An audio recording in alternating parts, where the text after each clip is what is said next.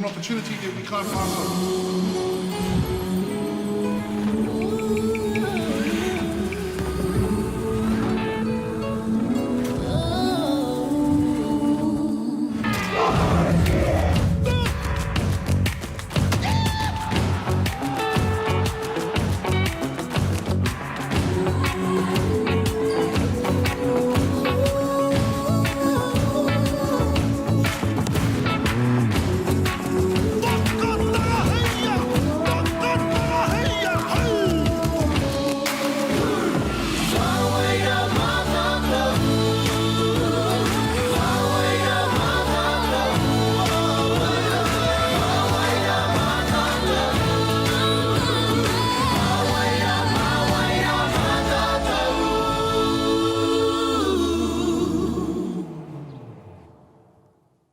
Nō reira, tēnei te mihi kia koutou, nau mai, haere mai ki o tau tahi, ki nei whare, te whare o Cowles Stadium, o te whakataitai under 18s. My name's Joshua Thompson, and we're really looking forward to our quarterfinals day today.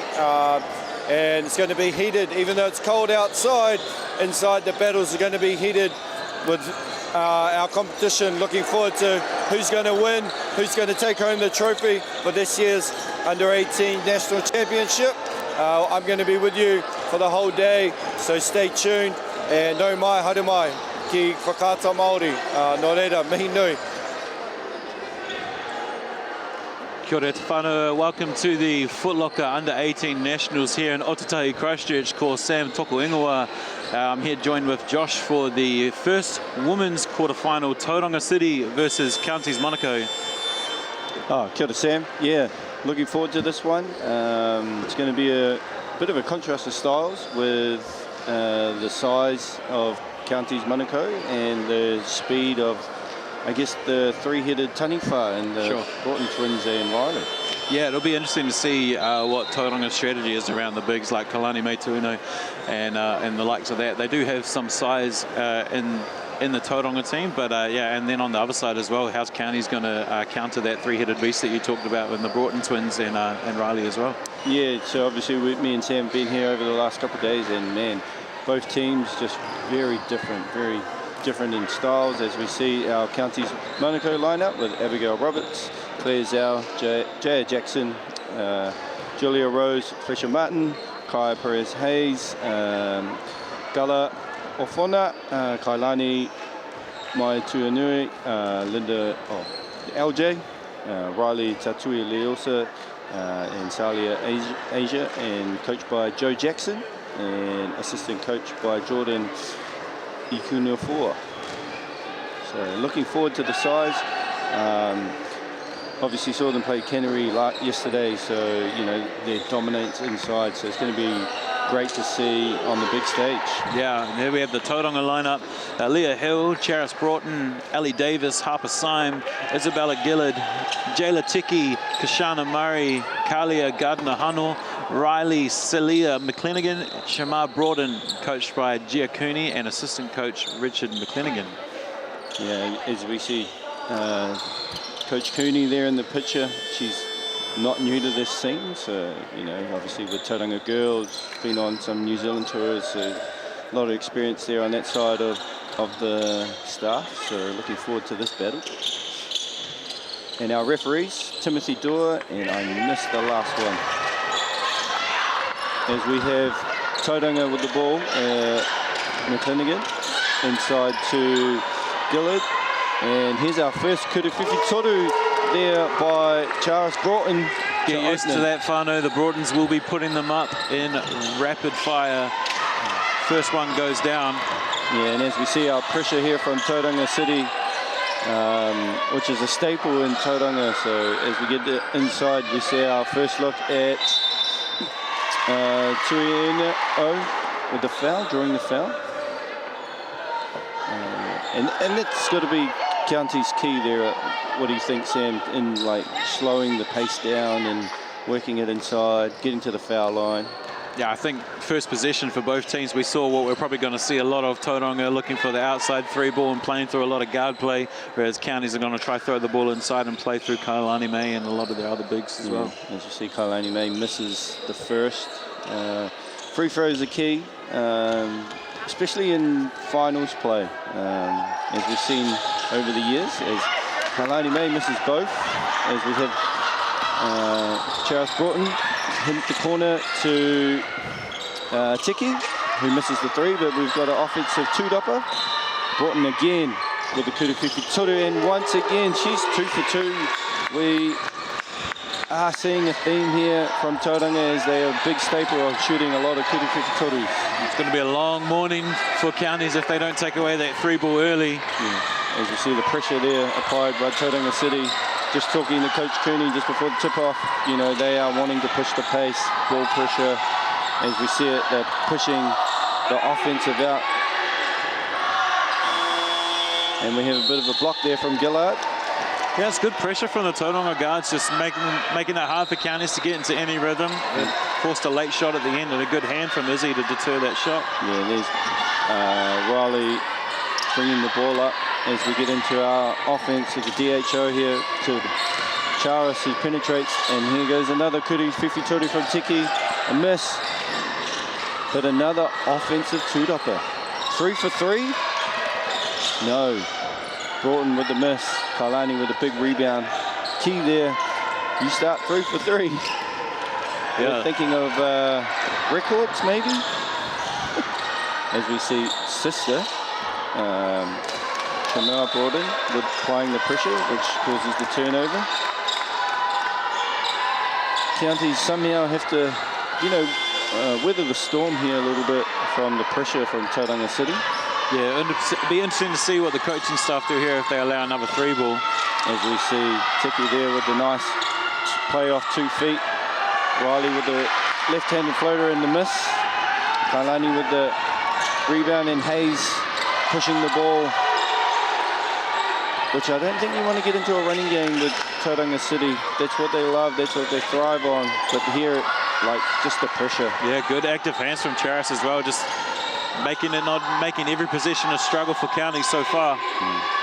And that deep in the shot clock there, Sam, you know, 2 seconds to get a contested shot, and then, you know, drawing the foul there. I didn't quite see what happened on that foul call. We get a wee replay here, no.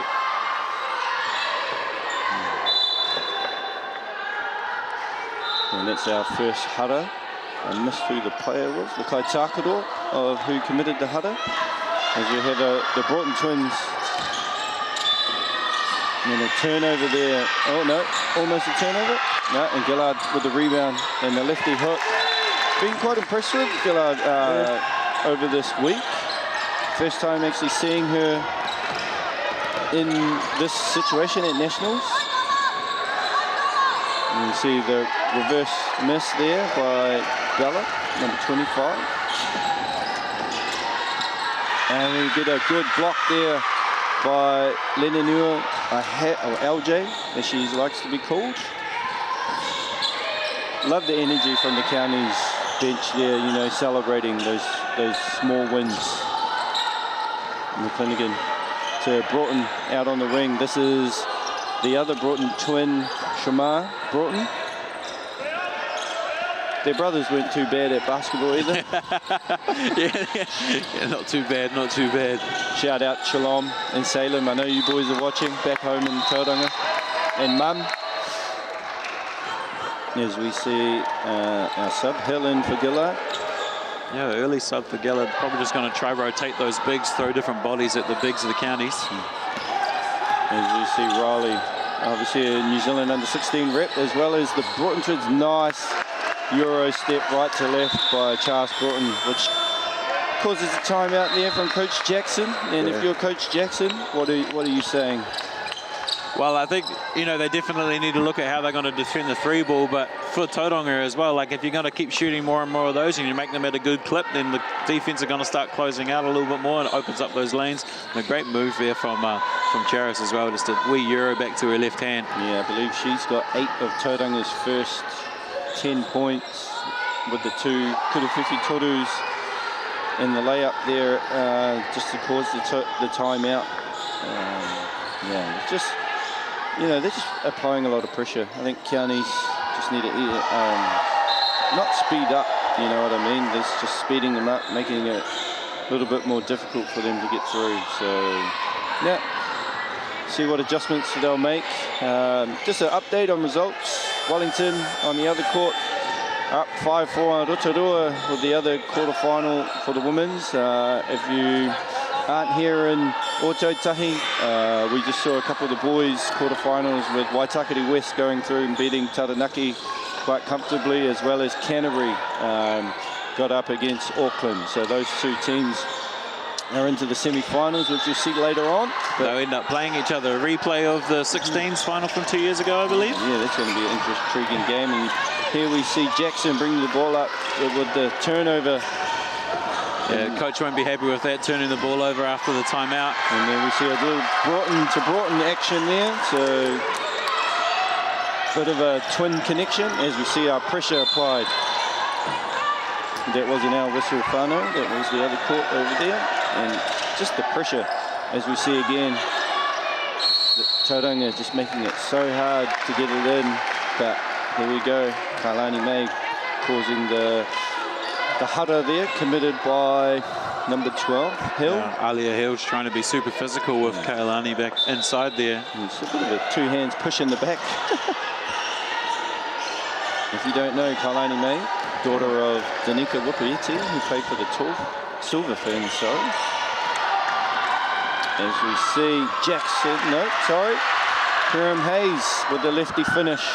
Nice drive there, aggressive. I think that's how they need to play with the aggression of the defense. They just need to be aggressive back. Yeah, a little bit of a pressure release as well, getting that donut off the board and finally being able to take a little bit of the lid off the rim. Yeah, as you see Broughton there with the slip, gets it to Tiki, and we've got another Kuruwhiwhi Toru by the other Broughton twin, and here we see Jackson pushing it.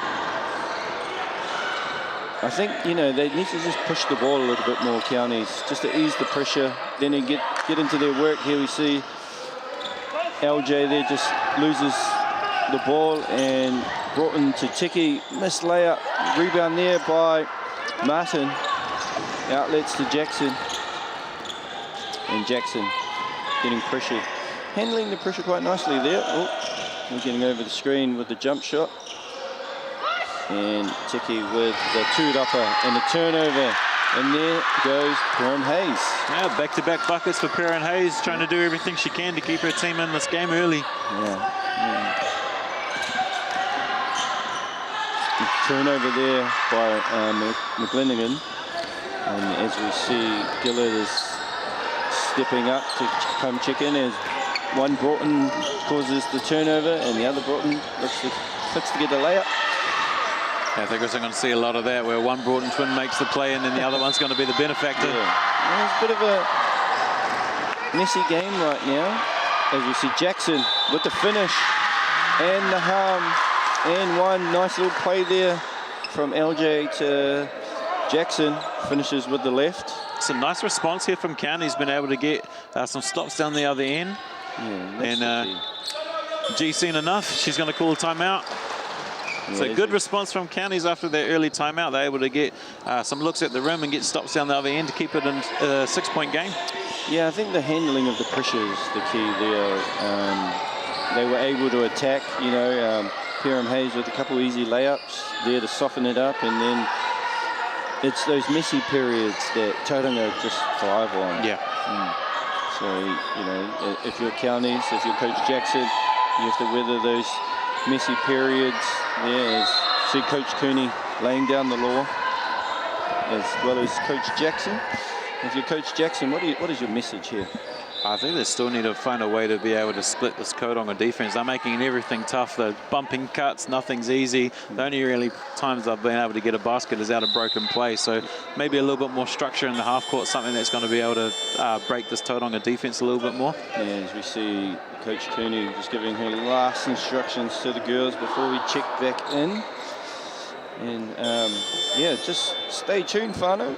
A lot of basketball to go. A lot of things happening. Obviously, after this is we have another quarter-final. Let me just, I'll have to figure out who that is before I move on. First in Pool B, I believe that might be, actually that's Waikato. North Harbour is the next game.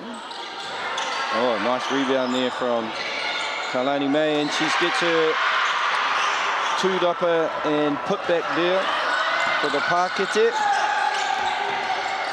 Yeah, Tauranga has genuinely lacked a bit of size. As we see the other Broughton, Shamar Broughton with a kurewhiwhi toru. Yeah, way too much space for a shooter. You need to take that away. Otherwise, you're going to be looking at 3 points every single time. Yeah.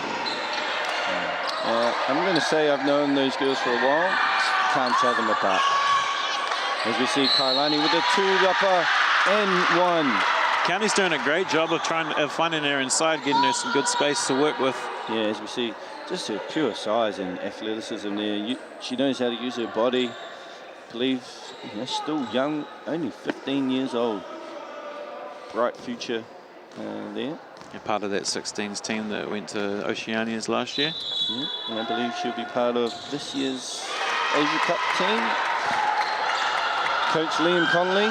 Oh, I think he's on the plane back from Wellington, so hopefully see him down here soon. Yeah, I think he's coming straight from the airport potentially, and he'll be down here watching some of his girls, a lot of the bottom ages for his age group. As we see Murray there with a miss, the kurewhiwhi toru miss, and Jackson with the two-upper. She's looking to push as we push the ball up to Julia Rose, and there's that girl again, the lefty. Nice finish from Perham Hayes, and she's putting together a nice first quarter as Tauranga cuts the lead to 2. 15-13. Double pin down for Broughton. She gets in the paint to her sister with the step back jumper miss. Rebound. Jackson again. Perham Hayes has a chance to push as we see number Ofana with the tie the game up, and we've got a game here, Sam. Great job running in transition with the guard, just giving a little bit of extra option, and Tauranga slow back in transition after the turnover. Easy too. Yeah, as we see Gillard checks out with Charles Broughton, and Tiki comes back in with Hill. Yeah, if Kara's taking a break, it'll be interesting to see if Shamar tries to bring in a little bit more of the workload. Speak of the devil. Yeah. That kurewhiwhi toru no good. Another defensive rebound for Counties. They're really, keeping them to one shot, which is great. And as you see Jackson here push the ball, kind of lose it a little bit. Perham Hayes for kurewhiwhi toru. And almost with the offensive two-upper, but with Tauranga in semi-transition into the corner ticket. And we've got a bit of a hikoi, bit of a travel there. County's doing a great job of learning of how to adjust to that early pressure that Tauranga are bringing. They're doing a much better job of taking care of the ball. And as you see Jackson here at Perham Hayes, and they're really looking at their high post catch, right? They're looking for the high-low action. And Riley with the nice little touch rugby pass there to Tiki for the layup. As we see Julia Rose bring the ball up, and here comes the run and jump from Tauranga, which they've been very effective. And we have a huddle committed by number 8, Broughton. As we see the replay. But hard to see from our angle there. It looks like just digging in. As Shamar checks out with Karis checking in.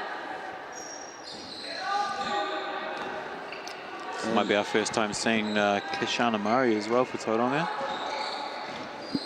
Yep, I think you're right there. Is Perham Hayes with the miss.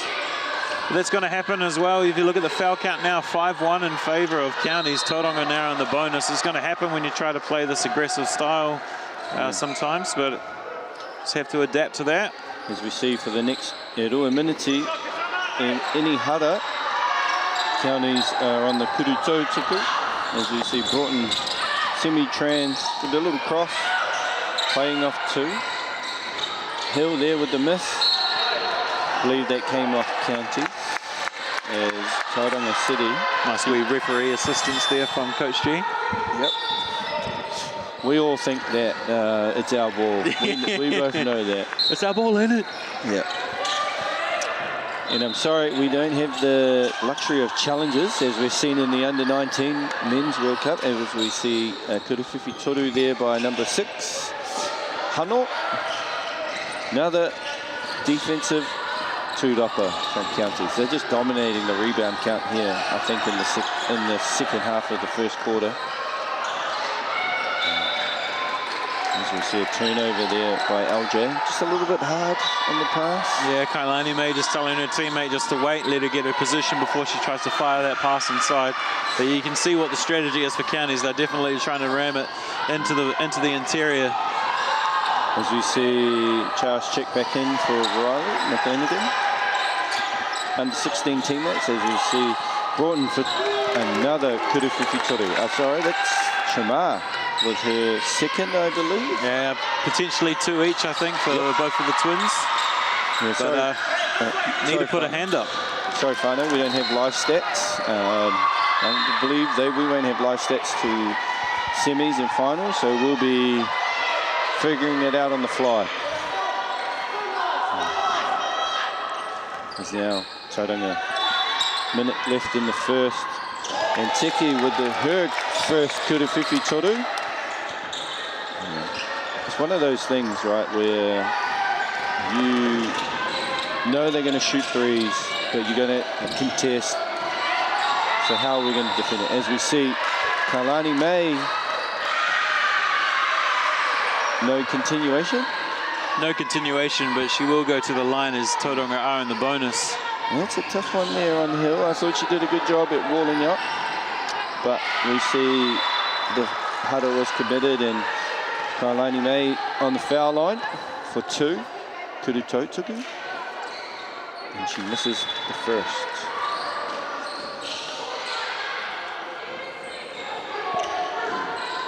It's been an interesting game here, Sam. Tauranga with the early 10-0 lead. Counties battling back. Yeah, both teams able to get to their strengths in terms of how they're wanting to score the ball on offense as well. We haven't really seen too much adjustment on either side of the defense. As you see Broughton for another kuruwhiwhi toru and a miss, and another tūrapa by Kailani May, and she's going to walk down and shoot free throws. Kuru Tautuku.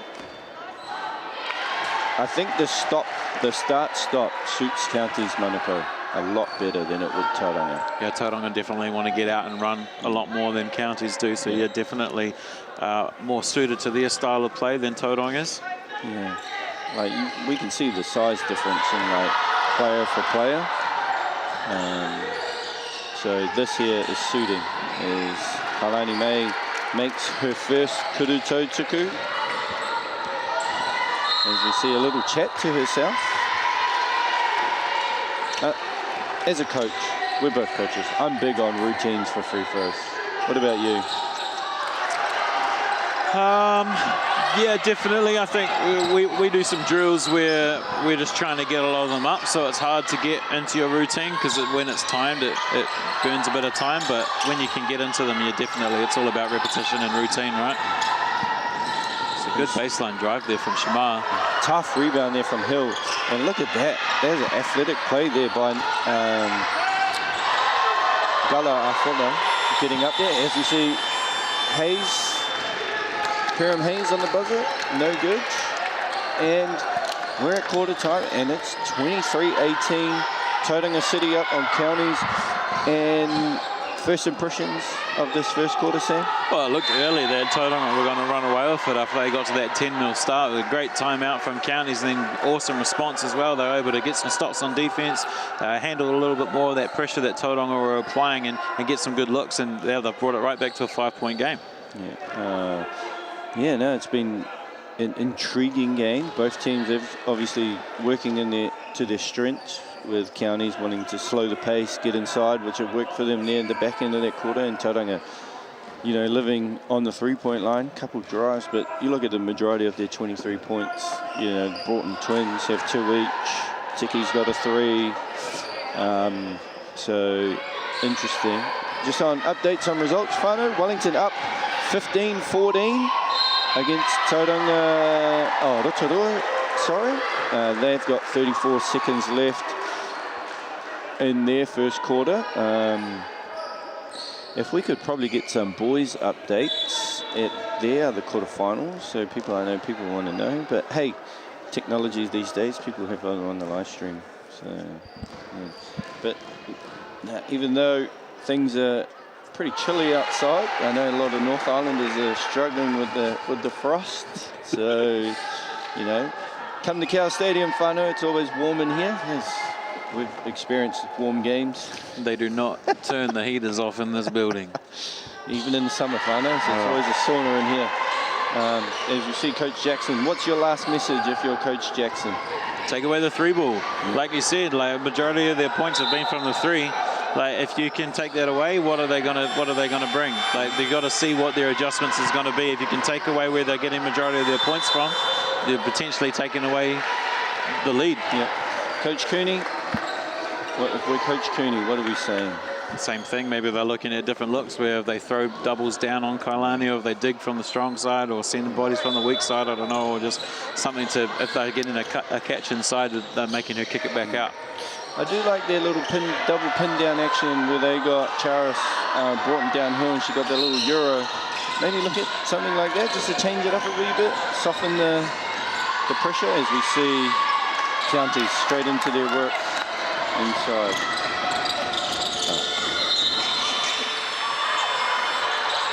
Just getting updates as we see Broughton there with delay. Nice find from Riley. Great job from Shamar, just staying with it after the shot and gets a great cut after the offensive tūrapa from Tauranga. And there's the pressure there from McLennigan, just forcing the turnover there on Pyram Hayes.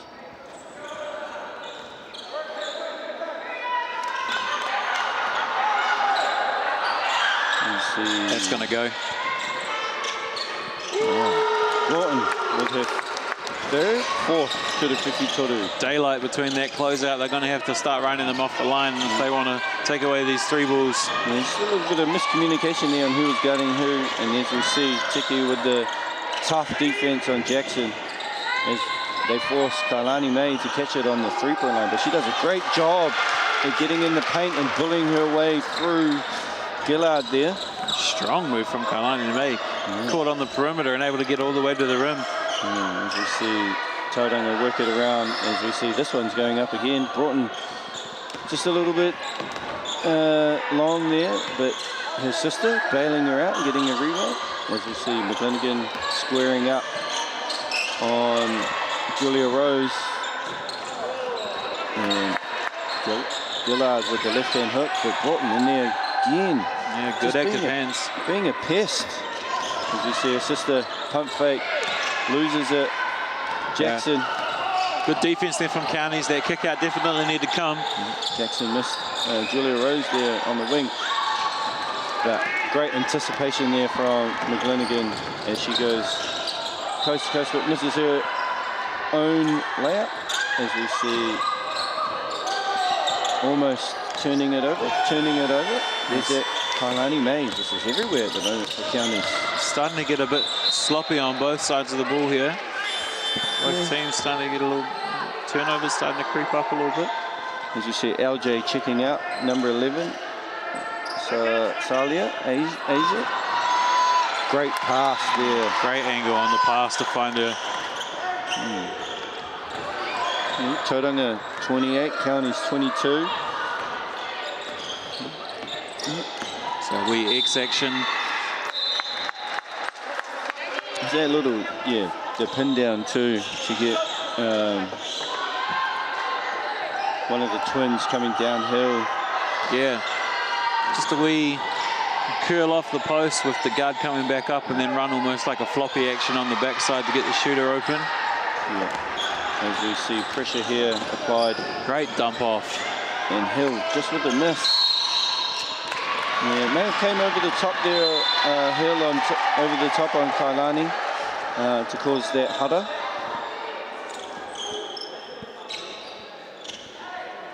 As we see Coach Broughton, Joe Broughton, just giving Coach Cooney some advice, but this is what they thrive off here, the pressure. Just making it very difficult in those half-court, like long half-court, full court, sorry, inbounds, just applying pressure and Counties are just struggling to bring the ball up, handle the pace. Look at this lineup. Tauranga going 5 guards across the board. Yeah, both Gillard and Hill out. And we have one of the Broughtons guarding Kalani May. So I believe that's Murray there, number 4. Yeah, Murray and who's that, number 11? Sorry, Asia. Getting at it. Tauranga had the position arrow, so it'd be Tauranga ball, as we'll see McLennigan bring it up. So crafty. Gets in the paint, causes the huddle. Been really impressive. Seen her play a little bit, but up close, she's very crafty. Crafty guard, gets in the paint, very unselfish, and just a menace on defense. Super active on defense as well, yeah. She misses her first. Kuru Tautuku, both teams. I believe this might be Tauranga's first free throws of the game. Yeah, I think that's only County's 3rd foul of the game. They only got 1 in that first quarter. Yeah. So McLennigan looking at her second. Kuru Tautuku, and she makes it to make it a 29-23 game, and here's that pressure coming again. Jackson does a good job at bringing it up. You've got to stay away from the sideline. They love the run and jump, right? Yeah. Yeah, got to be mindful of where they're trying to send you to. Murray calls committed a huddle there.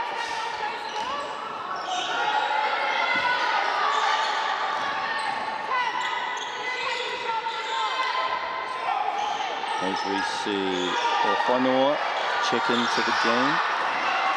Another big athlete. Straight inside, that's where the bread and butter is, right? And another huddle committed, this time by Shamar Gordon? Yep. They might have got Karis dumping down, digging down on that from the strong side. A little shake of the head by Coach Cooney on those balls. Let's just give a shout out to Team Grey though. If Team Grey weren't here, we wouldn't have any tournament. As we see Karen Hayes get her own 2-dopper. And 84, Kalani May commits the huddle there. Maybe just let that one go. Oh, yeah, I think you got to let that one go. McLennigan. Maybe a bit of a bull don't lie moment. Yeah, just comes off her foot. Just a bit of a mental lapse there. As we see Jackson with the right-hand drive. Misses. Got to go up. And Azaria with the finish. And it's 29-24. And that causes Coach Cooney to call a wahiki, a little time out there. I think she's doing it for a conversation with the ref. Yeah, you'd have to say that's probably it, why she looks to pull Team Grey over here at the moment. Maybe a little bit early in the half to use your final timeout, but she's obviously needs to she feels the need to have some sort of conversation about what's going on the floor here. But as you said, yeah, like, game doesn't happen without Team Grey, so. We've got 6:43 left in this quarter. Still a lot of time, close game. Counties are doing a great job at using their strength, of getting the ball inside. Tauranga, they're getting good looks, they're just not making them. But yeah, they have started to cool off a little bit now, but I'd still think that, they're going to take those shots all day, then they're probably going to make a good clip of them as well, especially if Counties don't start taking that shot away. They're living very dangerously at the moment. Yeah, for sure. I think after the first 5 minutes, Counties are doing a great job at getting and limiting Tauranga to one shot. Early on, Tauranga were getting offensive rebound, and they've just worked a little bit harder, just get a defensive 2-dopper. As we see a little pressure here from Jackson on Broughton. I like this little lefty matchup we've got going on here with Perham Hayes and McLennigan, as we see Perham Hayes causing the turnover. Jackson with the missed layup. As we see McLennigan push the ball. Tiki for the open Kurufifi Toru, sorry. Broughton with the rebound. Playing off to kick it back out. Broughton squaring up to her sister. Nice right to left crossover with the pump fake, playing off 2 with the turnaround. McGlenigan with another offensive 2-dopper, but there's a shot clock violation. County's doing a great, not a very good job at securing the rebound there. Yeah, they're doing all the hard work earlier in terms of forcing Tauranga into a couple tough shots, but they're no box outs and they're not getting the rebounds. Just got bailed out there by 2 shots not hitting the rim and a shot clock violation. And as we see, Hiram Hayes bringing up the left side, and this is their bread and butter here. They just want to get it inside to Kalani May, as we see Shamara Broughton to her sister. That was well done there. And Tiki finds herself wide open for the layup. Yeah, just good awareness as well to know that she can't stand up. She used her dribble first before she got up. So. And here comes pressure, more pressure. Release valve. You think when your big comes against the release valve, they've got a big guarding them. But in this Tauranga team, we've got guards guarding bigs, as we saw a Hara committed there from McGlenigan. Thoughts on that one? I'm going to keep my thoughts to myself on that one. We caught the back end of it.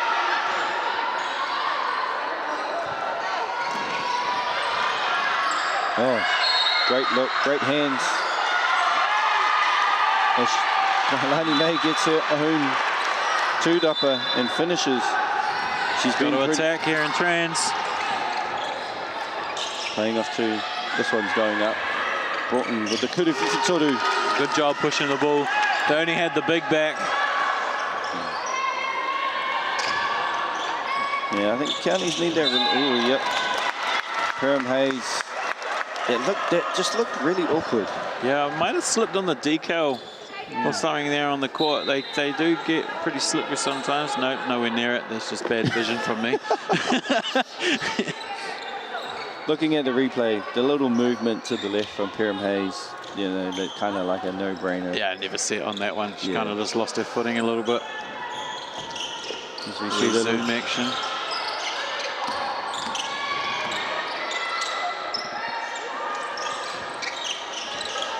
Little help action there, digging in from LJ. She turned straight away to her coach and said, sorry. As we see Gillard check back in the game. I think that's smart from Tauranga throwing a big back in, although Kailani's actually came out for a break as well by the looks of it. Yeah, no, she has. She's played pretty much the whole game up until that substitution. As we see Tiki with the 3, the kudu fukitoru, and that's her second. They are living and dying by the 3 ball, and at the moment it's luxurious living for Tauranga. Yes, Tauranga now stretch their lead to 11. And we got an inside action. No double team this time. As you'd say, they're double teaming when Kailani May gets the ball, but they left LJ there on single coverage. As you see Gillard inside out.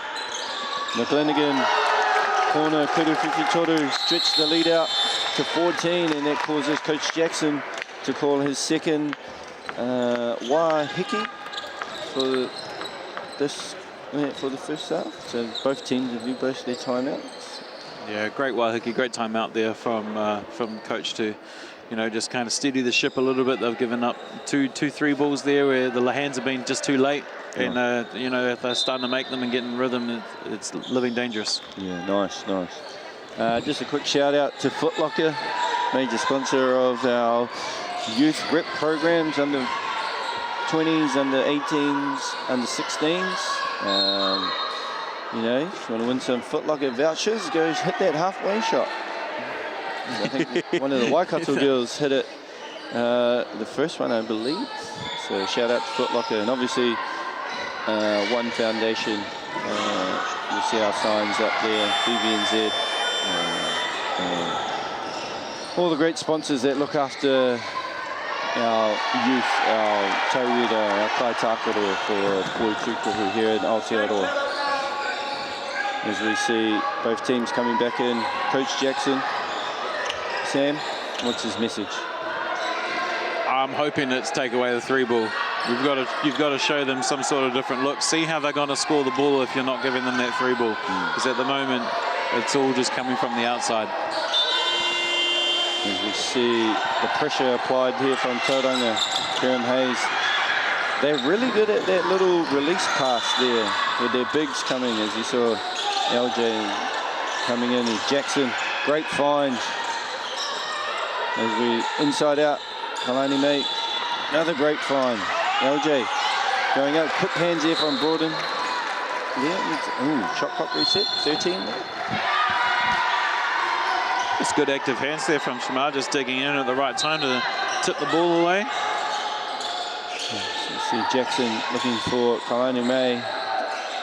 Tauranga will do a good job, and there's Gillard with the passive defense. And Broughton, great anticipation there by Perham Hayes. That was a certain layup by Broughton, and here we go. Kalani May with a miss, but their offensive two-upper.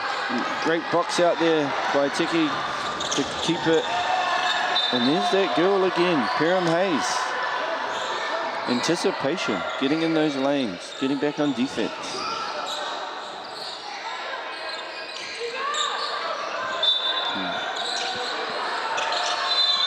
McLennigan, corner, Kuruwhiwhi Toru off the side of the backboard. A little bit of a volleyball. A volleyball dig. Dig there. Multi-talented whānau, our wahine. County's got away with one there, just backside losing vision of McLennigan, and unfortunately she was unable to make them pay. I honestly don't think I've seen that in a basketball game, a dig. As a pass. 2 hands on it, but maybe just grabbed it. But yeah. I have seen a few rugby passes over the years. That's the first time I've seen a volleyball dig.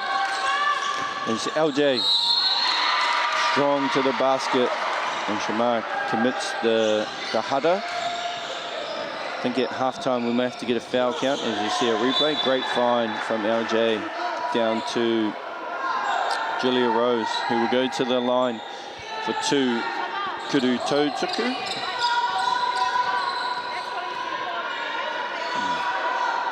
County's doing a good job at just hanging around, you know. I'd say 14-point lead, nothing in the game of basketball, so they just need to keep chipping away. As she makes her, Julia Rose makes her second, Kuru Tautuku.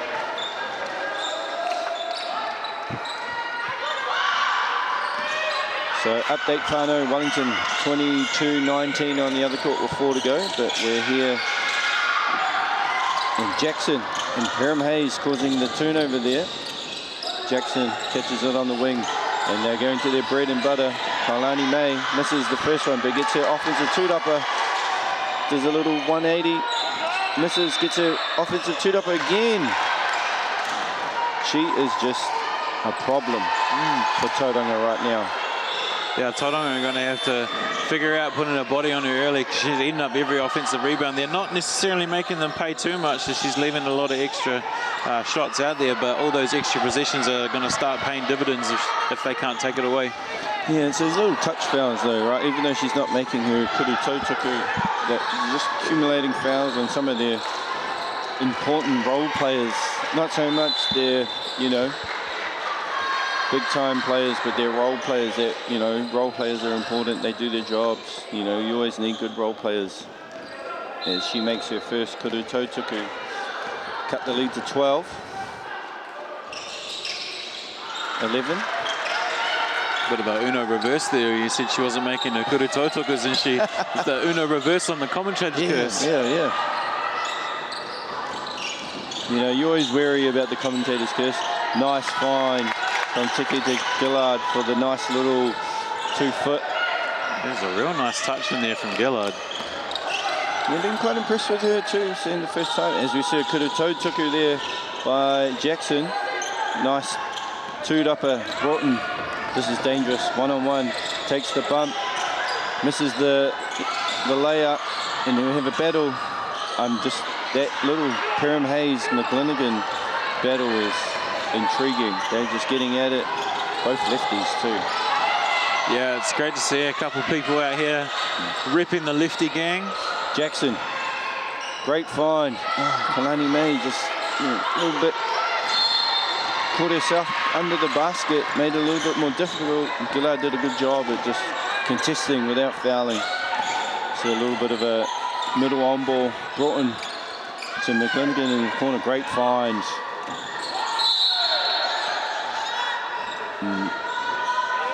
Julia Rose there committing the header. Just a bit of a hit on the head, I believe that might be 2.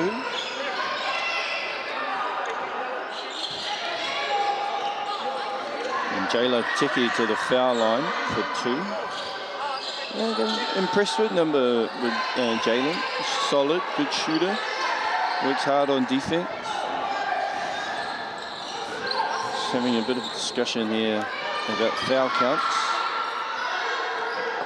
Great to see the people in purple, volunteers, helping out. Shout out to our volunteers that have come down and put in the mahi on the score bench, showing people around. There's Tiki, her first kudu toe tuku is good to extend the lead. Yeah, just going back to Tauranga, there's definitely something in the water there with the women's basketball. You know, they obviously won the 20s this year, won the 16s last year. Yep. Did well at the 18s, second at the 20s last year, second at Tupu League last year. The Whai obviously winning Tauahi last year. There's definitely something in the water up there in Tauranga at the moment for the women's side, which is great to see. Yeah, great to see those things happening in Tauranga Moana. As we see another kudu whiwhitoru by Broughton.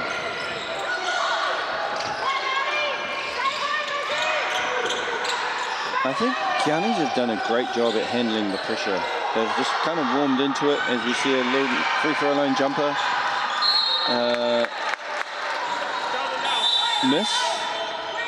But you just got to love the work from Kalani May. Just trying to chase every offensive rebound. Just trying to be dominant, you know.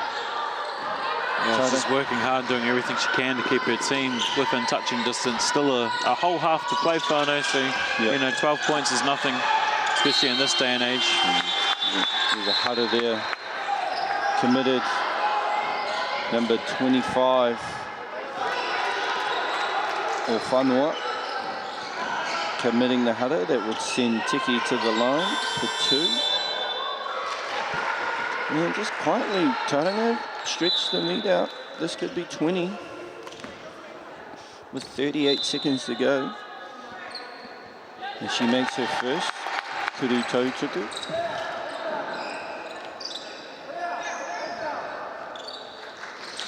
As we see both. Step up, Liz. You're home, remember? Locate down. And makes her second to extend the lead to 49-29. As we see the pressure just relentless, isn't it, on Keane's miscommunication. Great find. Oh, just missed the lay and. Yeah. Unfortunately for Keane's, they've just left a few of those out there. Yeah. To see Kalani May talking her through, just playing off 2 feet, a bit of a power dribble to get up through that contact. You'd love to see that from your teammates, though, especially ones that are, you know, if Kailani being a bottom major in this group and just talking to her teammates through how to play through that kind of contact. Yeah, just telling her, you're an athlete, just jump straight up.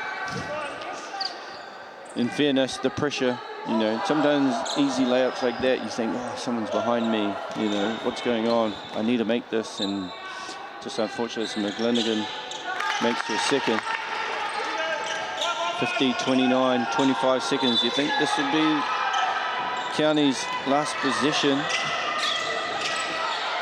with number 65, Zhao. Turnover committed in Tauranga. 13 seconds left. We'll get the last, I believe that, well, hopefully the last shot. You never know. Sure, Counties would have hoped that their possession was the last shot, but unfortunately just a little bit loose. And too easy for Karis. There we have it. 1/2 down in quarterfinal number 1 between Tauranga City Counties. And at half-time, Tauranga up 52-29. Yeah, after saying that it was only a 12-point game, Tauranga able to put a few more points up on the board.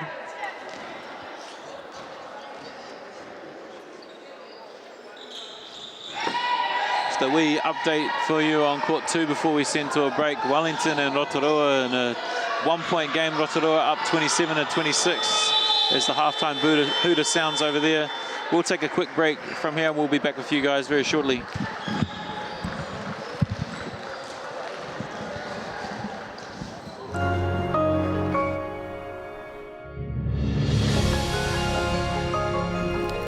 Food is your medicine. If you really want good health, know where your food's coming from. We wanted our children to grow up in the wilderness. The world needs kids like that. Māori have always understood the best way to live on this harsh land. We can hold on to our tikaka, our practices, our traditions, and bring them into this day and age. Who is Israel Adesanya? He's the middleweight champion of the world. I go Pete. Don't want to boast, but we do lead the way in a lot of areas. When they hit the stage, it's like, wow. Yeah, that was a bit controversial back in the day. I'm an addict, but I didn't think it would be this hard. Kind of a bit funny when people say to me, oh, what are the boys up to? And I'm like, oh, hang on, I'll just get out my phone and have a look. How do we do something that we think we've lost, but maybe we haven't? There's always going to be times when I'm tempted. Natural history all around, you just can't avoid stepping on it. Just thought it was a man's job. I would go back to my hotel room and I'd be broken. It's better to be a warrior in a garden than to be a gardener in a war. This is the future.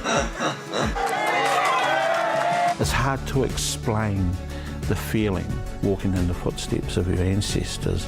The Matariki season of Paki Pūmika Aotearoa, ki Māori Plus.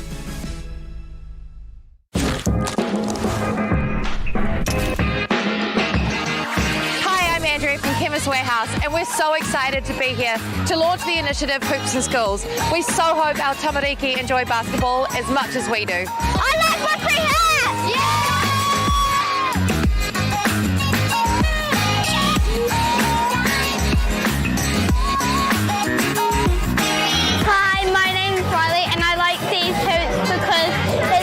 Opportunity for us to learn how to play basketball.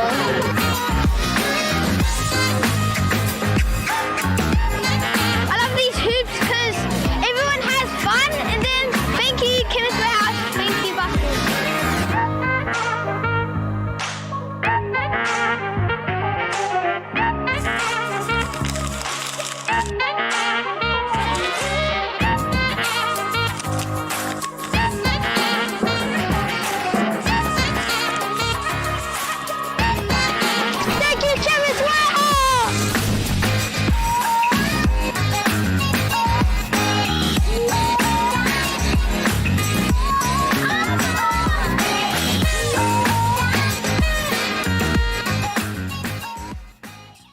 My dad, he wanted somewhere so for all the whānau that were out streets, had somewhere to come home to, and they could call it their own. And so hence the journey of Takahanga Marae began.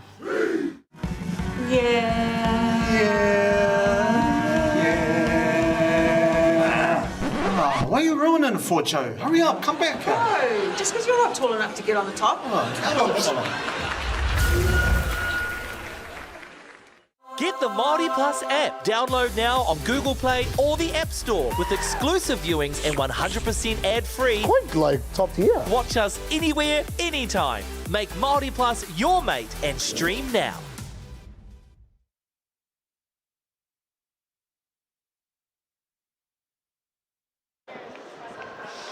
And no mai hoki mai whānau ki Auto Tahi, te whare o Cowles.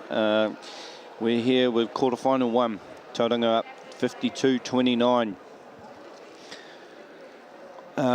Just if we update on our stats here, obviously we don't have live stats, but You want to take us through our leading scorers there, Sam? We've got the Broughton twins, Karis on 16, Shamara on 13, and then 14 for Jayla Teki. And Kalani May with 16 of Counties Monaco's 29 points. Yeah, not that much happening from Counties other than Kalani May, so... Well, there was the early kind of spark, I guess, from Perham Hayes, when she took the lid off the basket for them in that first quarter, and then got a couple on her left hand at the basket. Just a quick shout out to Andrew Horrocks, normally does our commentating at Secondary School Nationals. He'll be too busy on the golf course now, won't he? I think so. Yeah. As we get the second half underway with a little inside-outside action. Have to ask him what he thought of that Minka Fitzpatrick trade as well, being a Dolphins fan, Andrew. I'm sure he'll flick us a message. Shout out, Andrew. And here we go. Nice drive there from Jackson. Just Broughton did a good job balling up, but they get the rebound. And here we go. Perham Hayes, pump fake. They're just not looking to shoot those Turu 50 Turus, which I think they need to start doing, as we see McGlinigan with the defensive toed upper. Yeah, it's a heavy dose of get the ball inside for Counties, but they start trying to find a way to tip that scoreboard over. They're going to be looking at a 20, 30 plus differential. As we see Broughton with the miss. As we see Jackson in semi-trans to Julia Rose. Julia Rose with the nice finish, and that's a great start there from Counties. Yeah, lid off the basket for the second half for Counties. A nice wing move, spinning back to the left. There she is again, applying pressure on defense. As you see Julia Rose with the miss, but Jackson with the defensive toed upper. And that's two quick scores there from Counties. Good chase back from Karis just to put some pressure on that layout, but good following up also from Counties in transition. Always got to back your teammates up. As we see McGlinigan with the Kudu 50 Turu off the mark. And Counties have a chance to start on a 6-0 run to start the second half. As we see Perham Hayes, the release pass, as we have Julia Rose, at the top to Perham Hayes, back to LJ at the top of the key. They're just looking to throw it inside. Yeah, not even having a thought about the outside shot. As we say that, Jackson for the Kudu 50 Turu is a miss. And we're looking McGlinigan with another defensive toed upper. For the first time I've been proven wrong. Broughton, I like the back door. Perham Hayes read that pretty well. Yeah, she did enough just to drop down there and take away that pass on the back cut. As we see here, almost got back cut, but she got her hand there. Broughton for Kudu 50 Turu. And there we go. Tauranga opened their scoring in the second half with how they started the first. Release pass there to Julia Rose. They're doing a good job there with those release passes, just to release the pressure. Now that I think that Hill and Gillard are on, those are a lot easier for Counties. Tauranga doing a better job at denying that catch into Kailani. And Jackson, Hill with the toed upper. Perham Hayes, anticipation again in transition. How many times has she done that this game? Just stop the easy trans.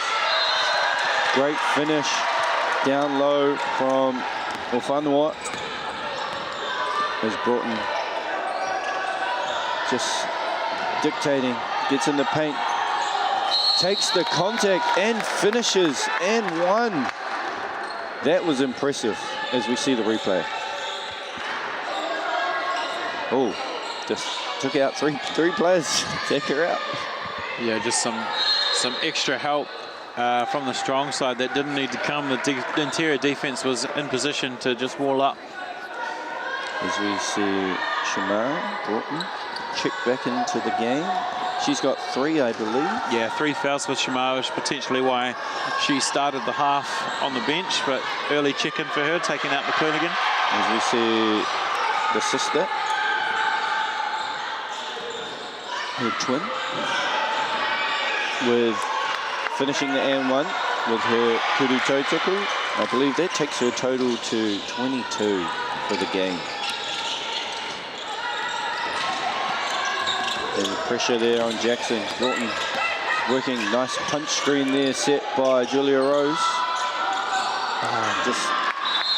Graham Hayes just lost their footing there, and Julia Rose just kind of like threw it out of bounds.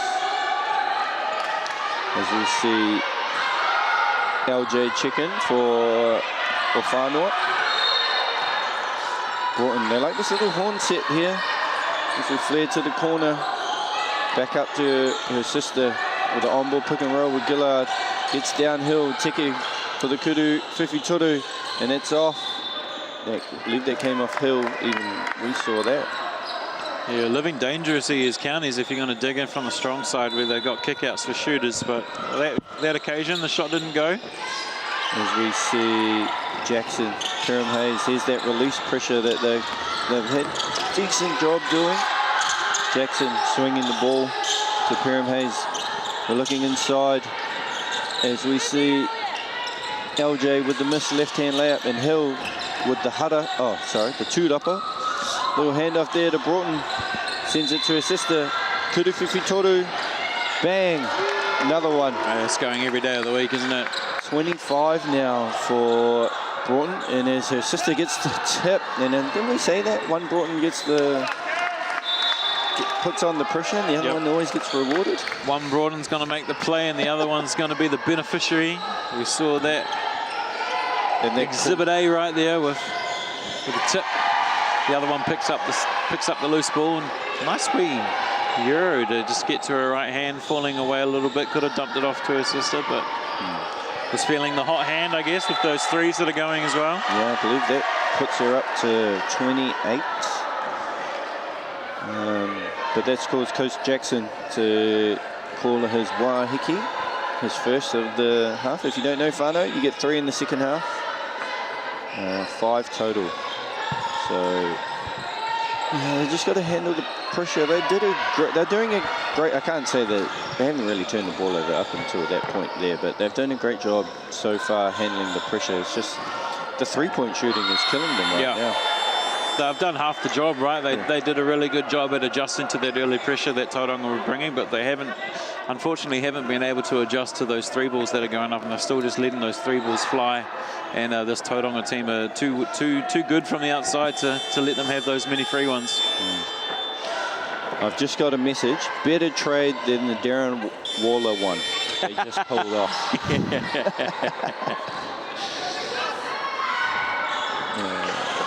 That fella's too busy worrying about his rap career at the moment. Yeah. Andrew, take time off. Get back on the mic. We miss you. As we see Counties back in the game with the inbound.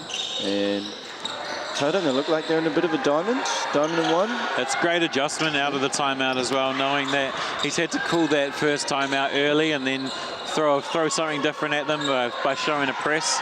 And he's not really going to want to call that second timeout to adjust. As we see Hano with the block on Kalani May, she gets a bit back, and everyone just kind of stopped playing there for a little bit, but Perham Hayes saved the ball. Yeah, Perham Hayes doing everything she can to try to keep this Counties team in the game. Tiki with the great pressure, and that's what they want to do. But Tiki commits the huddle, just a little bit overly aggressive. I thought Perham Hayes had Kalani May there in the post. As we see Jackson, there it is there. Back to Kalani May, kicks it out. Perham Hayes, so the Kudu Whiwhitoru off the side to the left. But the offensive two-upper from Whanua, and she finishes with the left.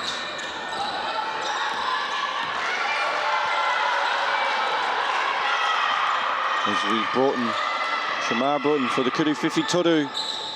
And that's just a little bit too hard off the back of the rim. Kalani May doesn't have numbers. Kind of guard put her in a bad situation there.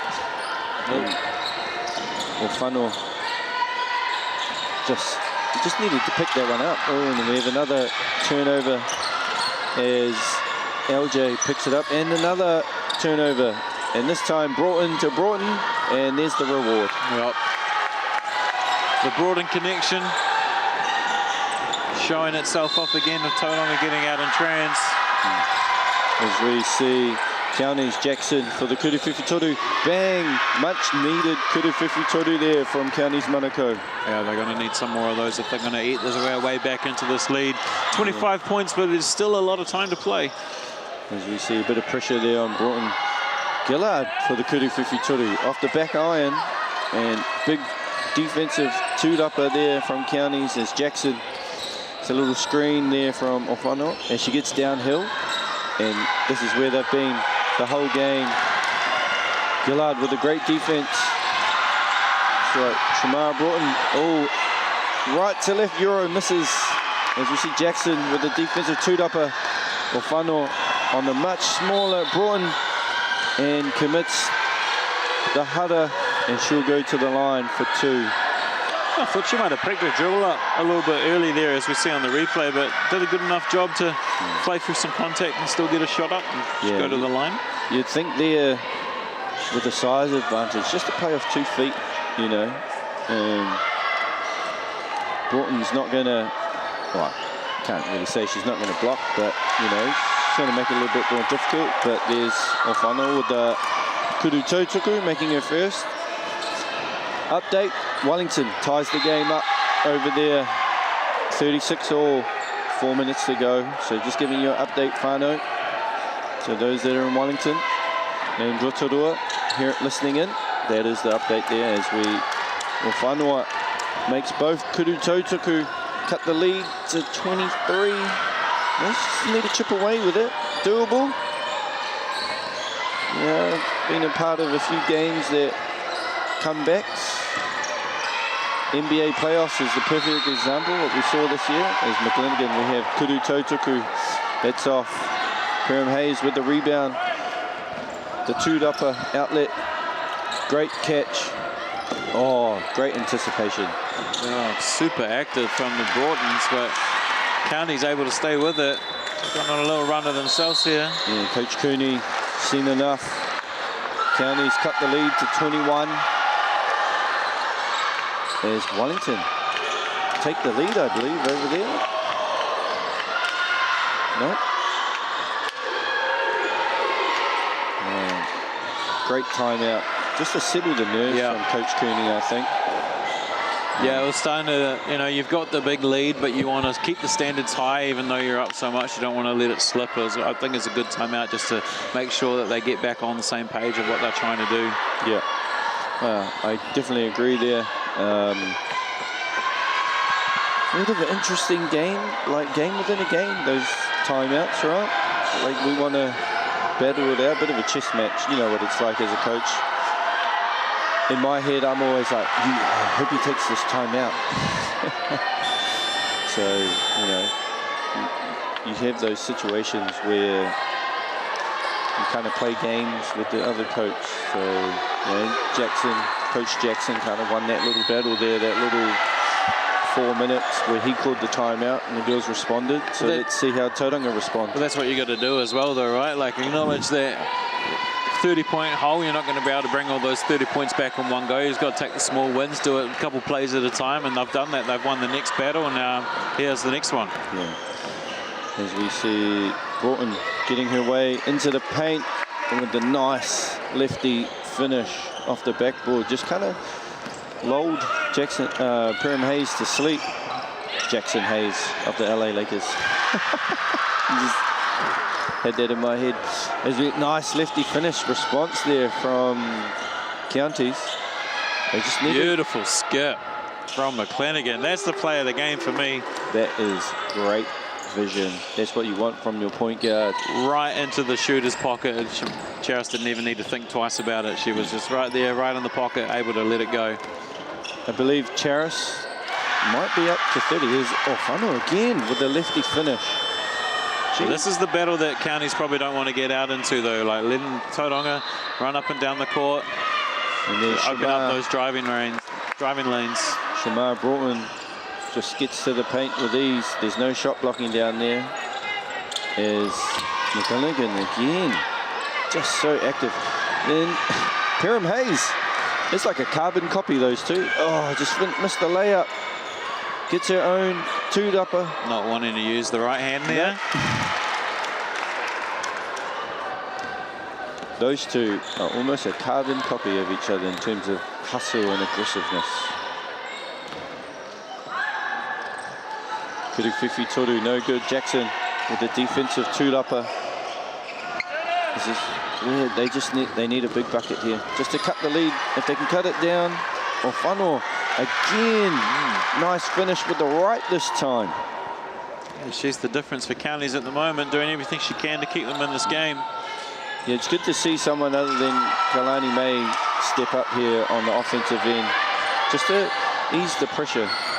As we see Broughton to McGlinigan, Murray for the Kuruwhiwhi. Oh no, sorry, that's not Murray, that's Hano with the Kuruwhiwhi Toru, which she knocks down, extend the lead back up to 23. Broughton, pressure, living off the pressure. Does not matter who you are, if you're wearing a yellow and blue uniform, you can shoot it. Yep. Yeah, a little bit of a push there by Shamar Broughton. Yeah, I believe that's her fourth. Kalani's had to fight through a lot of physicality down there.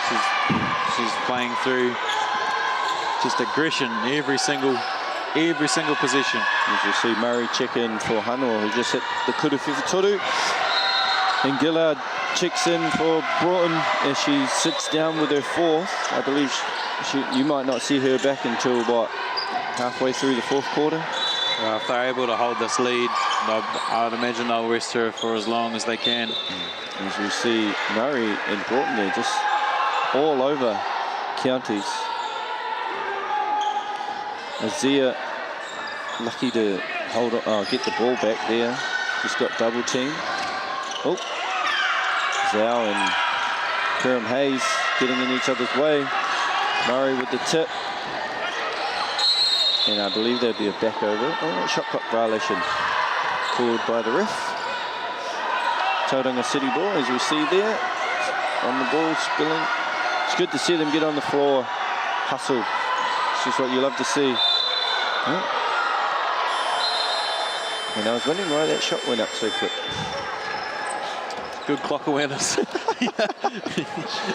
You saw him fixing the game. You thought the same thing. I thought the exact same thing. I had no idea why that shot was going up. I was like, damn, that's a heat check, but she was well aware of the clock. Head into the end of the third with Tauranga City up 75-52. They extended their lead there to 20. Counties kind of came back, but I think the difference is three-point shooting is the biggest difference here in games. I believe Counties haven't made any. They made one in that quarter. One in that quarter. That's it for the game. Yeah. There's an update on our other quarterfinal. Minute 35 to go. Wellington up 40-36. So that's going to be a fantastic finish there for those two regions, those two rohe. So Te Whanganui Atara and Rotorua. But back here, Tauranga Moana, Tauranga City, 75-52. Not saying that they can't do it, but what the counties need to do to, you know, get within striking distance of this very strong Tauranga City. Well, I'd almost say that they could keep doing the same thing on offense. They've been able to find a heavy dose of, you know, a couple players inside where they can get the ball on the rim, but it needs to come from the defensive end, whether it's they put up a press just to try speed Tauranga up a little bit. I don't know if that's going to work for a team that likes to play out in trans, but they've got to take away that three ball as well. You know, run them off the line, at least get them to show you that they are going to try and score the ball in a different way, and then you might find that they actually can't, and then you're able to eat your way back into this game. Yeah, cool. In Tauranga City, what's their Coach Cooney's message? It's more of the same. Like, I'm loving the physicality that they're throwing at Kailani inside. Like, they're making every position a grind for her. And if they can keep heating the ball up in the front court, force those turnovers, then they're going to live on the rim. They won't even need to worry about setting up position where they're trying to throw up 3 balls or run their offense or anything. Nice. As we see, start the fourth. Kailani May out on the perimeter where she's not very comfortable. Well, she's comfortable, but it's not her forte. As we see Gillard and then McGlinigan. Great find in the corner and great extra. Great ball movement. That is great basketball. Semi-trans, hit the corner, extra, Tiki with the 3, and then she commits the Hada. And it just shows you that the teammates trust each other as well. You know, like Karis has been hitting those all day. And she was probably open enough to shoot that 3, but makes the extra pass to her teammate. They turn a good shot into a great shot and never look like missing. Yeah, I believe Karis must be at least in her in the 30s. Tiki has put together a nice game too, so I believe she would have 20 as Counties commit the turnover. Just a little bit hard on the pass there, a little bit high off Funnel. Yeah, had a great back end of the 3rd quarter, I thought Funnel did. Trying to force that pass inside, but maybe didn't have the right angle for it. Yeah, Karis on that pin down finds McGlinigan. Tiki for another Kuruwhiwhitoru, just a little bit long, and McGlinigan with the offensive two-dupper. Oh, nice little lefty hook. Couldn't get it to go. Kailani May with the defensive two-dupper, and Julia Rose. And here is just needs to play off 2 there, I think. It's a little bit off balance. It's a great find there by from Julia Rose. And that's who you do not want to leave open. But every time I say that, they miss. Hey, even the best of shooters miss probably more often than they make. Needs to come a little bit higher on the flash. I like this here from McGlinigan. Just slow it down a little bit. Let's get a good shot. And then see, every time I say those things, something bad happens for the team that we're talking about. It's a nice reaction off the double stagger as well, and they got the baseline slip that they were trying to find with Karis on the rim, but just a little bit too high of a pass there. Yeah, I know Karis is athletic, but you might have struggled to get that one. You might have been trying to throw it to Shalom instead. Shout out big brother Shalom. And here we go, McGlinigan pushing the ball. Just look at the pace that they're playing at. A little touch pass there. Glillard with the trail, Kuruwhiwhitoru. Rebound there, LJ, outlets to Jackson. Jackson finds Perham Hayes. We kick it to Asia. And this is where they've looked all game. Little drop step. And she's just worked so hard. She just stays with the play every single play, backing up her own shot. Make or miss, she's just there trying to make the right play every single time. Really impressed with her game. A little bit of fumble there from Tiki, but finds McGlinigan. There's that little away action. Murray hits Tiki, and we're driving and we're finding a shooter. And that's off the back iron. Perham Hayes outlets Jackson on the wing. Right wing and back to the middle. We're looking for the middle on ball there. LJ, Perham Hayes. Great step out from Tiki. Put the pressure on. Great find. Oh, just missed the lead. Yeah, unfortunately for Counties, there's just been too many of those plays. Did well to stay with it and get the shot up anyway, but there's just been too many of those plays where they've found themselves on a good look, they just haven't been able to convert. LJ with the finish. She's got caught out there guarding McGlinigan, but just a loose pass there. And Karis Broughton commits the foul. Gives a bit of a shake. I believe she'll come out. Number 8, her sister will come in for her.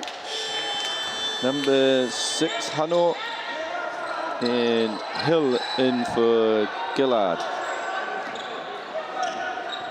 Impressive Gillard as well. She showed a lot of different things in that wee spurt there as well. Yeah. Being physical inside on defense, nice wee touch on offense, willing to go to her left hand even though being right-handed.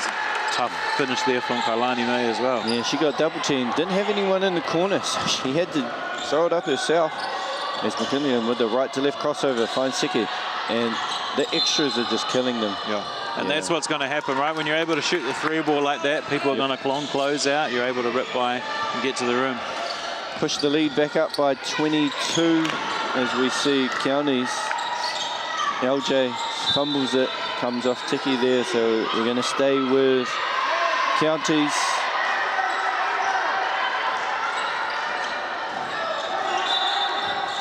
As we see there, right idea, maybe a little bounce pass, but Jackson playing off 2. Jackson gets her own 2-dupper and she finishes, cuts the lead 80-60. But this is the end where they actually need to work a little bit harder, you know, get the hand up, get the defensive rebound and look to push. But you can't just let Broughton there get in. This is where they really need to go.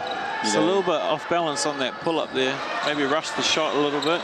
Jackson finds Hiram Hayes, LJ. Oh, great job to catch that pass. I thought that was way too high. Yeah. She just uses her strength. Bit of a bully ball there from LJ. Riley up the left-hand side, swings it. Broughton, Tiki going baseline.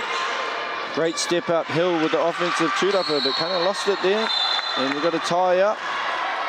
And the ball will stay with Tauranga because they have the position arrow. Here's the receipt. They've got away with a foul. But I think good call from the ref. There's a great baseline rip from Tiki to get to the rim. As we see Riley dancing with her New Zealand teammate. We're looking to attack. Pull up with the lefty. Just in and out. It was halfway down. And you're like, yeah, if you're a guard, you're doing that, right? You're screwing up the big. Great pressure. You live for those kind of switches, right? Where you can get the big out on you on the perimeter. Try get downhill. As we see a Hutter, I believe. Here's the replay. Yeah, I think he might have called a travel there.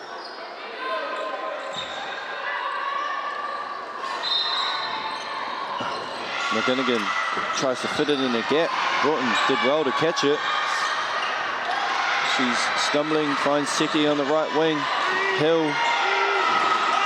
McGinnigan, nice little shovel. Ooh, I think they're shot clock first. Yep. One ref had a Hutter, the other one had a shot clock. Yeah, just not aware of the shot clock on that possession. Yeah, I think that's a good call there from the ref. I think it's the top ref. And I think that was Coach Creaney with the Waiheke, her second of the game. 4:20 to go, 18 points.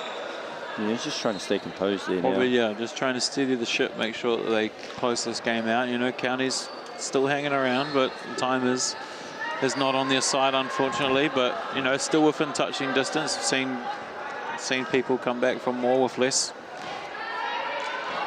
No, definitely, you're right there.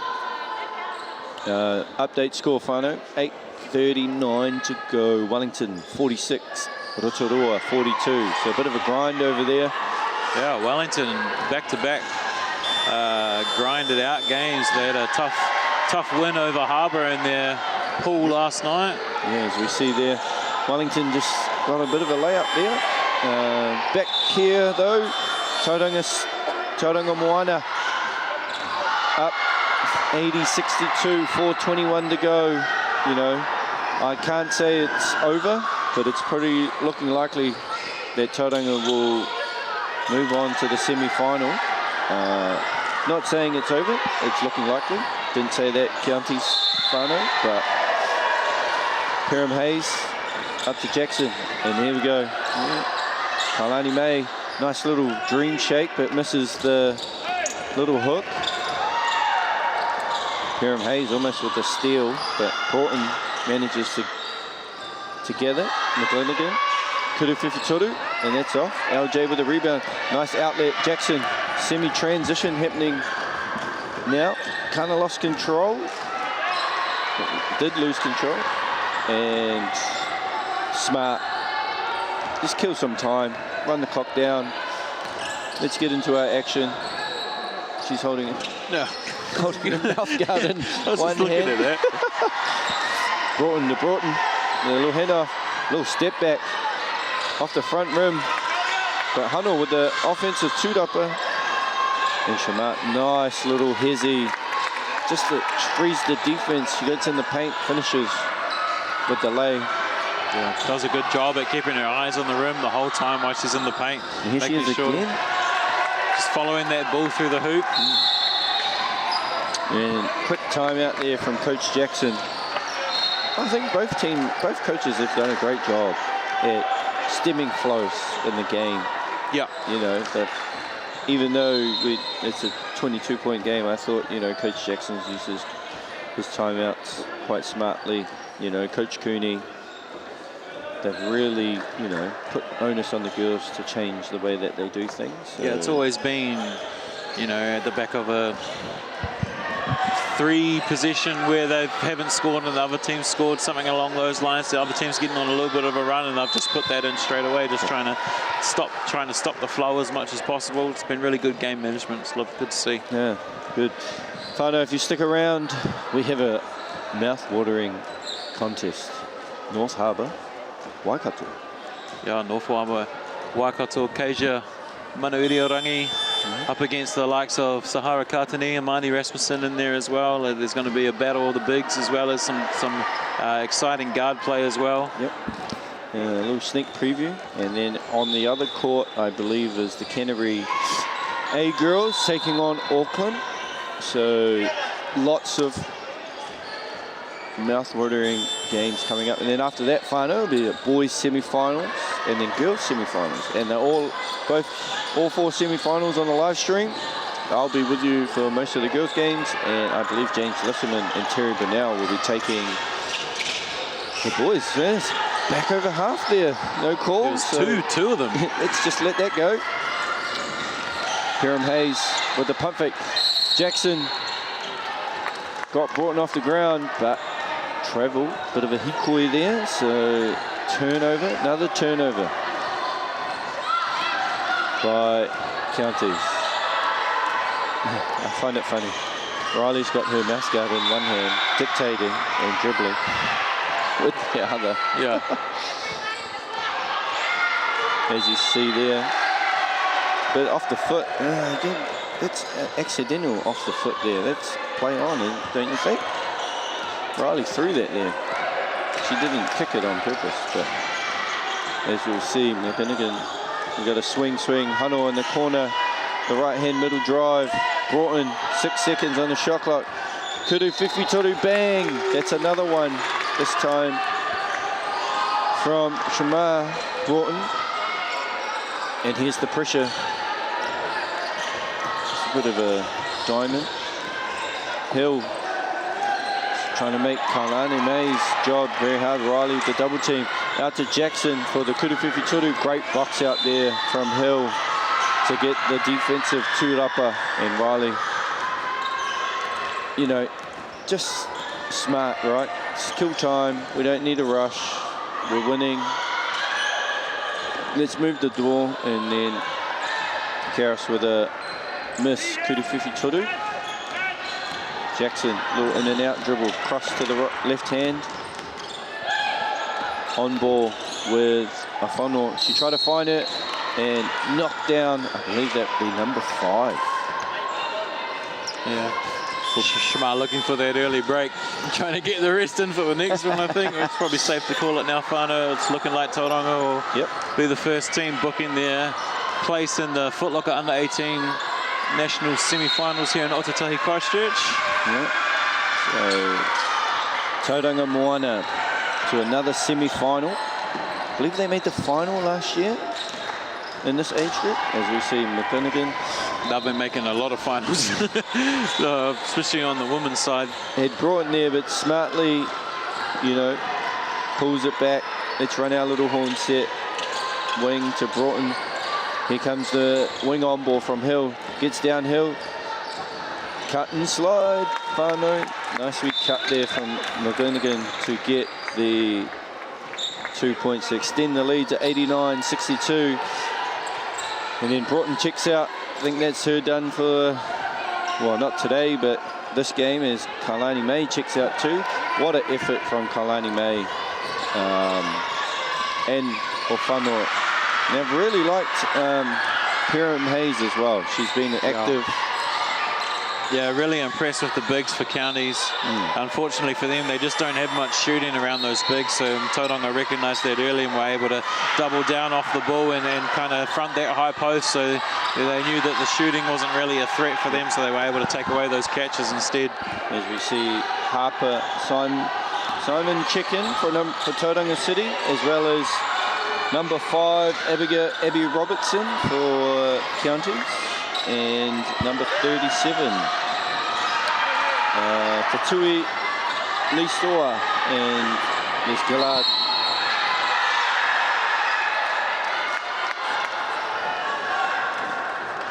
So as the Hara is committed by Tatui Listoa, baseline out of bounds there for Tauranga Moana, Tauranga City. Whānau, if you hear all the loud noises, it's coming from court 2. She just has a great hizzy. Looks like she's going to shoot it, but doesn't. But when she does, she makes it. Riley McGlinnigan, starting point guard for the under-16s in Liam's group, I believe. Or comes off the bench, not sure. I think the makeup of that team is going to be a little bit different than what it was last year, so could the lineups as well, but impressive nonetheless. So Whānau, I know there's still time left, but Tauranga will move on to this year's, the 2025 Foot Locker Under-18 Nationals semi-finals, which will be later on tonight. Very impressive from Tauranga, the shooting, the ability to get downhill, but hey, Whānau, Homai Te Paki Paki more Counties Manukau. They played well for a good portion of that game, as you said, shooting. It's very easy in these games to, kind of fold over and just give up early and, just kind of move on to the next one. But you can say for that whole 40 minutes, Counties were definitely fighting right down to that last possession. You got to take your hats off to them. Yeah. Very impressive from Tauranga City. They will move on to this year's semi-finals. Counties Manukau will go on to the 5 to 8th placing in this year's tournament. But Whānau, we're going to take a quick break and we'll be right back. Well, I won't be back with Sam. So Sam, this is your one and only game. What's your last final words? So we'll throw it over to you. Yeah, just like I said before, impressed with the Counties bigs, but doing the work down hard, all the grit work, a lot of the stuff that goes unappreciated sometimes. And man, that Tauranga team, if you're going to let them shoot from the outside, you're going to be in a world of trouble. But really impressive game, and looking forward to this next one as well. And then there's just more exciting basketball to come. Yeah, Mihi nui Whānau, we'll be back in a sec.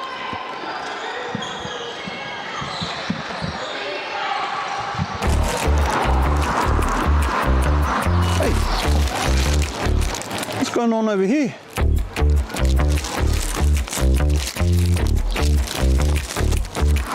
Hey? Oh, it's a basketball.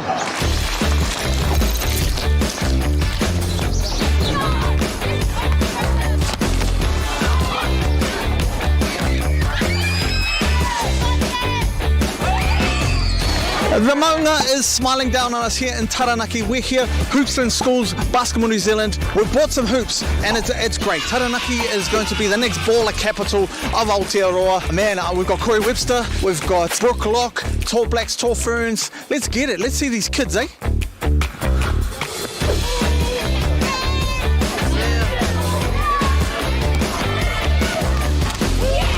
How good is this out, Corey? Well, this is what it's all about, right? To get out here and bring some brand new hoops to the schools. Basketball New Zealand have been running this initiative. Over 200 hoops in schools all over New Zealand, over the North Island and South Island. So it's an amazing thing already, and we're going to keep adding to that. And seeing just talents, like, these young fellas. Like, I saw a kid who's tall as hell. That dude could be a Tall Black right there. Future Tall Blacks for sure, man. Another part of it is coming out here and identifying some of the talent that might get missed. So, you might spot the next Stephen Adams out here, the next Tim Provise. The next Corey Webster. You know what I mean? So it's amazing to see. Honoured to be a part of.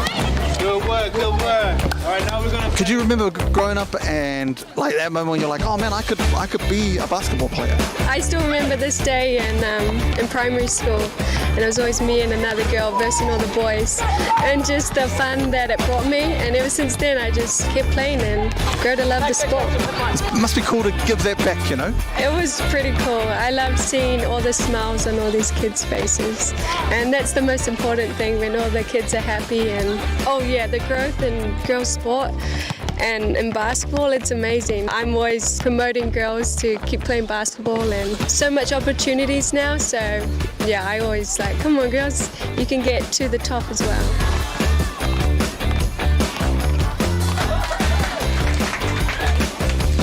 It's really cool, Dan, just to be here and see it happen, you know what I mean? Yeah, that's awesome. And that's what Hoops in Schools is all about, is giving the tamariki and rangatahi a chance to have accessible opportunities to play basketball, and that's what we're seeing here today. We want this in every school, correct? Yeah, we want hoops everywhere, North Island, South Island. So we've done over 200 hoops across the motu now, but there's no stopping. And as basketball continues to grow, our biggest challenge is making sure we have those facilities.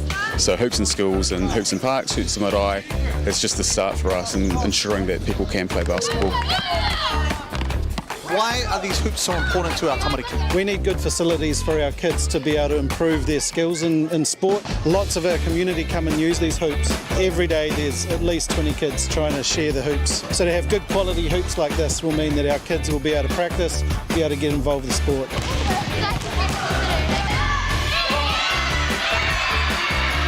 All right, I'm here with the MVP. Camden, how you feeling, bro? Good. What was the most important part of the day today, brother? Learning things with my old friends. Yeah! So my man here said that you could beat Corey Webster. Is this true? Yep. He said you could cross him up. Is that what you said? Yep. Yeah. Oh, he's Corey. Hey. Put some money on it. Put some money. How much money you got right now? None. $9. He said. Who's the best girl player here at the school? Me. Do you agree with this? Yes. Yeah. Why are you so dominant? Why are you so good? She's just number one. Do you think you could beat Brooke? Oh, easily. Easily. Okay, we're about to find out. She has 50 cents on it, she said. Yeah, I actually do. 50 cents? Yep, I actually Yeah, we can go for 50. Yep. I have another 50 cents, so we can go for $1. We're going to go for $1. Yeah. You know what? I feel generous. I'm going to give 50 cents as well. We've got $1.50 for you. Anyone else want to put any? No? What about put some shoes on it? Put some shoes on it. If she beats Brooke, then we can have your shoes. Yeah. These hoops are mean, eh? Yeah. You know what else is mean? What? This guy's mullet. Show the camera your mullet. It's a rat tail. It's a rat tail. It's a rat tail. Mean hoops. Yeah, I really like them. The old ones weren't. Yeah, we need new hoops. What was the old ones like? Not that good. Yeah. Did someone break them? Oh, they're broken. Look at them over there.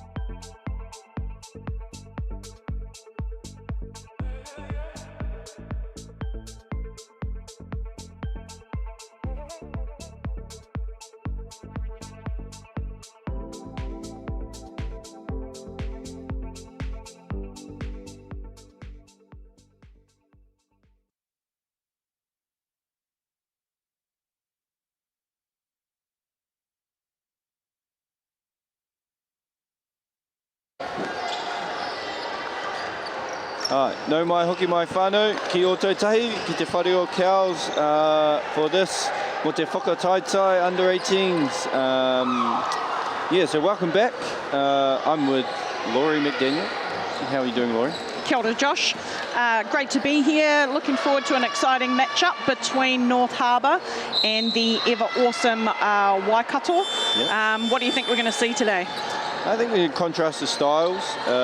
North Harbour have a decent bigs, balance of guard and big, and Waikato generally speedy, athletic, aggressive guards. So I'm thinking it'll be a grind, I think. If North Harbour can look after the ball, they'll be in with a shot. If Waikato can turn the ball over and get it in transition, I think that's where Waikato are at their strengths. So I agree, Josh. I guess obviously we weren't in the pre-game kōrero, were we? So we shall see.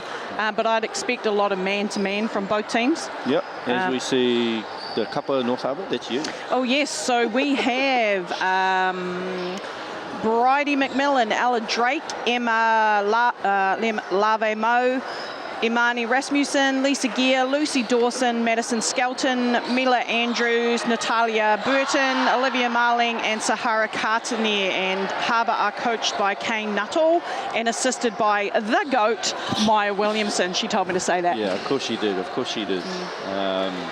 Strong lineup here, and I have the Waikato Kappa, so Altea Nordstrom, Avra Lee, Ngā Waka, Liz Hope, Omski Kingi, Hayley Ford, Hene Maya Oha, Rollison Gabe, Keija Mere Ngā Orangi, Lily Aston, Mia Christensen, Regan Gallion and Talia Wallace, coached by the ever experienced Anthony Corbin and assisted by Leanne Hedawini.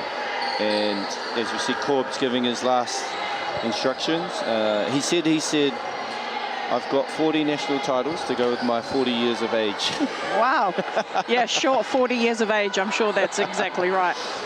And if you're Coach Kane, what's your last messages to your girls before they head out? Excuse me. I think for Harbour, after probably a disappointing loss last night, they're going to want to come out and play the way that they want to play, kind of clean up some unforced turnovers and really look to get in the flow of the way that they want to play and prove to themselves that last night was an exception, not the rule. Cool. And now referees there, they were just on the screen. I caught Elijah is from both from Auckland Basketball and Chikara, I think it was, if I'm mistaken. Sorry, Whānau. Elijah's been coaching men's prem here in Canterbury the last few weeks. We've had him a couple of times. He does a great job. Nice. Bit of connection there as we go. Here we go. Sorry, it was Alexandra Spur, sorry, and Elijah Whaialaki. So they're our team in grey. And Whānau, we do have live stats, so I'll be able to keep you up to date with what's happening there.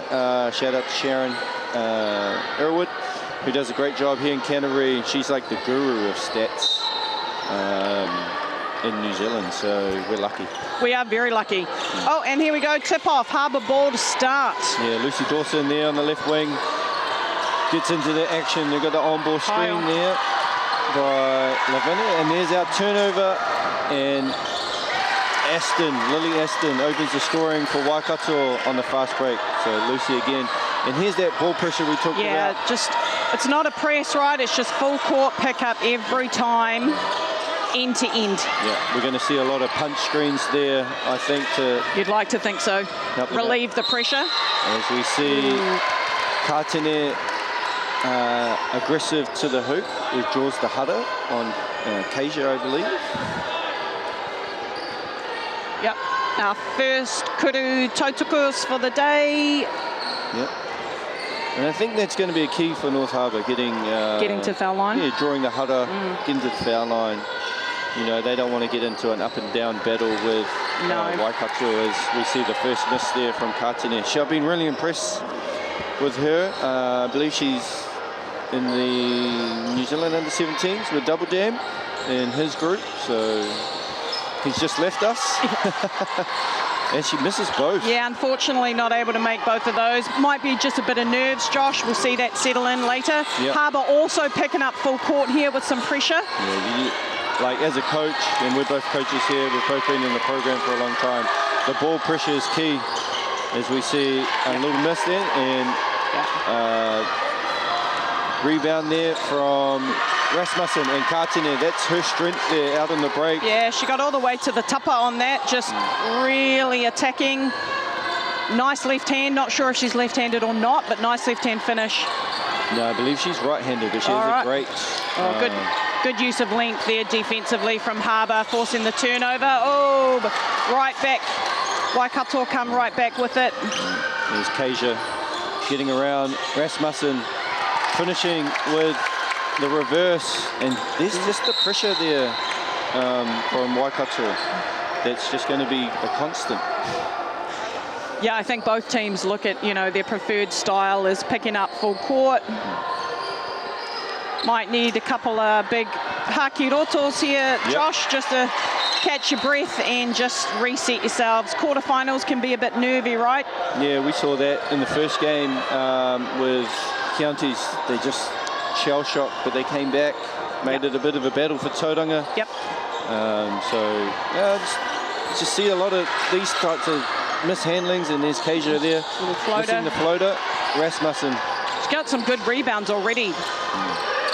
Yeah, I think this is her strength too. She can pull it off the ball, and she's got ball skills and great find. Maybe let that go. Oh, that's a tough one for the referees, right? Almost robbed them of 2 points, but yeah, you don't want to let too much contact go. Yeah, she found McMillan there underneath the basket. As we see... some difficulty getting the ball in, almost 5 seconds there for Harbour. Yeah, Lucy Dawson with the contested pull-up. That's great defense there from Waikato. Absolutely. And we have Wallace here on the left wing. A little bit of an on-ball from Aston. Roll. Good patience, not forcing anything. I spoke too soon. Yes. Commentators curse there. We have McMillan there in the paint. Kartinen with a mid-range. Long two. I said mid-range. That one mid. Yeah. Yeah. Just a feel-out process here this first 2 minutes. Absolutely. As both teams high are on balls. Yeah, nervous as we see a Kuruwhiwhi Toru there from no good, Gillian. but O-board. Oh, nice. So all scoring at the moment, Josh, coming right at the tupper. Everyone's getting in the paint, getting to the rim. Yeah. Should see some adjustments soon. Great playing off too there. Great find from Kartinen to Lucy Dawson with the pull-up. I think Waikato will be pretty happy to force that little mid-range pull-up there with Lucy. Yeah, especially in the contested, right? I think she's very capable of doing it, but floater. See Kasia missing. Corb's barking instructions. Yeah, some unforced turnovers happening here, or maybe they are forced just, again, like you've just been saying, the nerves maybe, right? As you see Essen there with the floater off. Good defense.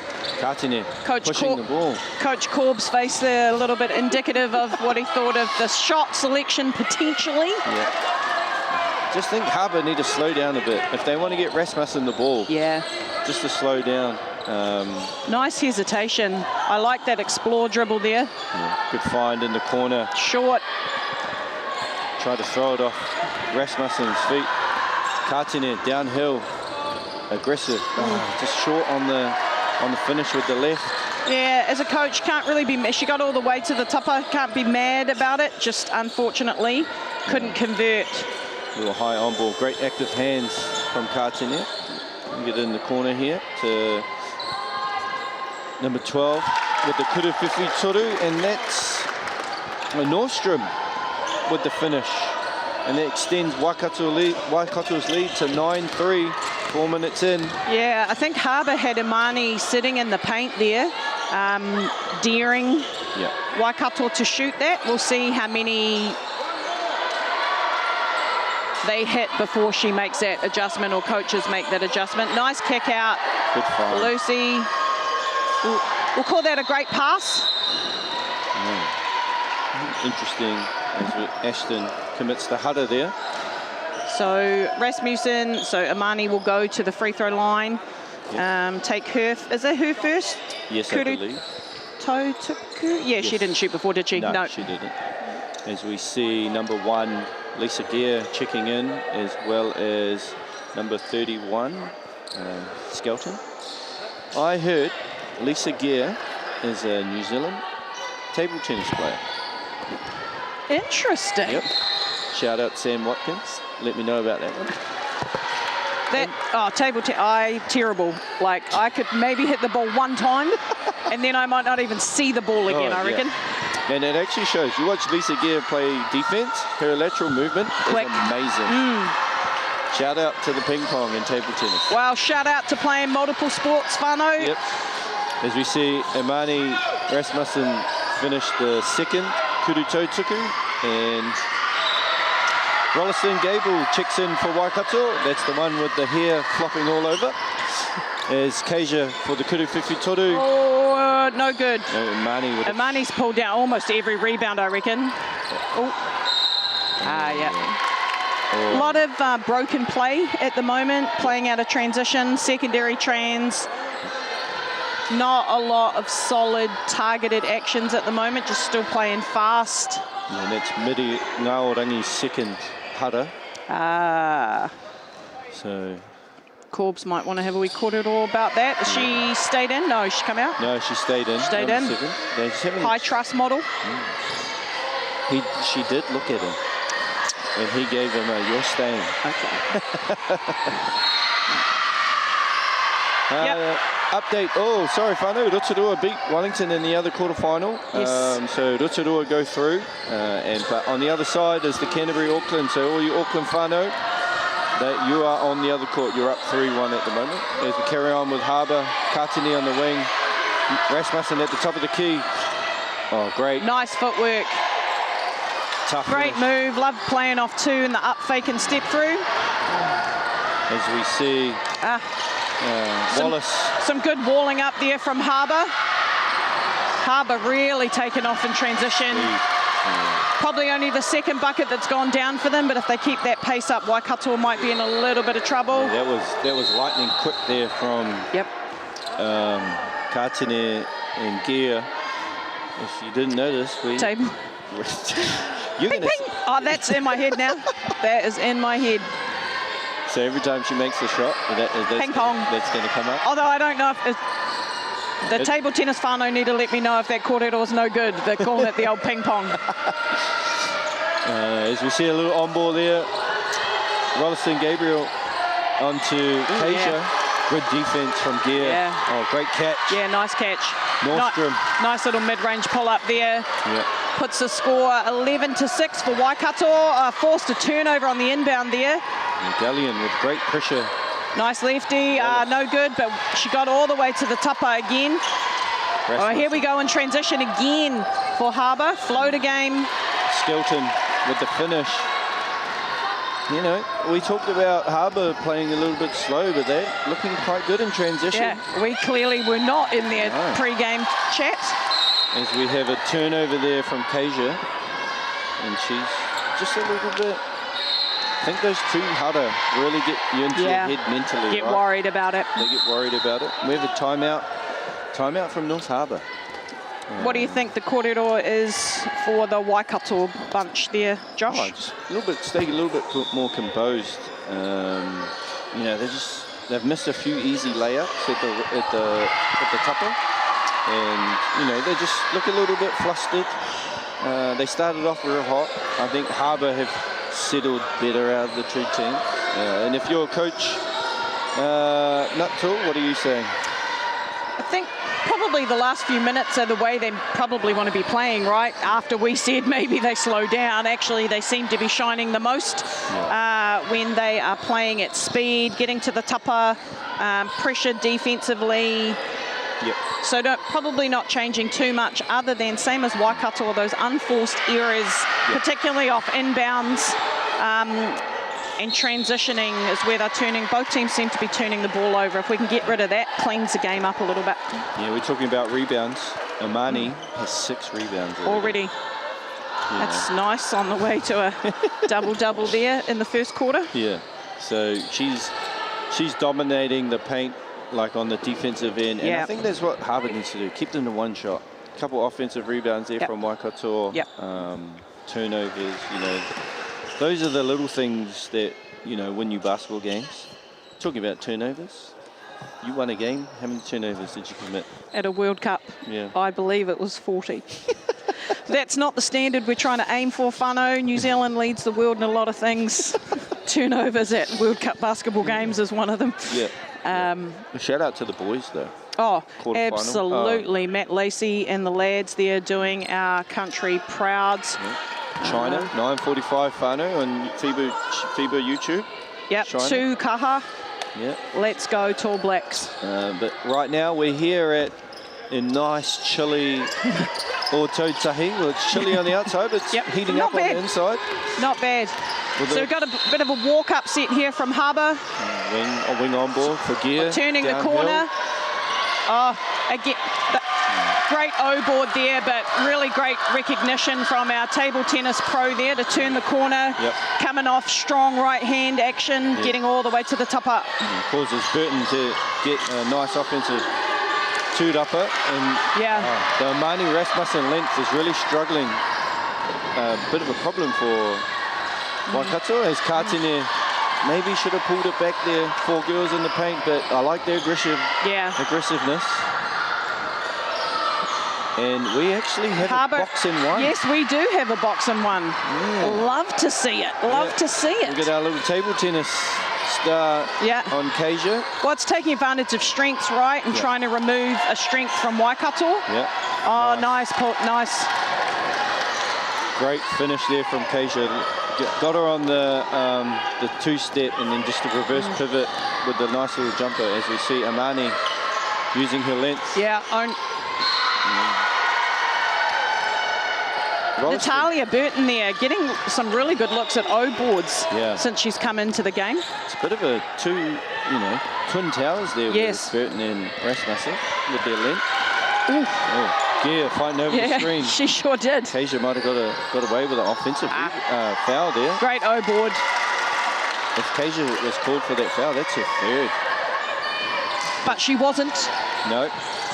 The Gear reversed the ball back to Skilton. Oh, here we go. Dunk it. I love the fact she plays off 2 feet. 100% getting her balance. She's got options, right? She gets bumped in the air. She's still got her strong base. You see her go to the kuru tautuku. She missed. She went 1 for 2 last time she was at the line at the Rārangi, so misses that one. I'm just going to say, free throws are a coach killer sometimes. Absolutely, and I think sometimes even if you're practicing a lot of your free throws, if you don't have any pressure, game scenario free throws very different.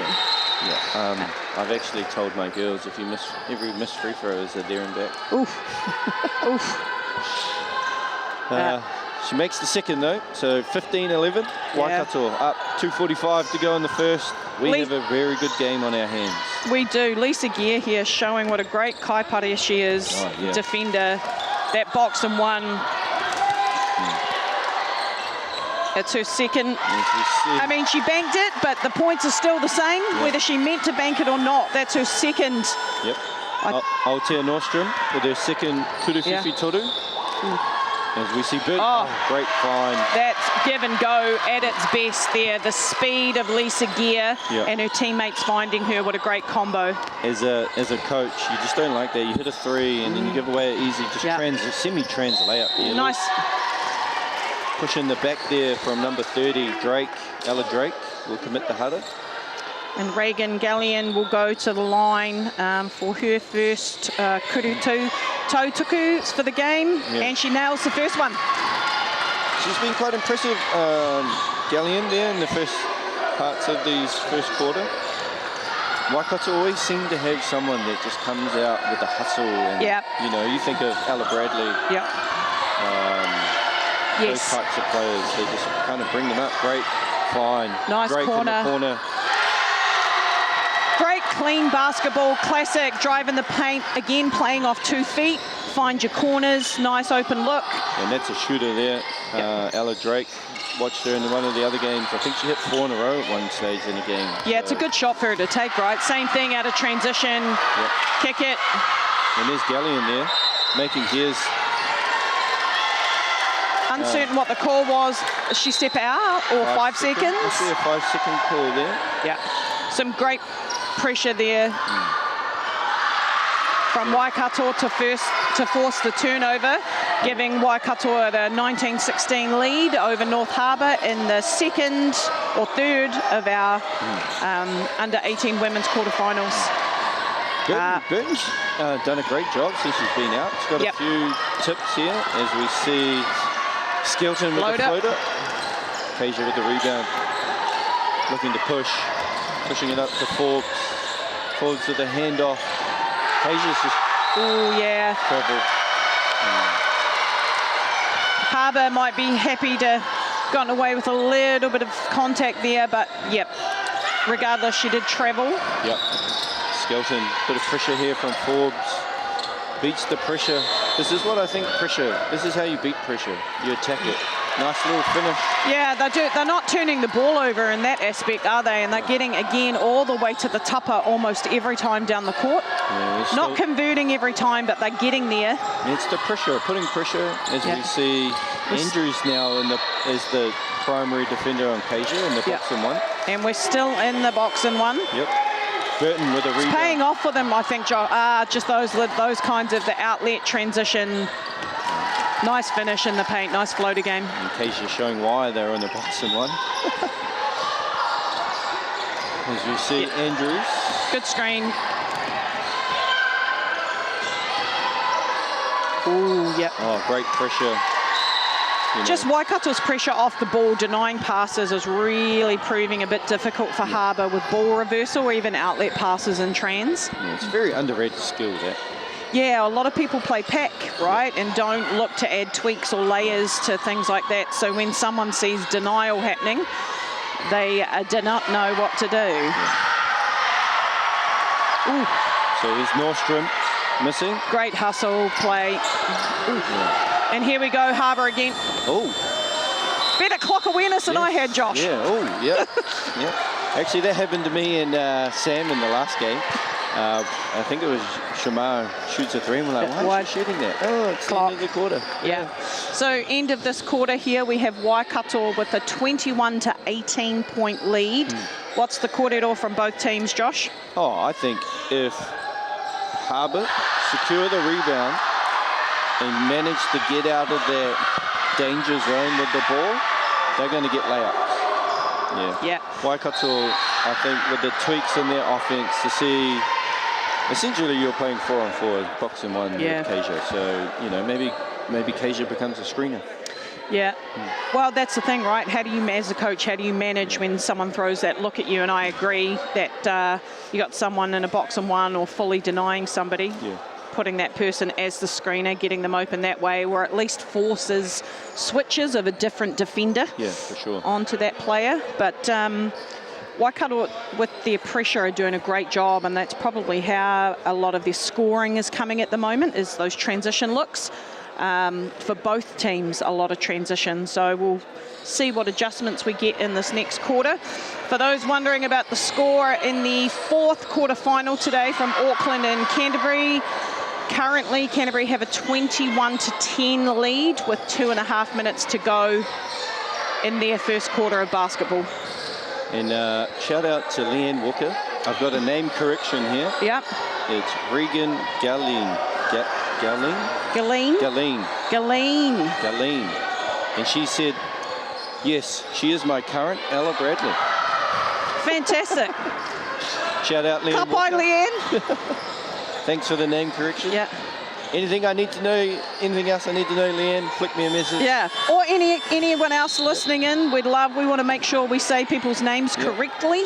We want to know information, whānau information is key to sending it out. Relevant information, whānau. So we're in a tight one, 21-18. I thought Waikato were the stronger two to start. Harbour in their middle period kind of got going. And then Waikato kind of just beneficial off a lot of sloppy play from Harbour. I agree, and the 2 threes that Waikato have been able to knock down, big point of difference for them in that quarter as well. Yeah, and just a little quick stats update, Whānau. On the stat sheet, I've got 21-17 on the live stats, but it's actually... Yep, we've got some kōrero happening over here about a bit of a hui. Yeah, but just looking at the points scored, Kasia, she has 6, Nordstrom with 8, Aston 5 rebounds, so she's doing the job for the boards for Waikato, and for Harbour, Rasmussen with 8 rebounds. But pretty balanced scoring, no one over 4 for Harbour. So Gear has 4, Skelton has 4, so working pretty hard on that end. So it's a bit of a team effort there from Harbour, and obviously Nordstrom with a couple Turuwhiwhi Torus and Kasia kind of just getting loose out of that box and 1. So I think we've got a correction now. We're just double checking. Yeah, I think you might be right. Harbour having a wee kōrero and a hui on the court there about just, oh, no, and we're away. We're away. Be quiet, Laurie. So you'd enjoy it. You'd actually like this. We were actually watching the last game, and Kalani May was giving advice to one of her players about how to finish. Hey, this new jump. It was like very evident, and me and Sam, like, that's impressive. Nice. From your bottom major. Yep, why not? So it's great seeing when you can see teammates coaching each other, right? So we have a correction. It is 21-17 Whānau. As I believe they're still in the box. Nice, turning the corner. Love the look for the dump off. Mid-range. There's Amani with her 9th rebound. Yeah. And doing a great job of advancing the ball straight off of the rebound. Why not? Nice. Coast to coast. Yeah. Point forward. Yeah, that's a skill in itself. At what, 6'2", 6'3", to be able to do those things is impressive. And, you know, we still got our box and 1. Not still. We have our box and 1. Yeah, great length. They're walling up really well in the Harbour. Just making things difficult, as we see Wallace with the Turuwhiwhi Toru. Short rebound there by... Oh, here we go, on the break again with Harbour.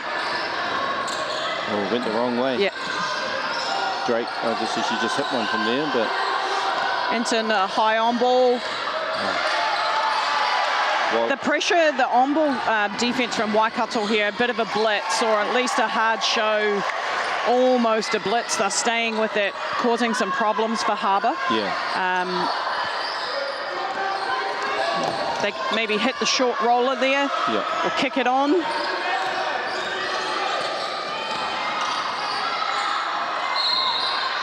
Well. Yeah, okay. Or you could do that. You just give it to Amani and clear out. And I really enjoy, she's playing hard but not out of control, and the ability to play off one leg strongly on long steps is awesome. There she is. I think that's rebound number 10. So she's on track to get 40 rebounds, I think. As we find Drake in the corner. Great find. Turuwhiwhi Toru off. Oh, nice O-board. Love Muo. Miss. Oh, good job. Waikato there coming up with it. Nordstrom. And here's the go. Here's the push. Oh, I like that finish. Tough finish. Popping the score at 25-21. Oh, again, that's turnovers off the inbounds for Harbour. If they want to be competitive in this game, those are the kinds of things they're going to have to manage. And we've got some subs coming in, potentially with some messaging around just that. Yeah, Waikato have forced Harbour into 10 turnovers, which has led to... Oh, they're on track for our 40. Yeah, there we go. Yep. Which has led to 8 points for Waikato. So here's Lucy Dawson, a bit of a release pass. I'm going to say here, if I'm... Katene for the Turuwhiwhi Toru, great offensive two-upper. Oh, nice rebound. She trapped 3 seconds. A lot of O-boards for Harbour at the moment. Yes. They're just using their size really well physically. Yeah. You know, as you look at the makeup of Waikato, there's not a lot of big physical, well, you know, they're physical, but they're not big. And here we go. Nice find there to Wallace. Great drive. Way to turn the corner. Oh, they've missed several of those little bunnies. A bit of a lucky bounce there for Harbour. As we see Katine playing off 2. A little bit short. Again, like you mentioned before, though, I do like the playing off 2 and not just going at speed and chucking something up. Yeah. So we see McMillan has the job now in the box of guarding Kasia. Kasia, great find. Nice find. Floater game. I do like the heads-up play from Waikato. Oh, too many wee picks this morning. Yeah. Just need to, like, don't need to throw it that hard. She's wide open. She just needs to get a hand, touch the ball. Great hands there from Lucy Dawson. Oh, great hustle. Great hustle. Oh, just unlucky. Yeah. Really great defensive energy from both teams here, causing the game to be a little bit messier than I'm sure both teams would like, but you can't fault the hustle and effort defensively here. Both teams are getting at it. Harbour still using one kaipare, so one defender to lock down. Ooh. No good. Another rebound there for Imani. Oh, what's the #1 priority? Stop the ball, Whānau. Yeah. I think Imani's kind of taken over. Rebounding, she's got to the hoop. Yeah. As we see, he draws the hutter. Has a chance for a 3-point play. So I do think it might be a bit of an anomaly in this age group at the moment to have such a dominant mobile big. So adjusting to playing against somebody like that might take a bit of time. But all Harbour's points have come in the paint and free throws, if I'm not mistaken. Yeah. Oh, and one kudu whiwhi toru from Drake. Okay. Yep. Yeah. Oh, a nice pass. Forbes finding. Nice finish. Rollison Gabe down there. Lucy Dawson bringing the ball up. Pressure. Great ball pressure. Active hands and body, not fouling, but still being active. Switch. Nice find on the skip. I like that action. Great attack too. Unlucky. Good. Waikato coming up with that rebound. And Katine putting a bit of ball pressure on. Yeah. He's kind of just relaxing, trying to settle in. It's a bit nervous. It almost looks like the first part of the first quarter. Yeah. Here we go. Sahara there. Katine. Again, Harbour's pace in transition, causing Waikato a few problems. Yep. But given that, Waikato still having the 4-point lead, and I think it's their ability to create offense for themselves off a transition defense, right? And under the hoop in particular. And North Harbour have missed a few opportunities to get easy layups off their defensive stops, because let's be honest, Imani's pretty much keeping them to one shot. Yes. Nice little hezzy from Lucy Dawson with the pull-up. Just needs to make those ones. Yeah, hasn't been successful in making them, but you'd say her shot selection in general is pretty good. She's not over-penetrating. Forbes for the kudu whiwhi toru. No, but nice O-board there from Waikato. It's going to send them to the kuru tuku for the... It's not the first time this quarter, is it? I think it might be, yeah. But I actually don't mind that foul from Lucy Dawson. No. Both teams still in the nervous, well, you know, you'd think you'd be out of nervous rounds. You're midway through the second quarter, but they still look a little gun-shy, a little nervous. I do think sometimes both teams are playing with a massive amount of defensive intensity, and sometimes offensively it's hard to get your brain to calm down to play with the calm you need on offense, which is a skill in of itself, but absolutely cannot fault either team's defensive intensity. No, for sure. And I just think, you know, they're playing at such intensity, they're just making mistakes, like you said. Because obviously Harbour have turned the ball over 13 times, which has led to eight points for Waikato. You know, Waikato doing a better job. They've only got 4 turnovers. But against a Waikato team, You can't keep turning the No, ball. well, that's the point of difference here, right? Yeah. Why Harbour getting quite a few looks at the rim, but Waikato are creating just enough offence for themselves off turnovers to keep this lead at the moment. And then Harbour obviously will be kicking themselves. They're 2 for 7 from the foul line. You know, and this is actually Waikato's second trip to the foul line. Harbour have only committed 2 fouls. Well, I think that box and one is causing some dilemma for Waikato. They're not necessarily settling for mid-range jumpers, but they're not attacking the rim as much. No. So Harbour aren't getting foul calls. Yeah, you got the likes of Burden and Rasmussen there with length, just kind of like deterring them from taking those layups. So, you know, it's a tough one. Lucy Dawson, pressure, handles the pressure quite well.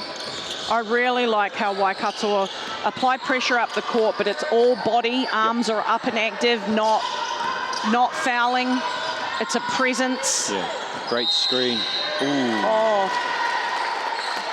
Great use of the screen there. I thought I wasn't actually looking about the foul itself, but I like that Sahara came off that to attack. Maybe a little bit of a body movement. Would like to see it go, but we're up here, not down there. Correct. Go Team Grey. Yeah. Tasia coming off the screen. She's just seeing bodies every time she's... collapsing, which again is forcing Waikato to shoot from 3, which will take that. Galeen with the Kuruwhiwhi Toru, and this is the pressure. That's the pressure we're talking about. Yeah, a little bit lucky. I think Lucy Dawson got away with that. She probably just needs to let it go. I think a little punch screens maybe, just to loosen up the pressure a little bit. And here we go, one's coming. Off the inbounds, it'd be interesting to see if the Harbour, nice ball movement, nice job and ball movement from Harbour there. Be interested to see for Harbour on their inbounds whether coaches adjust to having those guards catch the ball higher. It's a lot of pressure to be defended that long, that hard, and catching the ball as deep as they are is resulting in a few turnovers. There's Forbes in the corner for Kuruwhiwhi Toru. Rasmussen with another nice rebound. Outlet. Again at pace.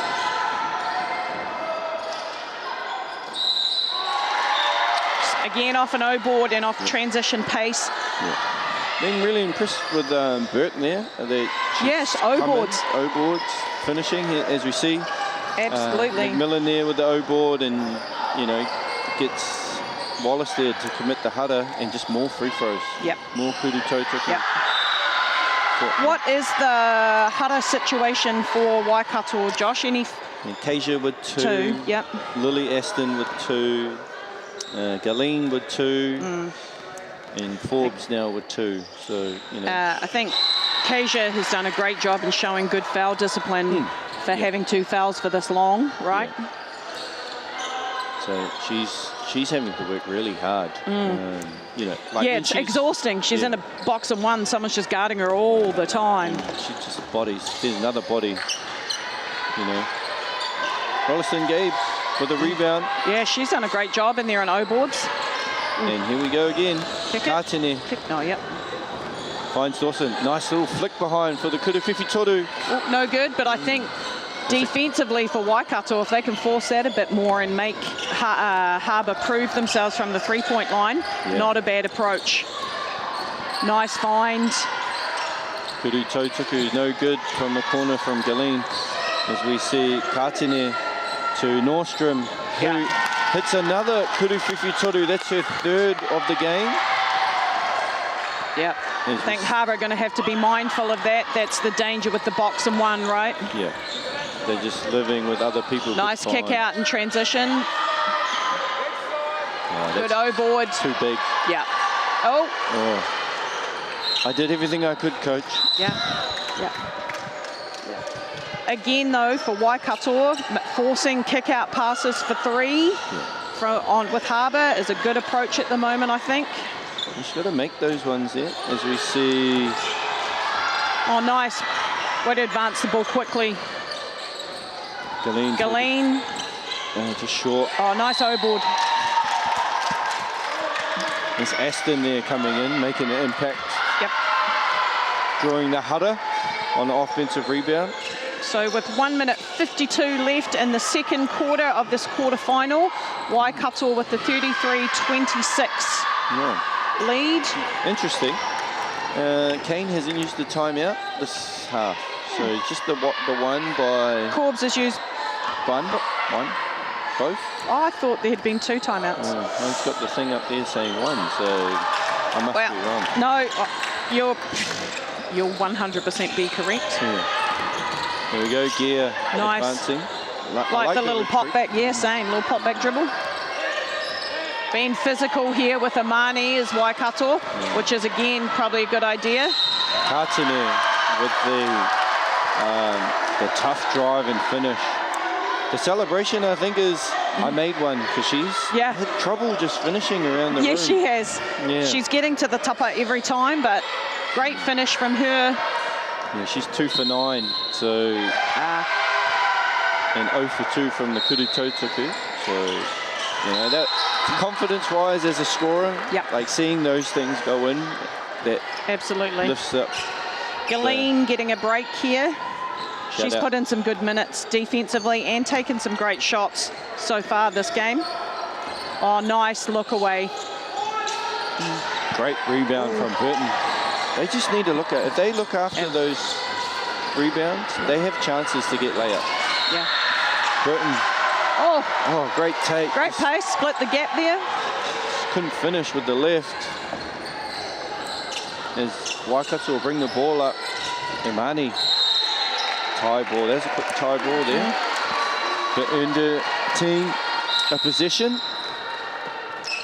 And as you time out here from North Harbour, making use of the probably situations. And if you've got 2 timeouts you've not used either in a tournament, utilising timeout maybe for a bit of a breather or to get an action going to get a score to shorten this margin. Yeah, I think I'm going back to Imani. Maybe the high on ball with Sahara and Imani, that they got their downhill and Sahara hit Burton on the roll. So like maybe a little bit of a late game situation type thing that we're looking at here. Yeah, and do they go quick, try and get a 2 for 1 here? Just an update, Whanau. Canterbury leading the way up 39-17 with 4:53 to go in the second quarter in their quarterfinal. Quarterfinal 4, I believe, that one over there. So if you're a fan of Canterbury, they're looking pretty comfortable at this stage. As I say that, they get another layup. But back to our action here. Waikato 34, Harbour 29. 56 seconds left in the first half. Just got a glance from Corbs to think, oh, what are we doing? I really rate Waikato's ability to pressure the ball constantly and just showing what that does. That's where a lot of their points have come from. And just their ability to stay without the hands and use the body, right? Absolutely. Yeah, and as you talked about, they've gone for that high on ball. Waikato defended that really well. Oh, what a find. I mean, jeez. You just, if you can throw that pass and someone can grab it, not a whole lot that can be done. No, like, here we look. Oh, what a catch. That is a great catch. Yeah, Aston, that's her third. It's her third header. I think that Corbs believes that she's the key with the money, you know, a little bit of length. I'm not saying that Rolliston Gabriel doesn't have length, but I think experience, physicality, things like that. I think with 40 seconds to go, Amani's going to be looking forward to a bit of a hakiroto at the halftime. I don't think she's had a sub this half. One. Okay. Back into the first quarter. Gotcha. Yeah. But in saying that, that's her double-double for the game. 10 points, 14 rebounds, Whanau, and we're only in the first half. Yeah. Nice drive. Good. Nice. Nordstrom. Yeah. Nordstrom's been the pickup of the scoring with Waikato, because they're in the box and one with Kasia. Yep. And we have Gear, our table tennis star. Great. Yeah. I guess that's the danger when you've got a player like Rasmussen as well. Imani, you're overlooking for her. And there's number 15. Yep. Sahara. Oh, good find. Good clock awareness there. Yeah. Burton just couldn't catch the tough pass. At half-time of our third quarter-final here, Waikato with a slight 5-point lead, 36-31 over North Harbour. Yeah, and we'll be back in a few just to give you the rundown on how the first half went. So we'll be right back, whānau.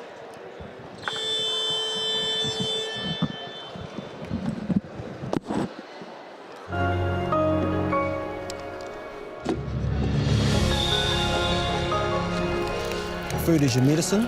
If you really want good health, know where your food's coming from. We wanted our children to grow up in the wilderness. The world needs kids like that. Māori have always understood the best way to live on this harsh land.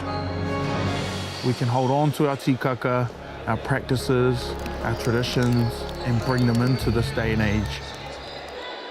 Who is Israel Adesanya? He's the middleweight champion of the world. I go Pete. Don't want to boast, but we do lead the way in a lot of areas.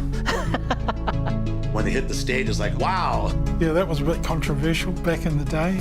I'm an addict, but I didn't think it would be this hard. Kind of a bit funny when people say to me, oh, what are the boys up to? And I'm like, oh, hang on, I'll just get out my phone and have a look. How do we do something that we think we've lost, but maybe we haven't? There's always going to be times when I'm tempted. Natural history all around, you just can't avoid stepping on it. Just thought it was a man's job. I would go back to my hotel room and I'd be broken. It's better to be a warrior in a garden than to be a gardener in a war. This is the future.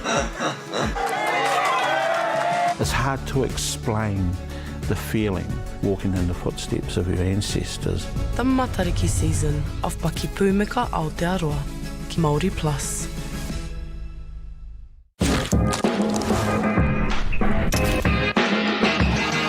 Hi, I'm Andrea from Chemist Warehouse, and we're so excited to be here to launch the initiative Hoops in Schools. We so hope our tamariki enjoy basketball as much as we do. I like what we have! Yeah!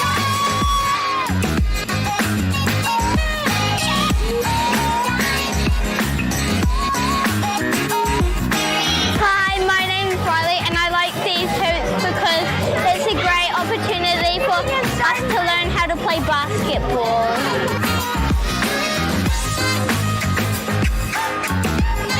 I love these hoops because everyone has fun, and then thank you Chemist Warehouse, thank you basketball.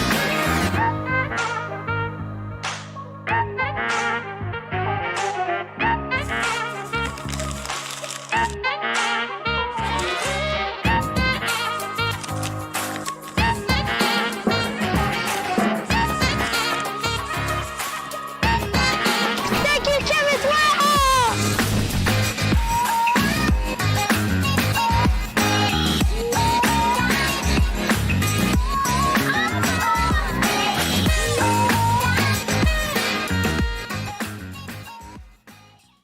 My dad, he wanted somewhere so for all the whānau that were out streets, had somewhere to come home to, and they could call it their own.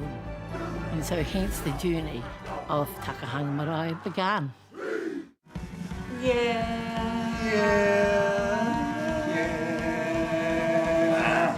Oh, why are you ruining it for, Joe? Hurry up, come back here. No, just because you're not tall enough to get on the top. Get the Māori Plus app. Download now on Google Play or the App Store with exclusive viewings and 100% ad-free. Quite like top tier. Watch us anywhere, anytime. Make Māori Plus your mate and stream now. No mai hoki mai whānau, ko Joshua Tukuunga, ki te taha Maui, ko Laurie. Kia ora. So, welcome back whānau. Tight one here, Waikato Harbour 36-31. Just reading over the stats before. Turnovers for North Harbour, they need to clean that up. And more Amani Rasmussen, I think. Yeah, it's interesting. Again, like we talked about in the first half, Waikato have really thrived from their defence, particularly Harbour struggling to inbound. Yep. So we'll see how we go with that in the second half. Yeah. And then Harbour's box and 1 causing some problems for Waikato as well. Yeah. But second half's new game, Josh. It's basically 0-0 now. Yeah. From the looks of things, Harbour are staying in their box and 1 with Lisa Gear the 1. But for Waikato, Aotea Nordstrom has picked up the slack. She has 13 points on 3 for 3 shooting from the Kuru Whiwhitoru. So first possession of the game, we've got, great find. Really nice pass there, great find. Yeah. I think, I wasn't looking exactly at it, but I think they had Kasia as a screener. No, she was coming off a pin down. And Rolleston rolled. Yeah, Rolleston gave opened up after. Yeah. But she misses her first kuru tautuku. That hara was committed by Imani, I believe. So that's her second? Her second. Yep, that's her second. Ooh, in and out. Gear with the nice pop back dribble there, nice. Defensive tūrapa, advance to Burton. We have a wing on ball, Kātene. Kuru Whiwhitoru with the miss, but there's Burton. Oh, she has been really impressive when she's been out there. Active hands, has length, so several O boards for her. Yeah, look at Harbour maybe keeping. There's Nordstrom, her first miss from 3-point land. Tie ball, so Harbour will get the benefit of that. But again, that pressure. Yeah, and I think we talked from Waikato off air about Harbour just need to handle that first initial pressure because they've actually got good looks. So, for example, just that exact same situation, and turnover and score for Waikato off an inbound. Here we have Skelton bringing the ball up. Burton, wing on ball again for Kātene. Nice ball reversal. Imani downhill. Nice, great find. Really good movement. I love that she was willing to shoot that. Yeah, long 2 though. Yes. Oh, was it? Oh. Yep. Kātene, nice, left to right. Euro just can't finish. Wallace with the rebound. Kātene doing an excellent job of getting to the tapa. Unfortunately for her at the moment, her finishing percentage probably not where she would like it. No, she's 2 for 11 now from the field. There's Gear and Kasia. Nice. And that is the benefit of having a 6'2" athletic person in the paint for you. Gear misses. Good O board. Kātene with the lefty. Hey, she'll be happy with that. Yeah. Like you said before, confidence, getting to the tapa and then getting the 2 points. Even though she's shooting 3 for 12, she has not wavered and I'm still going. Yeah. Yep. You know. Here's Forbes. And again. Walking right into Imani. That's 2 blocks in the last 2 possessions. Great find. Corner Wallace. shot. No good, and there we go, Burton with that O board. Great find. Oh, just lost it. Burton. Oh, great cut.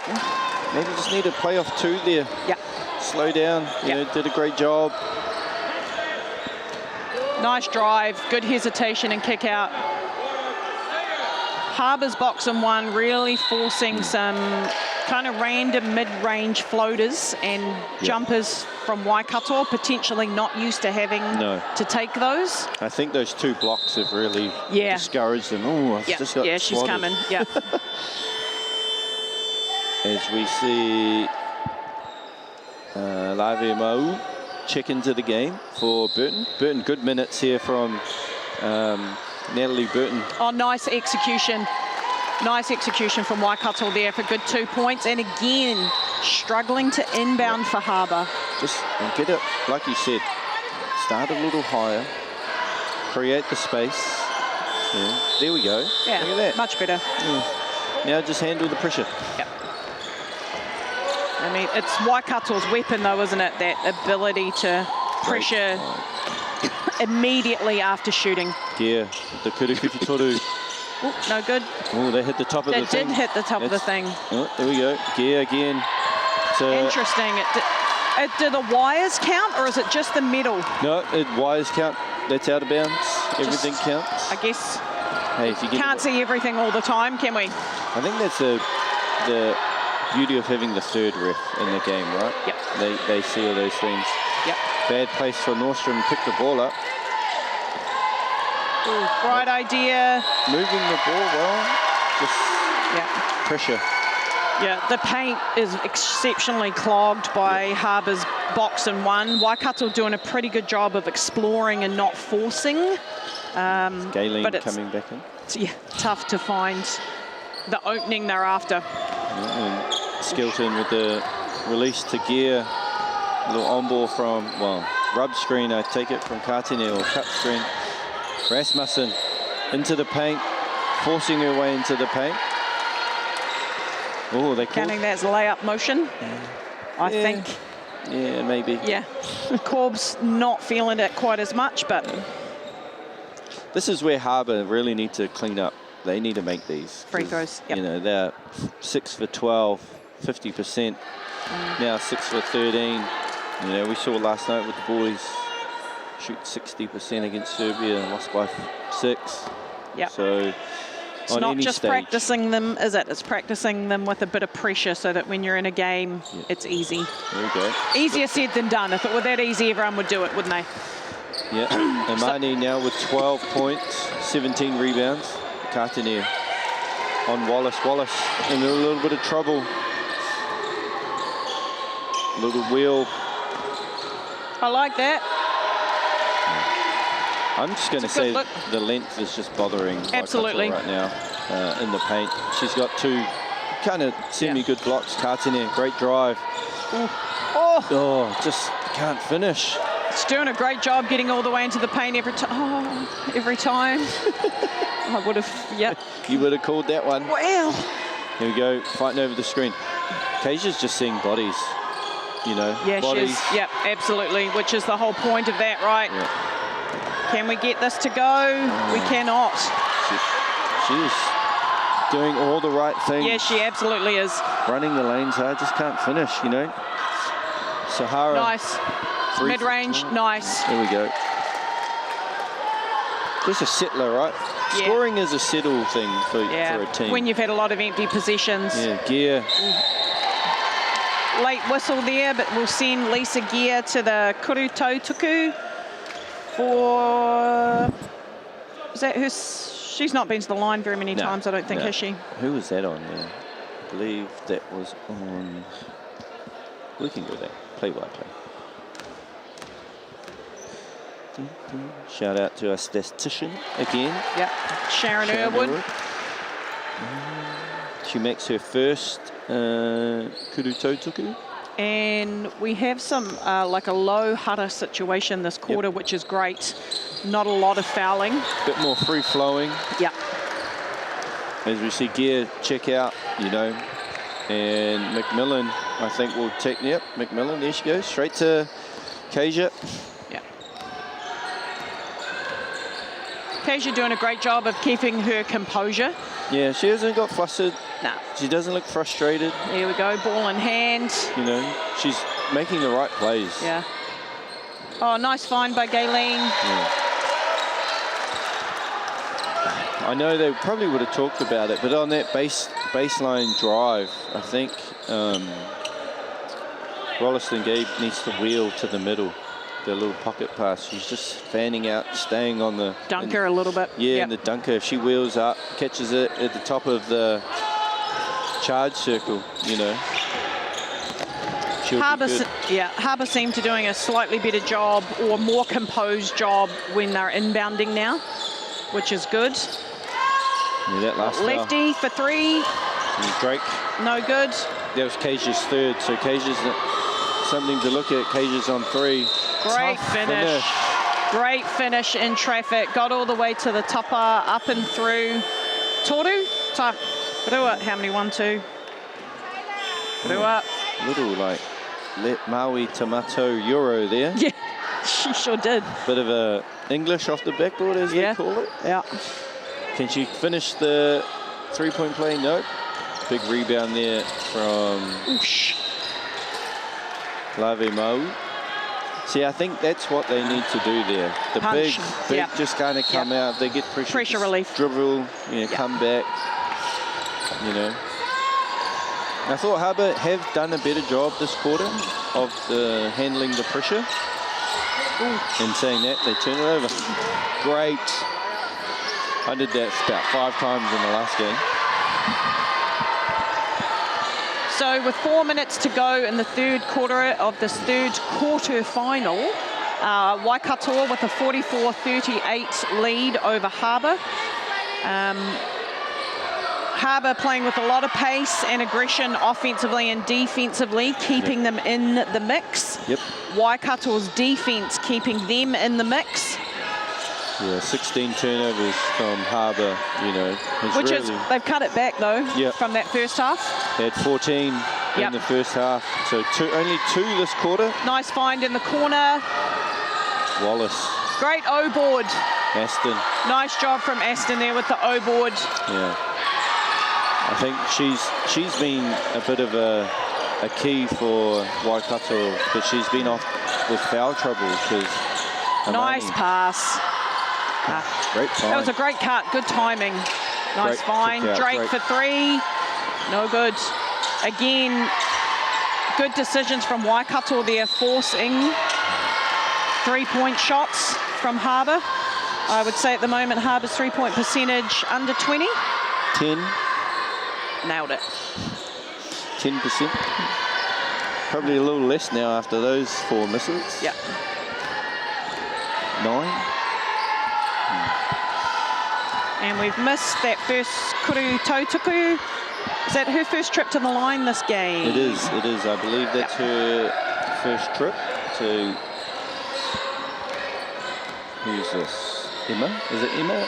Lave Mau misses both. Aston with a big two-upper, defensive two-upper. As we see Wallace coming down on the right wing. Gives it to Aston. Yeah. Aston looking to drive. This box and one really causing some problems for Waikato. Yeah, and she's not just seen one person, she's seen multiple people in the box, so... Oh, nice. That was... might have caught some people off guard there. That was nice. A little bit of a fading to her left. Yep. So that creates a 10-point lead for Waikato now. Yeah. Harbour will be...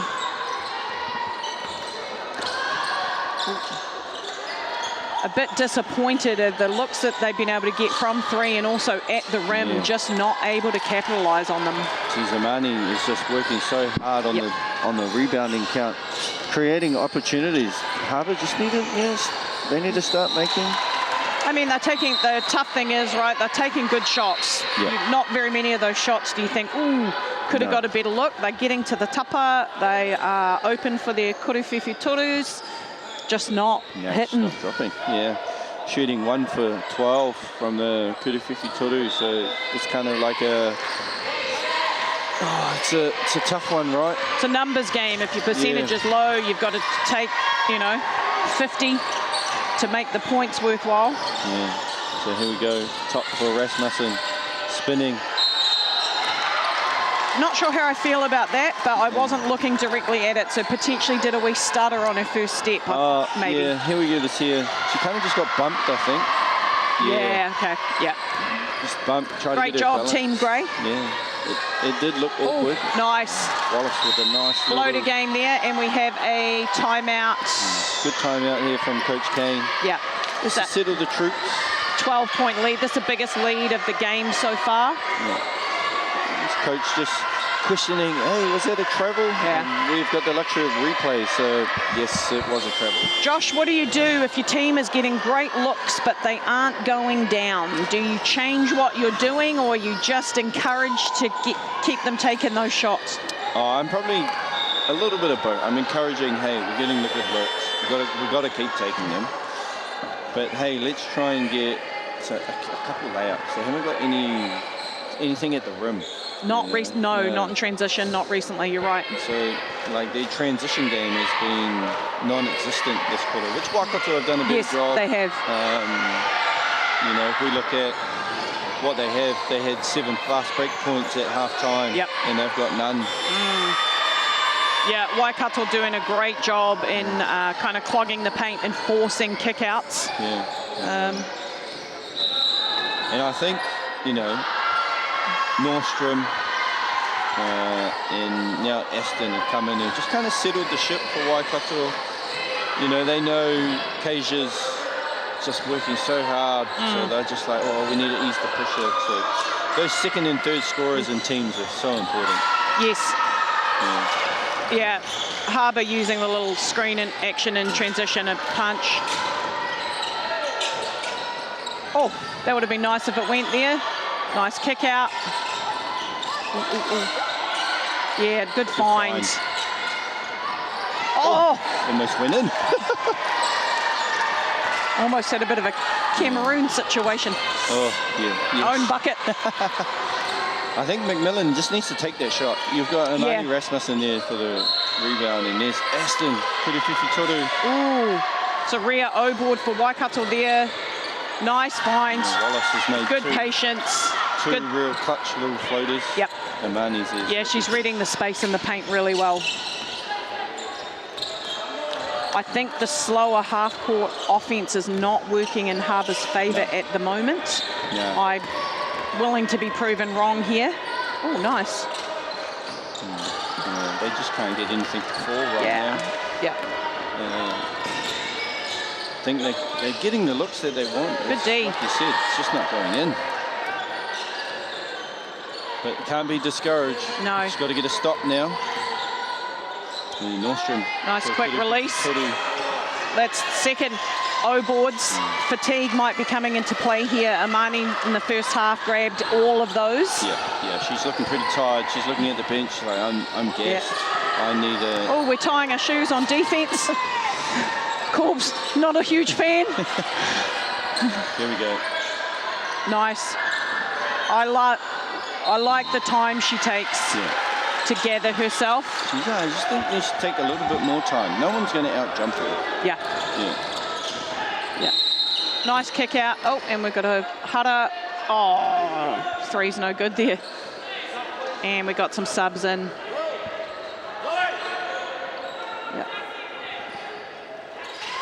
I think it's hard sometimes for teams when you're doing all the right things, but the shots just aren't dropping. It's easy to get dejected. Yeah. You know, when you're coaching, how do you find a way to keep that energy high and the vibes good? Yeah. Oh, and that's one way, playing great defense, and now we're in transition. Made sure that one dropped. And Kartinen, she's still working really hard. Absolutely. You know. And here she goes again. Oh. Had a bit more time on her hands. Well, still, like, not horrible. No, well, at least you knew, like, clock was running down, right? She can't see that side, so you know, if we had a clock on there, then you think, yeah, that's a great look. But hey, they are within this 12-point game. Boom. Yeah, end of the quarter, we have Waikato with a 54-42 lead over North Harbour, and again,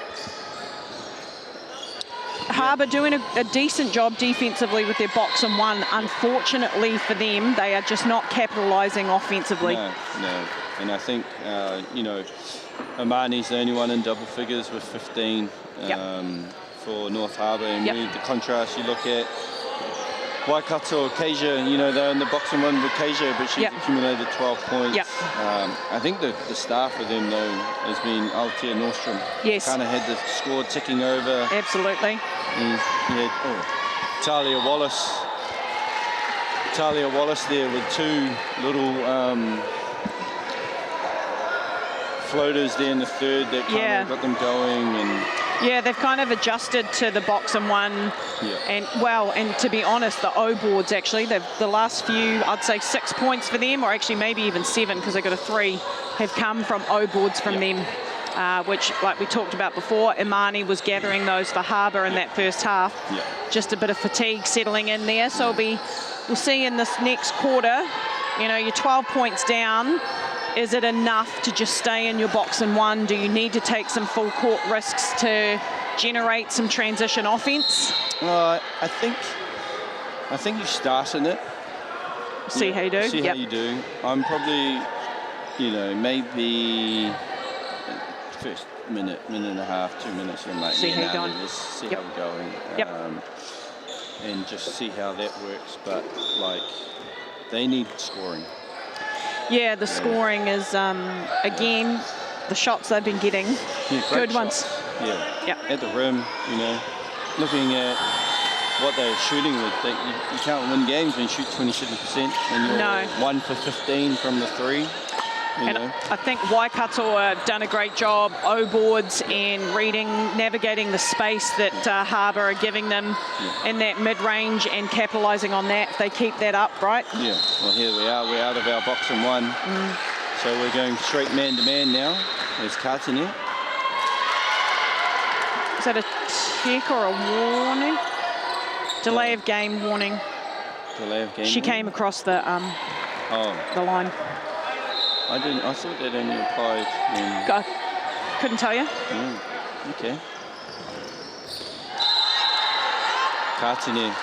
Just being a pest. Yep. You know, she hasn't had a great game scoring, but she's worked. Absolutely, really hard she on has. defense, She's you know. generated every opportunity that she's gotten at the rim by her through hard work. Yeah. Yep. Have you noticed Amani is starting from the bench? Yep. Oh dear. Great pressure. That's how you want to start. Absolutely. Yeah. Now we just want to, Hey. Harbour want to capitalise. Throwing in the we. Yeah, like we. Just looking at the stats though, Mani Rasmussen is up to 15 points with 24 rebounds. Sahara's got 9. They're leading the way for Harbour. A lot of ball movement here, a lot of two-man actions. Nice. Oh, nice. Asia. Don't know if we've seen that look from them yet, that much ball movement. With Amani off the floor, they've gone to more guard-based actions. The speed too. Yeah. Great speed. That's 4 fouls for Kasia. Score update. Canterbury up 56-35 over Auckland with 3:30 to go in the third. So they're a little bit behind us. Yep. But if you're an Auckland Canterbury fan, well, if you're Nice. a Canterbury fan, you should be here, whānau. Yeah. Yeah. Hits one of her Kurutou tukus to bring the lead down to 11 for Waikato. Great job by McMillan there. Just Nice find. Oh, there's your nice wheeling action. Oh, great job. Almost had that O-board. Kasia. Kasia. Oh. Has to let that go. I think that probably just sums up Her game. her game there. And That's the mid-range. Yeah, cuts it to 9. So we're at single digits with 9 to play. Yeah, Harbour will be happy with what's happening so far. Nice patience. Great. I really like that. Nice patience. Good two-man action for a great look, Waikato. Ooh. I don't like that. When the player out front is in that no man's land. Well, you're either on the wing or trying to get out a little bit more, but it tends to happen sometimes. Yep. Oh, nice find. Kasia. This would be good for Waikato. Nice. Harbour fell asleep there. Yeah. That extends the lead to 14 now. You know, it was It's a bit demoralising. I think either they're going to call the foul there or just give it to Harbour, one of those ones. So as we see Lucy Dawson and Lisa Gear check into the game. Great job by Waikato of just recognising Kasia's open in the corner. Yep. Get it there quickly. 3-point. Tough bucket to look. Short, gets her own two-dopper. She's got that nice little double bounce there, Sahara. And I think that sums up her game right there, right? Yeah. Yeah. Oh. Referee was doing his absolute best. What a legend. Unfortunately, no result, but that's okay. He gave it his best shot. Good work, Elijah. Kapai. Are you getting out there? I can jump as high as a brick right now. That's pretty high. Yeah, thank you. As in the brick itself jumping, so no, yeah. Shout out to Terry Burnell, who's going to be on the mic next for these boys semi-finals, bringing the cushions. Katine, tough finish. Oh, great O-board. Nice hustle. Yeah, not football there, kind of an accident. Lucy Dawson. Oh, great. Like the hezzy. Again, decent, creating decent looks there, but just cannot knock them down. No, they're struggling a little bit there. And then here comes Amani back with 8 minutes to go. So she had a bit of an extended rest. Yeah. You know, the 2-minute, 5-minute rest. It's quite smart there from Coach Kane. Yeah, I think Natalia Burton has done a really great job. Yeah. O-boards, some defense. Yeah, Natalie Burton, you know, won't show up on the stat sheet. She's got 5 points, 5 rebounds, but her length has been quite troublesome. Yes. Oh, nice. Great action, good cut there, good execution from Harbour, taking that lead back down to 12, still in the double digits, Josh. Yep. Yeah, need to really cut it back to single figures. You know, as you're a coach, you think, if we can just get it to here, right? Ashton. I love her ability to take a bump and stay on her line and get the finish she wants. Ashton's been really good. And Zamani with the scoop lefty. Harbour just missed those easy ones at the rim. Yeah, Mani seems to finish really well in a slow, kind of controlled either 2-foot or slow Euros. That was a pace finish. Open look for Waikato. Oh, Wallace. Great job. Nice O-board. Oh. That would have been nice. Oh. Oh, Lucy Dawson just muscled her way there. A lot of O-boards there for Waikato. Harbour going to need to step up. Ooh. Yep. Great take. Drawing the header there is Sahara Katine, who will go to the line for her 2 Kuruwhipitori. Again, Sahara does a great job getting to the tapa every time. She's drawn a foul there. No teams in the bonus. Hutters are okay in this quarter. Yeah, North Harbour now reeling on the free throw line, 10 for a 21. We both looked at the score. Yes, we did. Thinking, oh, yeah. Missing 11. Splits the pair. Hits that last kuru tautuku to take us down to a 13-point lead for Waikato. And Ashton checks out, and Wollaston Gable checks in. And Forbes here, in the lane. Great find, nice passing, good use of space from Waikato there to get a nice look without over-penetrating. Wallace has done a great job at those little push shots, as we see Amani. Yes, she has. Yes, she has. Get into the paint, finish. Yeah. I mean, unfortunately for Harbour, it's not enough to trade baskets. No. As they will be well aware. Floater game. Oh, great. Oh, almost another O-board there. Oh, nice save. Nice hustle. You can't teach that length. Getting a little bit of fatigue showing here from Waikato transition. This is massive. Not sure if... Yeah. Great hustle. Oh, good save. Really great hustle. Those are the types of plays that you need in this type of situation. Yeah. Down 13, you need the ball.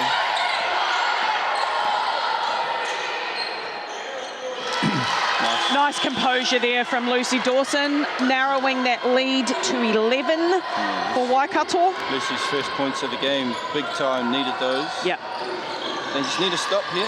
Just get a stop, ball back. They look like they're back in their box and one now. Yes, they do. Wallace, great wall up there. Just a foul when you don't need to. 2 seconds to go on the shot clock. Yeah. Actually thought that was good defense, but it'll reset to 14. 11 points, 5 to go. You still feeling you're in the game with your Coach Kane? I think so. Again, it's just those little swings of momentum. If you can start getting some couple of stops and a couple of scores in the next 2 minutes, you're doing okay. But like O-boards, you can't afford to give those up at this point in the game. Asia's getting a second look there. Good job. Oh, yeah. Oh. Saves the signage, obviously the most important thing there. She did a great job of saving the signage. I think Corbs is wanting to have a chat with the ref. He's saying, I think that was right though. He's complaining about the shot clock because the shot clock was at 4 and they called a hutter, so it should have been reset to 14. So it's a bit of a bench error there.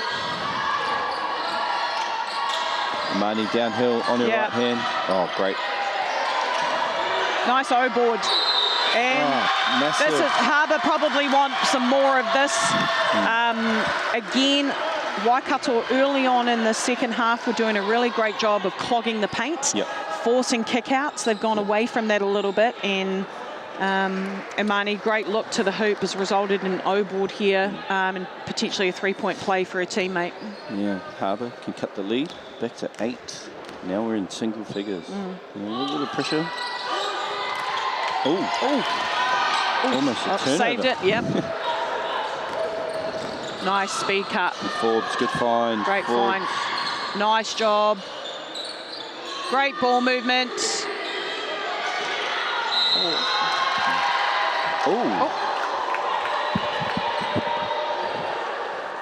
Yeah, if I'm Coach Kane, yep. Here we got an option of replay here. Okay, yep. And that might be another one, either give Waikato the ball or I'm calling foul. Good find.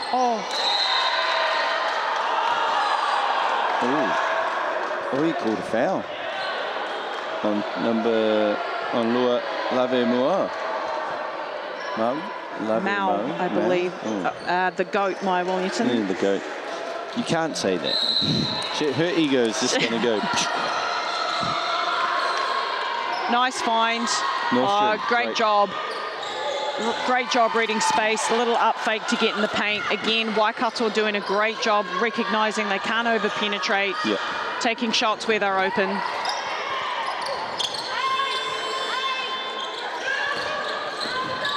Also, Amani attacking right-handed. Waikato haven't yet taken that away. That was a big dribble, but we're just going to go with it. Nice. Great wall up. Tough finish. Tough finish. Forbes with the tough finish. And it causes Kane to call a timeout, and he's not happy. He's talking to the ref. He's got a warning. Not quite sure what.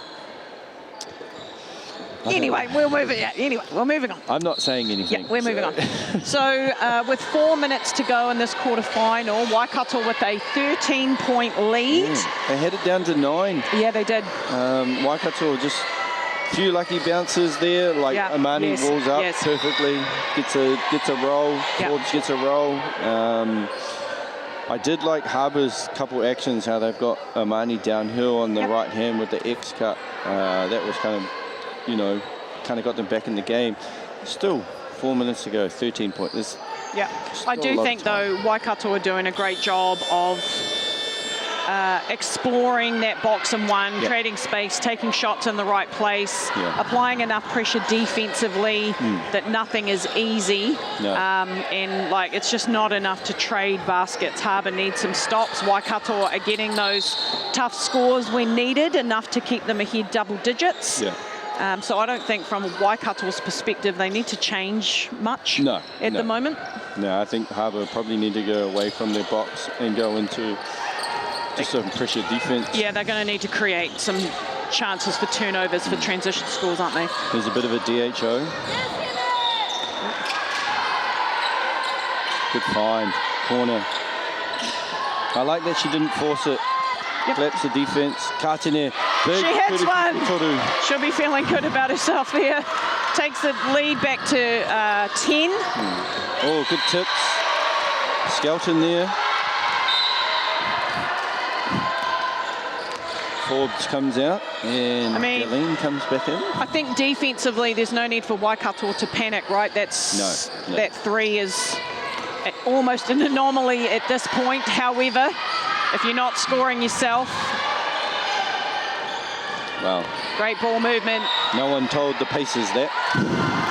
Yeah, great ball movement from Waikato, composure. extends their lead again back out to 12. Yeah, a bit impressed with Aotea Nostrum. She's hit timely shots, you know, shot the ball well from Kuruwhiwhi Toru. So there's Katene. She'll be looking she'll to pull it. Hit one, she's going to pull it. Great screen to get downhill. Yeah. Oh, got her own O-board though. Again, Waikato giving up a few more O-boards than I'm sure they would like. Just can't make those.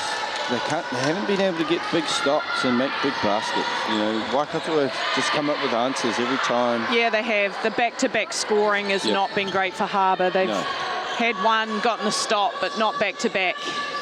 There's Gleam. And again, oh, that's 2 O-boards, 3 O-boards. Yeah. Oh, good hustle there. I just think Amani's done a lot of work. She'll be feeling the pinch a little bit. Lisa Gear also done a great job defensively. Yeah, if you're Harbour, you really need that one to go at this point in the game. 2:20 to go. Can't fault Harbour's effort and their intent, the shots they're trying to get, but Waikato just, I think, composure and smarts exploring the paint and getting the shots they want. Yeah, as you see, Aotea's up to 20 points now. Kasia 15. Yeah.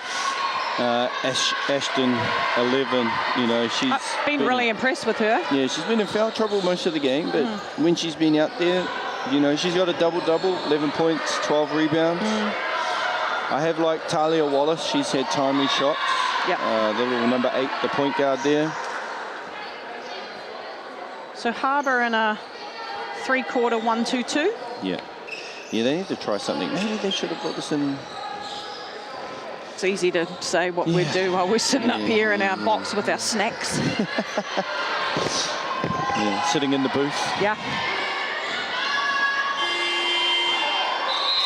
As we, you know, look to wind down Waikato. Are we a triangle in 2? I wouldn't say comfortable 12 points. No. But nice patience. you haven't seen Burton for a while. No. Potentially got his shooters on. Yeah. Yeah, Drake's come in there. And some rebounders. Yeah. Unlucky. Again. I think that's her 5th. Yeah. Aston will foul out of the game. Very good. 13 minutes. Very productive, though. Yeah. A double-double in 13 minutes. Yeah, like I said, I've been quite impressed with her offensive and defensive ability. Sahara will be happy with that. Miss Katene with her kuru tautuku. Composing herself there a little bit. Yeah. So we've got an 11-point lead, potentially about to be down to 10 for Waikato, and is down to 10 with just on 2 minutes of play. We're needing the ball back now. Going at her. I don't think we need that, though. All right. But it went. So, Josh, we do need it and want it. Yep. But you're thinking the same thing I was. I was indeed. Oh, nice little spin with the miss. Good Amani. O-board.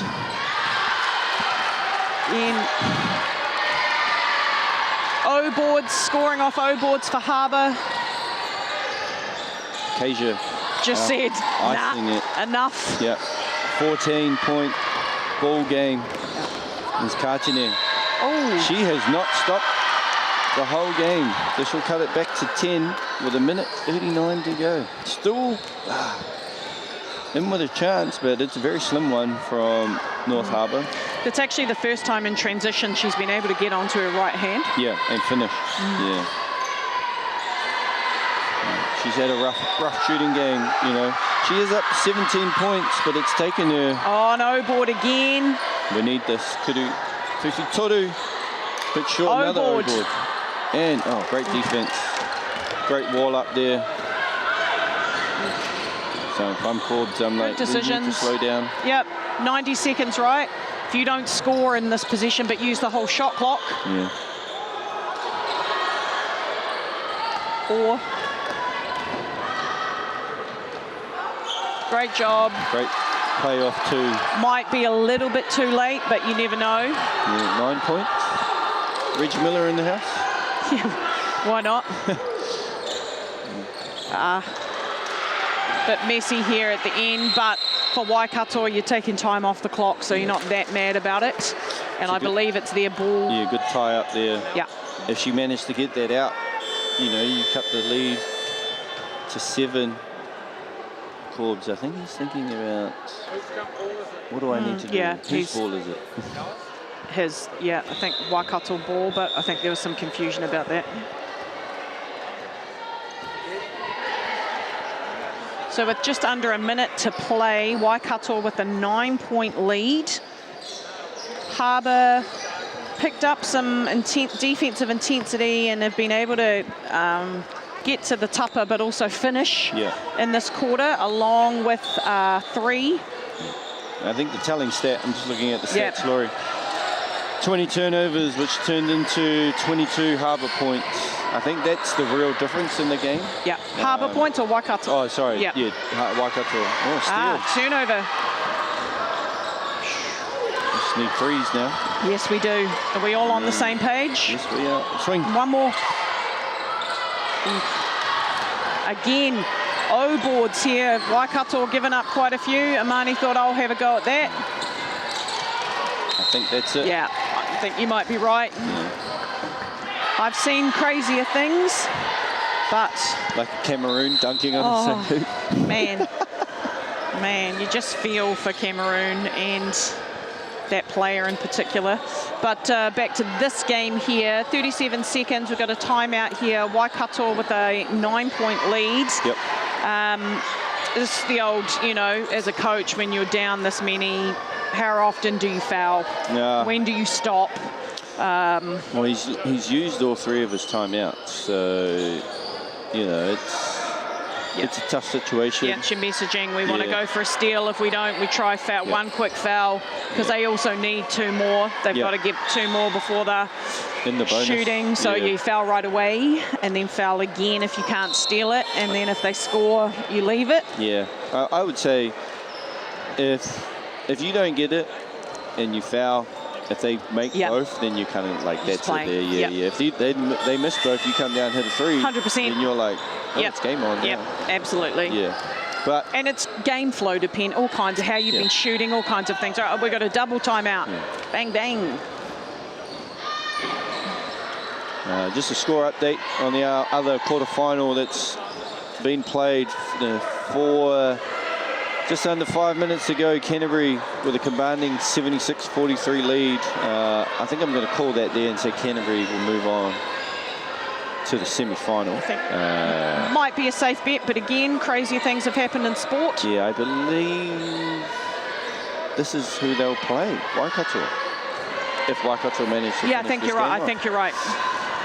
Later this evening. So we see another Canterbury-Waikato battle maybe this evening, if Harbour can pull out something here. Not saying they can't. I'm always interested in late game coach. Yes. What are we drawing up? Absolutely. What do we need? Yeah, time, position. The time and score situation. If you're Waikato, do you even shoot ever? I was watching Tauranga game in their point guard Riley McLinnigan.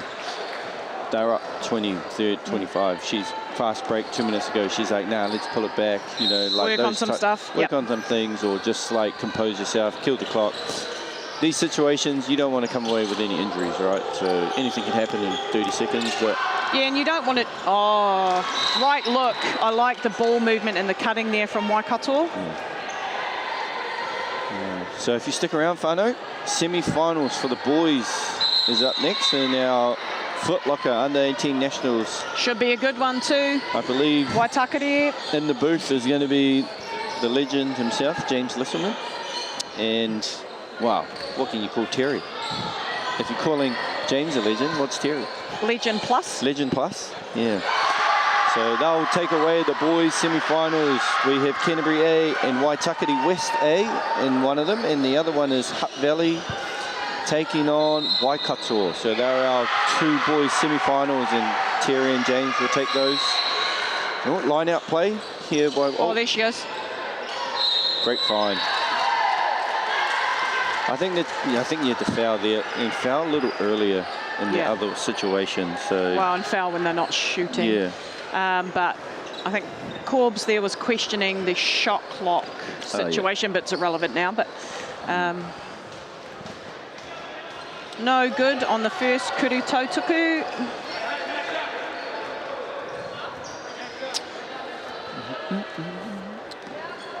Quite enjoyed this game. It's been ebbs and flows. Gets her own shooter rebound. gets her own rebounds. Her own two-upper to go back to the foul line to shoot some more. Tautuku. Coach Kane.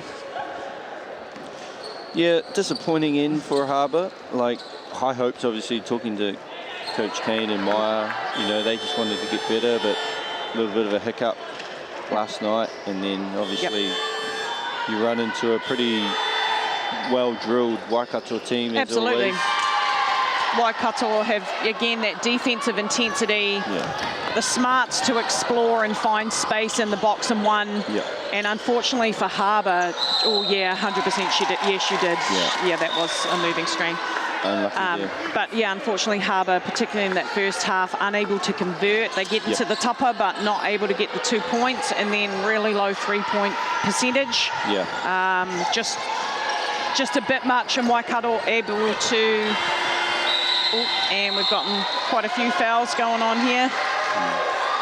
Corbs is asking for the unsportsmanlike foul there. Just a quick rundown before we head to jump. You know, Kasia box and won her whole game, finished with 18. Lily Aston, great minutes, double-double, 11 and 12, but fouled out. Altea Nordstrom finished with 19, hit some timely baskets.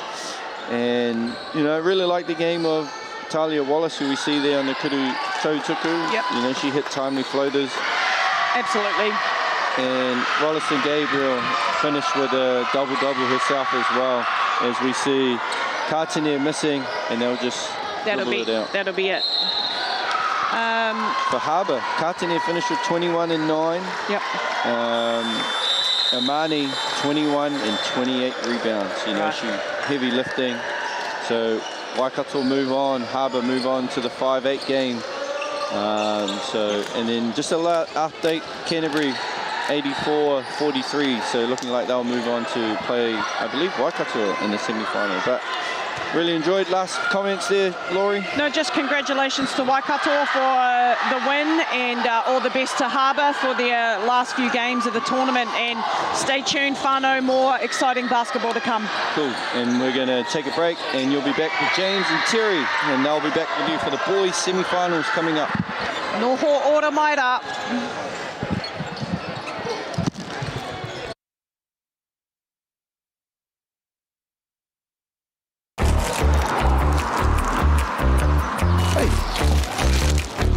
What's going on over here?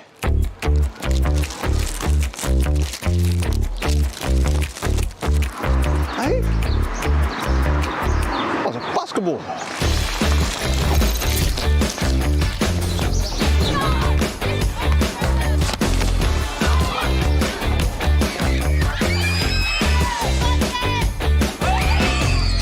The maunga is smiling down on us here in Taranaki. We're here, Hoops and Schools, Basketball New Zealand. We've bought some hoops, and it's great. Taranaki is going to be the next baller capital of Aotearoa. Man, we've got Corey Webster, we've got Brooke Locke, Tall Blacks, Tall Ferns. Let's get it. Let's see these kids, eh?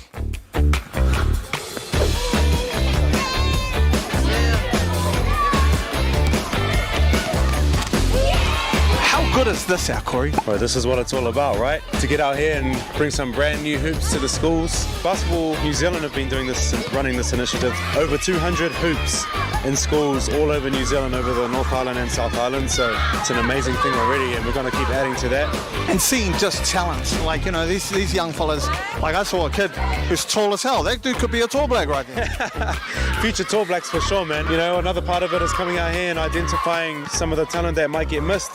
So, you know, you might spot the next Stephen Adams out here, the next Tim Provide, the next Corey Webster. You know what I mean? So it's amazing to see. Honoured to be a part of. Good work, good work. All right, now we're going to Could you remember growing up and like that moment when you're like, oh man, I could be a basketball player? I still remember this day in primary school, and it was always me and another girl versus all the boys, and just the fun that it brought me. And ever since then, I just kept playing and grew to love the sport. It must be cool to give that back, you know? It was pretty cool. I loved seeing all the smiles on all these kids' faces, and that's the most important thing, when all the kids are happy. And oh yeah, the growth in girls' sport and in basketball, it's amazing. I'm always promoting girls to keep playing basketball, and so much opportunities now. So yeah, I always like, come on girls, you can get to the top as well.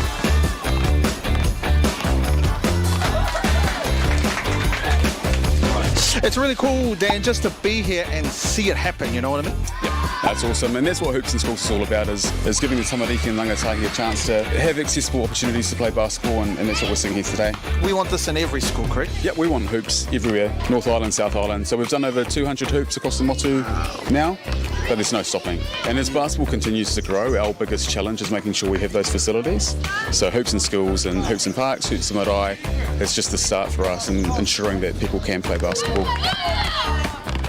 Why are these hoops so important to our tamariki? We need good facilities for our kids to be able to improve their skills in sport. Lots of our community come and use these hoops. Every day there's at least 20 kids trying to share the hoops. So to have good quality hoops like this will mean that our kids will be able to practice, be able to get involved with the sport.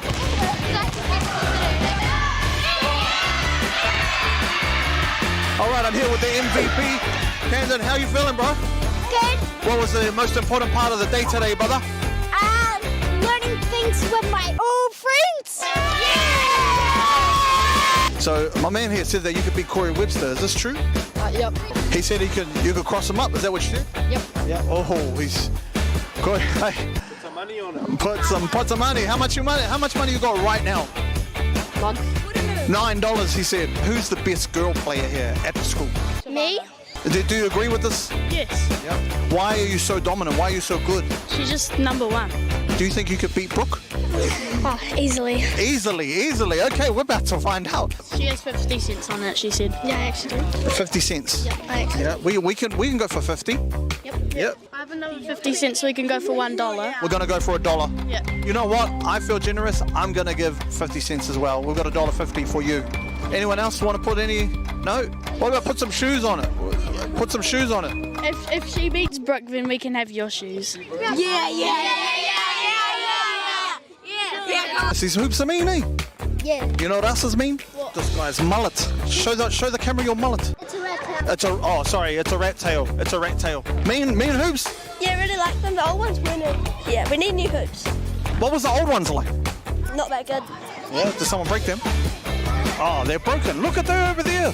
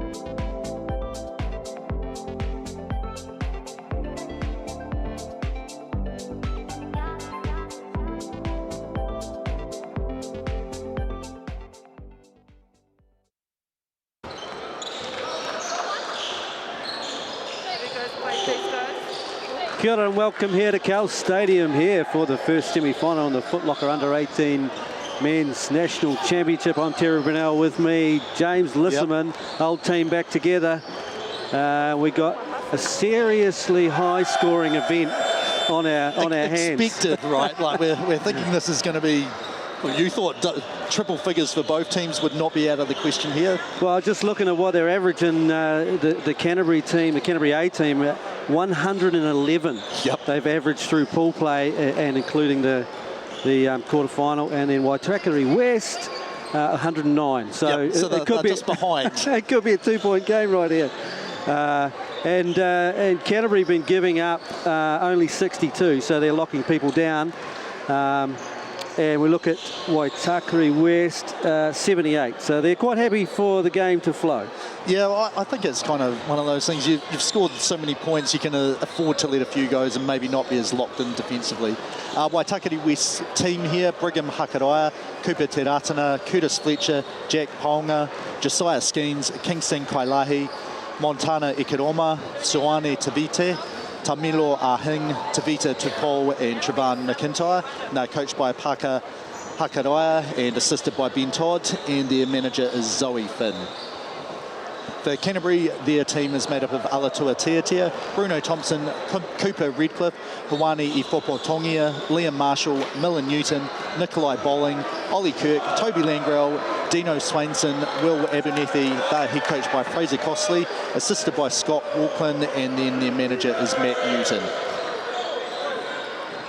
Referees, which we can see just taking off their athletic gear over on the far side of the court: Felix Sparks, who comes from Gisborne, and then Jasmine D from Manawatu/Palmerston North. But I can see the Manawatu logo there, and that's the official association, so she does quite a bit of work around that region there, blowing the whistle on basketball games. Both teams coming into the semi-final with no losses. Correct. So, they've run the table, and you were telling me before that neither team have actually been beaten even in the build-up to this. So someone's going to go home happy, and somebody's going to go home slightly less happy. Yeah, I mean, like both teams know that this could vary. You know, semi-final you can't pick who you're playing most of the time. Some formats you can, but both teams could very easily see this might have been a team that could be our hardest matchup the entire tournament, whether we make it to the final or not. So you know we're in for a high intensity, well played game here. So Newton for Canterbury is bringing the ball up, get us organised and get us started here in the cosy confines of Cowles Stadium. Pretty chilly outside, but some of the teams from the North Island might be feeling it a little bit. And straight away he goes to the rim, just misses that one there. Ponga gets it on. At the moment, it just looks like both teams are well aware of how good the other team is and not trying to sort of feel out what they're going to do defensively and see where they can get buckets. Good patience there too from Waitakere West, taking their time, working to where they had the mismatch. Yeah, Kingston Kailahi, just a bit too much mass and size here, waiting for the defence to declare how they're going to play. We'll have to keep an eye on that, James, because as far as size goes, Canterbury have some height, but they don't seem to have the physicality. No, perhaps. not at all. And here's a nice quick drive inside, kick out pass there. You can see four guys collapsing there. They see again an inside shot there, just missed there, and a stop for Canterbury. So Langrell, yes, son of Dave Langrell, the famous Canterbury Rams player for many, many seasons. You can see both teams just defensively wanting to try and contain people one-on-one. Newton, 3-ball on the way, couldn't get it. Fopotongia not quite able to get that one. Newton battling for it, gets a tip, and attempted follow-up dunk there. Yeah, I think probably foot on the line trying to save it.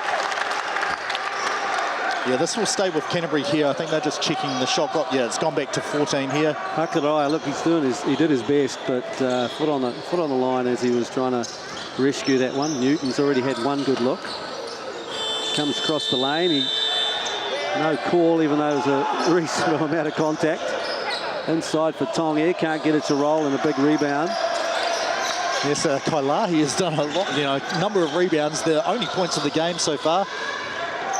Good defence there from Marshall inside, but what a grab there. I think it was Tadatana. Langrel to Newton. Newton will attack the rim on there. He can't get it to go. A nice follow-up. Unfinished, so possibly a few nerves here early on. Just the finishing letting both teams down. And a roll finally by Takari West. They get moving with Tiratana with a nice little spin and finish. And I know, like, the general thing is South Island teams tend to play a bit slower than the North Island teams. Canterbury is a team which is built on speed, but if you're worried about Waitakere, you know, if you get into a foot race with them, are you going to win? And at the moment, they're looking like they want to walk up and try and set stuff up rather than push the tempo. Inside again, unable to finish. Tongia again this time. These are reasonable looks. Yeah, big rebound, so 4-0 here. So I'm always someone who, like, if you're not playing right, burn your timeouts early because you can't carry them through to the second half. It feels like the shots are okay. Defensively, they're okay. You know, just over 3 minutes, you've given up 4 points to a team which is averaging over 100, so over 25 a quarter. Yeah, I think Coach Fraser Costley he'll probably roll the dice for a little longer, see if he can get them to settle down and settle in. Great find there. 3-ball wide open. Takes advantage. And Pongia. Yeah, and that pass from Tavita, like, he had to throw that not too high so it had no danger of hitting the backboard and just on point to his teammate for 3. And a spot there on the backboard. Kailahi, like, fingerprints all over this game early. Tirana had a hand in that one as well too. He looks like a good athlete. Canterbury has done well here though to slow the tempo down, but they're looking for Kalahi. They found the mismatch again, and this time a kick out. Tirana couldn't get a Kalahi again with an O-board, and this time a foul. Yeah, you can see Bruno Thompson does not agree with the call here. And there we go. We thought this might happen a little bit while ago. So I think he let them have one more go at it. They weren't able to finish, and he doesn't want to be staring down the barrel of a 9 or 10 point head start here. And I mean, it can be hard, like, for both teams. You honestly haven't really been tested in the build-up. You know, you might have played an exhibition game against someone, you know, a men's premier team for us locally, or probably similar up in the Auckland region, but not, you know, for games which actually count. And all of a sudden you're playing against a team roughly your equal. Some guys, you know, it took both teams a while to get into it, but so far Waitakere has responded well enough to be able to score and keep it ticking over. Canterbury still looking a little bit, I guess, just unsure of, you know, how aggressive they should be on offense or defense. Reasonably large crowd in here at Cowles Stadium too, in the main grandstand too. So I'm not sure how many of these guys will have played in front of a really large group like this. Yes. Yeah, understandably, it can lift you, or it can make you a little bit. Understandably, early on, you might be a little nervy. So I don't think either team has had any substitutions there from their starters. Kalahi on the line. He's made a great start so far. He doesn't. Yeah, he's just testing out all the bits of the rim there to see how it goes. It did. It had a good old look before it decided to roll out. Second free throw, a lot of confidence. You can see his entire team out beyond the three-point line there, just watching him shoot there. So 8-0. Canterbury in need of something to go through the rim. Newton. Tongia looking to attack. Good defense here. Nice backdoor cut, but great recovery. Yeah, that was an excellent peel switch from Waitakere. He saw that a guy had responded and picked up his player, immediately went to the next threat in the corner and got that pick. Yeah, Tavite that was. He did a nice job, and now he's back cutting. And Kailahi just saying, oh, here we go, this is where the bread and butter's at. Yeah, well, straight away he is up to 5 points now, 4 rebounds already. Newton searching, he finds a wide open in the corner, and finally something drops. Nice toru there. Here's Canterbury playing defense. Newton, they've got everyone back, which is a good thing. When you score, you're able to get your transition D all set up, not allow any breakaways. Three ball on its way, it didn't go. Actually, I thought I heard a whistle there, but yeah, you probably did. The other court behind may have been where that originated. Newton putting pressure on the rim, and there'll be a foul. I think it will go on. Yeah, we're not number 50. Number 50, yeah. Yeah, Ponga. Substitutions coming in. 2 changes. Yeah, we can just see the replay there. That was the bump from behind. It's coming in, I think it's 35, Ikiroma, and I think 66 was the other guy, McIntyre, who's guarding the ball at the moment. Deep pass there. Newton out the top. Oh, he's looking for an angle to make that pass. That wasn't the one he was after. Good defense again. Yeah, 12 on the shot clock here, though, so plenty of time, but you want to probably get into more actions as opposed to, right, we need this to work or we're stuck with a very tough shot. There's a lot of dribbling going on, and he finishes the play. The referees are going to consult here. I'm not sure whether they're planning on calling a travel or an early foul or an and one. So we'll see if the replay comes in. I mean, I feel like you've got to be 100% sure he had not gathered it. Otherwise, the way the rules are now, you know, gather step, then 1, then 2. Anytime you foul during that, if you go up to shoot and you make it, it should count. So unless it was early on, well before the spin. But yeah, they could also be, well, I mean, we couldn't see a travel or anything, but it's quite the debate. So the basket does count. It's a double foul is the call. Right, that's why there was an awful lot of discussion about it. So 11 and 5, so it becomes a jump ball because the ball was in the eye. I'm not sure if that's a jump ball, well, because the basket scored anyway. Yeah, so if we hit, we may be able to see the coach Parker Hakadaya just asking about that, because it was shouldn't that just be a basket counts if you've counted it anyway, as opposed to saying it should be a jump ball? Well, if the foul's off the ball and not involving the scorer, then it becomes a when did the foul happen? Yes. And if it happened during the action, we probably got the right result. So anyway, we'll see. I mean, the arrow's still with Waitakere, so I think I can see on the score bench, so unless that has changed, and they said, actually, you're right, the 2 points candidate will be Waitakere with the ball next time, you know, to start the next quarter, or if there is a tie ball. On ball action coming at the top here. Waitakere, spin move, turn. Oh, he's left that one short. Nice rebound. I think Langrell just digging in there, like the bump off, I think it was Thompson, no, it was Marshall, I think, they got knocked off the ball, and then expecting to be wide open, Taratana, and then suddenly Langrell's right there in his airspace as he went up, made that a bit tougher. Newton looking to break them down off the dribble, changes hands on the way through, lovely finish.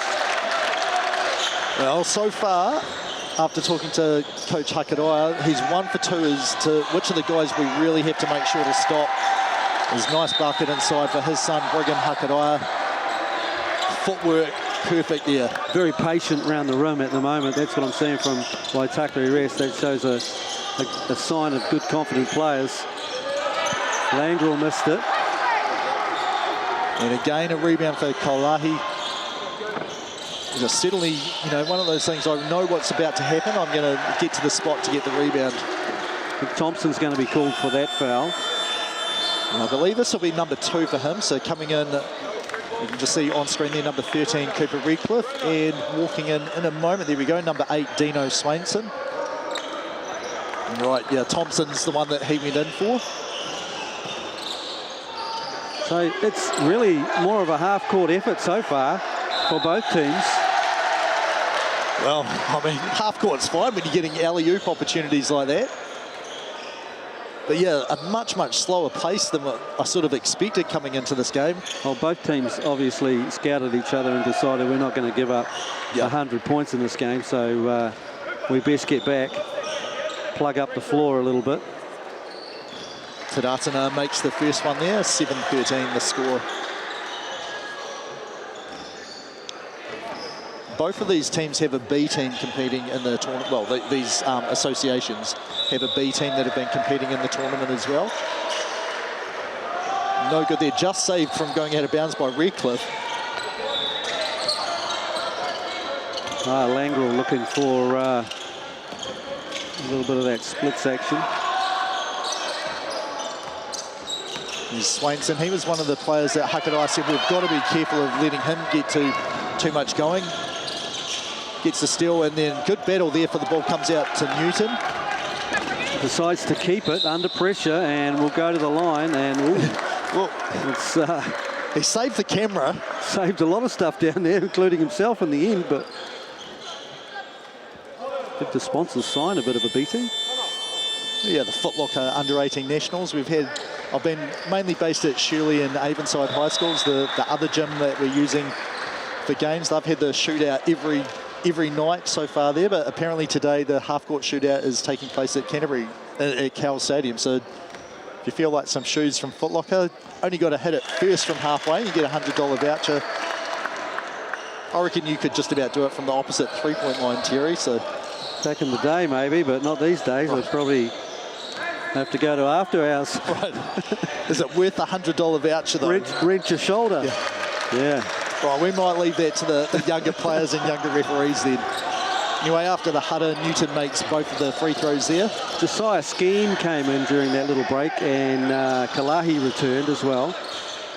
3 ball, got a hand on it, but in it went regardless. Yeah, that Turu looked absolutely pure, like it didn't matter how close he was. No surprise to see that go straight through, given how nicely it came off his hand. Attacking the rim. Still can't get anything to roll yet, Tongia. Newton tried his best, but bumped off. That's really the first chance by Takati's had to actually really push the tempo and get up and actually score there. There was one where they had a semi-chance, which Canterbury got back and stopped. They're building themselves a significant lead here. Here's Tongia going strong again, couldn't get it. Looks inside. Swats, couldn't get it. No, it's still a lid on that rim. I mean, it was a great pass by him. He attracted 3 guys, found, someone wide open at the top of the charge circle. Just one of those weird spots where it's, do I shoot it or float it or go hard to the rim? Swainson here trying to get it over. Good pressure coming. Newton finds a gap. As soon as he sees that, you know where he's headed. And finishes nicely. I mean, he just gets so low. Here's a chance for an offensive breakaway, but good job, Ifopo Tongia, to get back. And I think Kalahi might have just had the mobile start. He had a bit more than a gather on that. I think Redcliffe can be pretty lucky that there was a travel before he landed on his back. 18 plays 11. Well, I think great start for a first quarter here. It is. I think Canterbury, if you're down, 5 to 7 here at the end of the quarter, given it took you so long to score, you'll be okay. And we'll see which way this goes. Another good finish, bumping off and finishing at the rim. McIntyre this time. So they are leaking out. Starting to get their running game going. Got some subs coming in here. Newton's coming out. Yeah, going in number 9, that's Will Abernethy. Abernethy, I saw him earlier on in the week. He's a bit of a shooter. Yes, I have heard that a lot as well. I think 7 or 8 threes in one of the qualifying games up in Nelson. Yeah, that foul went on number 6, Toby Langrell. I think it might be number 2 for him. I think he had one earlier in the game. Decides to keep it, and there'll be a reach. It's Taratana, I think, who's got a hand in. A little bit incredulous. That's his second foul, so he straight away heads to the bench. And Brigham Hakaraia comes in to replace him. He said, "No, coach, I'm good," but coach said, "No, you're not." Well, you might be, but at this point in the game, we're still in the first quarter. Finally, something to go for Tongia. Overpowers inside and finishes at the rim. Well, it's his blend of quickness and power. Like, there's not many guys that can guard him one-on-one when he's that close to the rim. Great steal there. Redcliffe knocks it away, finds Ifopo Tongia. No, he just couldn't get it to go, but Redcliffe tidies it all up. I mean, that was great there. You missed the initial one, but it was still a 3-on-2, so you've got to take it hard to the rim. Is the rebounds likely to go to your team anyway? Exactly how they got a 2-point bucket there. I think Coach Costley would be very happy to see the score tick over to at least 15 in the quarter. Out of bounds, you hate that as a coach. You do, and the lines are very clear here. They step back and they're out, and good stuff was about to happen. Yep, yeah, you got your shoulders past the initial defender. It's Canterbury here with around 40 seconds on the game clock, so a chance if they want to go pretty quick to get a second chance afterwards. Tongi does just that. Early move. Again, he can't finish it, but he gets the second effort. So he closes that gap to 3. I'm envious of being guarded that close and just saying, it's all right, I can just jump over and finish over the top of you, anyway. Very slight differential between game and shot clock, couple of seconds. And a bump, so... I think it's going to go on Swainson and Hakaraia. Hakaraia, he'll be to the line, yeah, Swainson again. Just not quite in the right place. The first foul for him. First Hara, and then sub coming in for Waitakere, number 5, Tavite, and then he takes out number 24, Skeen. So a little run here from Canterbury just to, make it a little bit more comfortable because it's been a slog. So there's 6 seconds left here, so I was right, Langrel is on 2 fouls, but should have the ball here for an offensive set. They must be trustworthy. Oh, and that pass not quite where it needed to go. He's left 1.8 on the clock there, though. Well, just as right there, you've got virtually no chance of saving the ball. But if you went out and threw it to the other side, that would take more time off the clock until it hit the ground. So, instead of saving it back, very few chances to have a teaching moment like that. But there's something you could do as the 3 is no good for Abernethy, a little bit strong. Decent look with 1.8 to go. So an interesting first quarter here, James. I mean, yeah, Waitakere did start to get their running game going a little bit, so Canterbury will have to try and figure that out, but it's been a slog. The defence from Waitakere West has been pretty good so far, and they've forced a lot of misses. Some you might say were unforced errors of not quite finishing right early on, but they're certainly contested.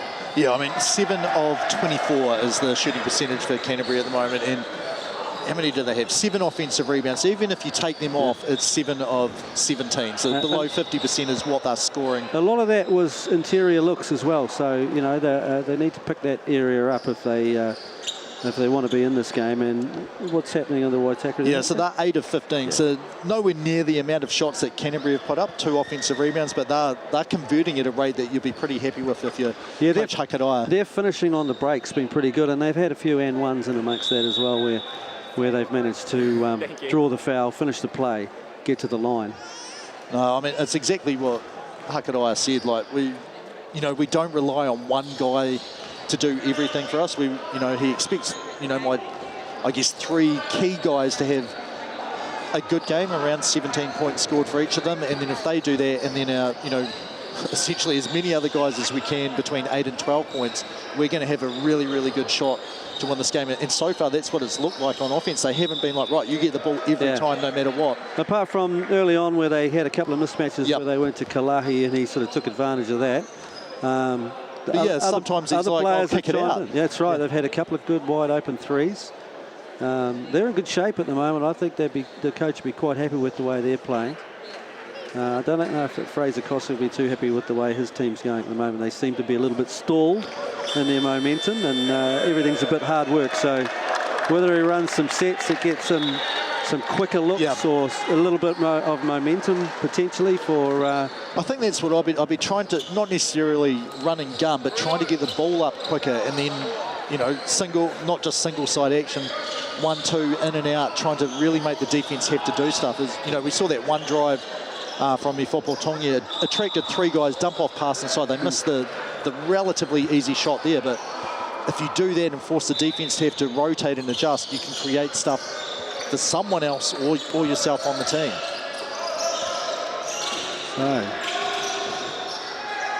Oh, that was a decent look straight up too at the rim, but could not get the roll.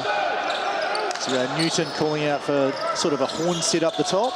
Looks like a lot more activity passing-wise. They've run a little play to get a 3 there. For Abernethy, he couldn't get it, and Newton found his way along the baseline. Made it work. The thing he is so good is getting his shoulders low. Like, he almost goes horizontal and is strong enough to bump into players or get his shoulders past, and then it is very tough to guard him there. Kalahi has it blocked, although I think it's underneath. Has been called here. Yeah, that's what it's number 9, Will Abernethy. The push underneath is Liam Marshall. Have a look at this. There's the, well, I don't know. I was going to say there's the foul, but definitely there's the Marshall over the top, just corralling that shot. No, Kalahi either way, he's back to the line. No, that one rolls out. We're starting to have a little bit of a pattern going on here with the free throws, which is not something any coach wants to see. Yeah, but again, like none of his teammates have lined up, so the confidence is there in him. Maybe he needs a sighter. You know, that's only worth 50% if you have to do that every time. So that is a relative negative for Waitakere. From the free throw line, 3 of 7 before that one, so up to 4 of 9. Good find. Newton puts it on the floor. It's a kick out. 3 ball on its way. It doesn't go.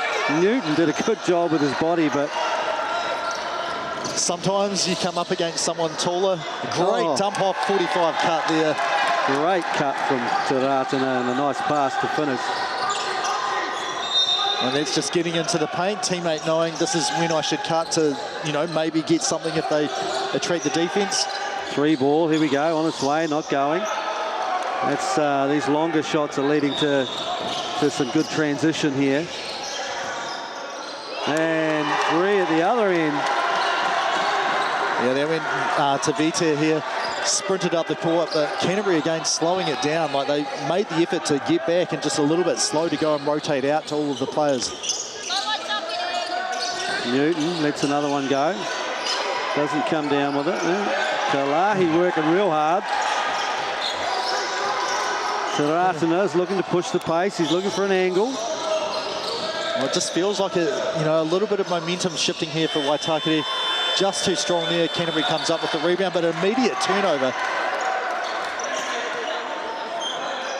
Waitakere, here we go. They're looking to get the ball inside. Kailahi has attracted 4 Canterbury players. Played for the foul and got the foul. This one goes against number 8, Dino Swainson. You can see here he's the initial player. Actually, I might have misread the number there. It looked like 7 there on the replay, but it might have been an initial bump first. Changes for Canterbury. Langrel's back. Tongi is back. Swainson goes. And who was the other? Abernathy went out. I imagine also with... Kalahi's just... the first one is a problem every time. Can we swap and someone else take shot number 1 and I'll have the second one? He's not helping those stats, but he's doing a great job down there in the low block. And he gets the second on form. I mean, the thing is, even splitting the free throws, he's putting foul pressure on Canterbury, who at this point in time, just through 1 quarter have had a relatively short rotation. Its own defence paying dividends again this time, and they're leaking out from it. And there'll be a reach this time. Newton, I think. Yep. Although Marshall's doing his best to try and claim it. No, definitely when the call was on number 4, so Millen Newton picks up foul number 1. Just lost at the moment for how to solve this riddle. Completely slowed down and really only getting sort of late shot clock threes. No penetration. Takari West, however, are doing a pretty good job of penetrating through that low post or getting drives. Here's Newton. He's 1 on 3 at the moment. He waits. He's looking for a trailer. Finds one in Langrel. And at the moment, it's still, like there's not a whole lot of movement off the ball, which is fine if you're shooting threes at a high clip because you're like, right, we're in our receiver spots ready to catch it and shoot it. But at the moment, it's allowing Waitakere West to set their defense. Like, where's the help coming from? And, we know where we're rotating back to if we need. Tavite did a nice job there of holding his ground against Tongia. Baseline spin. Marshall was up to it that time, but it falls to Taratan, who finishes it.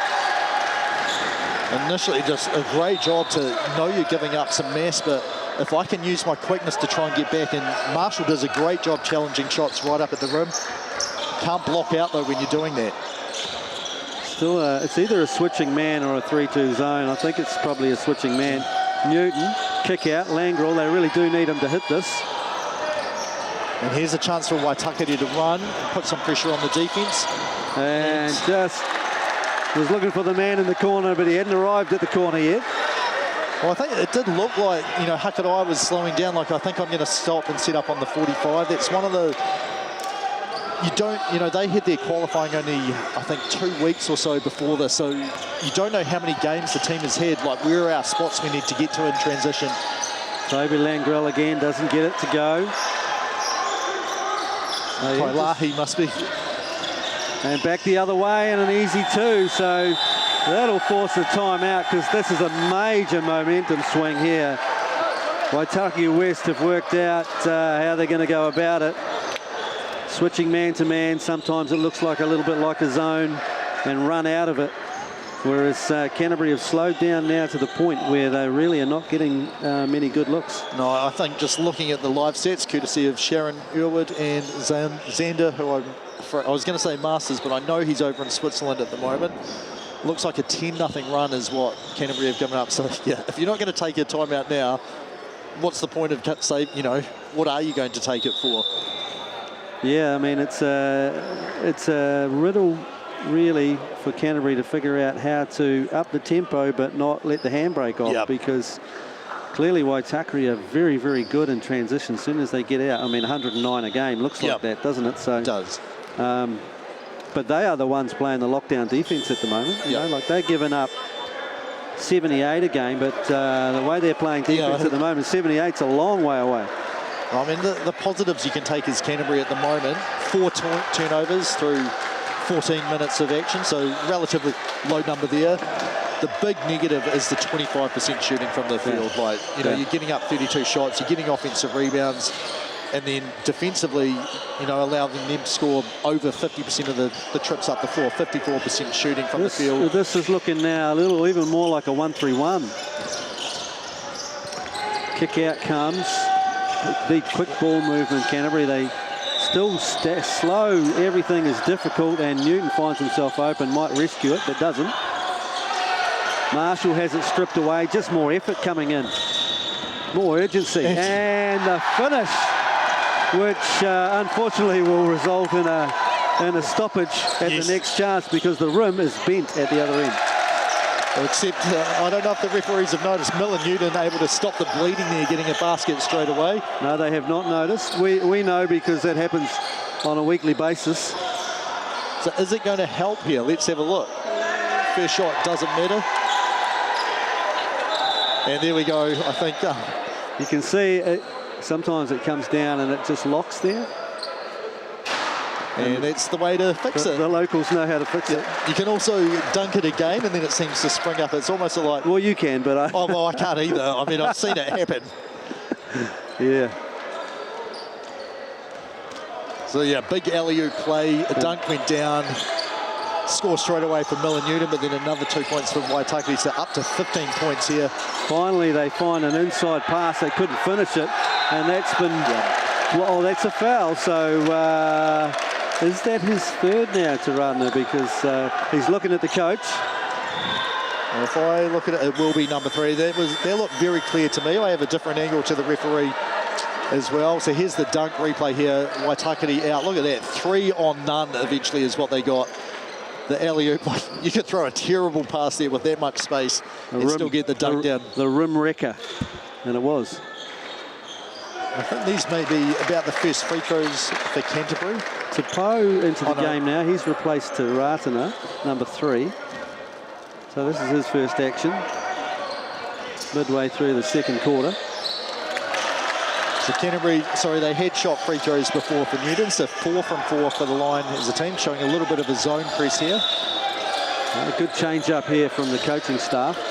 Just making Waitakere thinking they managed to get the deflection. So, good effort on the front of this. Now, both teams, like, independently, I talked to both coaches, you know, what's your primary defense and how do you play? Man-to-man. We occasionally go to zones or zone presses as a matchup, but not very often. So, we've seen that from both of them. The Waitakere, and I think it looks like a tandem to the 2-3 to then a matchup zone.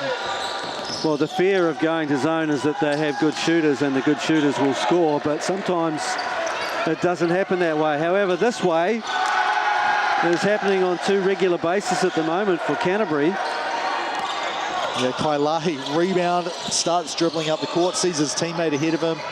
Lead pass, again, doesn't have to be perfect because there's no defender there. Up, easy dunk there for Waitakere. Langrel talked himself out of the threes, missed a couple. And inside, Thompson. Well, it wasn't easy. He's finally getting something to go in, but yeah, like you say, laboured and difficult. Pressure on the front here. They're sitting back now. Kalahi's wide open on his own down there. And that's where he likes to play, distributing. 3 ball. Well, that was just wet, that one. Yeah, I was like, the only chance I had was if it was a little bit short, but... Didn't even bother the net. Confidence is high here for Waitakere West. Newton trying his best to finish in there, but he probably needed to kick that one out. Well contested. Pace on again from Waitakere. They go, they finish again. I mean, this would be another opportunity for a timeout, except you don't have one now, so it's... You know, can you sub someone in, or like how can you get something to change here? Tongia. Tavite's not having any of it, but in the end he managed to overpower him. That's a good battle down there, actually. Well, it's just that belief in yourself. Like, I know I've got the quickness and, you know, I've either got a strength or a speed advantage over virtually anyone. Which one am I going to use? And good little kiss off the backboard there. Timeout coming here for Waitakere West. I think they're just going to try and discuss how they attack this zone. Yeah, so here's the second dunk. Here's Kailahi. The pass. I mean, look, so far ahead. There's only the defenders there on the frame, and then easy dunk. I'm not 100% sure I'd take a timeout here. You feel like momentum, this is almost beneficial for Canterbury. Like, yeah, they need to know what to do. It's a case of, you know, maybe go a couple of possessions, move the ball, and see if you can't just keep hitting shots. Because it's been happening on a regular basis. You don't want to kill your own momentum. No, not at all. But I mean, fouls is one of the things. So maybe they're like, you know, they haven't given up very many over the whole game. But we've got to make sure we're not putting them all on one player. So in total, 5 fouls, but 3. Tanatana has 3 of them. So whereas Canterbury have so far been whistled for 9. So not a huge amount for for approaching half time, but a bit more worrying. Whereas Waitakere, it is. You know, he may prove me wrong, come out here, build another 6 points on the lead. And I'm like, actually, that was a great timeout because you've got to have some belief in your guys. But at the moment, you know, which team would I rather be? Waitakere, like the way they were playing regardless of the score. If they come out of here and they get it right and they figure out how to break down the zone. I mean, I don't know whether Canterbury have changed the defence. They look like they've probably gone man-to-man now. Yeah. You know, you're obviously preparing to play against something, and then the defence is different when you get out there. And there's a steal, quick to the ball too, and well, self-value. A little bit of showtime. I don't think it was intended, but here we go. Full court pressure coming up for Canterbury as they realise they've got to do something. Fighting for an 8, just got over the line there. Kalahi, a little pressure on him. He couldn't get the finish. Ball's come down and it's rolling around, and a foul is called. Yeah, there is a lot of physicality there. We'll see, is it 15? No, it's gone on number 6. That's on Toby Langrel. That's his 3rd, so he's going to have to come out now. Let's have a look at this. One shot, second shot. Oh, no, that's where the foul was called. There was shots before that one as well. Potentially just reaching over the back there, probably, knocking that loose. Let's see if Kalahi can do anything about these free throws. So just into the game, we can see here number 10 for Canterbury, Alatua Tiatia, his first action of the game. And no, he can't. Oh, so far he's perfect on his first shot, right? Like, well, it's not perfect, consistent on his first one. This one we now expect to go in. Again, no one's lining up, and he gets the second one to go. I mean, it could be that we want to have our defence set and make sure everyone's set. You know, it's not worth the chance for an offensive rebound. Quick ball movement here, the zone again, slowing down the offensive structure here. Kick out pass. Thompson has really come to play now. He's starting to do it all. Well, that was good by Newton. Got into the defence, drew, you know, sucked everyone in. Easy kick out pass. Open 3 for his teammate Thompson there. Oh, and yeah, Did a nice job of avoiding that, Thompson, so out of bounds. Have a look at this here, like just keeps his chest in front, keeps retreating there. You see Hakadai try to lean into him to draw something in. Definitely. Very good no call there. Couple of changes, Kalahi coming out. Well, that's a good tactical substitution, regardless of the players going in and out, because the crowd was starting to get into it here. Obviously, very pro Canterbury, given where this game's been played, and you slow the game down then all of a sudden. I think they're probably trying to lift the energy, and rightfully so. Newton along the baseline, reverse layup, gets it to go. So some momentum swinging back the other way. Down to a 10-point game. Starting to look a lot more lively, Canterbury. They've been pretty subdued throughout. 3 ball from the corner. That one goes. That was so close to being tipped there as well, but they are shooting very well from inside. Well, scoring well from inside and shooting well from outside. Good defense coming, and that will be a jump ball. Arrow is with Canterbury. Yeah, shot clock says 14 here. I'm not really sure what you'd be asking for if you're Waitakere. I guess maybe I got hit in the leg then during that, but I certainly didn't notice a foul on that one there. There's Newton, you can see the foul there. Kailahi, I think this is going to be on. Oh no, he's out at the moment, so 30, Ikiroma, 35, sorry. I believe. Yep, it is. Yeah, but a little bit late to it. Oh, he did a pretty good job of trying not to hook him, but he got him in the end with across the arm. It almost looked like, hey, I'm just going to fake hit the ball here. But unfortunately, Newton's so good, he was like, right, I'm now going because you're out of position, when he wasn't really. He was just trying to put some doubt in Newton's mind. And then Newton's, just one of those guys that can exploit you as soon as you get out of position. Well, there's a little bit of doubt in Newton's mind at the moment because he missed the first one. Blemished the record of Canterbury, who were 100% from the line. Second one is good, as you would expect. Leaving the ball there, you still have to get it in. It's not 5 seconds per player. It's the team once you pick it up to get the ball unbounded.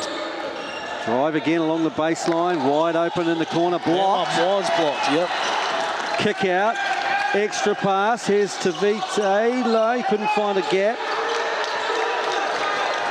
And there's a pretty physical on-ball screen. Good patience, and good rebound, and eventually a foul, which still won't send Canterbury to the line because that's only the second. Yeah, so that's the third team foul. Yeah, he basically hunted out Redcliffe, had a very hard foul, which if Redcliffe had sort of followed the direct line, probably would have been whistled for an offensive foul. Tongia, that's got to be a flop and signalled as such. Tongia finally gets something to roll in. I think probably body mass has something to do with that. Football Tongia is going to a spot where your chest is not necessarily through it. So again, about a 1 second difference here.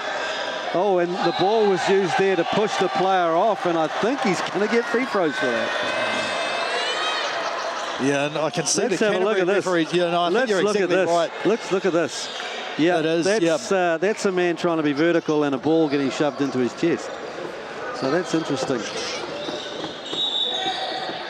I'm pretty sure that will be in the review after the game. It's not one of those things that, the referees here, I'm sure, know that, but I guess the referees I deal with who have far less experience, they know what an offensive foul is if you stick out your elbow and shove someone out of the way, but can you use the ball to do that? They don't realise that you can't. It's clever, really. Hikaroa doesn't get it to go, so Canterbury will come up with the ball with about 8 seconds. Newton doesn't need 8 seconds to get to the other end at all, and he wanted the 3-point play, but he's going to end up with a couple of foul shots. It's left 3 seconds on the game clock. And Hakadai taking a timeout. Substitution, sorry. I think, I can see him saying, I'd like a timeout if they make it. Right. Which I'm not sure, you can't advance it here in the second quarter, so I almost might have taken it before the first free throw. Just to cool him off. If he misses the rebound, we're looking for this. If he does, this is what we're looking for. You almost have, it could be the same play, but you just know we've got to be faster if we're rebounding it and dribbling. Well, he may have a touchdown play. And that goes, and the timeout. Yeah, here it comes. Well, his team was obviously all ready to be like, right, this is what we normally run. So that bit of energy from Canterbury has closed it up significantly, and they were carrying a little bit of momentum here into halftime. Just see what sort of a run that was, James. Yeah, it certainly changed a lot. Yeah, so they were down 13 at one stage. What have they given up? 1, 2, 3 points, and they've given up 3 points and cut it to 6. So basically, they've cut it to 8. That just got changed right then. 37. Those free throws were only worth 1 point each, not 2 points each, I guess is probably the score there. So they have been closing the gap. You're inside double figures here. It's certainly a lot that the game was going away. It's interesting because they obviously need to get up the floor and put effort in, but then the scary factor is that if that fails in the first instance, they end up giving up layups at the other end. So yeah, they're really going to have to look at not necessarily the front end of their pressure, but the back end of their pressure, because that's where the and ones have occurred, and the scoreboard's been ticking over pretty regularly for Waitakere West. They've done a nice job of finding those outlets and getting the ball moving. So the official run at 10-3 for Canterbury. After, I think it was the timeout, Waitakere went up by a little bit after that. Stretched it out to 15, but then it pretty much has been Canterbury here the whole way, and smart here by Costley to get them to pressure up the court, which means, well... Long pass broken up, and there'll still be 1 second going the other way. I think it might be 0.1. And who's that on the floor there? Is that Taratana on the floor? He's not looking too well at the moment. Let's see how he landed. Oh, he's landed pretty hard. Could be a hip, maybe, or just the wind knocked out. Maybe the wind knocked out of him. Yeah, referee just asking for people to shift them wide, and with very little time, a substitution coming in to Paul. And if this is 0.1, it's basically got to be throw it and bat it. But you probably don't, you need it to be touched. You don't want it to go here. Yeah, Canterbury's just going to, not risk a turnover and a chance for Waitakere to score under the bucket. What do they call that in football? Is it Hail Mary. Take a knee, is it? Oh, take a knee, yes. Yeah, take a knee going to half-time. Yeah. So here we go at half-time. Semi-final number 1, 47 plays 39. It's been entertaining. Waitakere West, you think, would be the happier of the two squads at the moment, having that lead. But the momentum started to swing towards the end of that second half, James. Oh, I mean, that's the thing. If you're Canterbury, you can say, right, we've now got the game sort of at the tempo, the scoring and the defence that we want it. Yeah, but, Waitakere, like, hey, we've been the better team. If you look in, I guess, 2-minute increments, the vast majority of the game, probably 8 of those 10 2-minute increments, they've been the better team and imprinted the game how they want to play. So they've got to get back to that to feel comfortable, because I feel if it's close, the home crowd here, Canterbury's now probably used to, the nerves are under control. We're now playing how we should. You feel like they're going to make a bit of a push and carry on getting this closer. Leading scorers at the moment? Yeah, so for Canterbury, it's Miller Newton, 17, and we saw, virtually all of them getting his shoulders past, getting to the rim and just, being too quick or overpowering people at the rim. Bruno Thompson has 12 points for Canterbury, and then Hawani Fopotongia has 8. No one has a huge amount of rebounds from Canterbury, doing it by committee there. And then as a team, only 4 turnovers is that's part of the reason they've kept the game within single figures. And then egalitarian, Cooper Taratana has 12 points, 7 rebounds for him. So just doing it all. Brigham Hakadaya, 11 points, 4 assists, rebounds for him. And Kingston Kailahi, 10 points, 9 rebounds already. And a lot of that, how poorly Canterbury was shooting, you expect Waitakere to have more rebounds if they've picked up. We were there defensively, 19 rebounds they already have as a team defensively. Actually, Canterbury has the same amount as them, but yeah, it's shooting's better if you look at the team in black and green at the moment. I feel like transition's been a lot better for them too. They've had a lot of easier baskets where Canterbury's had to roll up their sleeves and work pretty hard. So that shows that their defense is doing a pretty decent job. Yeah, you're right. Just looking at the fast break points from the live sets, 14-4 the lead for Waitakere. So, I mean, you can talk about that if you're Canterbury. We stop free throws, we stop fast break points, and we're ahead relatively comfortable. It's not that easy to just say it and do it. You have to prioritise what things are you going to take away. You know, are we going to let them shoot over the top of us, or are we going to come over late and try and challenge and maybe whistled for a few more fouls, especially when they're shooting, you know, 5 of 9, free throws there, 6 of 15 from the free throw line, so not really being hurt except for the personal fouls on the count.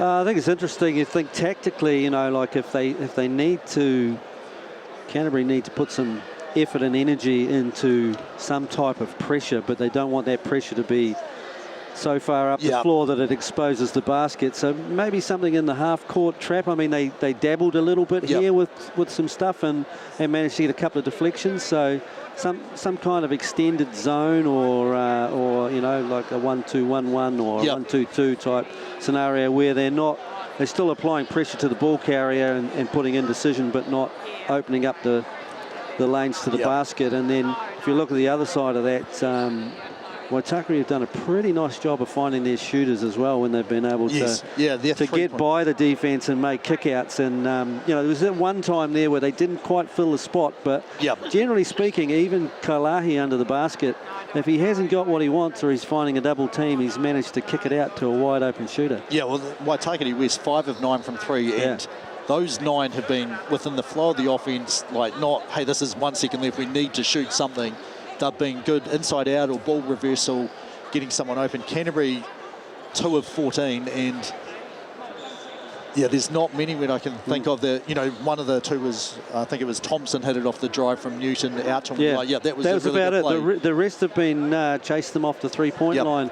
Newton has had a couple of looks. One was like super favourable because a deflection ended up in his hands, and the rest of them he's had to work pretty hard for. Langrel's had to shoot it, you know, quickly, probably a little bit too quickly at times, and our other man Abernathy, who's well known to be a good shooter, hasn't had anything yet that was an open look. So we combine those two, they're 0 of 5 from the three-point line. That's, you need, you know, if they're 2 of 5, this 8-point game is only a 2-point game. So half-time just coming to a close here.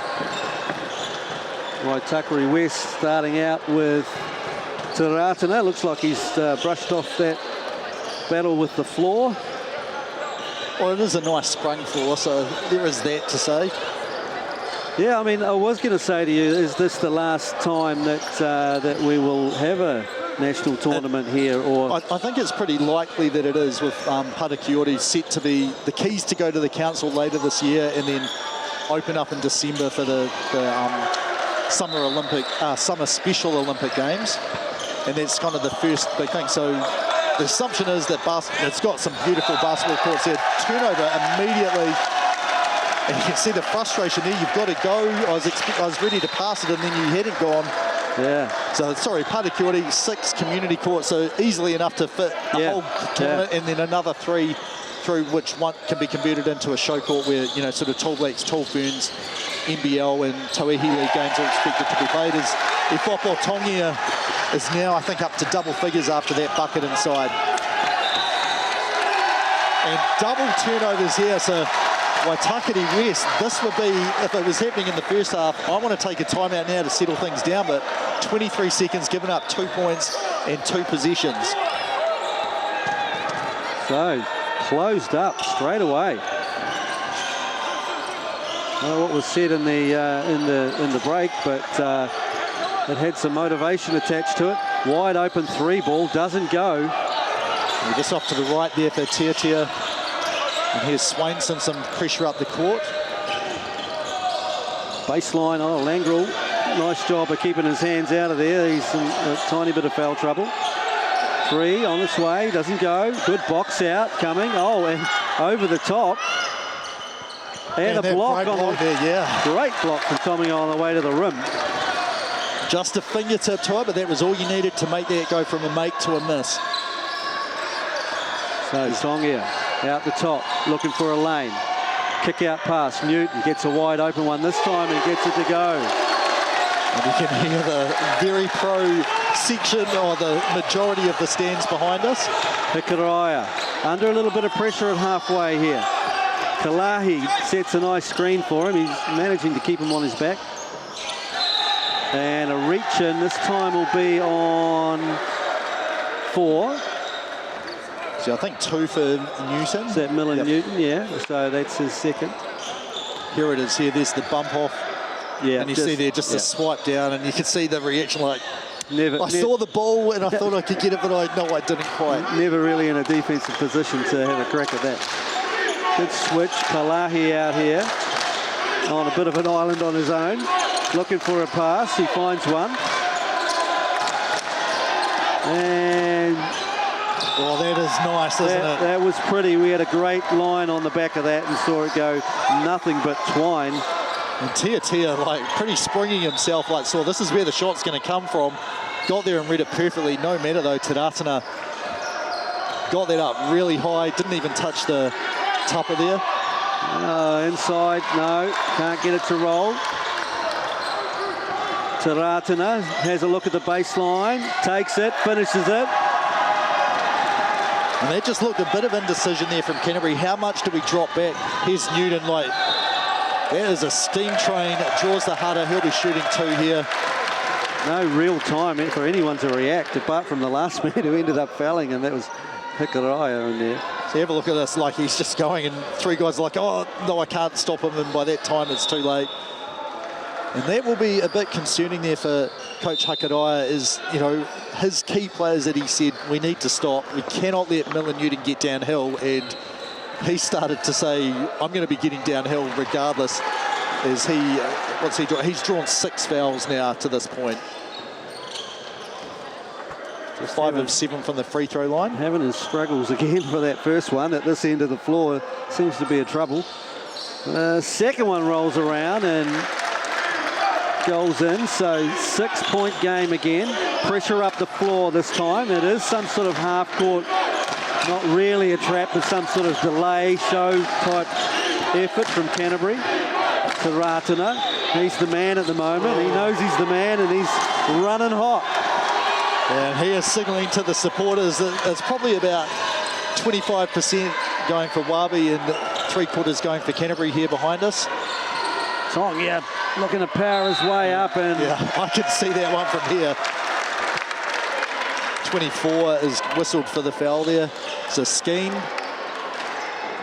Taratana was looking at the referee like, don't pick me, it wasn't me. Didn't quite catch that on the replay, but... it was clearly a whole lot of forearm there. Those are also the ones where I haven't refereed games to this level, but I didn't even touch him. And you're like, I'm pretty sure that you did. You'll go back and watch it as a referee, and you're like, what was that guy even saying? Like, didn't touch him, I got all ball. That was clear on that one there. 2 for 2 for Tongia here. He's managed to bite into that lead again a little bit. Langrel trying to recover. And they are forcing that really high, that reversal pass there. Taratana, Tia couldn't do anything about that. That is the hot hand. I mean, that was just a nice crossover. Gentle, we'll say, at the Jordan push versus Byron Russell. Back out to 10. Newton, can he answer? He does so. I mean, this game's in the balance right now. Like, both teams getting buckets to fall. I don't know if it's great defense from Langrel there to get that slow. Shot clock's down to 15 here. They've only just got into sort of an attacking sort of look there. Kalahi floater. Then it goes. Keeping the score ticking away. And straight through the top of there. A point scored. 9-point lead back for Waitaki there. Newton. Kick out. Tia, 3 ball. Doesn't go. No rebound. No second efforts here for Canterbury at the moment. And that's one of the things, like, they're kind of standing there watching. You want to either be getting back on defense or going to the rim. Probably not. We're going to stand and watch and see if this goes in. Kalahi going baseline, trying to find an opening. Good ball movement. Hikariah has it. Sent out of bounds, but yeah, I think there's probably 11. He's going to the line for that, I think. And he is. Subs coming in for Canterbury. Yeah, we'll just see the base on his Tongi Yeah, here. there's a body. There's plenty of body involved there. But I'm like, if he jumped first and he's vertical, like, it is in the no charge circle, so. Well, that one slides across the rim. Well, I mean, Canterbury's free throw defense has been exceptional. They can certainly take that to the bag. Thompson back into the game, and also Marshall.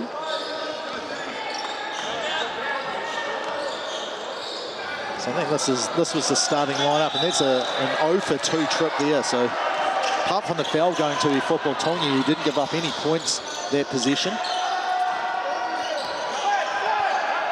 We're still sitting in a zone here, I think, and they're leaving Thompson wide open. Couldn't get it. Kalahi again with another rebound. I mean, that's just the athleticism and size difference there. Newton had the best spot, but, you know. Saratana's hot hand. He can't get this one, but tidied up on the rebound. They get another good look, and it goes. Hikaraya this time with the kick out.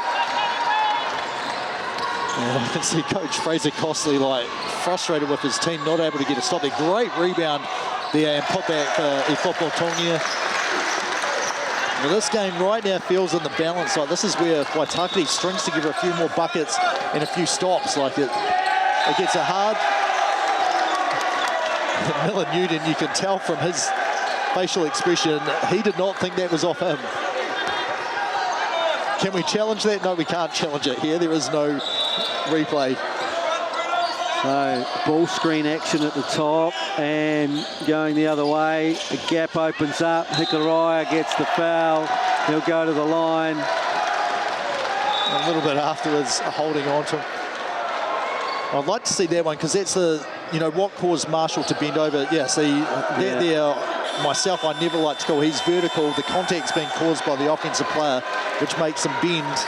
I basically tell my guys, you got a free pass. If that, you know, you can't swing down, but if your arms drop because you've been hit, that's not your fault. It's unfortunate for him there, but this is where their defense has been exceptional, and they force another miss from the free throw line. Hikaraya was indicating that he had his fingers crossed. I don't know whether he's not overly confident in his free throws just at the minute. Maybe this time. Yeah, just, you can see him refocus there. And didn't get that one either, but the rebound and the finish on the inside. Yeah, Hing just muscled his way, like speed and quickness to get there and get up. He had no, I guess they're changing their free throw offensive rebounding strategy. Newton, nothing but air on that one. Tongia with a power move, but it's an offensive charge.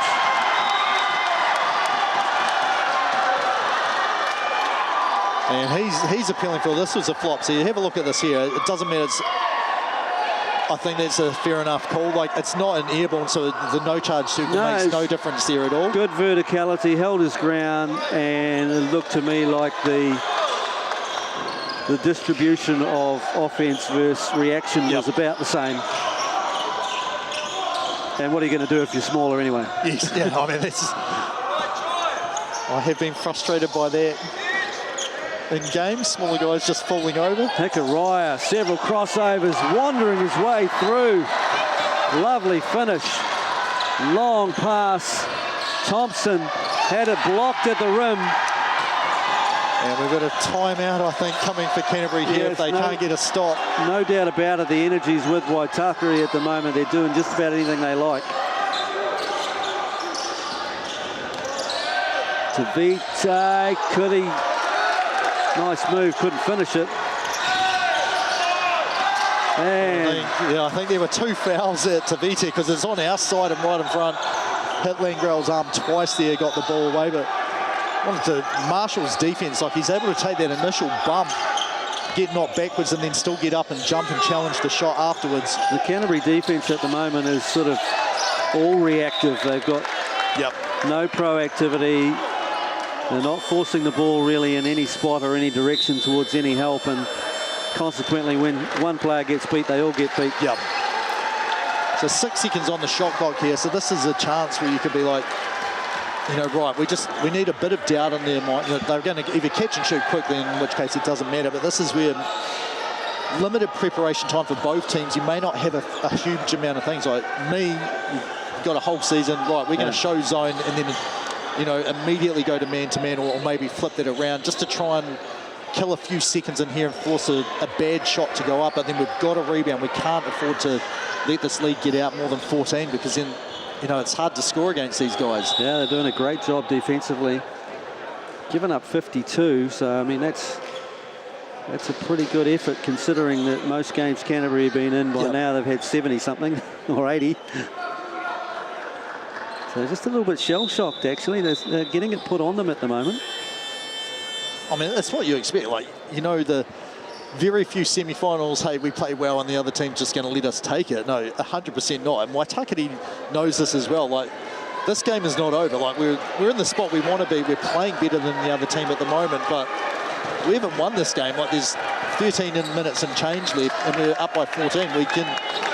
They can very easily come back, and they get a bit of a run. The crowd is going to be behind them, and they're going to find it easier to play harder on D, quicker on offense, and, you know, we've got to be surgical, I guess is probably a good word here from here on out. So 6 on the shot clock. And inside and unable to finish. Taratana got a good look. It was Marshall again challenging that shot just to make it tougher inside. Thompson picks up the rebound. And you can see here 60 is, going to be like, I can give up fouls here, but if I get an offensive foul against the Football Tongia, that is a massive blow for Canterbury. And the discussion here, I'd hope as a referee you're like aware of who are the key players that the other team is going to be targeting, because if we can use one of our guys that isn't as, they're all important, but you know, if we've targeted a guy, a foul on you, and that's what they've called, so that is, I can see the reaction from Fraser Costley saying, like, the foul on 60, like they're going to be totally fine with that. That 4 foul on 11 for Wani Football Tongia is massive, puts them on 4. Yeah, Ahing has not played a huge number of minutes. And Tongia is now going to have to go to the bench.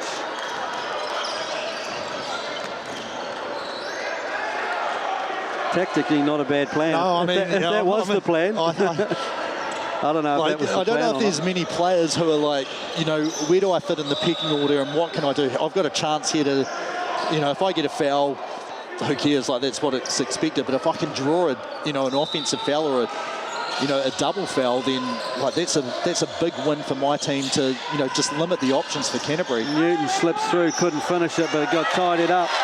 Yeah, Redcliffe there, nice sort of overhand right hand inside finish there. So back to 12. Ratana, the key guy, stops and pops, didn't get it. I mean, he was backpedaling like, oh, I'm pretty sure the shot's going in, and almost a surprise for me as well when it missed. Here's Thompson. Good kick out, couldn't get it for Thompson this time. Oh, was not quite saved, but it looked like it was going to be a good play for us. Yeah, I thought he was going to, instead of saving it to his teammate, just knock it off. Who's that, number 5, Tavita, and then you get the ball back. Kalahi comes back in. Tavita's going to go out. Yeah, Hakadaya, the coach Hakadaya, not the player Hakadaya, like, got to be exceptionally happy with just how he's got contributions from his team up and down the bench.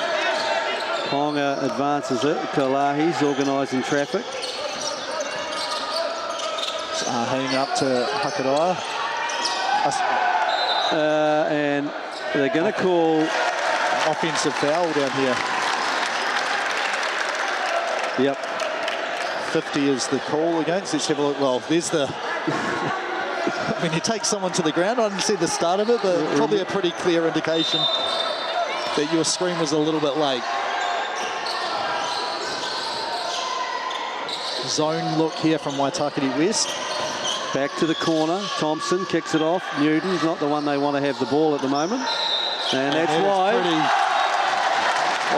You know, attack right, crossover left, kind of Euro step through, makes the bucket, and I think on the replay we'll see at least 3 players. Let's have a look here. Fake, 1, 2, 3, 4. Yep. Yeah, and only one of them, Kailahi, was heading over to box out. Pretty on move. The weak side. Similar to the one Hikarai did at the other end just a little minute or two ago. So one free throw here after that header. So after all of that momentum, they are still in this game, Canterbury. And that free throw does not go in, but Kalai is there with the rebound. I mean, most times you're like, great job, Redcliffe, force a jump ball.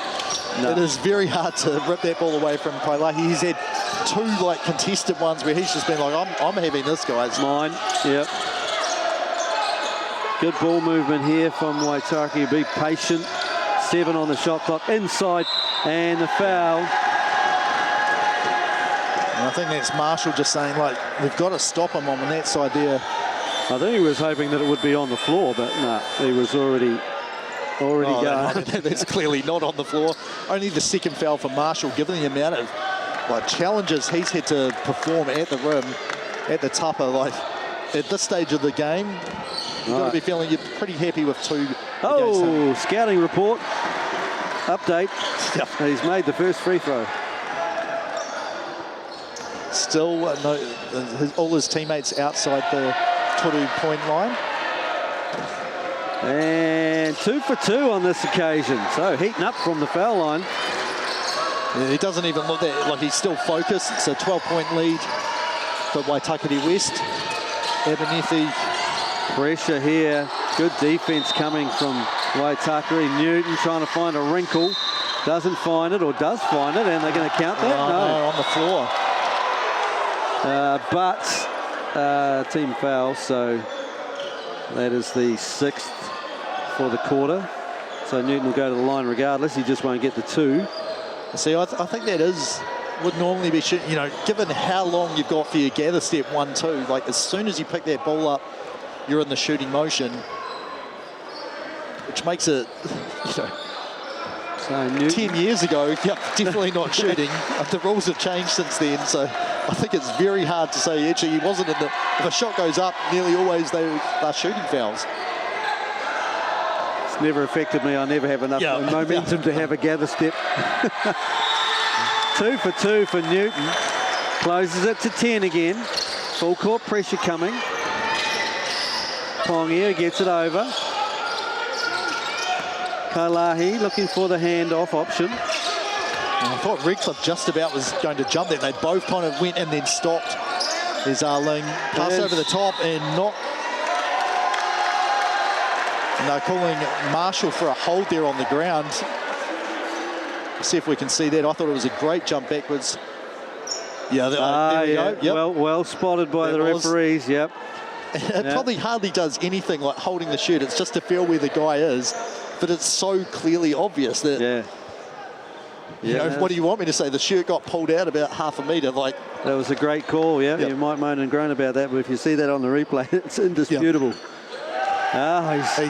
found the range. He likes this end, the eastern end. Right, so is a press going to happen now? Is this time Waitakere West have got 2 guys lining up on the edge of the key here? And he's been perfect on shot number 2. No, not this time. We'll never know whether they're going to press or not. Here's Redcliffe inside. Great 45 cut. Good finish. Ends up being an offensive rebound chance. Delay of game warning there for Thompson. Knocked the ball away there after that basket. Again, hit him behind the footlocker sign. So full court pressure coming here. Remember, if you're in Canterbury, come down. I can't actually tell you what time. Just come down and watch the games, and not a turnover there. We'll stay with Waitakere West. Poked away there by Redcliffe. So this full court energy here will either result in a turnover or a layup, I would think. Yeah, Redcliffe there was saying, like, I just got shoved. Like, you've called an offensive foul. Well, for us, for Ipopo Tonga's had 2 of them, a double foul and an offensive foul. Like, what's the difference with that one there? Pongia looking for some space. Inside to Kalahi. I think he did. Don't know about the travel on that, but he's ended up with a rebound after too many seconds.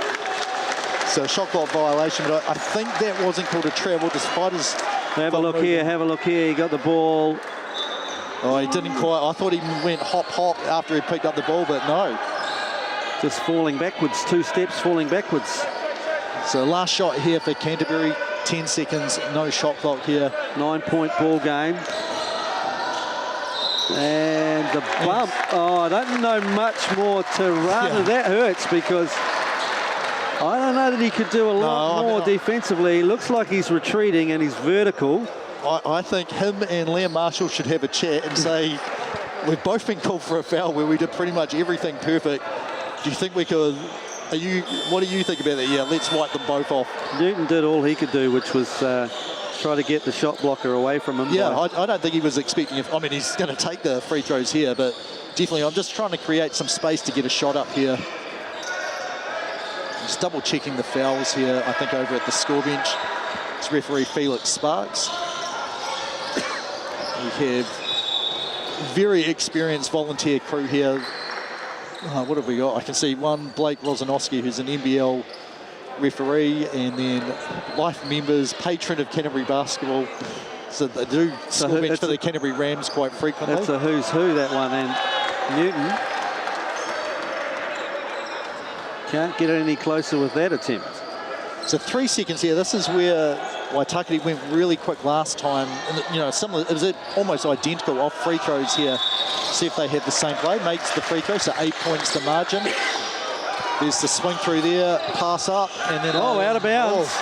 They've left 1.7 on the clock on that play. Kalahi's requesting a push, but I don't think he's got he's a bit of a forlorn hope, that one. Yeah. Well, McIntyre was sprinting up our left-hand sideline, possibly out of frame, and he was wide open. Quick into Newton. No, doesn't get it go. So it ends here with an 8-point ball game, which we probably weren't talking about a little while ago. No, it's close. The gap is definitely closed, and momentum's probably marginally tipped over to Canterbury's side, but it's those 4 fouls. Well, I guess there's 4 fouls on 2 key players, 1 for each team now. Ratana for Waitakere West and Football Tongia for Canterbury. That, you know, how much can those 2 guys play in the 4th quarter? That may be what determines which team wins the game. It becomes a trust factor. You would think to Ratana, as long as he kept his hands out. Yep. Because he's more perimeter based. Yes. The only way he could really get himself in trouble would be, you know, an inadvertent foul there. He didn't where he jumps or something. Or missed something, or potentially on a drive to the basket, but he hasn't needed to drive to the basket. He's been red hot.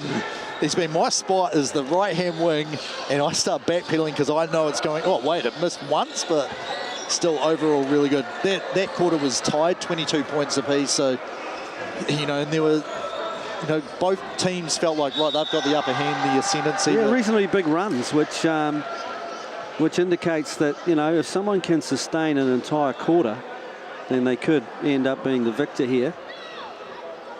And I think the largest lead was Waitakere West about 4 minutes ago. That 14. Yeah, it was 14. Yeah.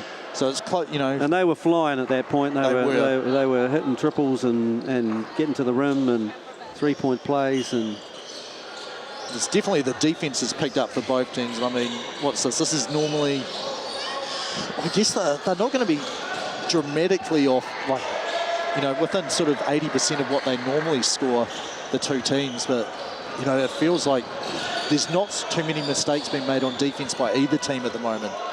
I think if Canterbury was able to put some sustained pressure and get this game down to 2 or 3 points, then we would see, because Waitakere have pretty much led the whole way, haven't they? So they haven't really been put under the blowtorch as such, and haven't in any of the other games. So execution under pressure is probably what Fraser Crossley's trying to get this game to see whether they can handle that. And but on the other way around, you know, Canterbury have had to fight back. So they might be one decent blow away from going away for good. You know, so you know, it's going to be interesting. These next 3 or 4 minutes will tell us. Right, who plays first? Taratana, or Football Tongia? I'd say Tongia will be kept until probably 7 to go. Yep. I think we'll see Taratana, if that happens again, pretty soon. Yep. Oh, it's a big 3 there, Toru bucket, Miller Newton, and oh, what a finish! Contact, and he is pumped up about what a finish that was! I mean, he was hit by both. Yeah. Pick whichever one you want to put the foul Fraser on. Costley, he was straight up. Melon Newton's like, what did I do there? My initial thought was he came flying in and a lot of contact there. Love to see that again if we get a chance to, but one free throw here after the Hada. What a finish under pressure. Oh, and the rebound. That's not good. Yeah, so unfortunately no rebound, but for those watching on Whakata Māori on YouTube, rewind, jump back a couple of seconds and watch that and see what happens. No team ever wants to give up a no board off a free throw. That's just a missed assignment. There's a bit of chat now between the two teams. Hakaraia and Redcliffe. Well, I can understand Javita having something to say. You make a play like that. I know, you're entitled. You've got a license now for about the next 30 seconds. Kalahi kick out. She's done it several times. And rimming out. Newton first to it. I mean, that is faith in your shooting ability to not catch that cleanly, bounce off your shoulder. As that three's no good. Offensive rebound finds Newton. He is going to probe inside. And at the moment, Canterbury just a little out of sorts. Yeah, not one of those passes actually went where it was intended. Newton's got to put it up, he knows, and he does, and finishes with a left hand. That was tough. Yeah, I mean, there's a lot of contact. It could have been a lightish holding foul there on the initial drive. He's just so strong to finish. Nice lefty there at the tupper. Javite looking to rip baseline, see if he can repeat the dose. Doesn't this time, and the rebound comes down to Marshall. Here's Thompson. Of a three-go, I mean, that's Abernethy's shot there. I think you got to roll the dice on that in a semi-final. You got to take that. If you're a shooter. Yeah, if you're a shooter and you're not going to shoot, you're probably not needed to be out there. He's open in the corner, though. Again, that one probably should have gone up. 3 seconds. Newton's having to do it all at the moment. And they're going to give up to Vitae to the basket. Oh, and that's a lovely piece of defense, I think, this time. Well, Marshall and Tadasana, that to me looked almost like a facsimile of the previous two. Have a look at this. Is he straight up? Yep, he is. And he blocked, contact. And his he blocked arms the get ball. brought down. That's an interesting call right there in itself, but never mind. Fortune favours the brave. You take it to the rim. You do. You can get yourself to the line. Tavite at the moment is the man. His fourth Hada there. So I'm definitely going to have a chat. Make sure I'm interpreting this right, because if I'm wrong, there's been plays against both teams, and now foul player management really comes into the equation for Canterbury with Ifopo Tongia back out on the court with 4. Marshall's having a break. He's on 4 now as well. What's Tavite up to scoring-wise? He has somewhat taken over in the last little while. And your answer to your question is Tongia was the first one back in. Well, he's on 7 now for that. Redcliffe was just hunting for a Hada there. He never really had the balance, and the defense was nice and vertical. Lovely drive. And I think with Kailahi, he's like, well, I'm not jumping for stuff. I'm going to force you to finish over me or around me, and then I'm still in position to rebound afterwards. The risk factor is quite high with Tongia driving into the lane and defenders standing up. Well, you probably want to feel like if we can keep it, 4 to 7 points as Canterbury with 3 minutes to go, that's when we can start taking a few more risks. We can't afford to let a run happen here for Waitakere. Redcliffe, I think the crowd thought there was a treble there. Oh, what a finish. That is beautiful there. The step crew for McIntyre, nicknamed Trey Ball, but that's Trey Buckets there right at the tupper. Langrel back in. They could use him to hit something. Tongia going 1-on-3. Langrel, maybe this is the one that goes, and it doesn't. He's just lost the thread today, hasn't been able to find it. Yeah, and Tia read there but just couldn't quite get it. Newton, super quick break, is coming back in. Notice number 45 in the game, Curtis Fletcher. I don't think we've seen him until this quarter. I mean, Waitakere West. Well, I can't say I've been keeping track as every player into the game. Good screen there. And then Hakaraia is going to be, I'm going to see if it's shooting or if this was a pass off here. Fouls on 13, Cooper Redcliffe there. There's a lot of complaining going on about whether or not they're fouling people, but the initial damage is done when the blow-by occurs, really. So what happens after that is pretty much a lottery. So actually, Fletcher had already been in the game. I just must have missed when he did. Still, Taratana's still sitting. Well, I mean, he might be a you don't feel in danger yet, so no, maybe he might be a 5-minute man. Actually, they've extended it back out, so if he makes this, it's back to 10, which he does. So yeah, Fletcher had been in early, so Ollie Kirk's the only player from either team that hasn't been on the floor yet, so we'll keep a track of him when he does. Newton trying to squeeze through a gap, couldn't do so, and it's gone off the foot. Yeah, intentionally, so a kick, he's saying it's off the foot. I don't know if it's like deliberate kick ball in a reset. Let's have a look here. Swainson back into the game for Canterbury. Yeah, it's 13, so it must have just been it bounced off the shot, off the foot. Here's there. Newton wide open here off the inbounds play. Can't get it. Tonga needs to be careful. He's not over the back there. Yeah, I mean, and also there, like... Oh, and just knocked away at the last second, but Tavite's of the mind that I can go where I want. Yeah. And I'm going to. I mean, this is close to timeout time for Canterbury, but you want to keep at least one of them if you need it to advance the ball later on, but... 3 ball on its way. That would have been a dagger. Big rebound for Newton, and he's fouled dribbling up the court. Only the first foul for Waitakere West of the quarter. 66 draws that one. Not a bad plan, really, when you've got fouls in the bag here. So, yeah, you saw that on the replay there. Tupou had a bit of Newton's arm there as well on the rebound. It's a great strength to get that rebound down and then immediately turn and push the pace. Taratana's up and about.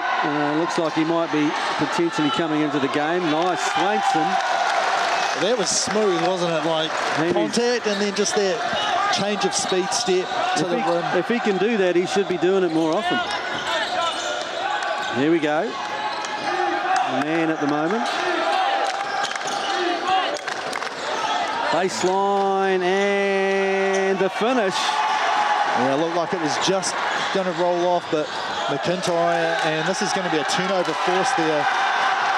Langrel saying that wasn't my foot.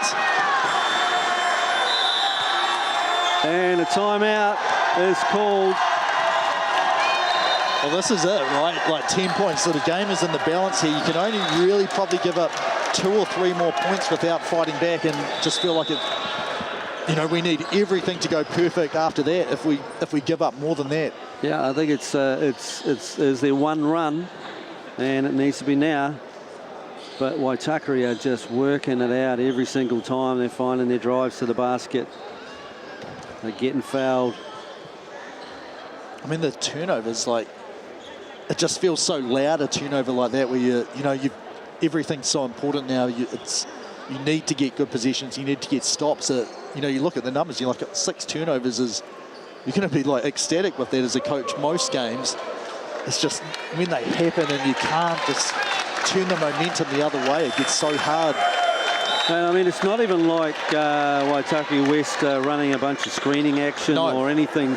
They're really just taking people off the bounce individually and getting to the rim and then turning that into an and one because the help's been a little late. Yeah. Kailahi's really their only one. Like, we'll get the ball into him and he'll shoot it if he feels like, right, this guy can't. If one guy is there and this guy's not going to be able to stop me, I've drawn 2, right, kick out pass, swing, open 3. But, you know, the coach was right. He gets contributions from everybody. Yep. And here's a kick out.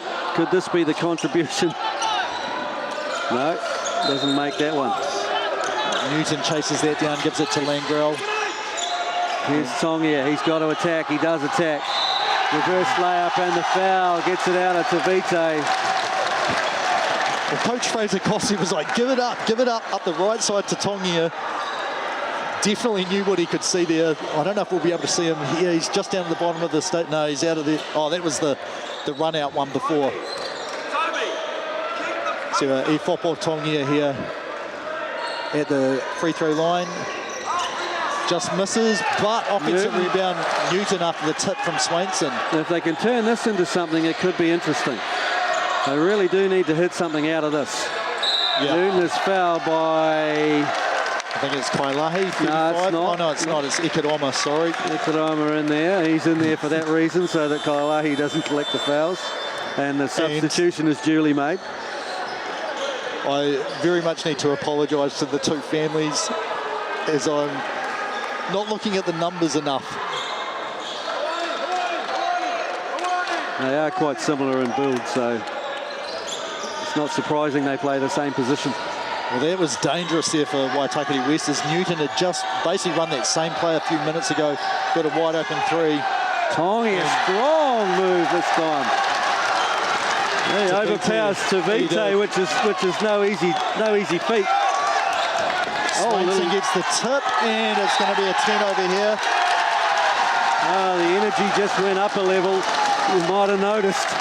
Yeah, there was a whole lot of help there from the Canterbury bench, so that was clearly off his chest.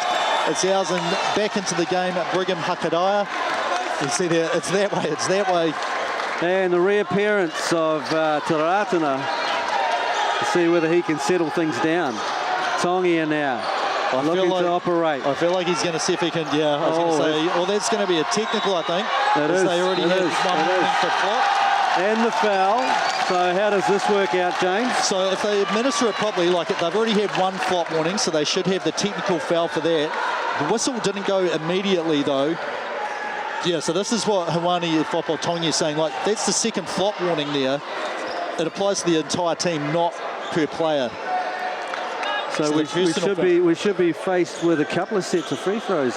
Yeah, so also Fraser Crossley is asking for Jasmine Dean, like, you called a flop there, you need to check with Felix Bucks as well.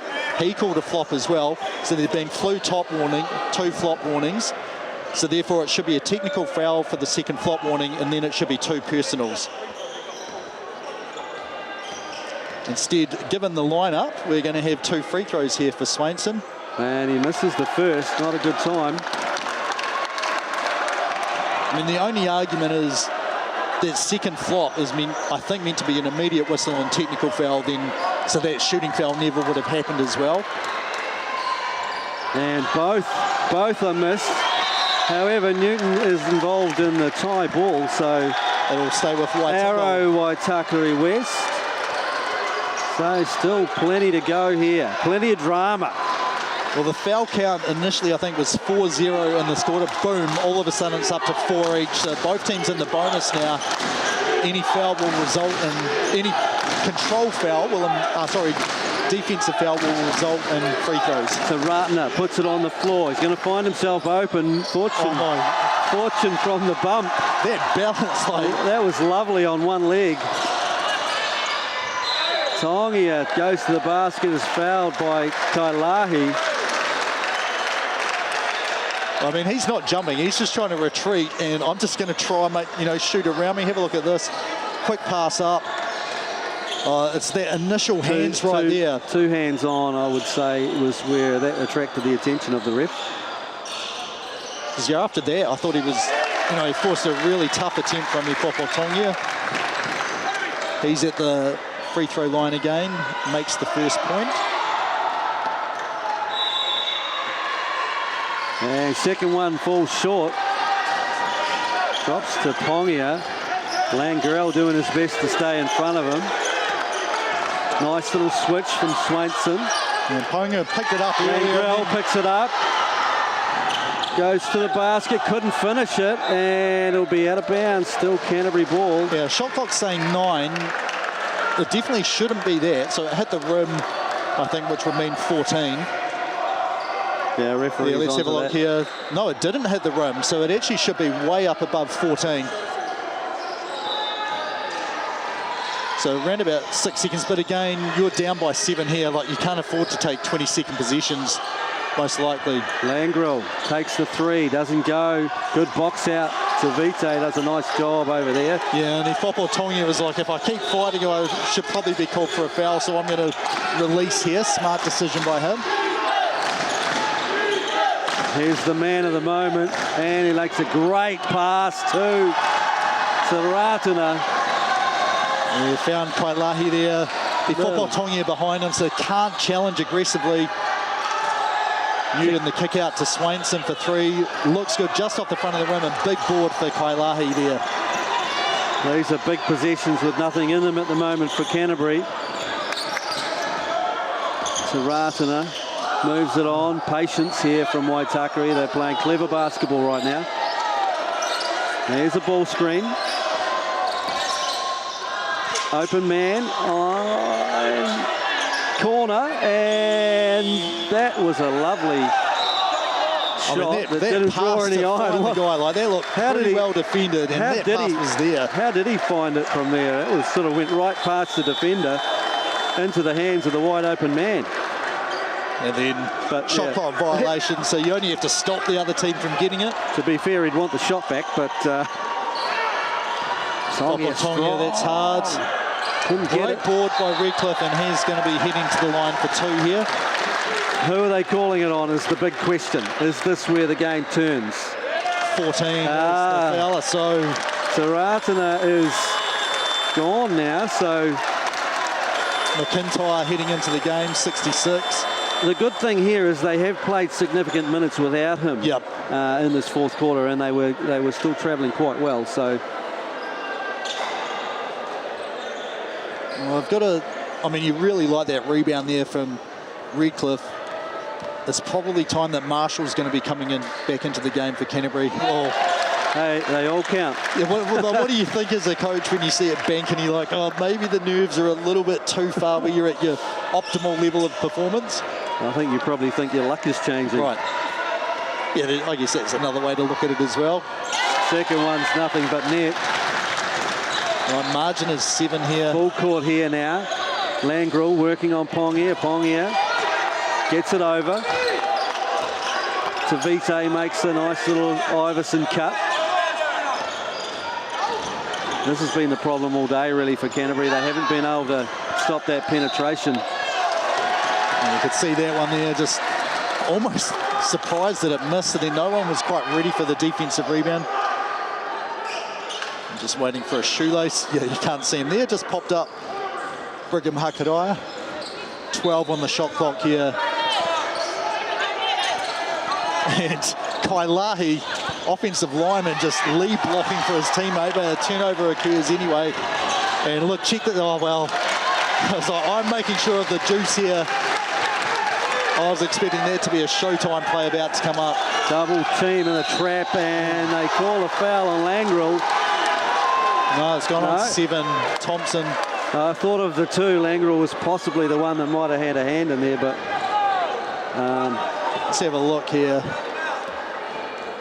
Not really. really. It's pretty, like he hit his arm marginally, but it's a good was there an advantage? You could debate that. It's a good outcome for Toby Langrel, actually, really, because if it had been on him... Well, I just think like they were like, we're going to show trap and then almost release, and looked like a travel was about to happen if a foul wasn't called there. Free throw was missed, though. 5 points the game here. So this is about where you were hoping you'd be with Canterbury. Nobody's fouled out yet.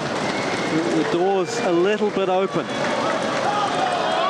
Second one doesn't go either, so yeah, that door just eked open just a little bit further. Newton goes strong to the basket, gets the finish, and one.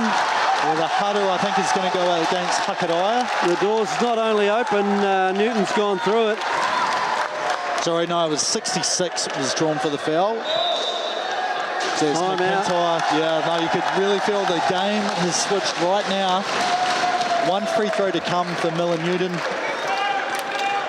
I mean, it's who can manage it? Free throws, like if Waitakere West can't hang on here, they are going to be like, right, what do we need to do better to have that game? Hang on, let's look at the free throws, 12 of 30, 40%. But I think they got 2 offensive rebounds off them, so you can almost wipe off them, but you know, 12 out of 28 that we didn't get the ball back. Well, I mean, those sort of numbers, not that I'd advocate for it, but no. if you did happen to get beat on a drive to the basket, maybe you put them on the line. If you are not called Liam Marshall or Hawani for Tongia. Canterbury on the other side, 17% from the three-point line, 5 of 29. Like, and yeah, the ones that have been without very much pressure, like they're probably shooting around 50%. It's the bailout, like we haven't really got anything. We're not aggressively making guys collapse and kick out. That I'd say that's much closer to 0 there. So Millen Newton, 36 points here, 7 boards, 4 assists here. Chance to go up to 37 with this. It gets to be, the good thing for Waitakere is that they can execute. They've executed in this game throughout. They started the game executing, so it's not like they've had, you know, a whole lot of only fast breaks. They have actually worked the ball inside. Galahi's still in the game. They can throw it in there, and they know that they'll get a reasonable decision from him, finding open people or going to the rim. So the only problem is that if you put him on the line, he might not make the foul shot.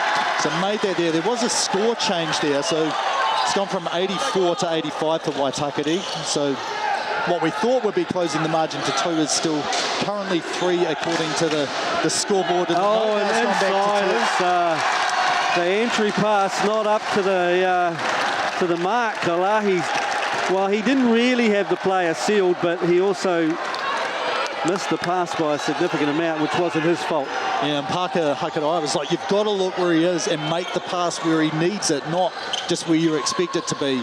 Newton, oh, he's just had it ripped, but he got it back, and it's gone off a foot.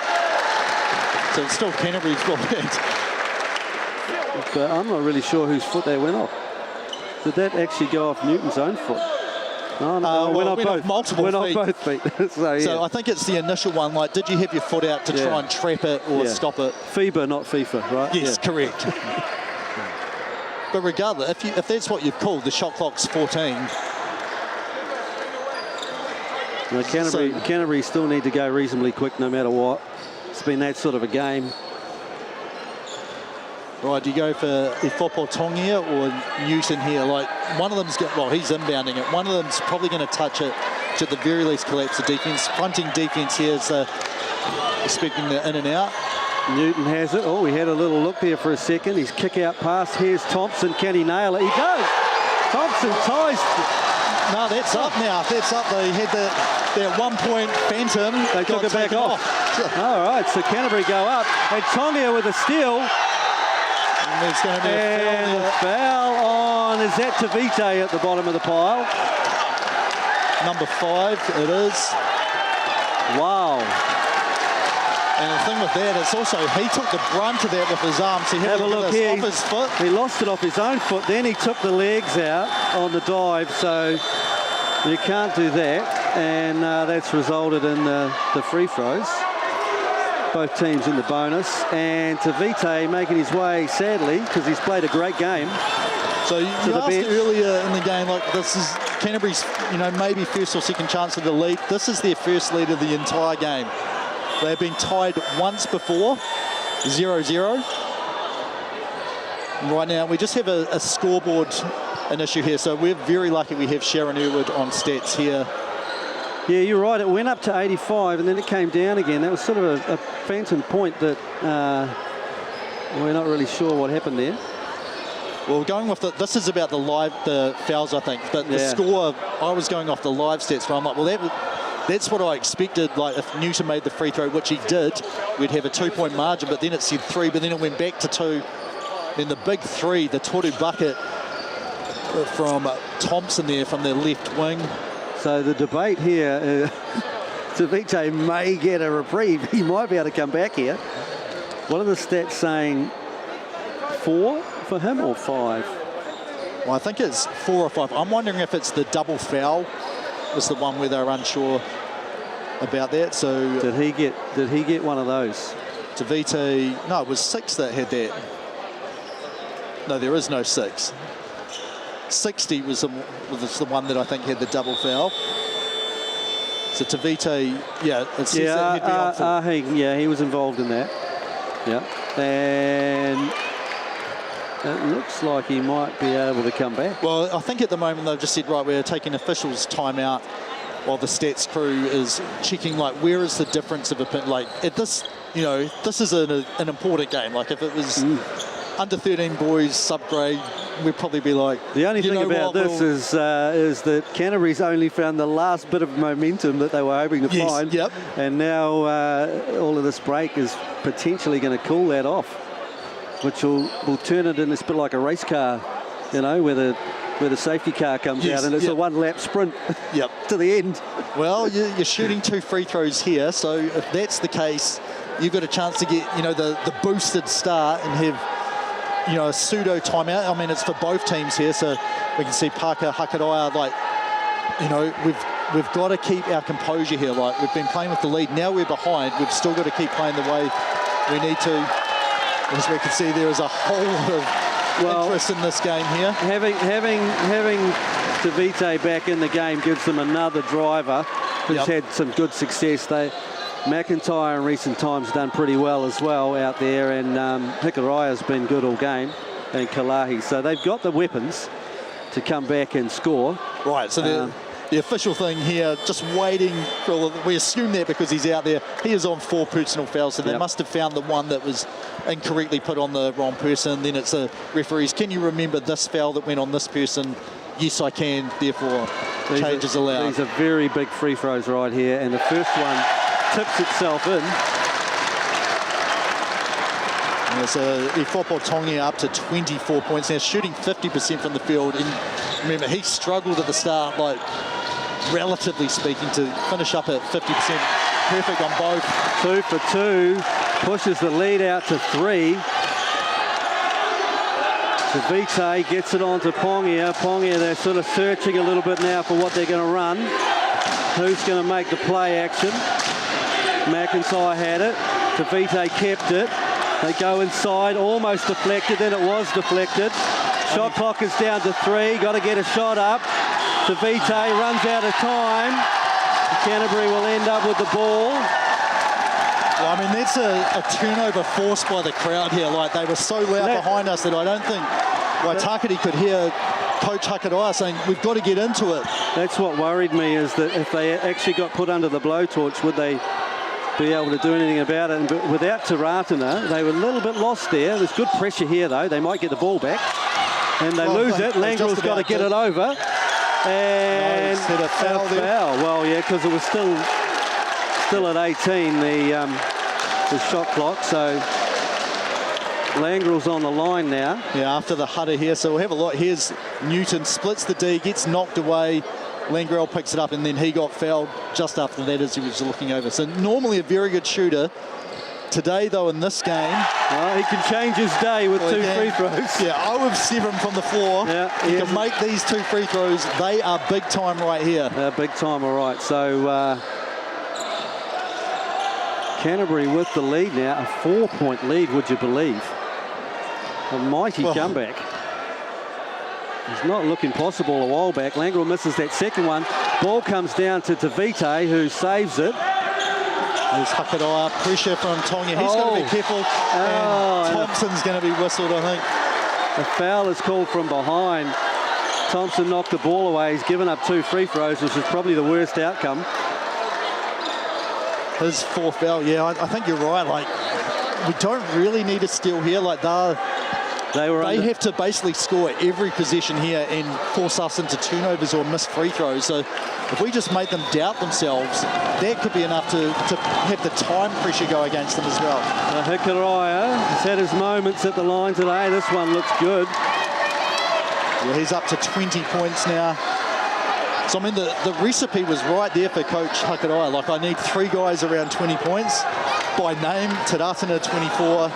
Hakaraia is up on 20 now, and Kailahi's on 17. So he's got what he expected from those guys.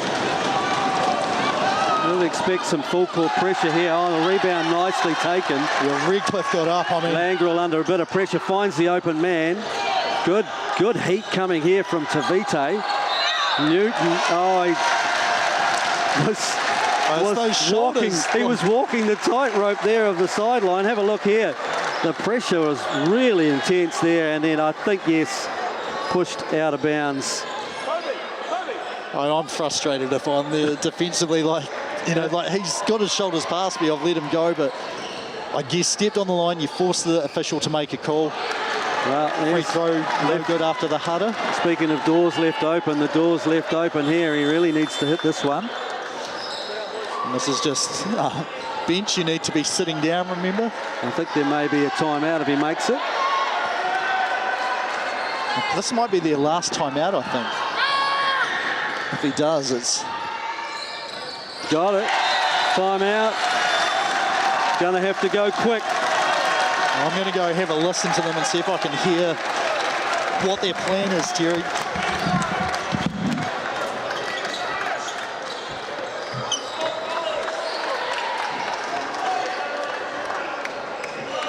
No, I think the plan will have to be make a quick one and foul a 2 or a 3, preferably a 3, but a 2 would do the job.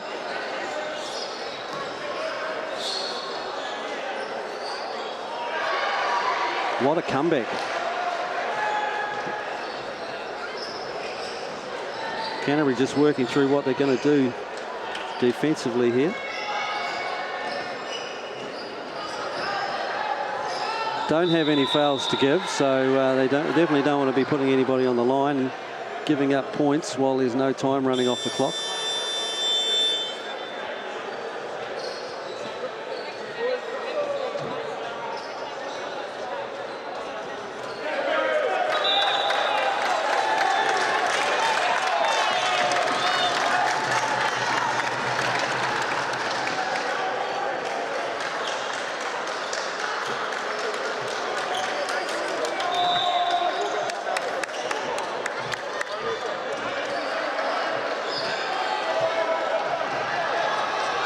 Fipo Tongi are out there on 4 fouls for Canterbury. He's managed to stay out of trouble. James is returning to give us the good oil on what Waitakere West are looking to do. They're going to quick. try and go real quick here, so they're going to try and look for basically a post up and then super quick cuts, one from one side and one from the inbounder here. And then they'll be looking to foul after this. Oh, he stepped in bounds there and wasn't seen. So, I mean, this play is blowing up from what they had planned. And there is the out of bounds. So we will see an awful lot of pressure here with 11 seconds. I can see Parker just reiterating to his team, we need to be fouling if we can't get the steal here. Yeah, he just lost his way there. Couldn't find the guys that were supposed to be open because they weren't. And the play was busted up. And the foul this time, Kalahi. Thompson will go to the line. Well, right in front of me, which was miles away from the referees, McIntyre was holding Langrell. His shirt came out again. Definitely, that's one shot and a re-inbound as well. Like if a referee sees an inbound foul now, it's basically the same penalty as a technical. It doesn't count as a technical for you. Thompson, calm as you like. Ice water in those veins. A bit relieved to make that one though. Stepped up and made it. I thought he looked like he was pretty calm about the whole thing. 90 plays 85. Who would have thought it? Well, I mean, just did not look that way at all. Second one misses, and yeah, that's a bad decision by Redcliffe. No need to foul there. They're going to use most of the time to get the ball over, and you just put them on the line for free.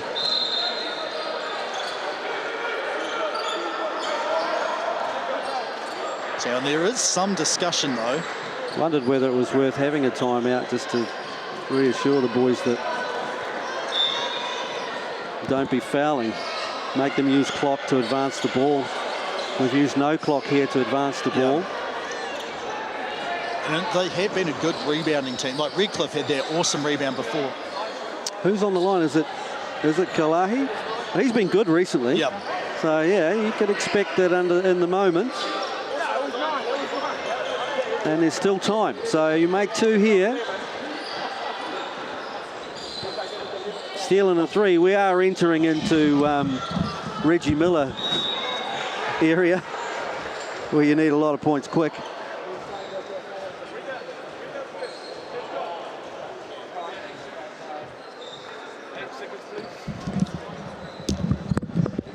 It's always hard when you don't have courtside microphones. It was a clock decision, how much time was actually left.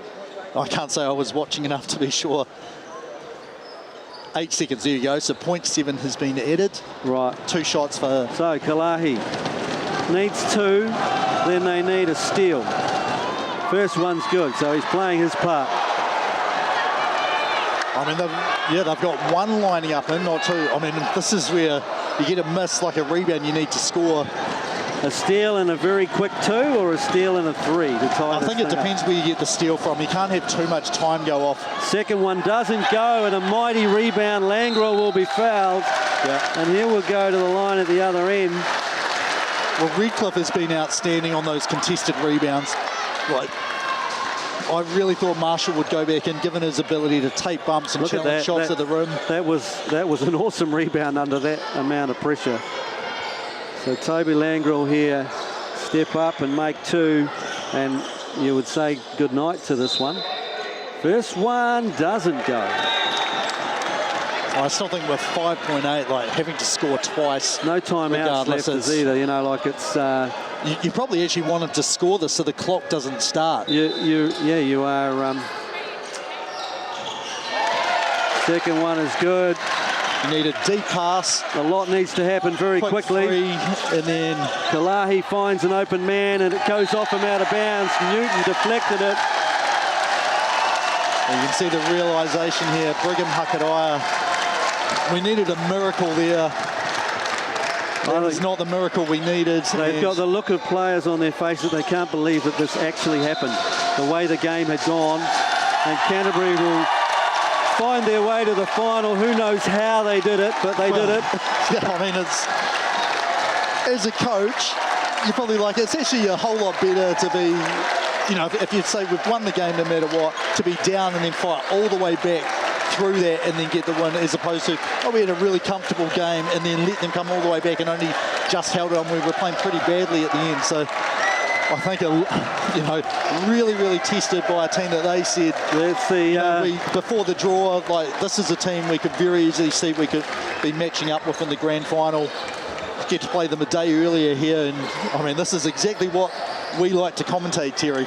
Well, it's fun to watch, isn't it? I mean, it was a game of all sorts, really, but Waitakere pretty much had it, and they just let it slip from their grasp right at the last, well, half of the last, not even the last half of the last quarter.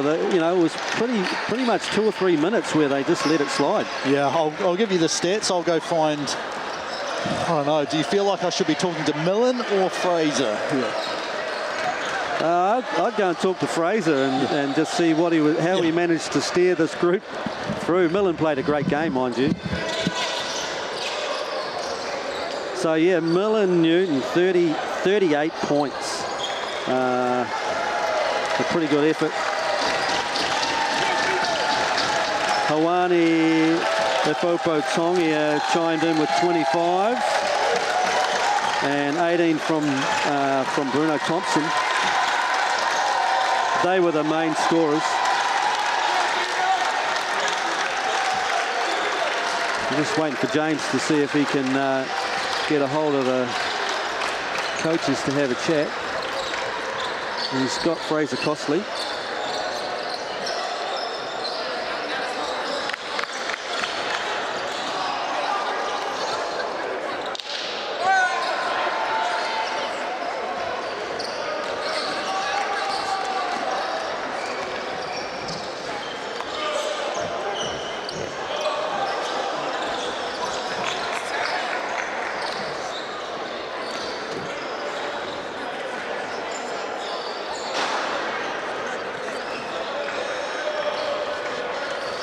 All right, so Fraser, we'll try that again.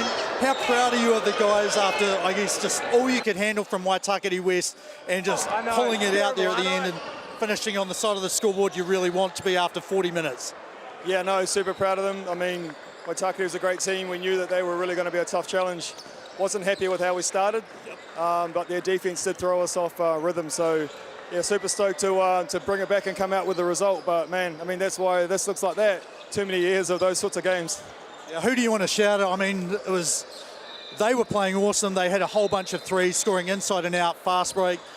Who did you really feel like that unsung contribution that sort of kept the game close until you had your kind of closers, Millen Newton and Hawani Fopo-Tonga, who said, this is who I expect needs to play well for us to get a win. But who are the unsung guys that kept you with the chance to get that at the end? No, for sure. No, it's everyone 1 through 11. Like, we feel like we're deep. There are a few guys that didn't get to play or get the chance, but their support from the bench it really matters, and we acknowledge that with them. So everyone that stepped foot on the court just like had an impact on the game. So I'm super proud of them. Oh, awesome! Have a good night's sleep tonight. You got one more tomorrow. Go back to you, Terry. Thanks, James. Yeah, so exciting stuff. I mean, you only have to be in front at the end to win. And that's pretty much the way that game went in the end. Waitakere West played a hell of a game, and they just folded at the last minute, really, and had a couple of guys foul out, which hurt at the wrong time. Canterbury managed to get over the line. So we've got the two next teams warming up here, which is Hutt Valley and Waikato. And they will be the second semi-final coming to you shortly.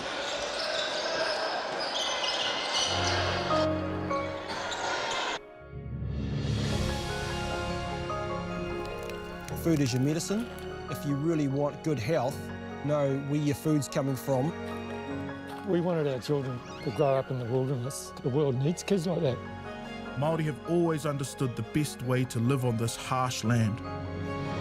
We can hold on to our tikaka, our practices, our traditions, and bring them into this day and age.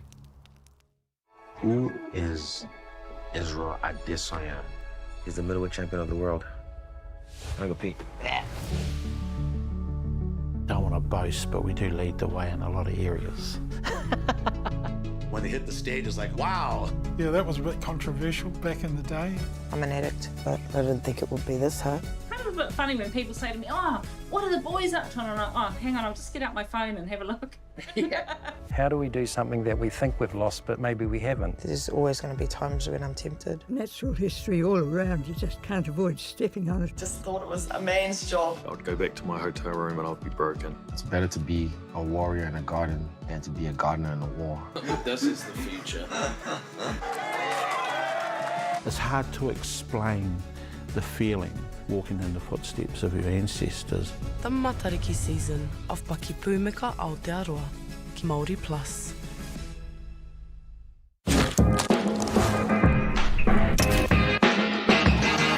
Hi, I'm Andrea from Chemist Warehouse, and we're so excited to be here to launch the initiative Hoops in Schools. We so hope our tamariki enjoy basketball as much as we do. I like what we have! Yeah!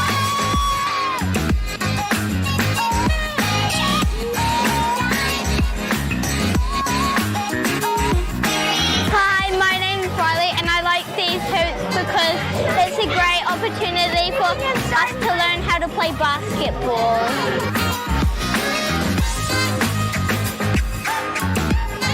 I love these hoops because everyone has fun, and then thank you Chemist Warehouse, thank you basketball.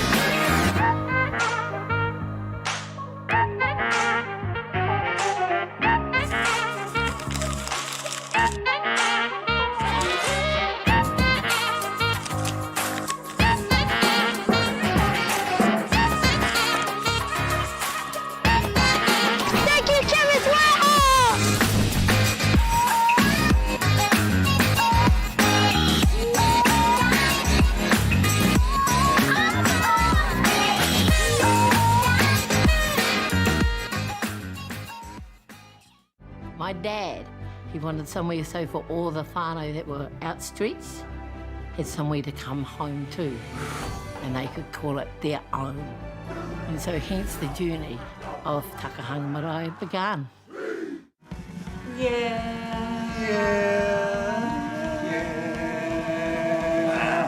Oh, why are you ruining it for, Joe? Hurry up, come back. No, just because you're not tall enough to get on the top. Get the Māori Plus app. Download now on Google Play or the App Store with exclusive viewings and 100% ad-free. Quite like top tier. Watch us anywhere, anytime. Make Māori Plus your mate and stream now.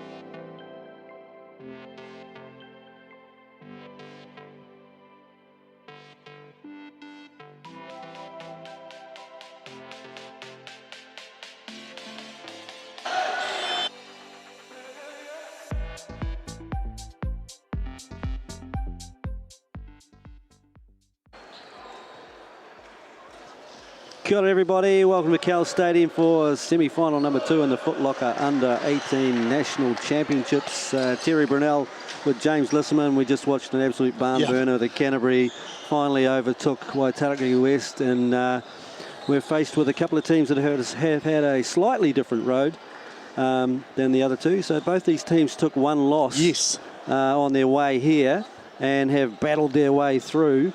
And so it's looking like a pretty good matchup, just like the other game was looking like a pretty good matchup. I certainly hope so. I mean, talked to Jackson Stubbins before from Hutt Valley, and I was like, you know, I'm running the tournament, but I honestly can't tell you really who's won or lost games. You guys are undefeated, right? He's like, no, we lost to your Canterbury B team, and we only sort of came in through the side entrance when Canterbury B lost to Hawke's Bay, who at that point hadn't won a game. They're up, you know, sort of 35 of the 40 minutes, similar to what we just saw here, and that gave them the chance. And then he said we've been playing better and better since that loss and sort of played our best game. And sometimes that's the thing that gets it happening. You take that loss that you really didn't expect. Here's the two teams. Yeah, so apologies for the pronunciation. I'll do it as well as I possibly can. Ben Marsh, Cooper Clark, Cooper Lepo, Ethan Spraggan, Hunter Seville, Kai Reid, Corbin Leonard, Tamatoa Jeffrey, he's Teo Cranslin, Will McAfee, Will Patton and Zeke Ashby. They're coached by Jackson Fisher, and Brandon Weir, and they're managed by Isaac Saville. And then they'll be coming up against, here we go, Hutt Valley. So Adana Robinson, Jade Modior Hoho, Lewis Dalmani, Cooper Bouchardot, Noah Carrion, Maybe McCoy, Aubrey Chunga, Boston Perez Paletti, Will Graham, Kalis Pinehe, Milan Ignaccio, and they're coached by Jackson Stubbins, assisted by George Liafa, and they're managed by Miley Belletti. Yeah, so what we can tell you is that in the quarterfinal, Hutt Valley beat, it was a local rivalry, they beat Wellington 110 to 87, and then Waikato, they took care of Harbour A 105 to 74. Hutt Valley average 85 points a game and they give up 77, so not a huge margin for error. And Waikato are averaging more than that, so 105, and they're giving up around 81. So they like to get up and down, obviously. The Waikato team, they like the free-flowing games because they're giving up a few, but they're scoring a few more. Yeah, I mean, that's exactly what their coach said when talking to him. To Jackson Fisher, he said, you know, we really want to have transition and try and score and get the ball moving up and down the court as quick, well, probably up the court as quickly as we can. Defensively, if we can take a bit more time, that's good. But he's really worried about a couple of key players. I'm pretty sure it's going to be the point guard Adana, number 8 for Hutt Valley, and then number 31 Aubrey Chunga is the two guys that they really have to focus their defense on. He said, we're going to try and cover them one-on-one, but whenever we need to sort of stunt extra players over, we're really going to do it when, you know, one of those two guys that we've identified as the danger ones have the ball, and then hopefully we can get back out and force the role players to beat us more and more, which I think that matches up pretty much to what Jackson Stubbins said, that, you know, they play man-to-man up the floor. We want to have sort of our two or three guys play well, and then have the rest of them sort of lift their games as needed. So this is Robertson at the top handling the ball, and we got man-to-man, started in the man, and look at that, straight away, off the bounce to the basket, couldn't get it. Rebound pulled down by number 14, Benjamin Marsh. Marsh turns it over. And they turn it back the other way. So this could be entertaining. There we go. Quick two there. Saville straight to the bucket after the turnover. Yeah, I just wonder, you know, you come into the stadium a little bit early, see a game that's like that tense at the end. Does that help raise your level, or you're like, crikey, you know, we need to kind of get our way into this game here. Like, so it'll be interesting just to see how the two teams look pretty soon here. Yeah, early long-range look from Perez Paletti. Couldn't get it to go. There's a lot of dribbling here, an ISO type basketball, which we didn't see in the previous game, and a long-range 3 taken in the end and out of bounds. Yeah, well, it was a great effort there, the save from Kai Reid, just not quite in time to do it before his foot was out of bounds. Forgot to introduce the referees. Just handling the inbound there is Olivia Murray, who's from Tauranga, And then on the other side, we have Tim Dorr, I think, sorry, was the one down there, and he's originally from Timaru. Aubrey Chunga off to the basket. So far we've seen a lot of one-on-one action. And again, another trip to the rim, this time for number 12, William McPhee. I mean, if the team, you know, if you can beat your guy one-on-one, and if both teams are saying, right, we want to try not commit very much help, there's a chance to go straight past that guy, and that was a beautiful step through there. Very good patience on that. Took the bump, moved the defender out of the way, and stepped through for the finish. Yeah, Perez Paletti there. Good job. But this straight away feels like a quicker tempo here. There was another chance, you know, get all the way to the rim, and then you just got to make the layup there. Is the moment both teams kind of allowing those players to shoot as needed. This is the style of play that I remember from Hutt Valley teams. Penetrate, kick, penetrate, kick. They don't get the layup, they get the three. Spin inside, pretty play. Yeah, Hunter Saville, like, great finish there. And so far, I mean, if you wanted to really pick something up, it'd be the defensive, like, ability to lock in and contain your guy. First foul here, I think that was number 6, was it? No, it was number 8 was the foul there. Yeah, I feel like today might be a packed defense day. It's just like 5 out. My turn, I'm going to the rack. It's Corbin Leonard, first Hutter there. And that free throw comes off the tupper.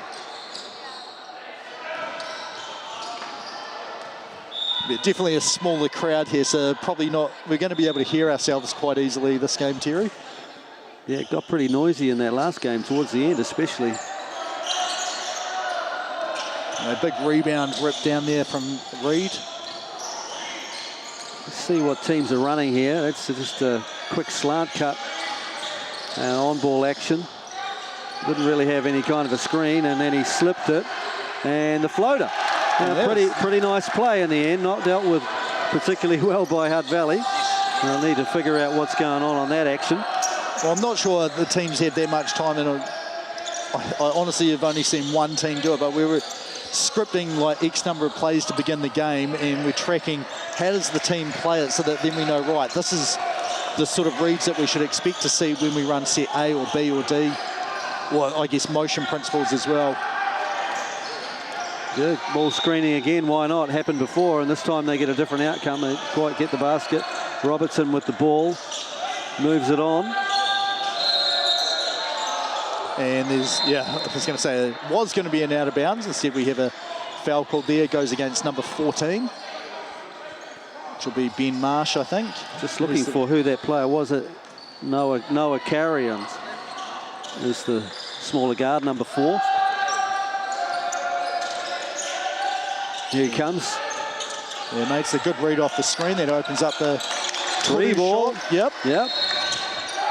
So both teams starting to settle in, running similar stuff. Kick out, doesn't find its destination, but there'll be the inbounds on the baseline either way. Let's see what kind of out of bounds play we've got from Waikato here. It's pretty much dive to the corner and get the ball.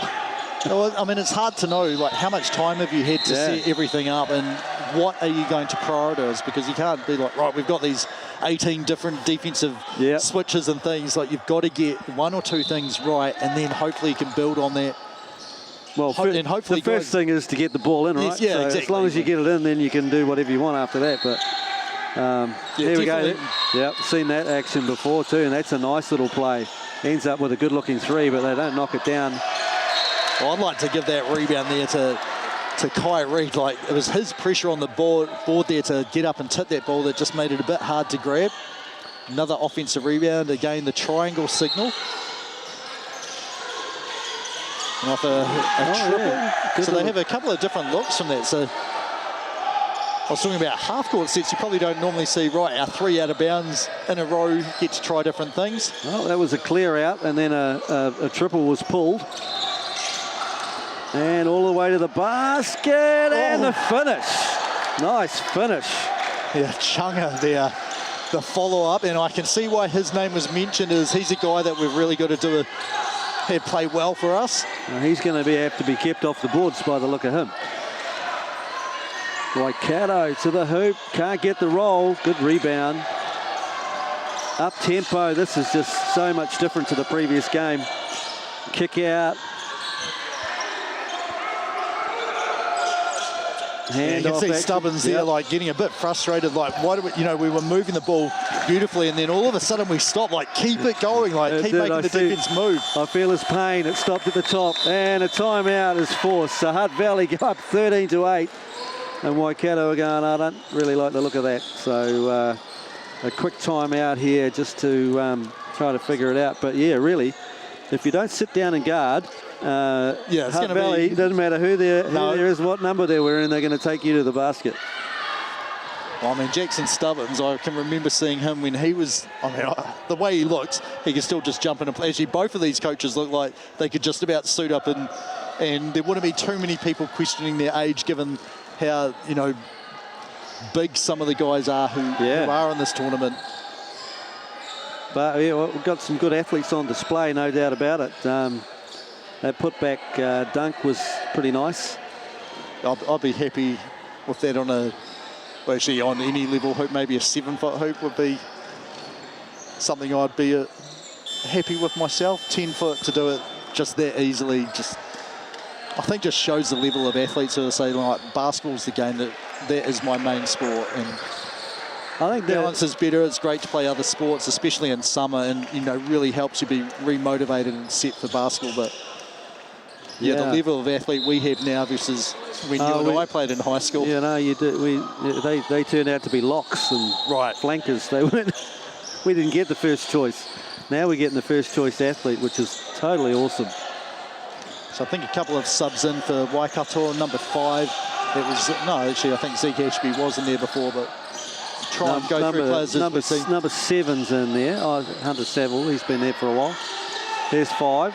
Rebound. Nice job. Good putback. Oh, you missed the first one, but, it's Kobe Bryant. The late Kobe Bryant said a missed shot is just an offensive rebound for my teammates, and sometimes it's an offensive rebound opportunity for yourself as well. There's Robertson finishing at the rim. Good rebound as well. Some pressure up the floor now. Penha was putting that heat on. Nice. Through the gap. I was going to say, I'm feeling a little bit better if you're Hutt Valley, because the side-to-side, the movement, slowing the ball up defensively, but then straight line drive to the rim that just undoes all of that. Gave up the same thing. Penetration, pull up, difficult shot, rebounds pulled down. I mean, I think Chunga's just got, you can see why he's mentioned, he's just got really good understanding of when his teammates are likely to shoot and when he's got a chance to go to the boards. Oh, not really sure what was trying to be manufactured there, but it didn't turn out the way it was planned either way.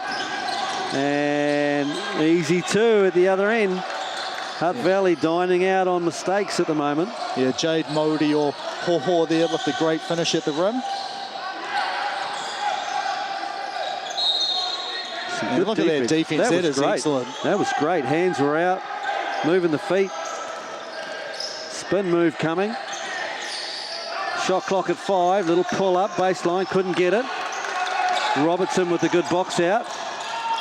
Yeah, I could see that was about to happen.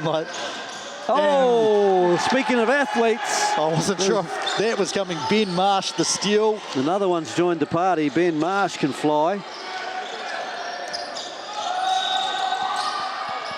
This game looks like first one to 100 wins. Well, it might be 120 though. We might need. And go back the other way. Good finish. Timeout goes the other way. So we're going to have a run and then another run, but they're higher numbers, aren't they? So. Well, I think there was about 15 seconds, 3 shot attempts, at either end. Here's that last one with the breakaway and the slam. I mean, he's so high you can't even see the end of that. Jackson Stubbins looks relatively serious with his team. Yeah. I imagine this is along the lines of, we can just play for fun, but that's not going to guarantee that we're playing in the game we want to tomorrow. We've got to, pay attention to the details and put the effort in on things that are a little bit harder. Well, there was good bits of one-off defence down there, and then Rosario backed up by the teammates at the end of the day, was it? That was a bit of the problem, really. Penhar was doing a nice job of cutting off the baseline, but then they just gave up something going straight to the basket. So I imagine you'd want to discuss stuff like that. But at the moment, I mean, the percentage must be quite high because they're all laps. We've seen one or two, yeah, we've seen a couple of threes where they've just been pulled, but yeah, in terms of team shooting percentage, I'd say it's a lot higher. Yeah, we've got 50% for Waikato, and then for Hutt Valley, 53%. So yes, both of the teams' last game would have been like that. Layup line, layup line, here we go. Yeah. Free throws though, Hutt Valley 0 of 2 at the moment, so both teams will say, previous teams, you can keep that if you want. Keep an eye on that trend. Hopefully it's not a trend for Hutt Valley. Robertson. Yeah, just a bit of showing pressure there. Leonard on, and Leonard switches on. And lovely finish. Oh, that's Chunga just jumps over everybody. He does. He's like, I mean, you can be in perfect defensive position, a little bit bigger than me as number 11, William Padden is. And he's like, I can get there. And that's some physicality there. You can see the off arm. That was that slow road. And the timing was a bit off from Chunga, and he ended up with the foul. But yeah, that's just taken the 2 slow steps. Boom, boom, slow, and just got the timing all wrong. I mean, it doesn't look that bad, that off arm there, but from our angle, it looked like it impacted him quite a lot. Had a number 1 for Chunga. And I think that free throw missed. I wasn't. It did. It did, right. So we're 0 of 3 is Leonard makes the second one, so he'll be happy about that. Robertson, they got a bit of full court pressure here. That was a great catch there, the kick-out pass. Oh, and last touch by Hutt Valley, yeah, I think so. What, as I tell my players, if there's any doubt, just pick it up. Don't leave it up to the referee to... Ekenasio had the opportunity there to look like that he hadn't touched it, but he kind of gave himself up. So both teams primarily man-to-man, but we'll see a couple of, you know, mixtures of zone presses, full court man-to-man, and then half-court zones as well. Kick out, shot fake, to the rim, and met at the rim by Ekenasio, but the foul occurred, so Leonard will go back to the foul line. Well, he was just coming over a little bit late. We'll see if we can see it here. You can see just probably moving about half a metre forward. Did a pretty good job of trying to stay vertical, but a little bit late, and by that time the guy's so close to you. Problem is, if you jump backwards or perfectly straight, you're probably not impacting the shot at all. So probably a worthwhile gamble to see if you can, you know, go that far and see if you can jump up and challenge him. I think probably the damage is done on the closeout, really. They're just giving up too much space off the bounce. 3 ball from Robertson. The lefty lets it fly.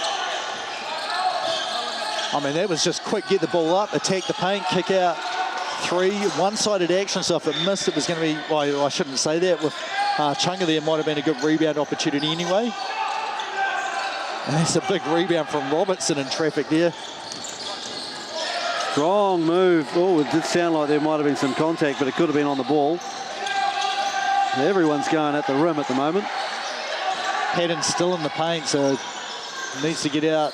Again, that slow step on the way through. Good defense here from Robertson this time. He poked it away and it went off the new man in the game, number 11. Yeah, well, Padden, like that was excellent D to swipe at it, knock it, so it bounces off Padden out of bounds. Again, this half-court trap now looks like a 1-2-2. May just be designed to slow Hutt Valley down, which is a pretty good plan, really, considering the pace that they want to play at. And a steal. Strong move to the basket, doesn't get the finish, and Robertson, the biggest guy there, on the spot. I think both coaches, so you had 2 players from each team putting in the effort to get down there. Obviously the one with the ball is going to go and try and score, but 6 guys watching from halfway, 3 on each team. Like, those are the plays that, like, that 2 points could be big in the, you know, at the end of the game. Good pressure from Moriohu, but now he's lost his man and other people are going to have to help him out, and nobody does. So a relatively easy finish in the end for Lepo. He just kind of went in there. Looked like I might pass this. No, I'm not actually. I'm just going to shoot the little floater there. 2-3 zone. Hands are down, though. They're not really covering any space. I say that Patton's hands are up and his cover the most space. Inside, Ekenasio slips around, and it'll be a second one now on the big fella. I mean, he like as soon as I've got my shoulders past him, have a look here. Yep, just I've got past him. Patton, please, can you like call a travel for him? No, they're only calling one on him, so maybe he didn't get that one earlier on. Ekenasio on the line. First one is good.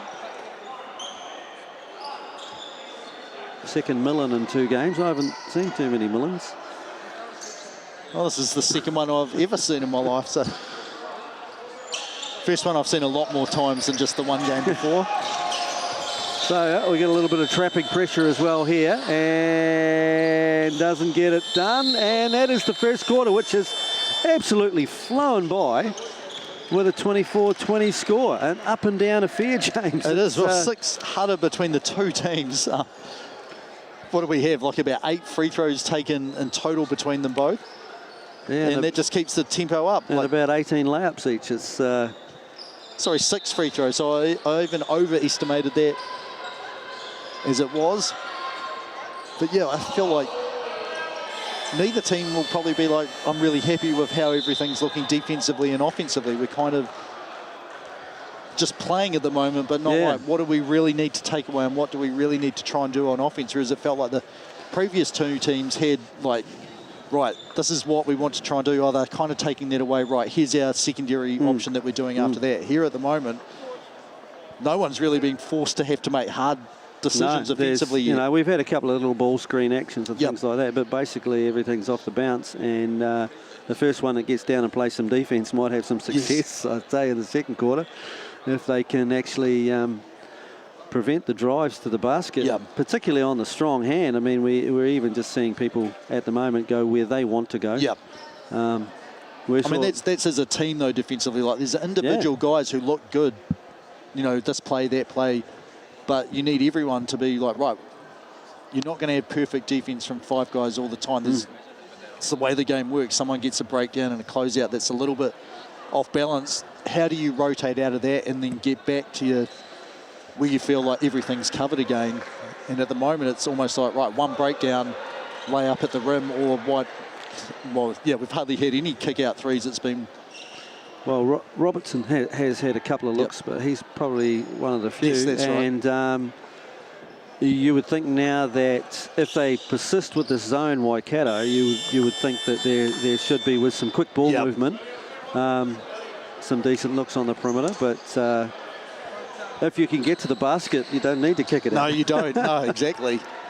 So shooting as a team, we've dropped a little bit, so down to 42% for Waikato, and then Hutt Valley's moved up marginally to 52%. They've hit 2 of their 6 threes, and then Waikato are 0 from 4 from behind the Toru point line. Saville looking to penetrate, and he moves it on now.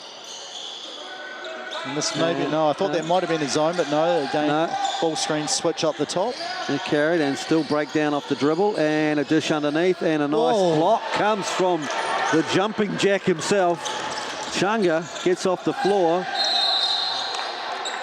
Oh, it's called for a push-off there with the off arm, isn't he? I'd like to see that again, because this is one of those ones, like point guards here. Penha here goes, there it is. He, at that size, he's concerned about being blocked, so he's tried to do the right thing. Really probably needs to use more of his shoulder and his body than the extended arm, which is a bit easier to call. Well, it's just one of those that, like, he probably didn't really push the guy that much, but your arm's extended that much. It's just like always going to be called because it's so obvious and out in the open. Like, referees, there's always someone whose primary responsibility is to watch the ball and the defender on the ball. So if you're pushing off, either way, offensive or defense, it's probably going to be called. And on that angle too. Reed, nice slip again here. Look, he's slipped to the basket here. And Ekenasio. My arm is down there. All kinds of arm in there. And Reed on the line. Only Hutter #1 for Ekenasio. So this has been relatively slow, these 35 seconds after the first quarter. And Kai Reid hits 2. And they're back into their 1-2-2. Just to slow things down. They're dropping back into the zone out of that. And so it's up to Hutt Valley now to figure out how they move this ball to find an open shot. Inside, unfortunately, it's the smaller man on the floor. Good kick out, though. I mean, that was a good shot by Chunga. There was only about 5 on the shot clock. Oh, boards, bit of a concern in the zone. You really shouldn't be giving up that many. And this one rattles home. Yeah, that was 32 that time for Hutt Valley. Perez Paletti. I mean, the problem with the zone rebounding is you don't have one guy. I mean, that was a great pass, right? Straight up and down. They were just begging to catch a little bit of the backboard. It had an awful lot of spin on it. Reid tidied it up for him at the end. So that's the zone. You've got to have a lot of communication. Who's taking who on the box outs? If you've got the athletic advantage, then you can just do that, like quick tag and then jumping out, beat everyone. But if you're not, or relatively even, you have to tag out and box out players. I feel like this zone is starting to pay a few dividends, but still not on the scoreboard. So getting stops, but not scoring at the other end. Yeah, Ben Marsh just losing the handle there, ball falling out of bounds. Going out, number 13, Cooper Lepo, and in number 5, Zeke Ashby. I think we had a sub on the other side as well. Ashby's looked quite bouncy as well, actually, with his time to the basket. And Chunga just works hard. They're just scoring everything from 2 feet at the moment. That's the main concern if you're the Waikato team. Oh, and a steal here from Robertson.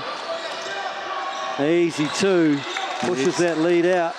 Yeah, he made sure of that one. I was like, probably in a game where you're like, up by 30 or 40, I might throw it down, but... He looks like he can, but just at the moment, this is a semi-final, and he wants to make sure of it. Oh, look at that for a tough play at the basket. Saville. Yeah, he got right in there. And that previous play where they got the steal, they didn't switch the ball screen. They stayed with their original matchups, and that left everyone able to sort of jump out and jump in the passing lanes. Penhar's doing a nice job of getting to the rim. He's just not able to finish it. Here we go again, and that time Robertson stepped in. That'll be a block on him. It's interesting because he's one of the bigger players on the floor, so he's playing at point guard, but he's having to play quite a lot of help defense at the back. Yeah, that was his first harder. I mean, watching the replay, I agree with him myself. Like, I think I picked the spot where he's going to, and I've just got more mess. Look at this save here, but it's well judged there by Saville. Oh, a little floater coming. And over the top was Reid, but he didn't come up with it. Robertson's got it. Penhar on the break. No, he's sitting in the corner waiting for the ball to be moved. 3 ball on its way, doesn't go. Rebound. Hook shot no good, but offensive rebound. And that one, oh look, here's another offensive rebound. No, it's not. I'd be worried about the back of this zone at the moment. It doesn't seem to be producing any D boards. That could well have touched the top of the backboard too. Well, the top is fine. It's only any of the sports. Have a look at this though. Easy 2 going the other way, forcing another timeout. Waikato are going to have a rethink of the back of that zone because it's just giving up far too much as the way second shots and third shots. And yeah, those ones there, they weren't like a guy's just sprinted in and I'm not sure who to cover. That was your guy shot it, so he's right at the rim. You have to tag him out and box him out. To give up one and almost a second one, that's like we've got to put the effort in. Like I think the front part, the 1-2-2 is doing the job. It's slowing Hutt Valley down, but the back part is just hemorrhaging rebounds. So I think maybe do the front part and then match up after the first pass or something like that. You know, just to make each player have responsibility for their own box out instead of.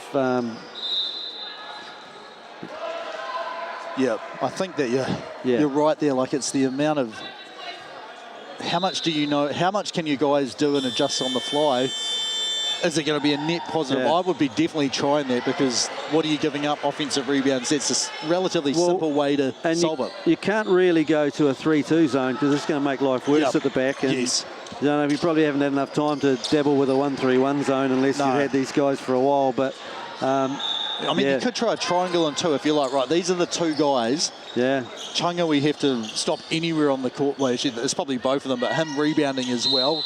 Whereas Robertson, you're probably like, once the ball's gone up, he's probably not necessarily going to attack the glass all the time.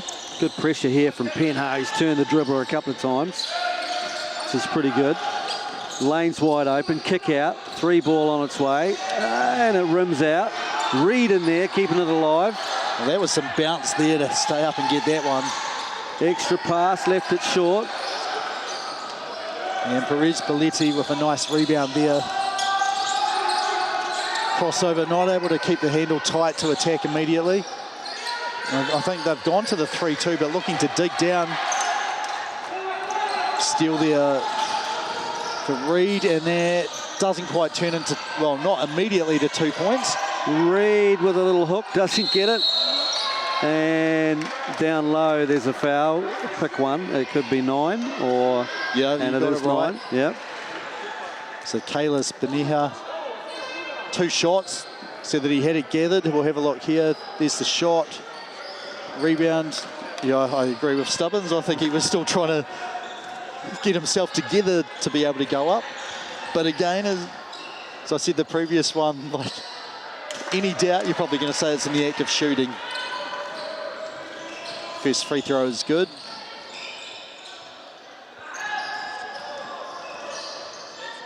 And number 2. And McPhee, 2 for 2 for Waikato here. Sub coming in. Penha comes out and into the game.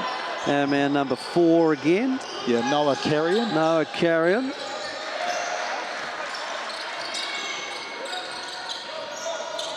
Oh, great find. Unfortunately tripped on the way to where he was trying to get to. I think having Chunga there in the middle is like quite a luxury, because you can throw it pretty high over the defense and he's just going to go up and catch it, and then almost being a 3-on-2 there. Robertson out the top. He just looked at the front of that 3-2 zone and thought, I can still split that. And he's done that. Look at that through there. And yeah, McPhee was trying to get back and in front, but he did get back. He didn't get in front. Gives up the Hutter. Free throw number 1 is good. Hutt Valley just had the better of it at the moment. All these back and forth. They've finished more than Waikato have. We've got almost a line change. 3 players coming in for Waikato, so maybe a relatively dramatic change in strategy here with different guys in. Hey, we need you to do this now once you're out. So Lepo, Patton, and who was the third player that came in just then? Unsure. Lepo. Oh, number Paul was Cranslin.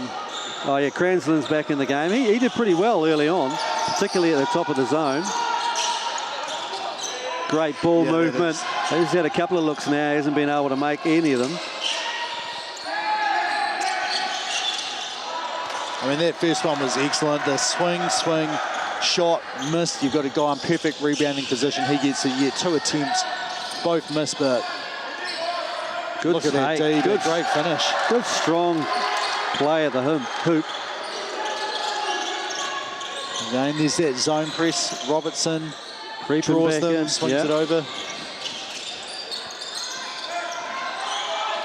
Yeah, they have matched. That's exactly what they've done. And Robertson to the basket, and he's... I mean, it was going to be an offensive rebound. Is he fouled, or he is? So I think it was 8 was the call. So he's going back to the line. Here he goes here. Gets cut off, spins back the other way. And Lepo up too tight and has a couple of fouls now, so I'll have to go and have a little bit of a sit on the bench. Well, 4 minutes in the second. It's not too, out of when you may have normally been pulling him out. Again, always so much easier if you're like, right, I've got nobody on more than one foul as we go into the last quarter. Good coaching to protect the player. Robertson's living at the line at the moment, which is a good thing for Hutt Valley. Inside, Patton couldn't handle it. Good finish in the end. Yeah, I mean, that was good. McPhee Not the way just kind of caught it low and just... That's not how the coach drew it up, I'm sure, but outcome was still successful. Chunga moves it on. Robertson wide open. He sees the lane again. He gets to the basket again. I think he was probably fouled again, but not called on this occasion. I mean, he's just so good. He's similar to Millen Newton, like almost getting those shoulders horizontal as he, you know, gets that past the chest of the defender. Oh, that's Lepo. Lepo's still in the game. Sorry, my error. It was Leonard that had to go out. And here's a turnover, so Waikato. Chance to tie this thing up. Strong move at the hoop. Rebound again. Stubbins is at the bench, ready to call timeout if there's a bucket here. 3 ball isn't good, so Chunga pulls it down.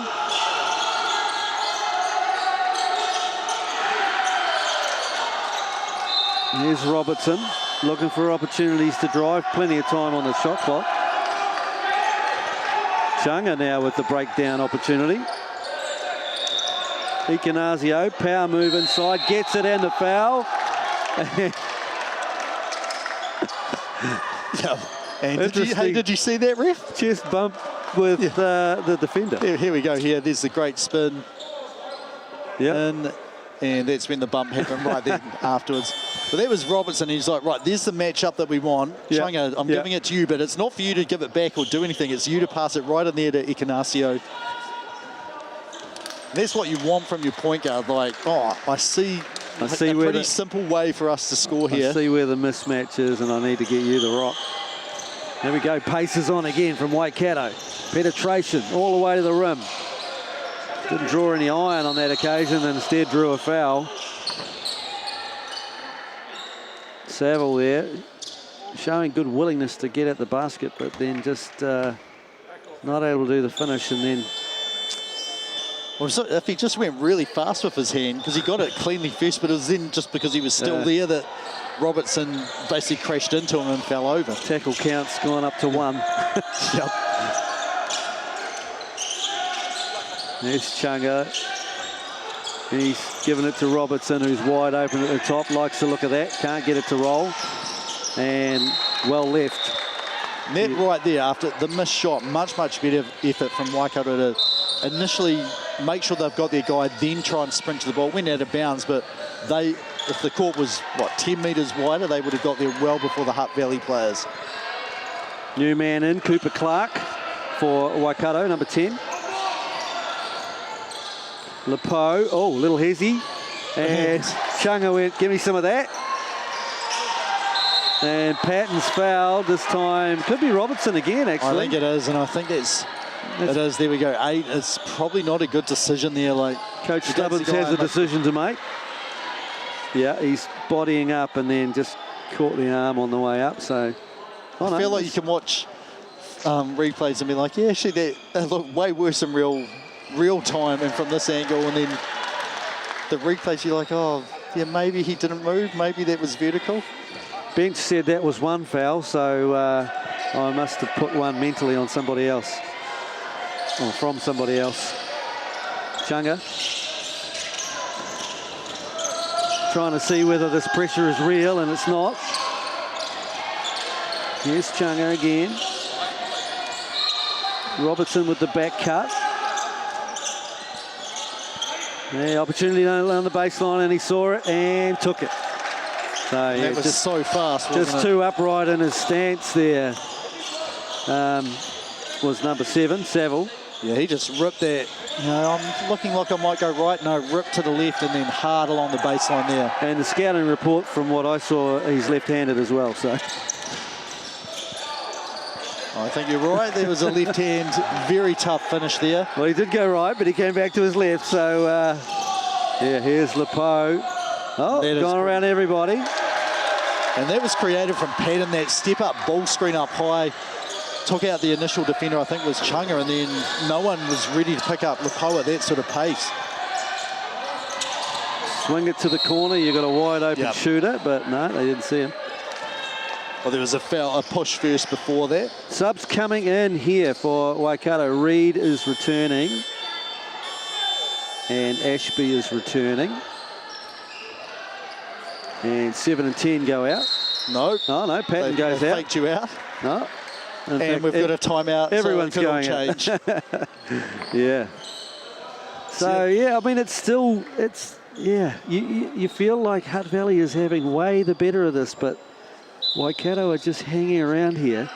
Well, they had that run where they cut it to 2. Like, yeah. I mean, we look at the score, like, Waikato's biggest lead was 4. Hutt Valley's biggest lead is 7. Like, it's been within that margin the entire game. It's been Hutt Valley essentially with the lead since about halfway through the first quarter until now, but it's fluctuated basically between 2 and 7 points the entire way.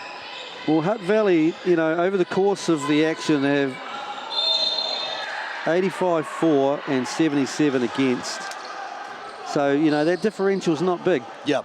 Waikato, however, have had a couple of big wins, which may have skewed it, but it does look a little bit like that these teams are fairly even. Yeah, I think it's also how are you playing now? I mean, they definitely are even how they are now. And Stubbins said, like, that was, you know, we got better. I think their first game was Canterbury B, or first day game, and then massive jumps in level of play since then. And he did say a quarterfinal, that was about as good as I feel that we've got the ability to play at this point in time.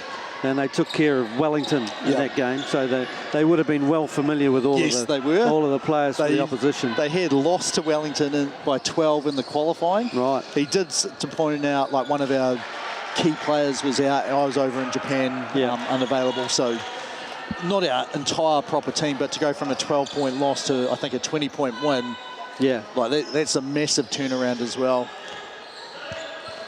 And hey, like, you've got to this point, you win this game, you're guaranteed a medal, first or second. Yeah. And I mean, it's you know, like, it's at the moment pretty loose, but I imagine if the game does sort of close up even more than this, by the time we get to the third and fourth quarter, every basket's going to become quite critical. Right, 12 seconds there, so no buckets scored. Waikato down 6. But again, like, it's just been in that margin, so both teams, you know, if they feel like we're roughly even, we want to try and just keep the game close, and then the last little bit we can try some different, you know, amp it up and see if we can get the win there. Lepo with a fadeaway, and that doesn't go, and the rebound is knocked out of bounds off Waikato, so Hutt Valley with a chance to go 2 for 1. Marsh might have got a hand to it last, I think, in that scenario. So a little bit more pressure up the floor this time now. Lepo's working on Chunga. Chunga flies right by. And Ikanazio, 3-ball long. And a good box out there.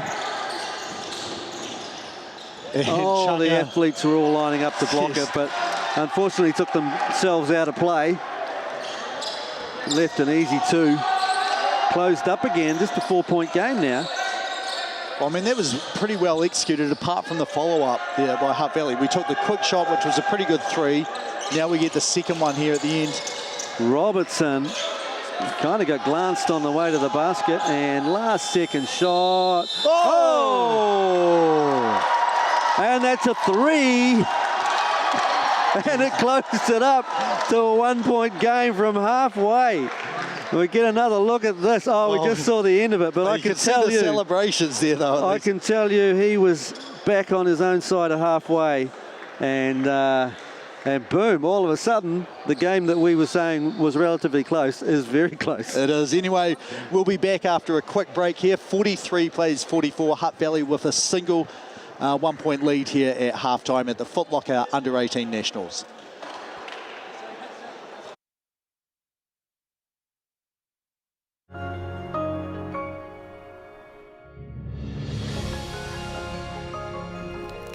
Food is your medicine.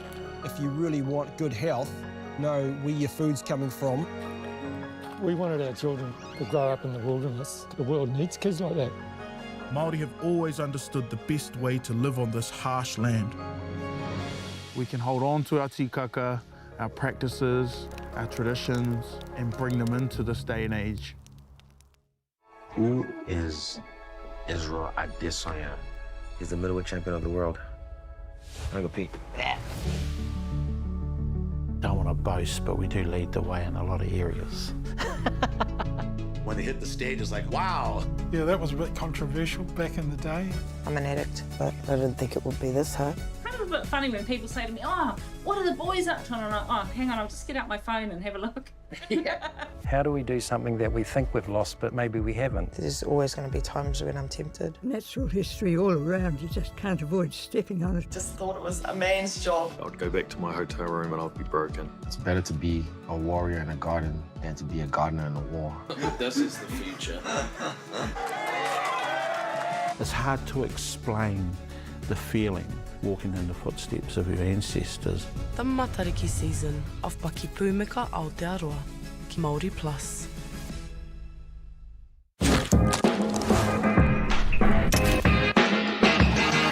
Hi, I'm Andrea from Chemist Warehouse, and we're so excited to be here to launch the initiative Hoops in Schools. We so hope our tamariki enjoy basketball as much as we do. I like rugby hat! Yeah!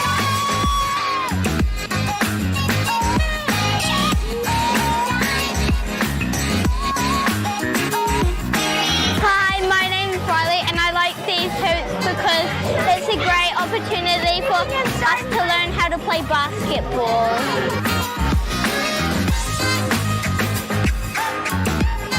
I love these hoops because everyone has fun, and then thank you, Chemist Warehouse, thank you, basketball.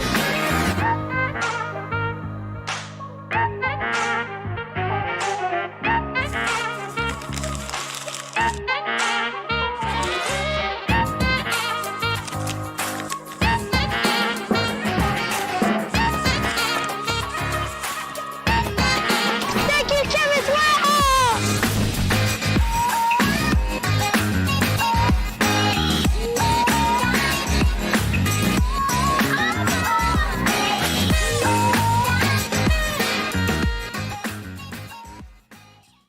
My dad, he wanted somewhere so for all the whānau that were out streets, had somewhere to come home to, and they could call it their own.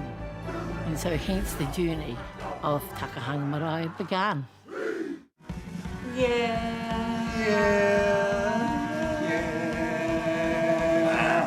Oh, why are you ruining it for, Joe? Hurry up, come back. No, just because you're not tall enough to get on the top. Get the Māori Plus app. Download now on Google Play or the App Store with exclusive viewings and 100% ad-free. Quite like top tier. Watch us anywhere, anytime. Make Māori Plus your mate and stream now.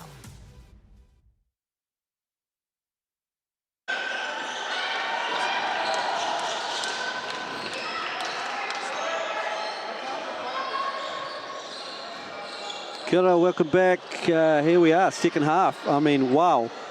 Lepo just hit something from It was the car park. a metre probably. and a half past the three-point line at the opposite end of the court. And we were saying, oh, this is still a close game, and now it is a very close game. And you can see they're out there ready already. Waikato pumped after that, so they feel like they're probably carrying the momentum, and rightfully so. Yeah, come on, guys. Like, how come you aren't out there ready to play straight away? There was Cooper Lepo with, I guess, unlimited range badge from 2K. Put in there maybe a little bit of, might have been dead eye when there's like the final 3 seconds. Anyway, that puts him up to double figures, 10 points. He's now shooting 2 of 5 from 3. So at one half of the court, he's 1 of 4, and the other one, he's 1 of 1. William McPhee also has 10 for Waikato. And then for Hutt Valley is, I don't know, Robinson, 19 points, 8 rebounds. And then Aubrey Chunga has 11 points and 6 rebounds. But assists between the two teams, 6 for Hutt Valley off their 17 baskets that they've made for Waikato, 17. But they've only had 2 assists, so a lot of individual brilliance. Yeah. And then they've had some fast break runs where there haven't been a pass. It's been a steal and go as well. So back underway here, Chunga, and we're back in the zone again, the 2-3 version. Robertson corner nails it. So Momentum gone now. We're back to normal transmission, which has been about this gap the whole way. It's up to Waikato now to put some answers together. Lepo could probably shoot it from there at the moment, the way he is, and he does shoot it from there, and he makes it. And he hit the ground afterwards. I started watching the ball instead of seeing if someone took out his legs, but chance for a 4-point play there as well if he was fouled. That's an emphatic answer. We're back in it. We're still in it. Hey, Robertson goes, how about me? Well, I like the spot here. What you got at the other end? Let's have a look. The post crossing halfway. And he's gone and kicked it out this time. Oh, good penetration coming. Chunga stays on his feet, and they had to go around him, but he still finished it. Good effort. I mean, that's from Marsh. usually all of the tupper there to get it up and spin around and then drop down. It's hard work to get to. Will Robertson go back to the left corner? Here's Chunga going to the basket, elevates, can't finish. Lepo. Oh, great timing on the pass too. He's got it on a string right now. Ties up the ball game. And so Ben Marsh really quick up there. And maybe that's it. You hit a three-quarter court shot, and all of a sudden, look, we need to play with intensity, guys. Like we're right there thanks to that shot. 1 point, and now they've tied it up. Icanazio keeps it, spins. And good balling up there defensively by Lepo. He left that well short in the end, didn't he? Really didn't get any purchase on the backboard. Here's Lepo asking for a ball screen. If you go under that, you're going to get a shot on you. Drive to the rim, can't finish. And he's had a bit of bad luck on his drive to the Saville at times. He can get to where he needs to go, he just can't finish it. Here's Chunga, same story. It was almost like he expected someone to jump up and just reduce some of his power, but they all just watched him, and he overshot that one there. Reed looking to roll off the screen, was open, they couldn't find him. He's come to set another one. This all the post going, this is deep enough for me, but that might have been the one that they call the heat check. Yeah, I think you're entitled to that though, right? Couple of subs coming into the game. Leonard returns, and number 12, McPhee, who's done a nice job on the boards as well for Waikato. And he's starting off at least as the primary defender of Robertson. Looks like he's going out to his special corner. Here's Robertson. Some good ball movement finally here from Hutt Valley, and a spin and a kick out, and just got the... Yeah, so he's asking why. It's because of the initial 2 steps. You could shoot or pass after that, but then you can't dribble after you've taken those. So very good call by the official. Yeah, took his 2 and then wanted some more. There's Lepo in danger territory. Like, you've got to guard him that far. Oh, he kept it. He's gone to the rim, but he got met at the rim. And left short, in for the board. What a... Oh, and up off the floor. Well, that is smart. And unfortunately, there is a Hutt Valley player down on the floor. But Chunga's having none of it. And it's Robertson. Yeah, oh, it's Robertson. So this could be a big call right here. And we see the manager coming on the floor too, so that means he's going to have to exit. And unfortunately, like you can see just there on the replay where he's grasping, it's like... Oh, it's assistant coach George Leafa, but they've let him stay. He's still limping significantly too, so he's tweaked it pretty hard. Yeah, I mean, if boards here from Waikato, and 3 people in there trying to rebound it. And he's young and invincible, so he's like, yeah, I can play through that. You and I, we've got the experience. I'm like, man, my knees. That's 4 weeks, mate. That's 4 weeks right there. Sure. See you in 4 weeks' time. But he's definitely labouring now. Like, is it? Oh, Reed, lovely move. His extension as he went through the gap. Just pushed it through the gap there, and look at this, and just extended. And the foul. He's putting together a nice game, Kyle Reed. And I think that might be Waikato's first lead since midway through the first quarter. Yeah, I think it is. Yeah. Sorry. Yeah, no, it is now, 52-50. I think you're right, yeah. They've hit the front. Warning signs. No, there's more than one player doing it too, so they're all engaged now. Here's Chunga looking to spin. Penetration, kick out. Here we go. 3 on its way. No good. It's dried up a little bit from the three-point line. Robertson's really the only one that's hit much. And I could see there McPhee, was it McPhee? 12, yeah, it was. I could see him holding Chunga's singlet there, but he got the rebound anyway. Oh, Reed's rebound was pretty good. He pushed the action, and that'll force the timeout. And Robertson did his best to stand up to that, but he is still limping quite badly. Yeah, I could just see him there now saying, I need to have something for this, please. Like, hopefully just a tape-up job. Isn't it amazing how a half-court shot can tip a team over the top of the mountain and start them rolling down the other side? You know, it's crazy how all of a sudden they're carrying the momentum and it's all going their way. Well, as you see, rolling, Jackson Fisher was like, we are rolling now, boys. I can't read lips, but that's what it looked like he was saying. Yeah. And you can definitely look at the intent here on Hutt Valley's faces. Like, you know, the game's just all of a sudden flipped. Like, have a look at this run here. Like, they were up 4, all of a sudden they're down 5, and that's in probably about a 2.5 minute thing where they just haven't been able to score whatsoever. And we knew, like, it was close the whole way through. It was between that 2 and 7 point margin. Yeah. It still is, but now all of a sudden a 9-0 run sees them on the wrong side. The rim protection has improved for Waikato as well. Reed's doing a nice job of contesting stuff. Who's the other one in there? Marsh. Yep. Doing a nice job, and they're just not quite getting the easy finishes that they got in that first part of the first half.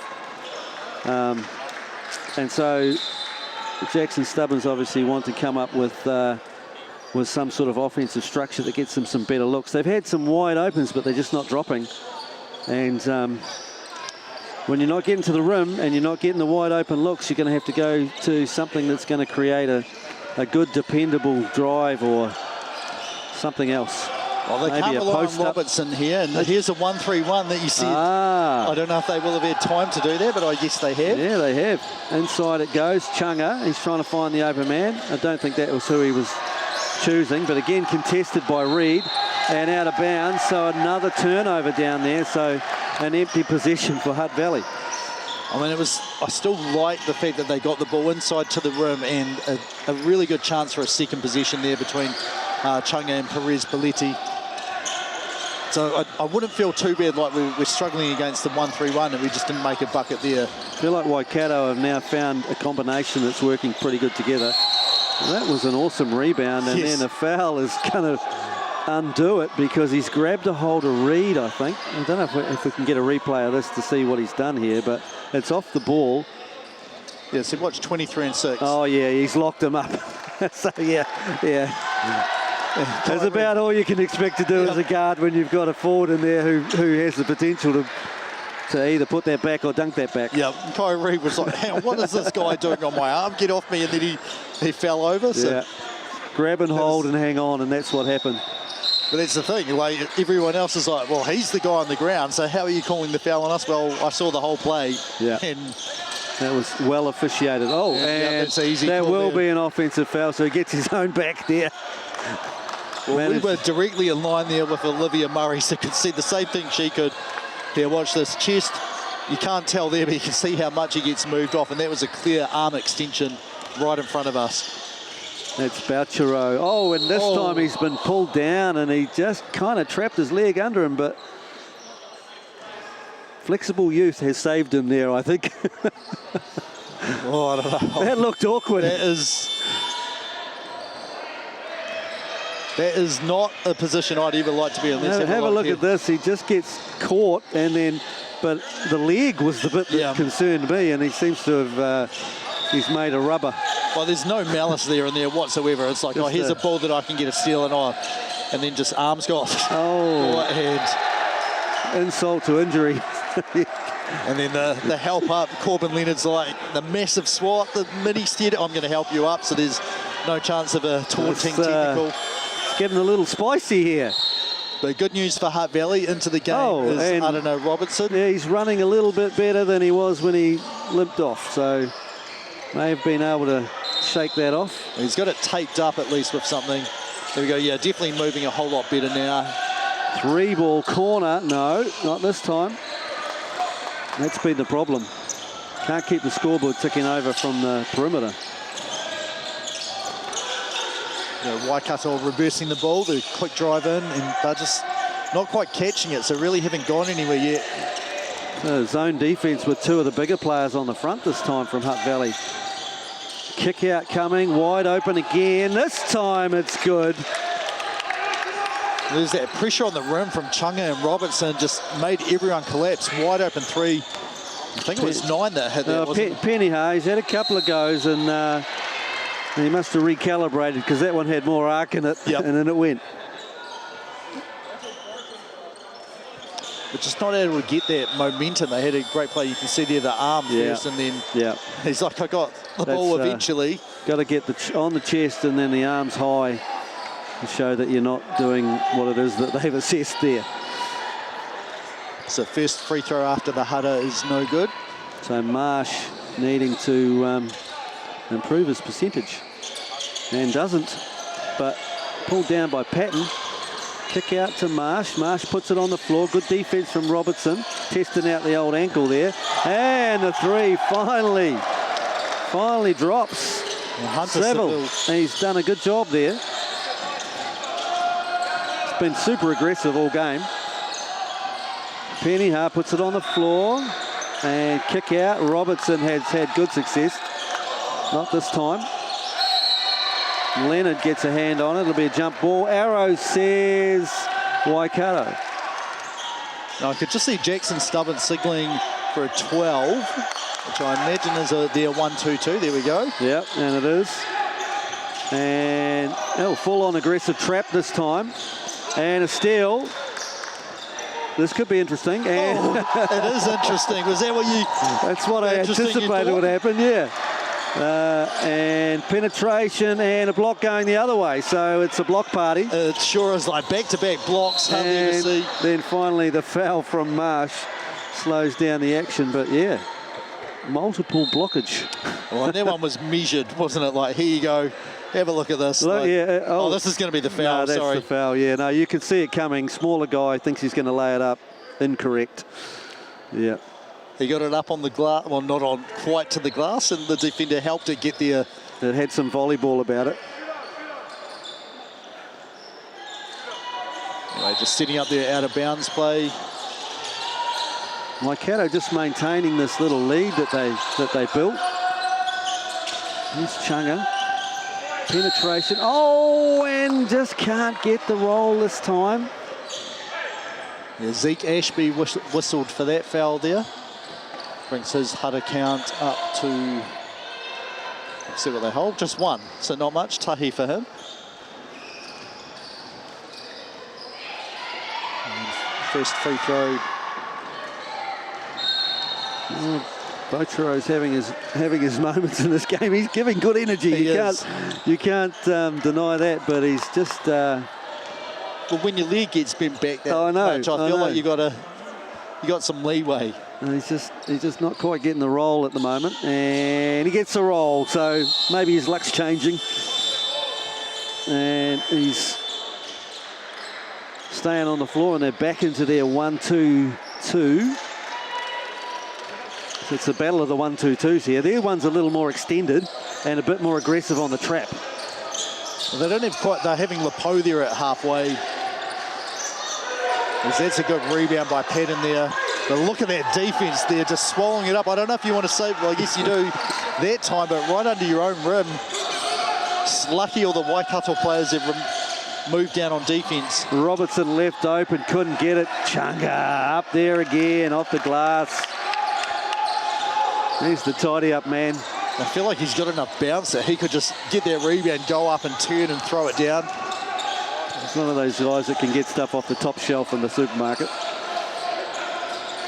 I think Robertson, we can definitely see he's still limping slightly, but I feel like when he needs to, he can ignore the pain. So at the moment, you know, just up the court, don't need to do too much. He's okay, but see here, looks 100% on the drives. Yeah, late call. I don't think it was Patton. It must have been the second man in, and it was. I was like, Corbin Leonard, the way he responded like, here's good D. Yeah. It was oh no. Ashby somewhere in amongst it got there. Patton did a nice job of being vertical. So Stubbins, I can just see him having a pseudo timeout with his team. And it looks to be sort of their, I think it's their 1-2-2, like where are they going to look to attack it and where do we want to rotate guys? Meantime, Robertson missed his first. Now, after that little initial spurt by Waikato, they're pulling it back, albeit 1 point at a time. And another rattler, and it goes. Sub coming in, Reed coming back in, Patton going out. Reed's had a good game too. He has, yeah, he's been really has. Good job just getting those rebounds that they needed inside, putting pressure. So a bit more here, Hutt Valley. Yep, full really court pressure. That up. Running out of time to get it over halfway, but bailed out, unfortunately. I don't feel bad about that as a foul because you had one guy who'd gone for the steal way out of play, so they get that over. There's still 2 seconds to go. Pennyhard just guessed wrong and ended up with the foul, alleviating the pressure. Both teams in the bonus now. Next defensive ones. Lepo must be due another 3-ball for sure. I think they're too close. Like that's the issue here. He is parked out at the... Oh, a scooper. Nice move from Leonard. Oh, and he's come up with a steal. It bounced off the back of him on the inbounds play. Oh, then that's a TJ McConnell. Oh, that's a big turnaround right there. TJ McConnell from the Pacers is part of, not a living out of that, but he's made a lot. And great drive there from Robertson to get, stem that bleeding there after a quick flurry of points for Waikato. Another 3 on its way. Starting to find the dial here. I think Hutt Valley's already used 1 timeout this half, so Stubbins is probably like, we've got 90 seconds. I don't want to burn my second one here. Kick out, Chunga. Can he finish something? No, he loses the handle. It's all right. It went straight to his teammate. Strong move, but had it stripped and then bounced it on the baseline. Not the outcome that Hutt Valley were looking for on that drive to the basket. Sub coming in. Icanazio will return. Have a look here. Just kind of stopped at the wrong time. Didn't realise Leonard was hanging around. Oh, strip. Nice steal. And patience with the finish. There was a nice little hezzy there by Bouchereau before going. It's normally a hezzy dribble. His was a hezzy layup just to get Lepo a little bit off balance to give him the space and time to get that up.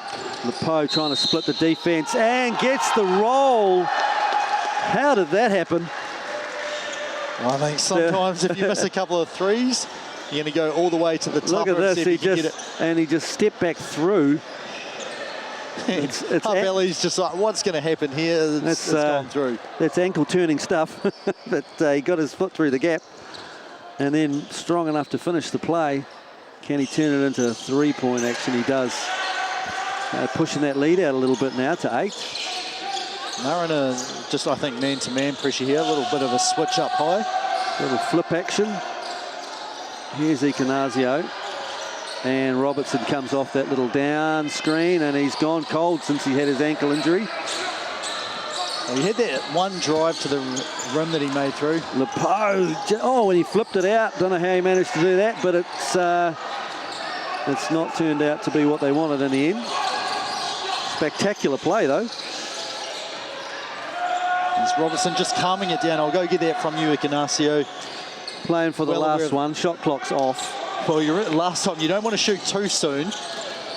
Even if you're like, well, this is going to be Changa shot. Couldn't get it. Rebound. Got enough time to put it up. Doesn't realise it. Bounced off the head of the Waikato player. It's a 0.9 here. So it's going to be a lob, if anything. I think they've got time for maybe even one dribble. Oh, that's not who should be wide open, though. And couldn't get that to go. That would have been the one, because that's free, that one. You don't worry about that one. You've got to shoot it no matter what. So anyway, wow. So, there we go. Game on. Waikato pushed that out in the end, didn't they? Yeah, it's 26-17 the score in that quarter. So, went from down 1. If you say, like, right, through the first 19 minutes and 55 seconds. Since then, they've outscored them by 12 points, and that's why they're up by 8 now here. The concerning thing for Hutt Valley is that there's several players now have kind of found their range. Yep. So guys that were struggling a little bit and missing are now all of a sudden scoring. So 6 of 18 from 3. So Saville, for example, just hit a couple now, so he's pretty happy about life. He's up to 17 points. I mean, they've got 4 double-figure scorers. So Lepo's been doing his thing. What's he got? 16 points, 4 boards. Yeah, Marsh has been going pretty well in recent times. He's almost there with 8 points. So William McPhee has 10 points. McPhee was the other one that's been doing, well, he's been doing the hard yards, getting the little putbacks and the...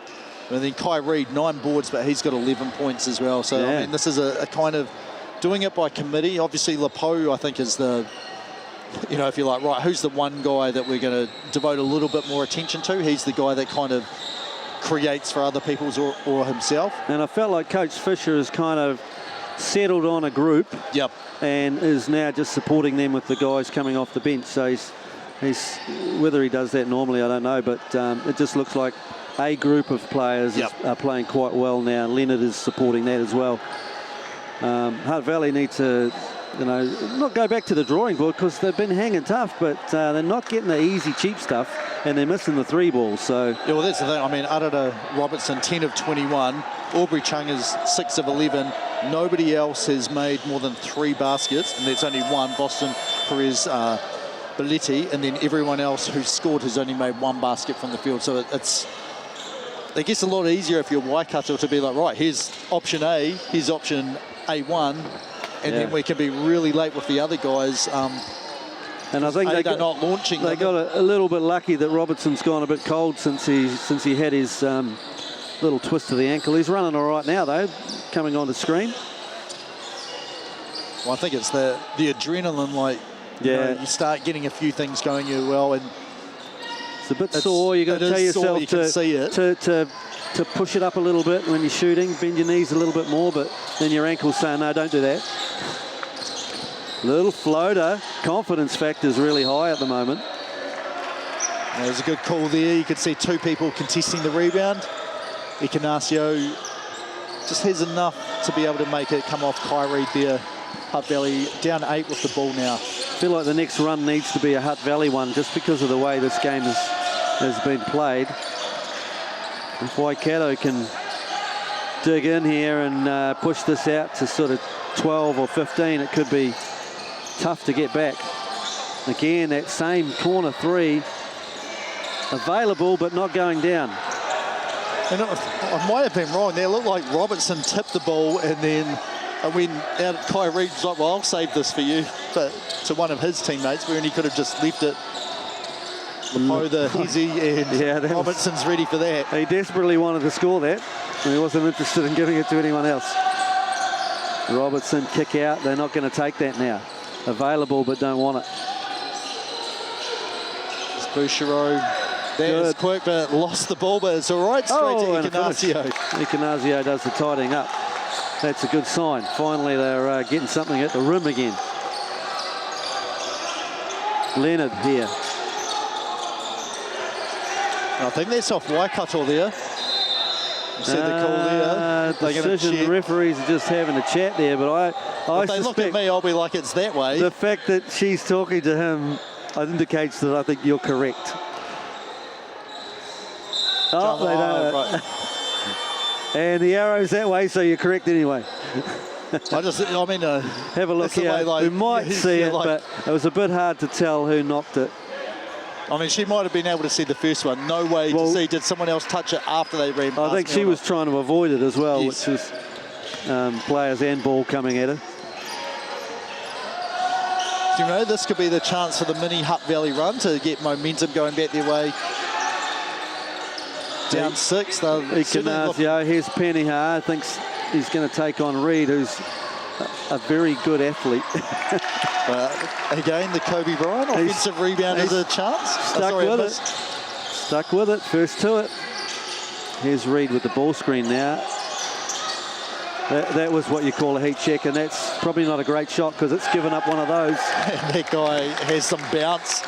Chunga And that's a momentum shifter, a quick shot like that turns out with that result at the end when you moved no defence and had no chance of getting the rebound. I mean, look at this here. Like, this is, I can just fly. Like, I can just take off. I think he was still going up as his arms were coming down to dunk it. That's one of those ones where the coach goes, no, no, no. Yeah, I can see what's about to happen here. If you make it, they probably go, no, no. Oh, okay, then.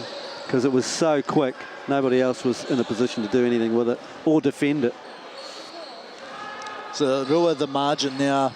Waikato, good timeout by Jackson Fisher. Just feeling it's pulling away from the team at the moment.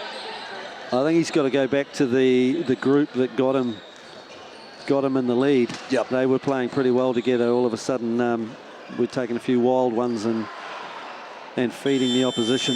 Yeah, I feel like Lepo, you can dribble over halfway and shoot it if you want after hitting that massive shot, but some of the other guys, we probably need a bit more movement. Just, maybe 3 or 4 catches before you launch one. Get a chance of getting an O board. I mean, in terms of minutes, Hutt Valley, they're playing 8 guys, so, and you know that Robertson and Chunga, I think, played the entire time. Yeah, he has. Robertson would have, except he had to go out to get his knee taped up. So the other 3 guys are just going to rotate and support them. But on the other side for Waikato, he's played 8 guys over 10 minutes, and then another guy's on 6 minutes, and he's got 1 more. So way more depth from Waikato. That's a much better offense from Waikato, but they really didn't come away with anything. And here's Chunga with a kick out. Peniha puts it on the floor, and he's brave in there. Yep. He's found the land of the trees. Chunga, same corner, same result. Ikanazio powers it, couldn't get it. Well, he is good in there. Like, he just carves out that space, goes up. Here's another opportunity for him, and this time it goes. He could well have had an and one out of that, but there was a couple of guys draped on him. I'm just loving, like, Robertson there, the quick swing pass to Chunga, and he's like, pass it into him right now. Chunga did so. Ikanasio to the rim, 2-point bucket. Tied ball game. Shot clock at 9. Marsh, 3 ball, way short. Leak out, here we go. Can they cover this? Oh, Chunga turned the wrong way. Ball went to the outside, which you never want when you're running down the lane. Well, there's actually a foul's been called here. Bailed out, really, here by... Cransland, whistle for it. I just think he was sort of collateral damage on the way through. He was in the wrong place. Me as a not the level of referee for these games, I'm like, once that pass is gone, like, defense has just as much right to it as offense. So, Chunga, why did you run into him? Well, the fact you didn't know where he was. The fact really was it went to the outside, which spun Chunga around a bit. Robertson turns it down. He had the wide open kick out, didn't get it this time. Peniha, he has hit one, and now he's hit another one. Oh, that's a pretty quick change of momentum there. No timeout for Waikato yet. What were they? They were up 5 now, all of a sudden down 2. A little bit of bumping going on down the floor between Peniha and Reed before. Penetration to the basket, strong rebound, good work. Trying to put him in jail behind him. Penetration comes, reverse layup, no good. Lepo, kind of a hospital pass that one, and then eventually they call the foul. I undersold the run. It was actually, they were up by 9, so to go from up 9 to down 3, it's been 12-0 for Hutt Valley here. Yeah, well, we knew they had to be the next one to carry some momentum, and they are. They carried it to the lead. It's Lepo, high ball screen. He's still going to go, he's still going, and he finds Reed, who Chunga meets at the 13th floor. And the general consensus was well, that's just impressive athletically. That looked like it. Oh no, maybe he got him on the arm, but it did look pretty clean. Up top, I think it was clean up top, but maybe a push in the back there as well. But I'm just impressed with the athleticism to get up that high, that quickly, and get up and challenge it. I don't know about such things. That's in a stratosphere that I don't belong in. We're sitting at about the right height where we are here to be eye level with that. Probably the only reason we thought it had any chance as a block. So, yes, 72 plays 70. Peniha, little flip action. Ikanazio, strong to the hoop again, making it tough. Oh, and that is a tip in there, Chunga. Ball bounces out of bounds, clock continues to run with a full 24 on the shot clock. No, they've only got 12, now they've got 24. Not sure the points went up for that, have they? Did they count that? I don't think it has just yet. Oh, and gone out of bounds. Whether Waikato touched it on, he's saying no, but the referees are saying yes. So, yeah, points are up now. 71 plays 74. Well, this is what you and I, you know, hey, we're commentating games. What would you like? Two close games, and these have lived up to the billing so far. I think there's still one more run in this, so I don't want to say too early that this could be an overtimer, but it could. Like, it certainly feels like both teams aren't playing to their potential yet, are they? That little bounce pass out of bounds gives it a chance. Yeah, here we go. So Lepo, good pressure. Bouchereau keeping it on. It still wants to go to the basket, has it stripped. I think it's probably time to kick that out. Everyone's lined up, waiting for that. Robertson floater and the throwdown. And we've got a rim issue again here, which we had in the previous game. No one's aware of it. Lepo with a kick out. Three ball, nope. And that is a great board inside there off the top of second one. Lepo wide open for Toru. Not going to happen. And the referees have now been told of the issue at the far end. Well, that's the perfect time for us to be like... We get a replay on as to see why that was like that. So the rim is fixed. There we go. And here it comes. Just lobbed it. Perfect. Boom. And there's his ankles. That's what we can see there. Yeah, that's about what I used to see when I tried to defend that kind of play. Me too. Like do everything perfect. What kind of shoes are they? Sometimes guys can just jump right up. There's some nice kicks you got on there. Yeah. Well, that's the sort of thing that can, you know, if momentum wasn't on your side, you get a fast break alley-oop dunk that can really turn things. Nice backdoor cart and a flop warning. Ikanazio just didn't finish the play. He's got another attempt and gets it this time. Powering his way down there, doing the concrete mixing. Well, he's just sure, like, your arms can be there. I can just go up and through them and finish anyway. This is a big run they're putting together right now. Waikato get to the rim. And that was smooth there. Saville this time stops the rot a little bit because the swing's been pretty big. Peniha trying to find an open man. He gets Robertson. Robertson with Reed on him. Shot clock at 10. Robertson looking to go to the rim, finding it tough. I think that was 12 is the call there. Yeah, he's the one doing the most complaining at the moment, so I suspect. Yeah. Here we go. Oh, yeah, reached right across in the end. You know, you've got to, he was lobbying for an offensive foul as well. I think you've got to show your hands a lot more than that, unless he did take one in the chest, which could have happened, but Robertson's gone to the line and missed the first one. So in the scheme of things, might not have been a bad foul. It's 28 points, 11 boards and 4 assists for Robertson. And Chunga's up to 19 points, 11 boards. Second one misses as well, but the ball is... There's something on the rebound here. It's either gone off Leonard or... No, Leonard's been called for a foul. There's some sort of box-out foul potentially there. I don't know what happened. I could see that he was holding his shirt, but it wasn't really a... I'm trying to box you out, because Chunga wasn't really trying to rebound it. He was just watching. Lepo comes back in and Marsh goes out for Waikato. Chunga looking to break down off the dribble. Spin move, step through. Oh, everything but the money. Well, that was such a wide base to sort of go from mid-post all the way to the rim, and that is fast up there. Forcing the action. Saville, yeah, cuts it to 3 now. 3 to play. Chunga to Robertson up the top. Who can execute? That's the question. Pennyha gets it to Robertson, says no, puts it on the floor, and one. Slides through. I don't think they read the scouting report because he went left.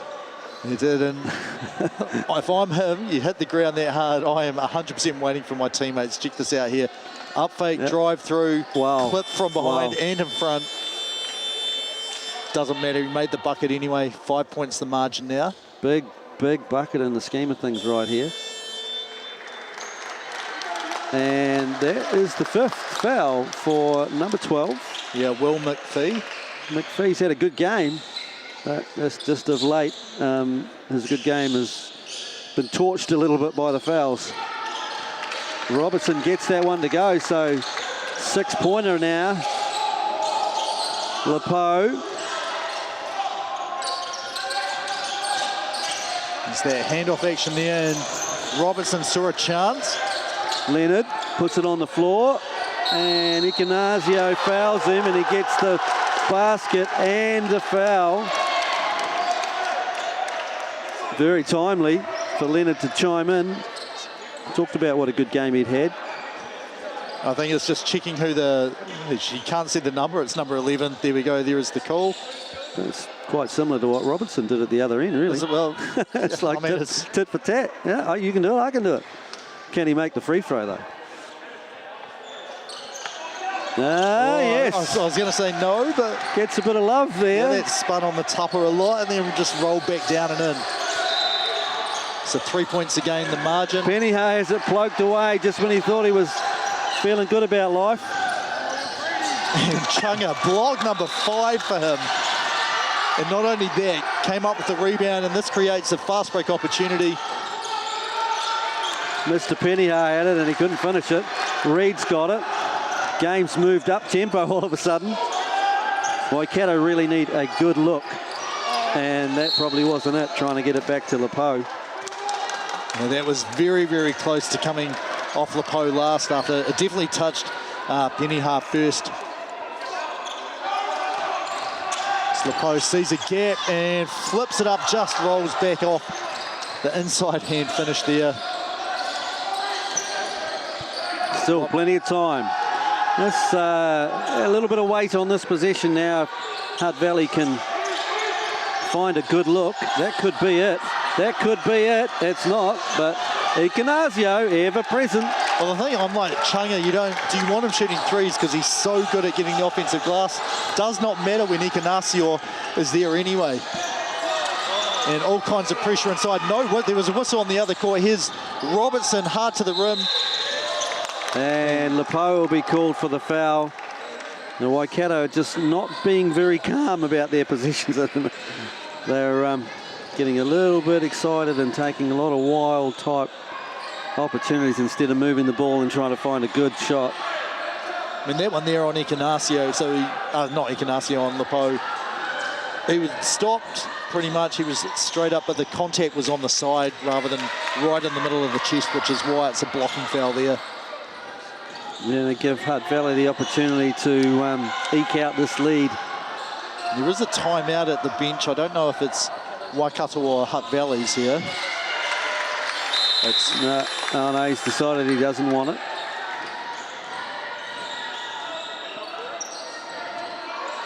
Right, yeah. So timeout removed. So the good thing is we have Raywin Willocks on the score bench commissioner over, I think, 200 and something NBL games. She said that was definitely cancelled before the call was made. Oh, free ball after turning it over. He now puts them back in the game. So Savills, you need some timely makes. He's up to 24 now. Has had 4 of 8 from the three-point line. Chunga gets him to jump and check out the athleticism. He can't make the finish though. He didn't get it, and here's Saville. And he's patient this time, finds Lepo, goes through the gap and scores it.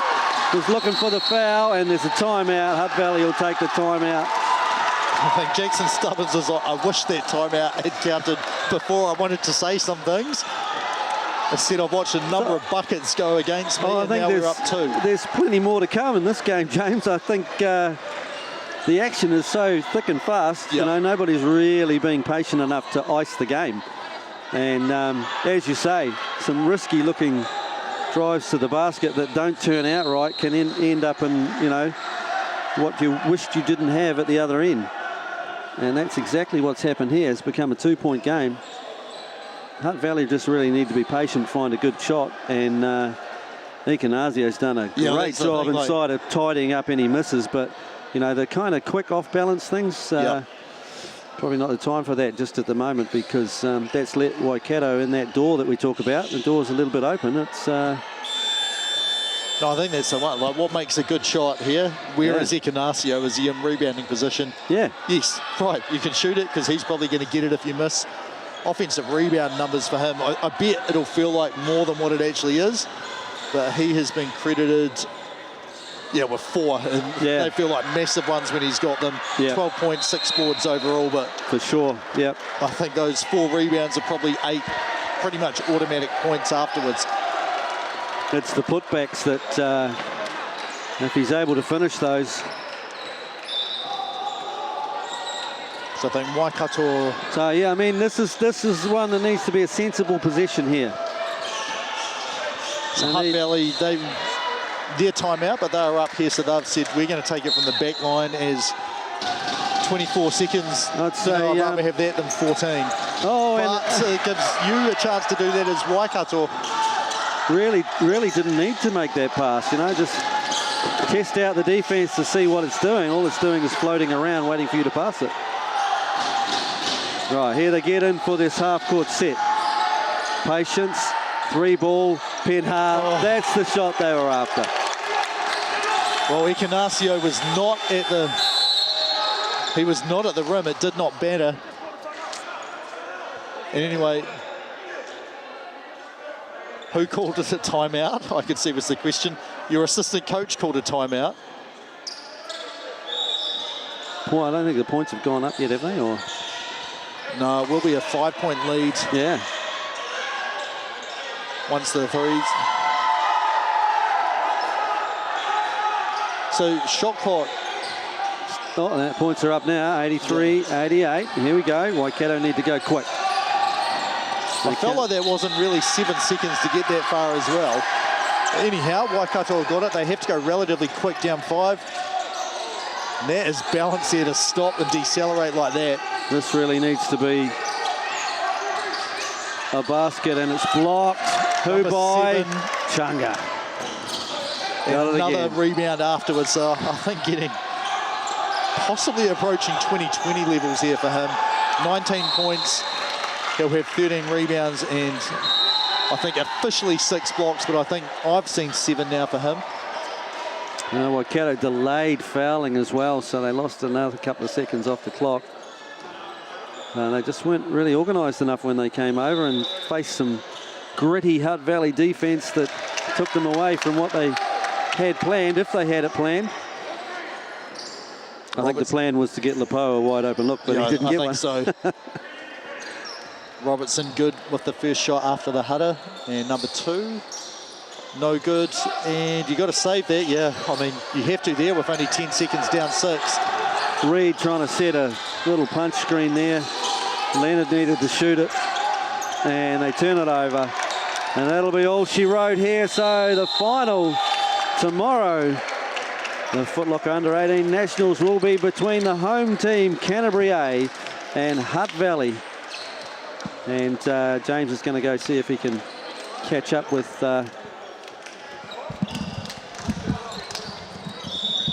James. Yeah, James is heading off to catch up with the coach, the winning coach.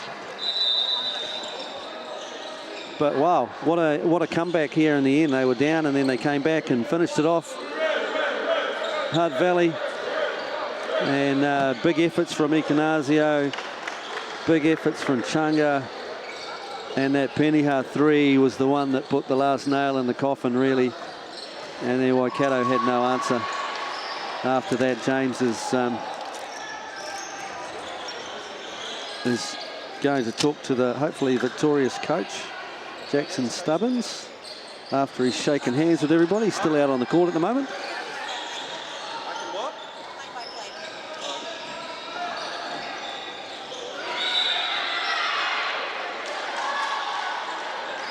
So Waikato, valiant effort, came back a couple of times, took the lead, and then unfortunately lost it at the last hurdle. Hutt Valley made the last run, and that was the one that won the game.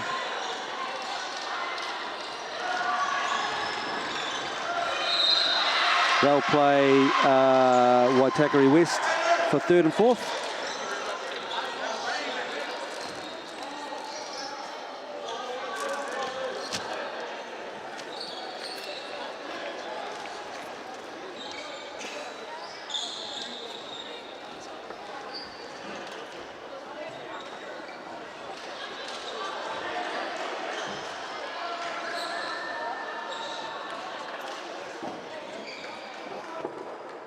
Oh, it's pretty much a game of wild swings back and forth. I felt like it was the alley-oop dunk that was kind of the turning point where the momentum really shifted. But what did you feel like? I think we've got a chance to carry on and keep this thing rolling. I think it's really up to us in how we defend. Right? We want to be a physical team. We have habits that we're trying to build. We want to blow up actions. And I felt like in that kind of third quarter, we went away from that a lot. And then they made their big run, and then we did a great job. We're happy to even be here right now. Hawke's Bay did us a solid, but now the boys just have nothing to lose. And they're just going out there to play as hard as they can and play for each other. And I think they're playing the right way, so they've done a great job. No, it was the guys that you said, like Chunga. I think he had 7 blocks at us, or may have been 6, but a number where he just affected stuff. Rebounds for Ignacio, and then Robertson. Went down with knee injury, obviously, and then wrapped up. How happy were you for him to be able to tape it up and look good when he was in sort of half-court situations? I think the thing with Arana is, in my opinion, a very underrated player. He comes out here, he works as hard as he can at practice. He's an amazing teammate. He's just a complete warrior, soldier. I have utmost respect for the way he plays the game. And without him, you saw who we were. And with him, he changes everything for us. So amazing effort from him. Yeah. It's a super big test. I know these are all kind of neutral sites, but it's not really. It's Canterbury home. So what do you think, tonight, obviously a lot of rest and recovery, but what is the number one thing where you're like, right, if we can do this, we've got a shot here tomorrow to sort of come out when one game's all you need to do now? I think we'll obviously go back and have a look at the film and stuff like that, but they got a bunch of amazing players. Hawani, super physical guy, dominant inside. We're going to have a plan for him. Millen, awesome creator, gets a shot off. And then they have other guys who just play their role and they just completely work as hard as they can defensively. And it's hard to get anything good on the offensive end. So it's going to be a battle, but it's something that we want. We're here. We've got nothing to lose. Playing a hostile crowd.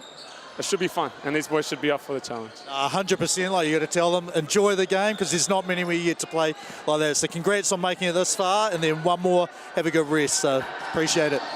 Cool, thank you. So there it is, Hutt Valley versus Canterbury A in the final. So next up here, Tauranga versus Rotorua in semi-final 1 for the women. So we've got a couple of different commentators for that. James is replaced by his wife, Penna, and I think Josh Thompson will be back on the comms again. We'll catch you tomorrow.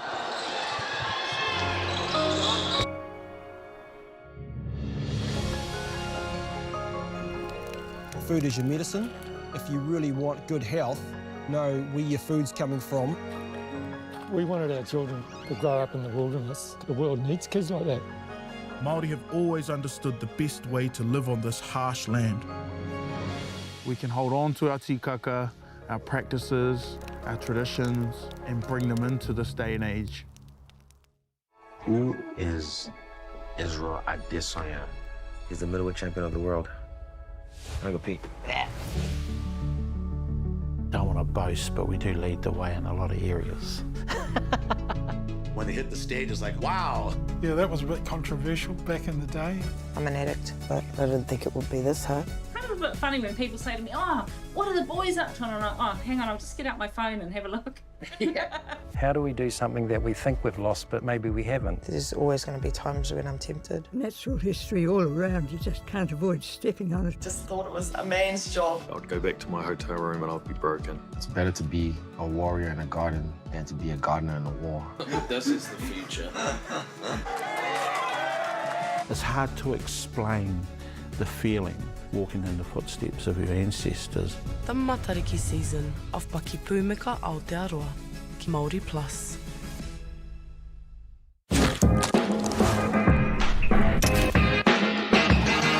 Hi, I'm Andrea from Chemist Warehouse, and we're so excited to be here to launch the initiative Hoops in Schools. We so hope our tamariki enjoy basketball as much as we do. I like rugby hat! Yeah!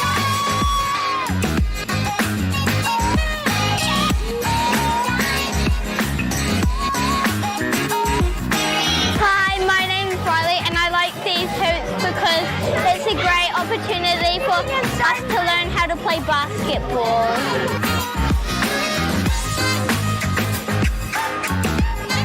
I love these hoops because everyone has fun, and then thank you, Chemist Warehouse, thank you, basketball.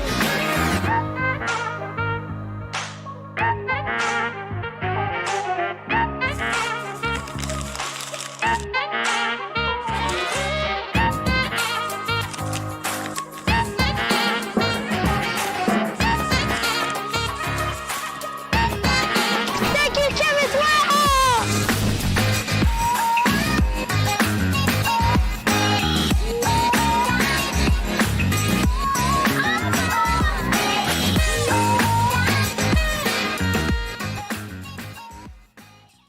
My dad, he wanted somewhere so for all the whānau that were out streets, had somewhere to come home to, and they could call it their own.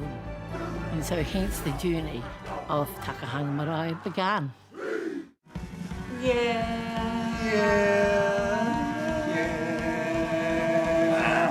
Oh, why are you ruining it for, Joe? Hurry up, come back here. No, just because you're not tall enough to get on the top.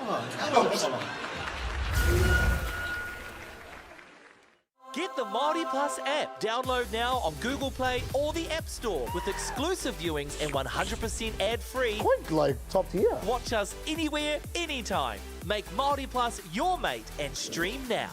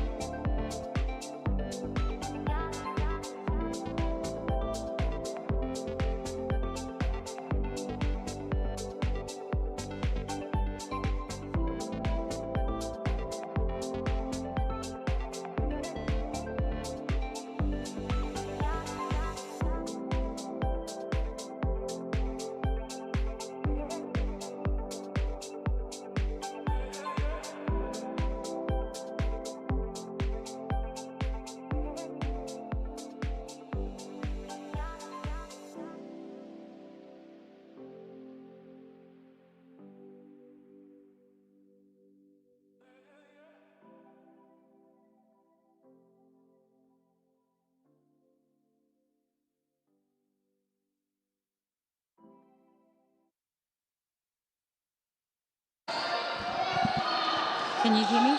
Can you hear me? Yeah, no. Thank you. No mai hoki mai whānau, ki te whakataitai U18. We're here, I'm here and Josh Thompson, I'm back. I'm here with Pina Lisselman, and we're here to commentate the next two semi-finals, which are the girls' semi-final. So our first up, Zone 2 matchup, Tauranga taking on Rotorua. So yeah, we're looking forward to this. Pina, what's your thoughts? I think I was talking to the Tauranga people before the game, and they've seen each other a couple of times throughout the season already. Yep. It's been a good matchup, and we've seen Tauranga come out on top a couple of times, so hopefully today Rotorua will bring the matchups.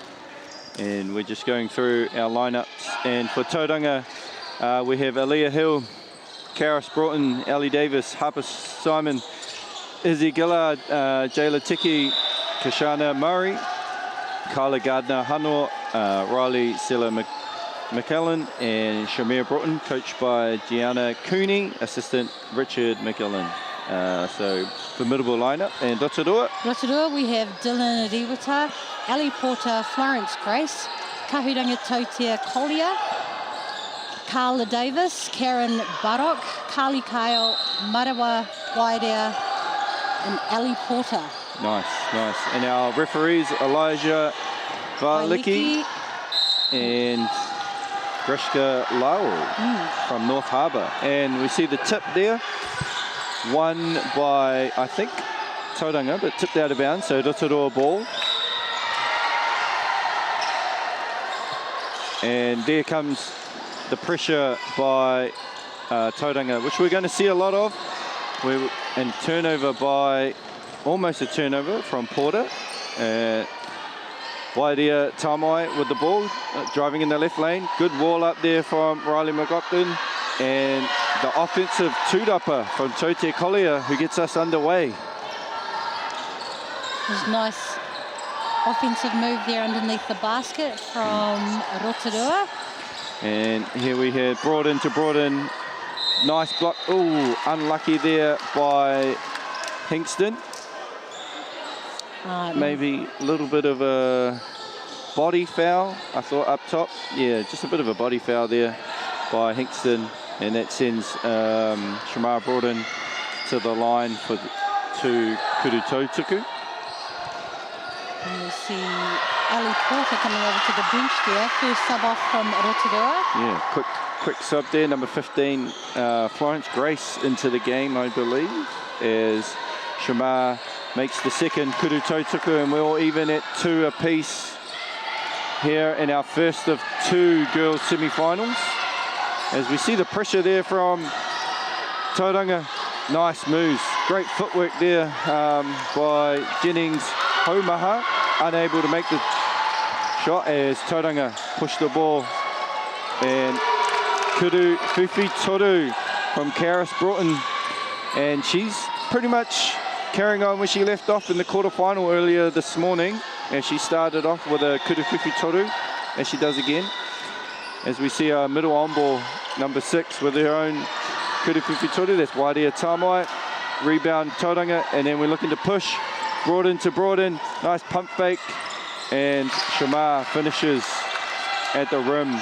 And as we see early on, Pina, Tauranga looking to try and push the ball as much as possible.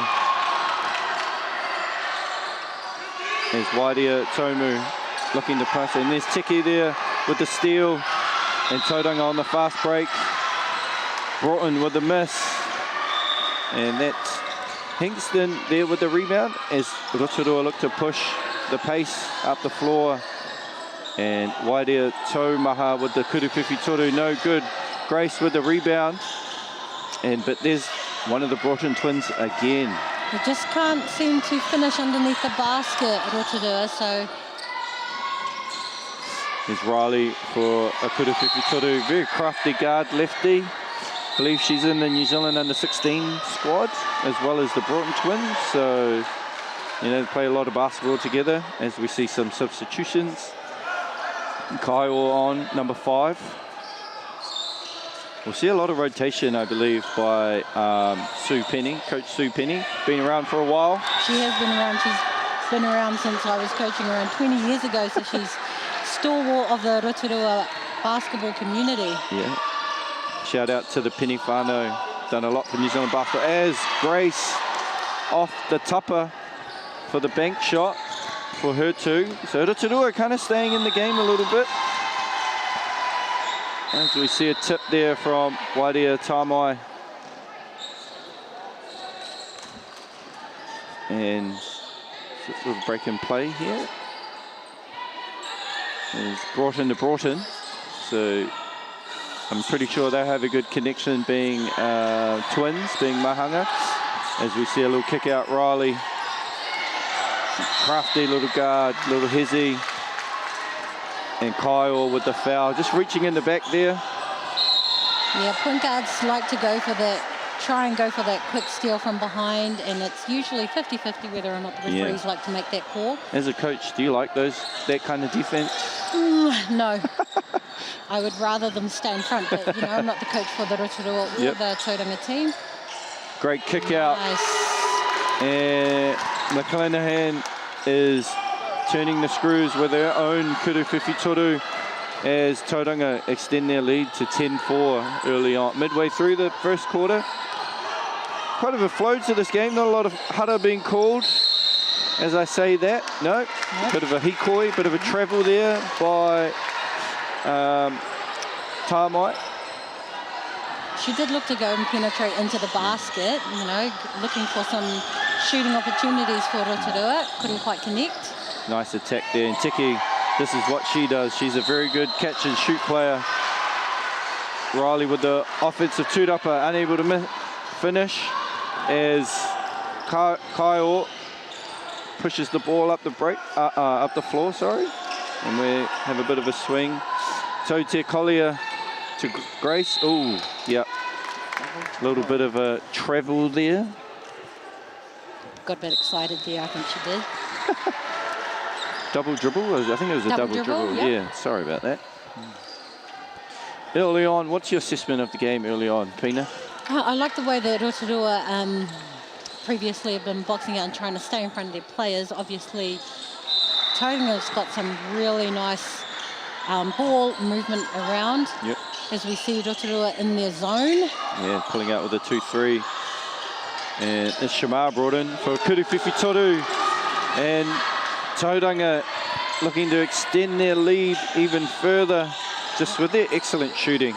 It's a bit wrong there on our screen. It's actually 13, I believe 13. 4? Yep. So hopefully we get that changed pretty quick. As we see a steal there from Tiki. A bit of a loose pass. Ooh. Interesting wee passage of play there. Could have been a back over, but we carried on. And that's number 6, Tamai there with the jumper. Short corner jumper. And now we have our scorers right now. So 13-6 Tauranga. Riley with the ball. She's, as I said, very crafty. Off to Broughton. To Broughton, her sister. Tiki, great block there from Tote Collier. Gets out, uses her length. And Broughton, just so active. Tauranga guards on the defensive end. And just, yeah. Yeah, the zones, you know, the switch up in the coaching from man to zone has been beneficial for Rotorua at the moment. So let's see if they can capitalise off this defensive effort. As we see Barrack in number 9 for Rotorua. Collier inside to Davis. And nice Kyle with a little short jumper just to close the gap. 13-8 now. Broughton. Defense up, got them out of her defensive stance and then managed to finish with 2 points. And Broughton with the miss. Kuruwhiwhi Toru came off a Tauranga player there. Either Hill or Riley. So ball goes to Rotorua. Tauranga still don't look phased though. No. As they're shooting that ball with confidence and. For sure. Now, I believe they were 50% in their quarterfinal. 17 for 34. Wow. In their quarterfinal. So, you know. Oh, nice strong move and the finish with 2 points for Rotorua. Yeah, great move there. Tote Collier kind of just overpowering Tiki there at the rim as we see the replay. Yeah, just uses her size a little bit to get rid of her. And Hill a little bit late there on the help. But as we know, kuru tautukus are important in any basketball game, Pina. Yep. As we're brought in. Top of the key, drive, spin, little floater, floaters off. And Rotorua with the tūrapa as number 4, Jennings Homaha loses the handle, try to go behind her back. Rotorua have done a great job at closing the gap here. You know, their zone is really bothering Broughton, but as I say that, she gets into the paint. Hill just fumbles it. 6-5, and just a little bit too high there from Riley to Broughton. A long cross-court pass that could be dangerous, and as we saw there, didn't quite work out for Rotorua. There we go. Just trying a little hook pass with the right hand. Obviously, she's left-handed, which causes Coach Cooney to call a timeout. So if you're Coach Cooney, what are you saying about the Rotorua team here? Sorry, the Tauranga team, sorry. I'm telling you, if I'm the coach, I'm probably telling my girls how those passes are a bit dangerous and we need to think a bit more about where we're looking to penetrate in those seams. They're kind of missing in that high-low action there with our bigs, but I can see the bigs moving, and hopefully the guards can find those bigs underneath the basket. But I still think that the guards at the top are still confident with their shots. Yep. So yeah, and if you're feel like if you're Coach Sue Penny, you're pretty happy, you know. 13-10, you're still in the game after the hot shooting start from Tauranga. They kind of grinded their way back in the middle parts of that quarter. So I'm extremely happy if I'm that Rotorua coach with a defensive effort from their girls. Just brushing over our stats here. Shamar Broughton's leading the way with 7 for Tauranga, and Riley McLenaghan has 3, and Charles Broughton 3 is also. And for Rotorua, Tote Collier with 4, Wadia Tamai with 2, and Grace and Kyle both have 2. So it's a bit more spread for the Rotorua girls early on, as we see the pressure there. Easily beaten by Kyle, and draws a hara on number 5. Yeah, McLenaghan there, as we see. Just reached in there. Yeah, kind of a bit of a reach. Didn't really need to, because she had Hill there ready to wall up. But Kyle goes to the line for 2 Kuru Tautuku. As we see Riley, I believe that may be her 2nd foul. So wait for our stats to update. Obviously, shout out to, well, it's not Sharon, Sharon's husband, Nigel on the stats of tonight. And people in purple working the score bench. Got to give our shout out to our volunteers, as Kyle misses both Kuru Tautuku, as Broughton to Broughton, back to back. Miss Kuru Tuki, and I believe that's Davis. Can't quite see the number, Aroha Mai Whānau. But we had a little short jumper there. Oh, number 9 there, Barrett. So here's Broughton again. I'm going to say that a lot during this game, so get used to it, Whānau. Tiki with the catch on the wing, rip and go, misses the floater. Tough rebound there from Jennings Homaha. So, and another foul, another hara from Tauranga. I did see this early on in the Chianti's Manukau game.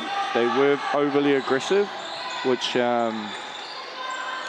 can't really, as you see there, he kind of just grabs there. I think once they settle down a bit, the Tauranga team, they just have to get the feel of the referees and how the game's flowing, and then once they do, they'll be away and running. But Rotorua's taking really good advantage of this aggressive play.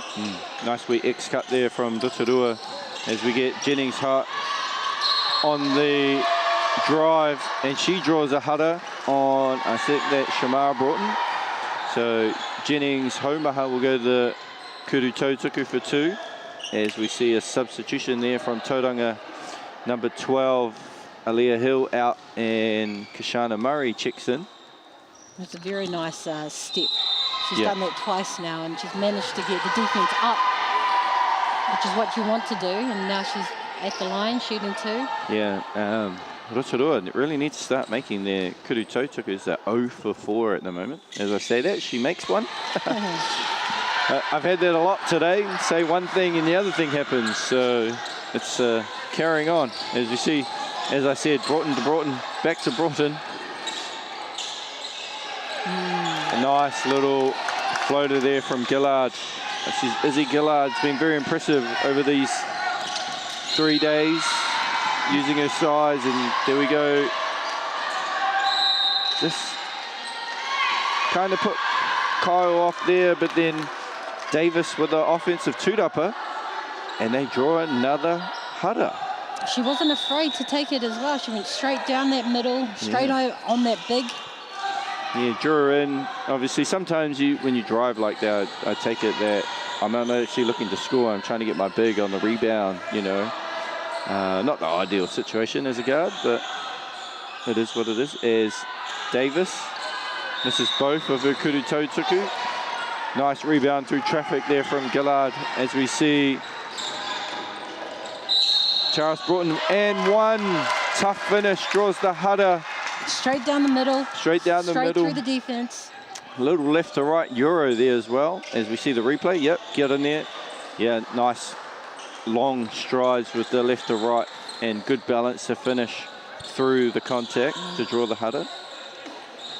She had her eyes up all the way. She knew that she was going straight down that lane. Yeah, she had a big game in her last game. I believe she had over 30 in their quarterfinal win. So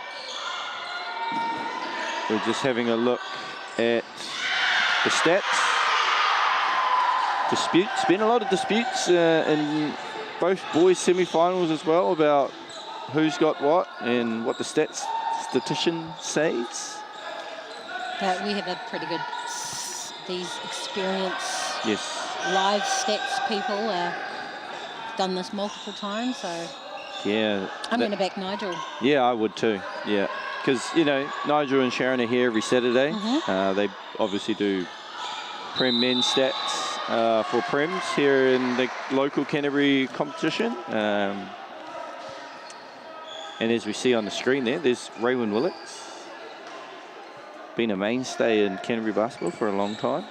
So had to give her a shout out. She wanted a score bench shout out. So shout out to our score bench whānau and all our volunteers that make things work, make the competition work. So without them, bit of a discrepancy that we're trying to sort out here. Yeah, see, all good teams have good managers that have eye on stats. So yeah, we're just double checking. I'll have a look there, see what they're having a look for. It's the who had the last foul and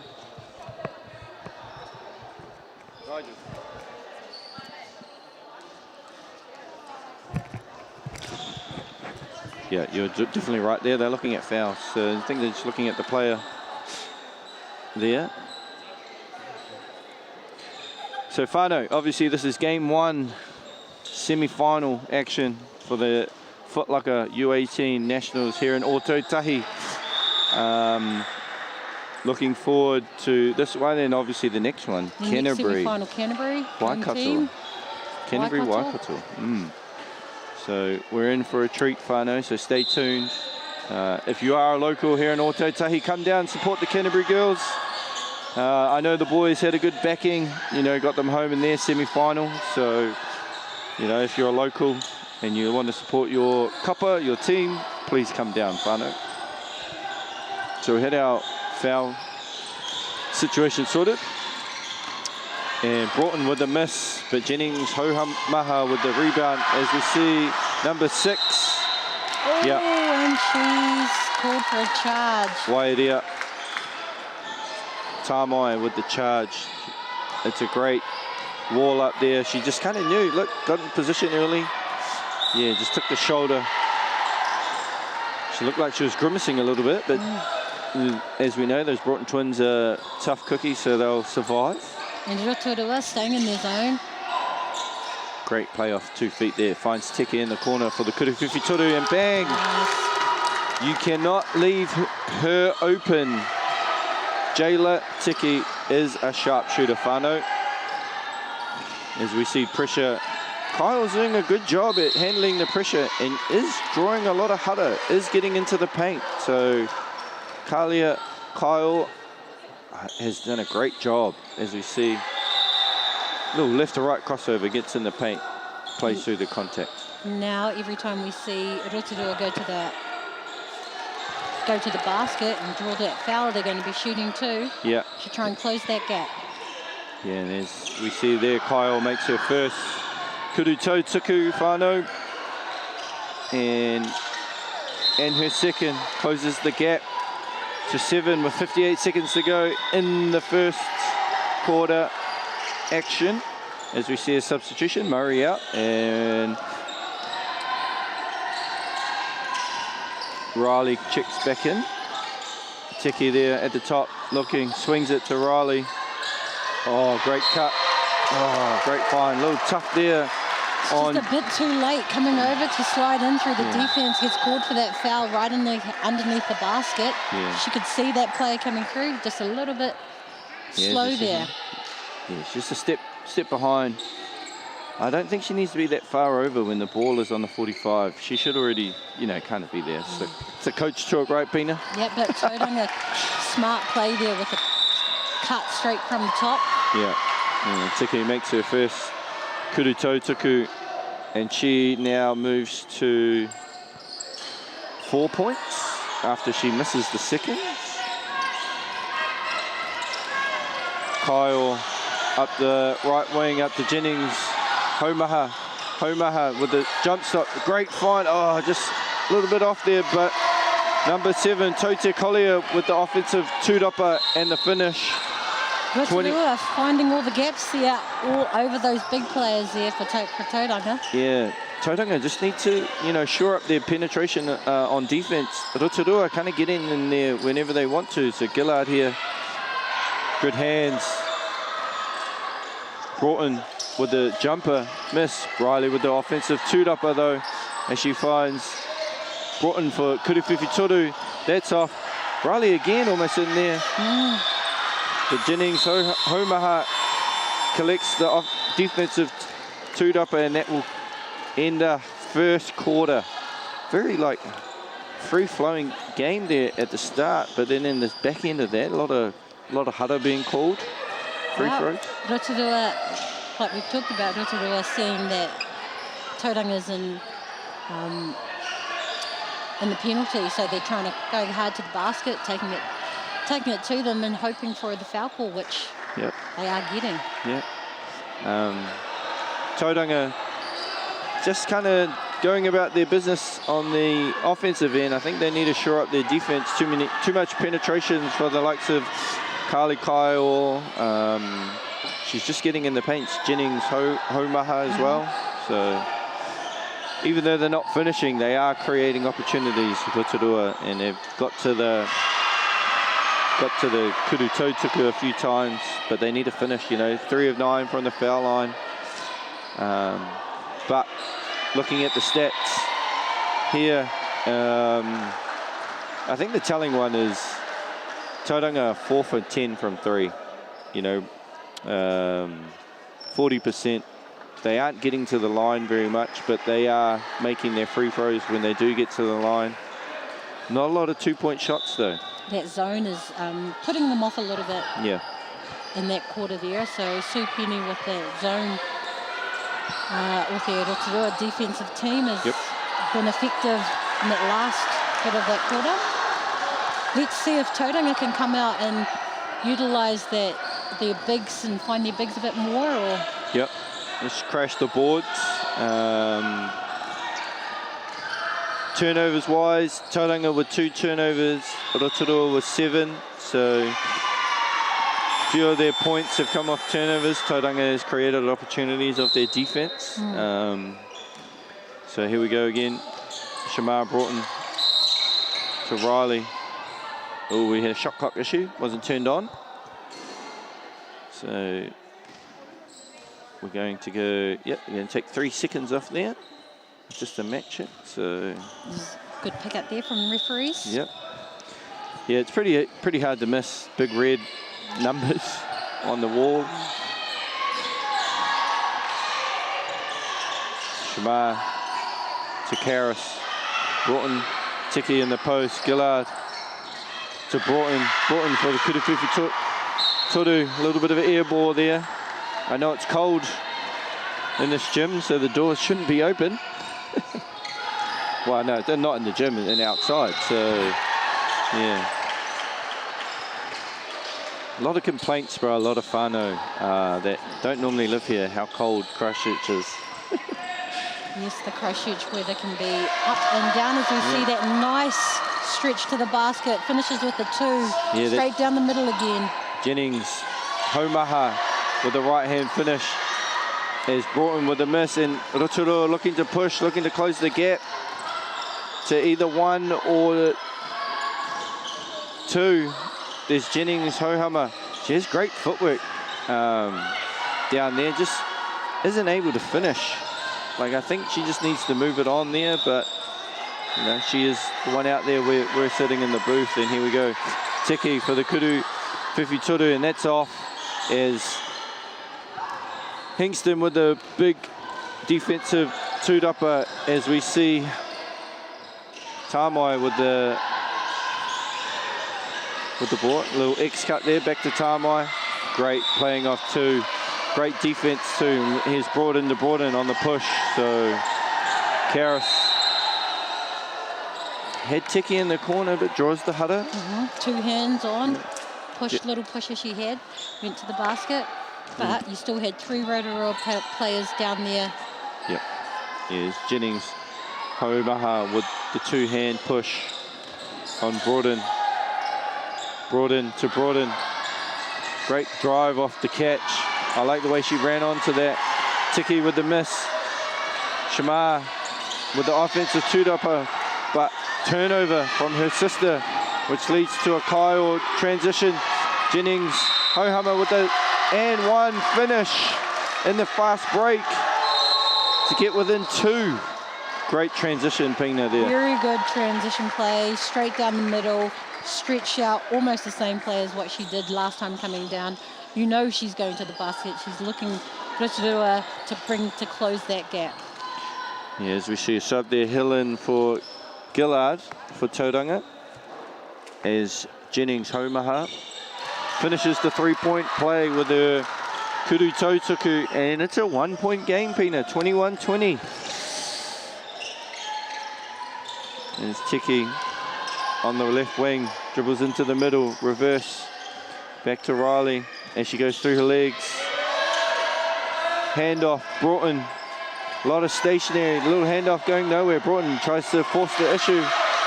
It's blocked by Hingston. Great D transition as we see Rotorua coming down. Are they going to go again? Yes, they are. And it's a great finish by Wairea Tamai, and Rotorua take the lead, 21-22. Tiki almost lost it there as she drives the right, almost loses it again. And I think there was a bit of a flail of the arm and caught Kyle in the face there as she was falling over. Tauranga looking a little bit flustered, as we see here. Yep, just a left arm push there. As we Carly Kyle inside to Hingston with the left. Oh, almost with the and 1, but draws the hudder on Hill. Rotorua have the momentum. It's like they've been told, right, every time you get that ball, you go hard, you push that defense, get those girls into foul trouble.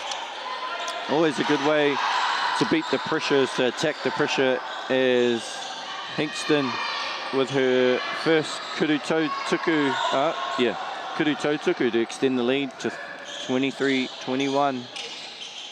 Makes the second, and Rotorua up by 3. You would say coming into this, you would pip Tauranga as a favourite early on.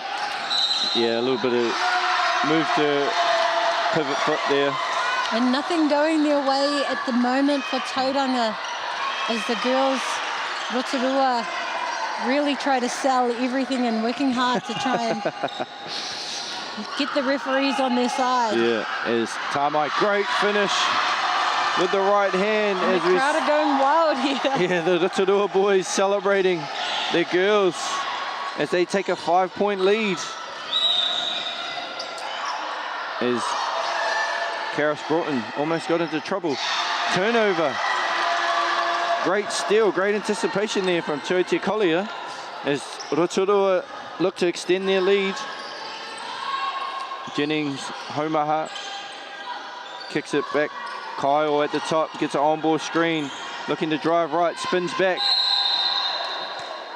Offensive, yeah, good call there by our people in green. I think she extended the arm there on her drive.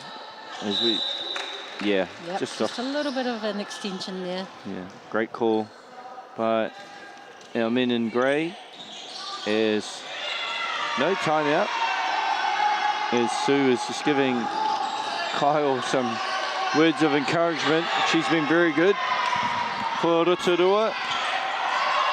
As Broughton directs traffic. Broughton to Broughton. Swing, Tiki. Little pump fake. Get in the paint. Great defense there by Hingston. Hingston, that's twice now that she's been in the paint there with her hand straight up, ready for that block. Yeah. Tamai with the ball. Great finish. And one by Tote Collier to extend the lead to 7. Tauranga reeling a little bit, yeah, as we see. Yeah, oh, interesting. I think Riley was calling for the hook there, but nah, there's no hook there. She was already in front, so interesting. Tauranga struggling a little bit with the zone. Yeah, Rotorua playing very well there with their defensive zone, and as you see, Tauranga not getting the looks that they want inside the paint because they've got the bigs, the Rotorua bigs inside who are staying strong, moving as soon as they see that ball come through, covering any of those gaps in the hole. Yeah, Tauranga struggling a little bit for points. They haven't scored this quarter. Rotorua starting this second quarter with a 13-0 run to just take the lead and just grind it out. You know, as you know, Pina, playing a team 3-4 times a year, you kind of get used to it. You know them. You settle in for what you know. But as you know, with tournament, anything happens in the day, and it's whoever turns up to play. Yeah. As we see in gameplay, like you could have all the All-Stars, but if you don't show up, you're in trouble. All the noise you can hear in the background, Whānau, that is the other game on Court 2. That is at halftime. Wellington with the lead over Counties Manukau, 38-35. But back to our action. Tote Collier with the Kuru Tautuku to extend the lead. 29-21, Rotorua up by 8 as Broughton to Broughton. Tiki for the Kuru Whiwhi Toru, no good. Great box out there on Gillard, but she's still got her own two-upper. Broughton, and Broughton, much needed Kuru Whiwhi Toru for Tauranga. First point of the quarter. First point of the quarter. Close the gap to 5. As we see a Kuru Whiwhi Toru off, but she gets her own two-upper. And draws the foul. And draws the foul. So I believe that's Wairia Tamai who will go to the line for 2. As we see, yeah, just a lack of communication on the box out. And Tauranga in the penalty already. Yeah, that's big. 5 minutes to go in this quarter. Rotorua have corrected all their wrongs. You know, starting to make their Kuru Tautukus.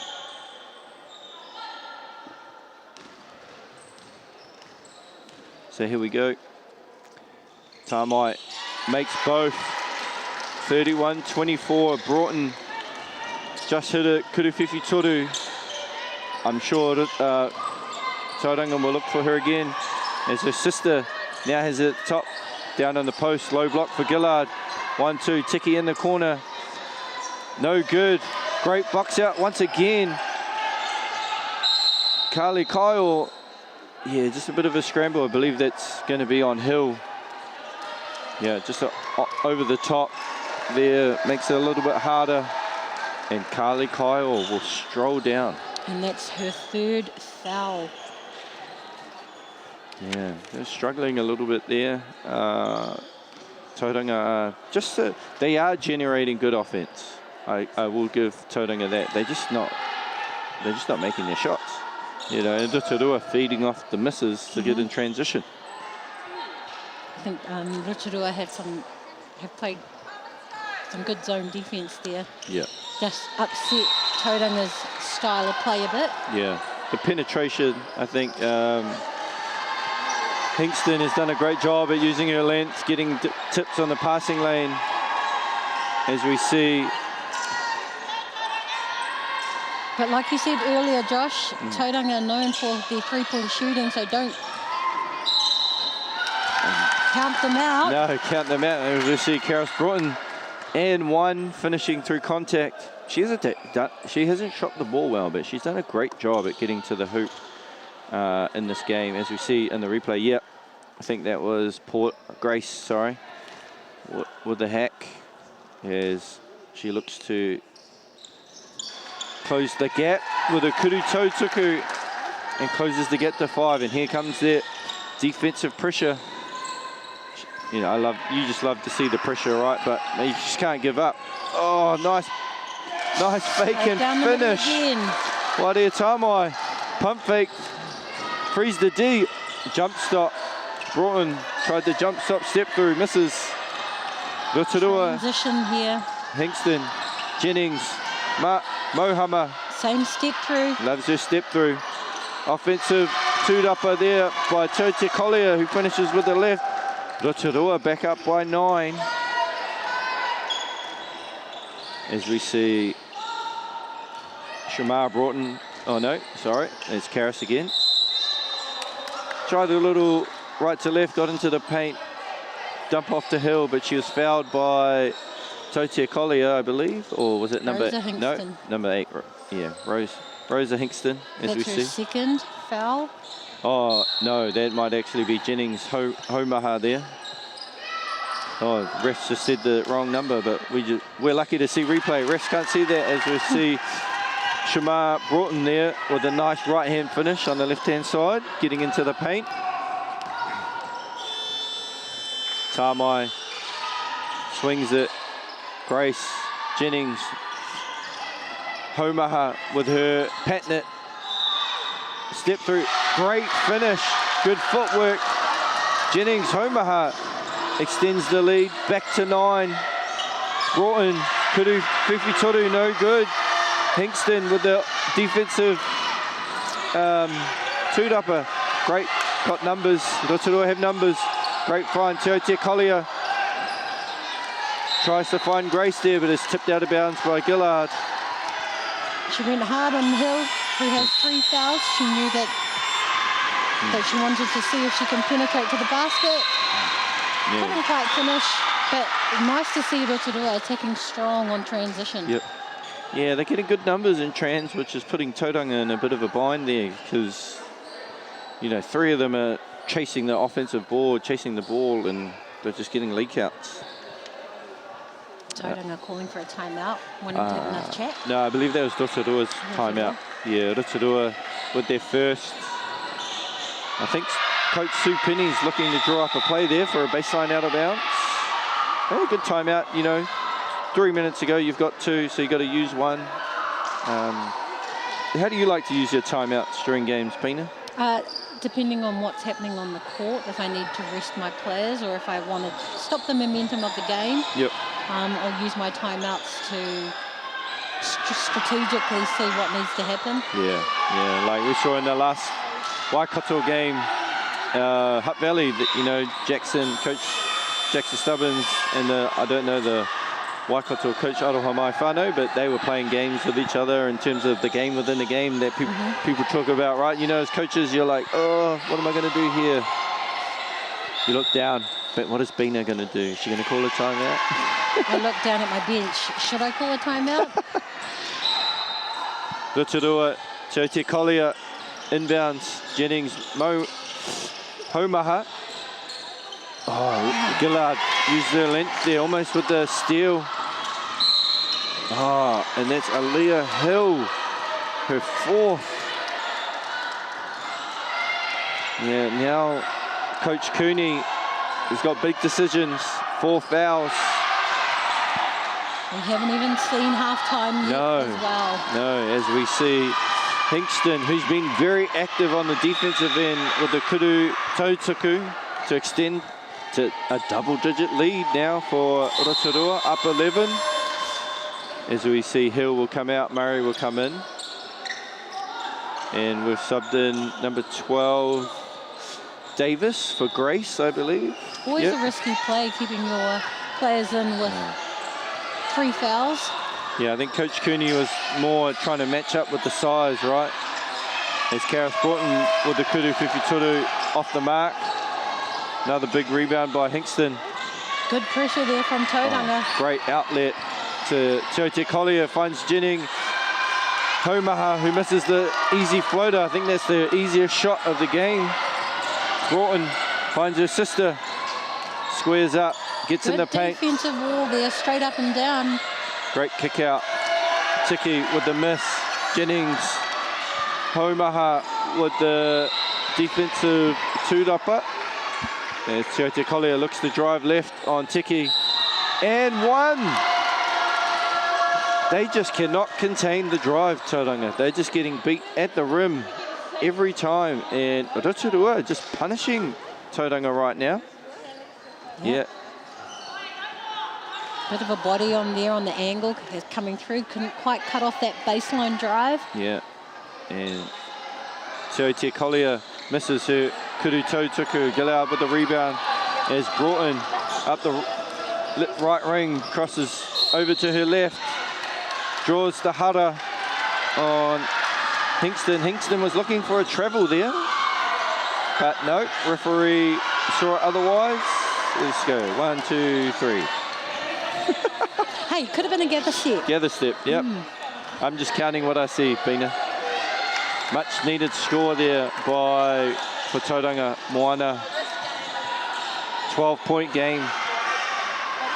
I wouldn't say surprising. If you had took this Coach Sue Penny at the start of the game, she was like, oh, I don't know. And I said, you got to have the faith. And right now, I think she has a bit of faith as we see Florence Grace check in for Hingston. That's a big sub there, I think, for Rotorua. She's been instrumental in the back end. And what is Rotorua doing? Struggling to, shot clock. Reset there. Referee has seen that I believe mistake. It would have been on 17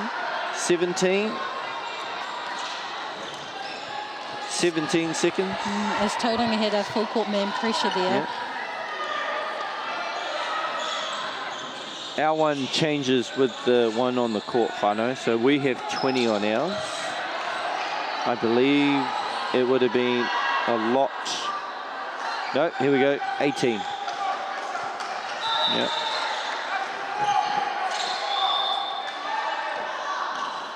Yeah, so we're looking to put pressure on it. Great job by Rotorua to get the ball past the lane line. It's Kyle. Just misses the lay. Kyle with a great drive. As Broughton behind her back, spin. Draws the hara. Great transition, pushed. And just relentless pressure from both Broughton twins in this back end of the second quarter, as we see. Yeah, just Te Collier just moving into Broughton space. Transition seems to be where Tauranga are making a bit of a move. Yeah. They can't quite get it in there against that zone, but coming down that court in transition, they've found the gaps, they've drawn some fouls, and they've been to the line. Yeah, as we see, Broughton misses her first kudu tautuku, corrects the second, closes the gap to 10, as we see the pressure. Just need to relax there, Rotorua. Jennings, Homaha.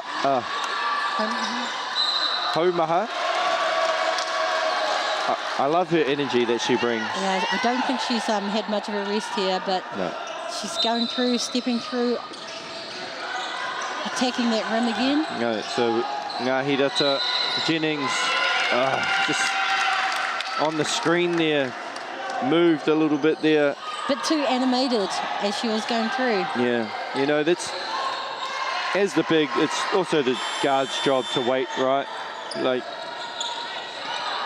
think Kyle moved a little early, and that's Her her foul. third, yeah. So Jennings, Homaha will take a break, and we probably won't see her for the rest of the half as Broughton, Kuru Whiwhi Toru, and here comes Tauranga closing the gap to single figures, down 7, 53 seconds left. Rotorua running through their set, moving the ball. Great drive, great kick. Nice, big to big action. Davis to Grace for the little floater. As we see Broughton to Tiki for the Kuru Whiwhi Toru. Just a little bit too hard, but Murray with the rebound. Broughton up to Tiki. She has another, she thought about it. Broughton. Another three. And then, Another, no, can't quite secure the rebound. I don't believe that was Grace there, got on the ground. Outlet to Kyle, fumbles it. Broughton does a good job at stopping the trans. Kick One back. shot. Made a ball roll on the court. And, Karis Broughton with the hutter, which will send, I believe, Tote Collier to the line for her 4th and 5th Kuru Tautukus. Really been a bit of a struggle for Kahurangi Tote Collier at the Kuru Tautuku. Yeah, 1 for 5 now for Kahurangi as we end our second quarter with Rotorua with a 44-35 lead. And our last thoughts there before we go to break, Pina? I think it's, don't count out Tauranga. Their style of play is coming down the court and that three-point shooting, looking to play hard, and their defensive transition has put Rotorua on the back foot sometimes, but Rotorua playing outstanding. Yep, yeah. Cool, awesome. So we'll take a quick break and we'll be back for the second half with Rotorua up 44-35. Little good?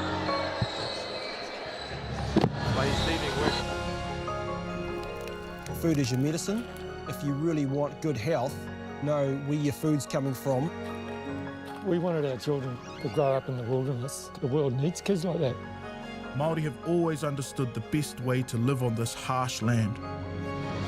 We can hold on to our tikaka, our practices, our traditions, and bring them into this day and age.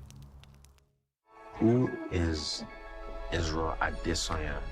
He's the middleweight champion of the world. I go Pete. Don't want to boast, but we do lead the way in a lot of areas. When they hit the stage, it's like, wow. Yeah, that was a bit controversial back in the day. I'm an addict, but I didn't think it would be this hard. Kind of a bit funny when people say to me, oh, what are the boys up to? And I'm like, oh, hang on, I'll just get out my phone and have a look. How do we do something that we think we've lost, but maybe we haven't? There's always going to be times when I'm tempted. Natural history all around, you just can't avoid stepping on it. Just thought it was a man's job. I would go back to my hotel room and I'd be broken. It's better to be a warrior in a garden than to be a gardener in a war. This is the future. It's hard to explain the feeling walking in the footsteps of your ancestors. The Matariki season of Paki Pūmika Aotearoa ki Māori Plus.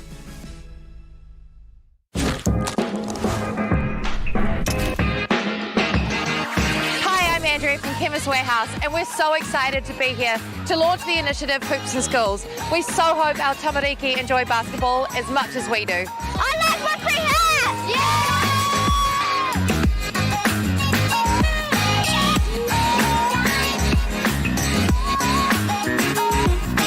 Hi, my name is Riley, and I like these hoops because it's a great opportunity for us to learn how to play basketball.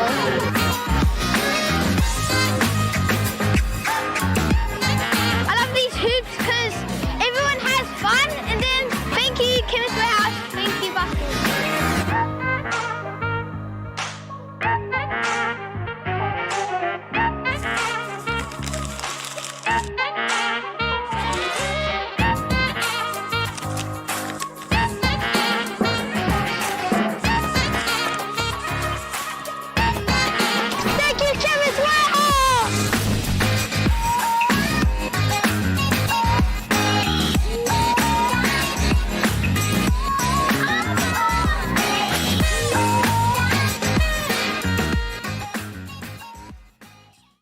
My dad, he wanted somewhere so for all the whānau that were out streets, had somewhere to come home to, and they could call it their own.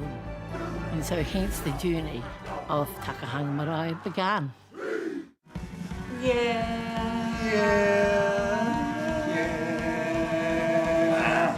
Oh, why are you ruining it for, Joe? Hurry up, come back. No, just because you're not tall enough to get on the top.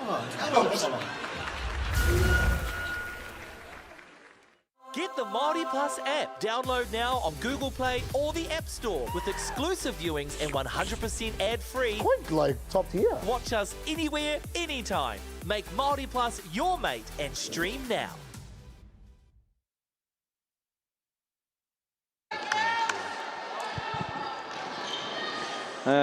No mai hoki mai whānau ki o Tautahi, te whare o Cowles for this girls semi-final one between Rotorua and Tauranga.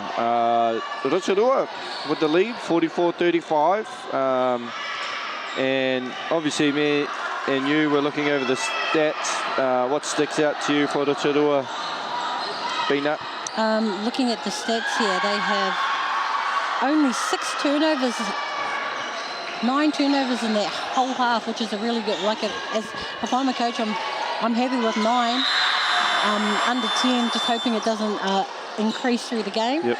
We are 6 of 27 from the field. Yep. I'm happy with that stat as well. Yeah, and I think the one thing I'm worrying about if I'm Coach Sue Penny is at 12 for 22. They'll have 10 points out on the Kuru Tautuku, the free throw line. But looking at who's been dominant, Chote Collier, obviously she's 6 for 6 with 13 points for Rotorua. She leads the way. And for Tauranga, Broughton twins, 12 and 14.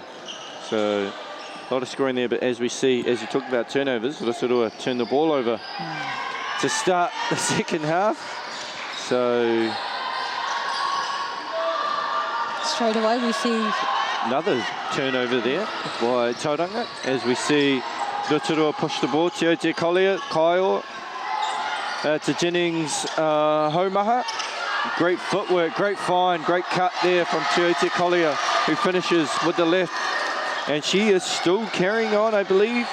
7 for 7 is Kahurangi. Tiote Collier as Broughton finds her sister, Broughton. Tiote Collier sprints out.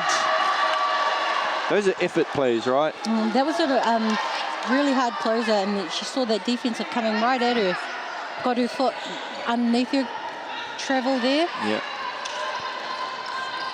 As Tiote Collier receives it, Jennings, Homaha, with the finish. Rotorua have been really lucky with those two, Homaha and Collier. Yeah, they've just been quite aggressive at the rim, as we see Broughton turning the ball over. Rotorua move it up the floor. Kyle here has it at the top, swings it to Jennings. Homaha, right to left cross, just takes the bump, finds Hingston, a long 2. Great box out by the smaller Tauranga group to get their transition going. And Karras missing, and there's Gillard finishing with the offensive two-dopper. So just the pressure of like the speed, right? Puts pressure on the defense if you get running, but that's what I think Tauranga need to do. Just speed the game up a little bit. Rotorua playing into Rotorua's hands, and they're just setting up their defense. Yes. As the Hada is called on Tiki, I believe, on the box out. She just was a bit too aggressive, had that hand wrapped around, held that player too long. Oh, that's Tiki's 4th there.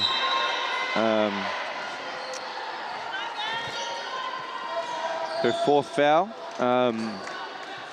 So she may take a seat, I believe. Yep, she does. And that brings in Riley Mavinen, who has 3, I believe. Kyle looked like a little bit of a double dribble. Great 45 cut. Tamai unable to finish, got her own offense, but then here we have Broughton up the floor. That's Shamar with the floater. Gillard. Yeah, I saw a bit of a jersey pull there by Kyle. As we see the replay, floater. Yeah, just handful of jersey there. Well, referee saw it down the other end. Yep. At least he calls it both ways. That's Kyle's third foul. Yep, third foul. Broughton finds Riley on the left wing. She finds Broughton, spin. Travel. Yeah. I guess she didn't need to spin there. Like I think whoever that was anticipated the spin, as we see. Oh yeah, that's Jennings, Homaha, just kind of walled up, waited for the spin and caused the travel. She didn't move, No. she knew it was coming. Hingston on the right block. Can't get past Gillard, but that's the same call there, right? She just shuffled her feet, she saw it, Yeah. wasn't going to put it up. Defense walled up. Yeah, it's funny. Just a bit of anticipation with the spins is happening. So they're doing a great defense, doing a great job as number 6, Hano, turns the ball over. Yeah, you've got to get 2 feet down before you gain possession on the backcourt. Man, there's been a few backcourts missed over the last... whole tournament? Yeah, the whole tournament. So, yeah, it's getting a bit messy here. Turnover. Yeah, Just turnover. as I was talking about these turnovers. Turnover for turnover. Great physical defense there from Tamai, just getting up in Broughton's face as we see Shamar Broughton with the floater. Great finish. Tiote Collier, outlet. Hingston, a little bit high. Tiote Collier just fumbles the ball there. Good composure there from Tauranga to take that shot. And Yeah. Ooh, a little bit of a swing there. Great swing. Grace with the Kuriwhiwhi Toru, and I think that is Tiote Collier with the push on on Broughton. Karis Broughton, sorry. And that's her third foul. Coach Yeah. Penny sends her to the bench. Yeah, and Davis will come in. Tiote Collier has yet to miss a field goal. Struggled from the foul line, but 7 for 7 from the field is Karis. Great drive.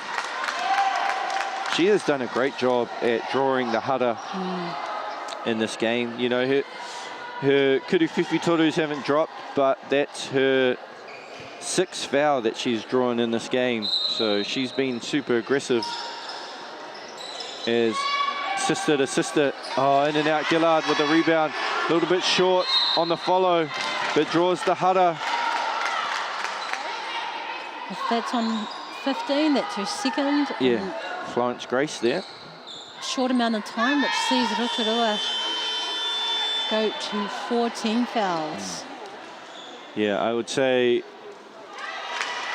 the game is never over until the clock's at 0. We saw that in the Canterbury men's game. Yeah, definitely. And, you know, just like we said earlier, it's whoever steps up and turns up to the game.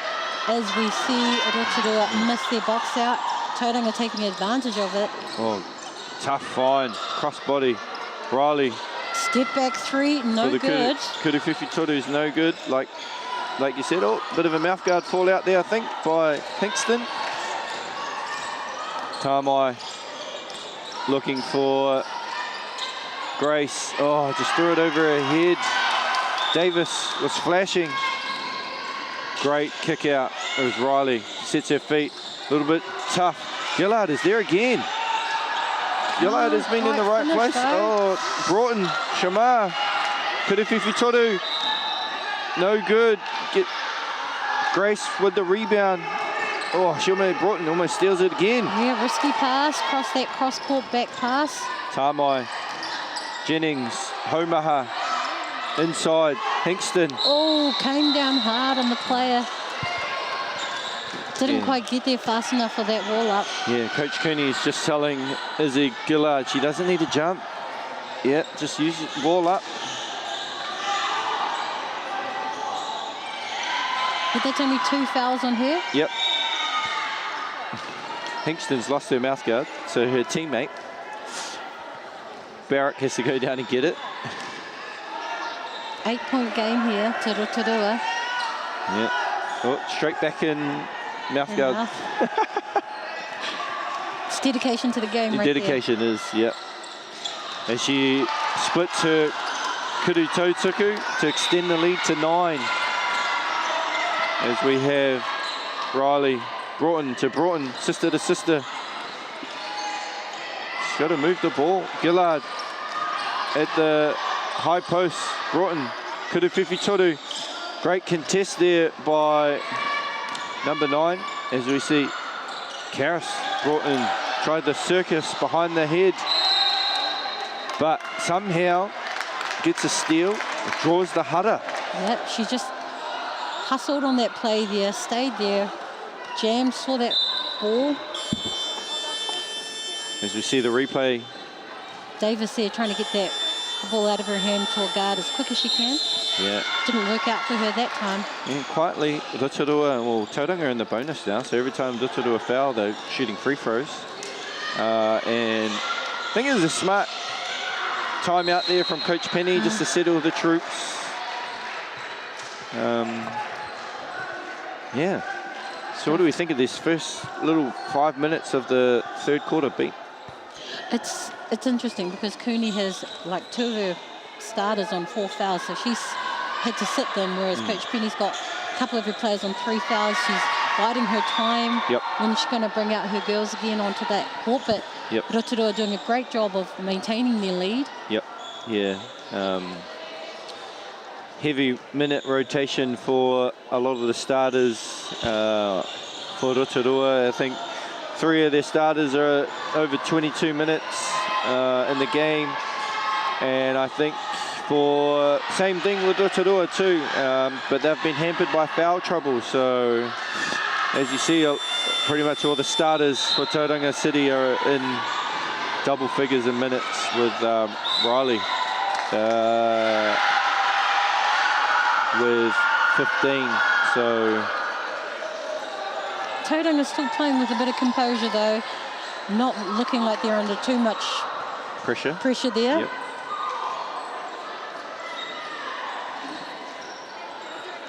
As we see Karis Broughton to the line for 2 Kuru Tautukus. Knocks down her first, cut the lead to 8.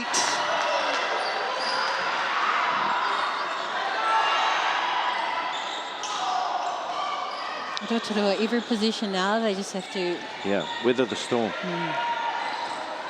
As she cuts the lead to 7, making both Kuru Tautuku. Here's a bit of pressure as we see Karen Barrack up the floor, finds Tamai. She's looking for Jennings Homaha. A little give and go with Hinkston. Kuru Whiwhitoru, no good. Gillard had a great box out, but I think that's on Hinkston. That may be her 4th. Rosa Hinkston, yep, it is. Her 4th and sends her to the bench. Yeah, Kahurangi Tote Collier checks in. She's got to be careful too. She's got 3. So the Hudders starting to mount for Rotorua here to some key players. As Gillard goes to the Kuru Tautuku, misses a bit short on her first. Yeah, that was a good box out from Gillard there. Yeah, she's been a menace, like physical, been at the right place, getting her offensive toot-uppers. And she, once again, they close the gap to 6. That takes her tally up to 5, but she has 9 rebounds, 5 offensive.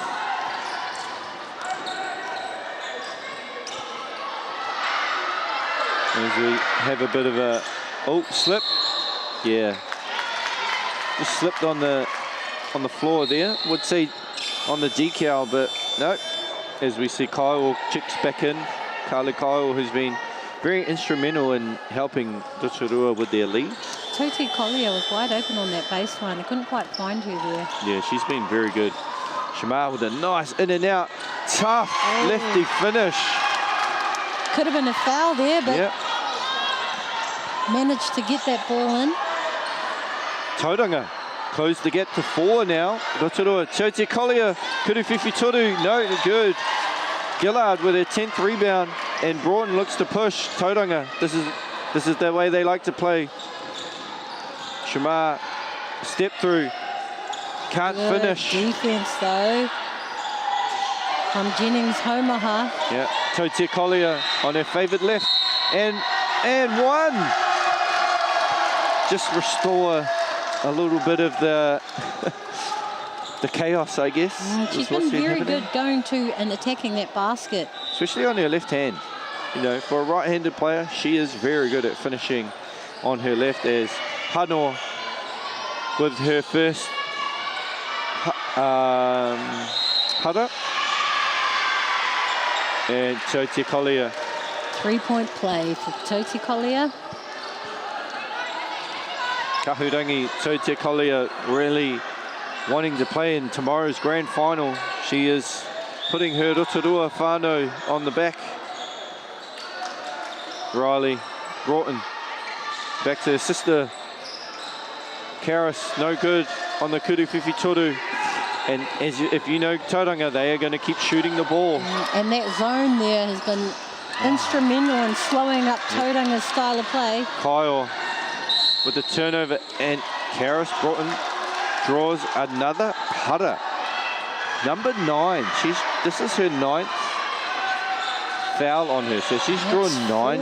That's 4 fouls on Kyle. Kyle, yeah, another important player, as we see Florence Grace about to check in for Carly Kyle. Kyle just walked into her play a little bit too much, and the referee saw something she didn't like. No. Broughton makes her first Kuru Tautuku. As we say, takes a breath.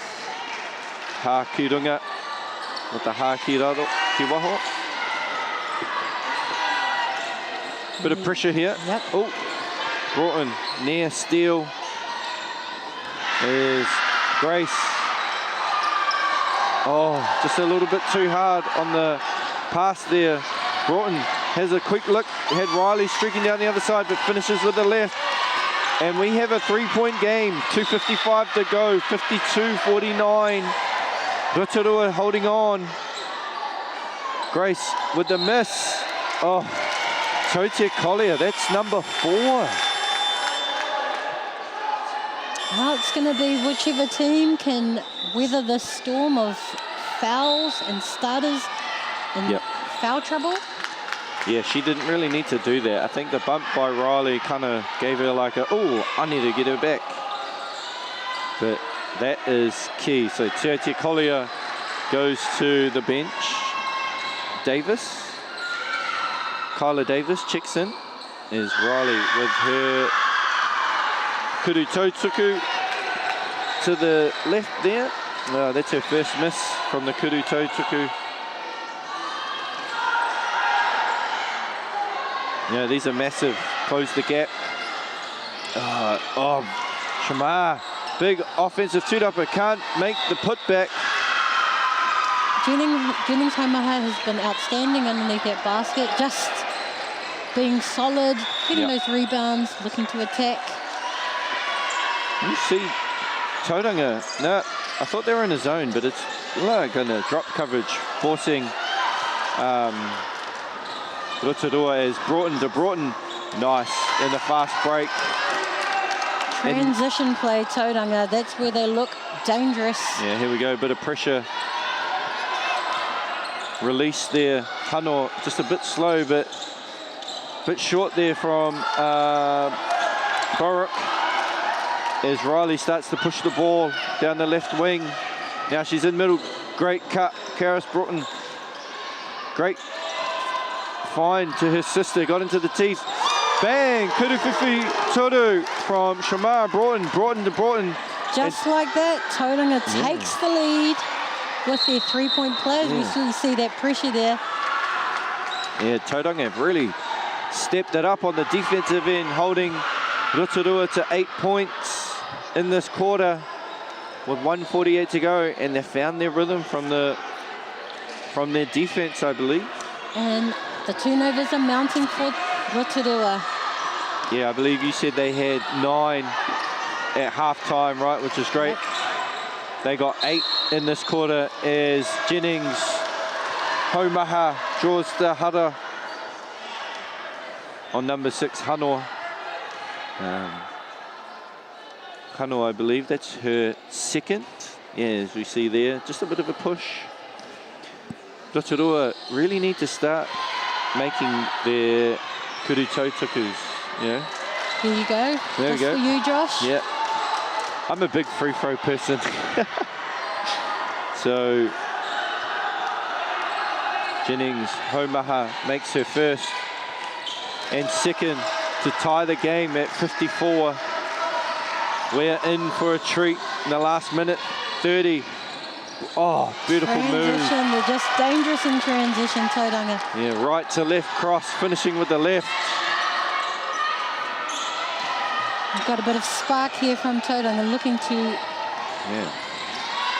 increase their lead that they've taken over for the first time in this half. Oh, tough finish. Marewa Wairia with the finish. Crossover right to left, just got through, just a little bit of a hook there. Yeah, see Karis Broughton saying she hooked me, but the ref she got away with it. Here you go. Yeah, but she's saying that you got her with the hip first, so tough, big time. Rotorua take a 1-point lead, got the lead back. Broughton back to her sister on the right wing, rip, baseline. Good coverage from Rotorua to take away that baseline drive, 3-point basket. Back-to-back kuru whiwhi turus from Shamar Broughton. Tauranga take a 2-point lead with 45 to go in the third. Jennings, Haumaha, step through. Just needed to be a little bit more patient there, I thought. As we have Shamar on the, great little hezzy in and out into a left or right. Could have been an and one, but finishes through the contact. Put Tauranga up by 4 now. As we have Jennings, Haumaha kicks it. Grace short, a bit too hard on the shot there, which leads to a breakout. Shamar Broughton. Oh. Shit, I thought. Unlucky? Yeah, Tamai did a great job there. Just probably didn't need to reach down there. Look, took the hit. Oh, that kind of looks like a little bit of a all ball there, but hey, it's not our call. And that's why we're commentating and not refereeing. Oh, I'd hate to be a ref sometimes. I could not do it. I did actually do a bit of riffing in Wellington for Wellington basketball. Yep, So, back in the day. Yeah, back in the day. Yep, that was my only stint there. I gave it up after that. Shout out to our team in grey. They do a great job here at the Foot Locker Under-18 Nationals in Ōtautahi. 6-point lead for Tauranga. Tauranga. Jennings, Haumaha misses the buzzer beater, but that was dominated by Tauranga City. 26-13 quarter there just to take the lead. That was, they just slowly grinded, kept to their system. And their transition sparked their run there, coming down, bit of pressure through the court. Yeah, I think also Rotorua struggled when Te Collier got her 4th. Kyle got her 4th, and Hinkston really, they struggled there with their bigs, their scoring, Kahurangi Te Collier, 8 for 9 for her 18. Leading the way for Rotorua as we get given our stat sheet from Nigel. Yeah. But they are shooting a good clip from inside the paint. 43% is very impressive. But like we said, the turnovers, 8 turnovers in the third quarter there. So Yeah, from 9 in that first half to 8 in that one quarter. That just shows that Tauranga's pressure through that full court is really upset Rotorua as they've come down, and our with their starters in foul trouble. Yeah, and they're important pieces, right? Rosa Hingston, with her ability to be big and use her length to get tips, and then obviously Tiotia Collier, as we look, they're shooting 89% from the field, 8 for 9 shooting. So, you know, big shifts from them, but foul trouble has really put them under pressure. And near the back end there, Tauranga were shooting free throws as we look at the stats. So both Broughton twins haven't come out of the game just yet, but Shamar with 34 points, leading the all scorers, and Karis Broughton with 14. They're the only two in double figures for Rotorua, and looking at, for Tauranga, sorry, and looking at Rotorua, we have Jennings Haumaha with 12, Wairea Tama Mai with 13, Tiotia Collier 18, and they're leading the way there. And if I'm Coach Sue Penny, as we see, she's rolling the dice with Hingston and Tiotia Collier and Kyle out there with 4.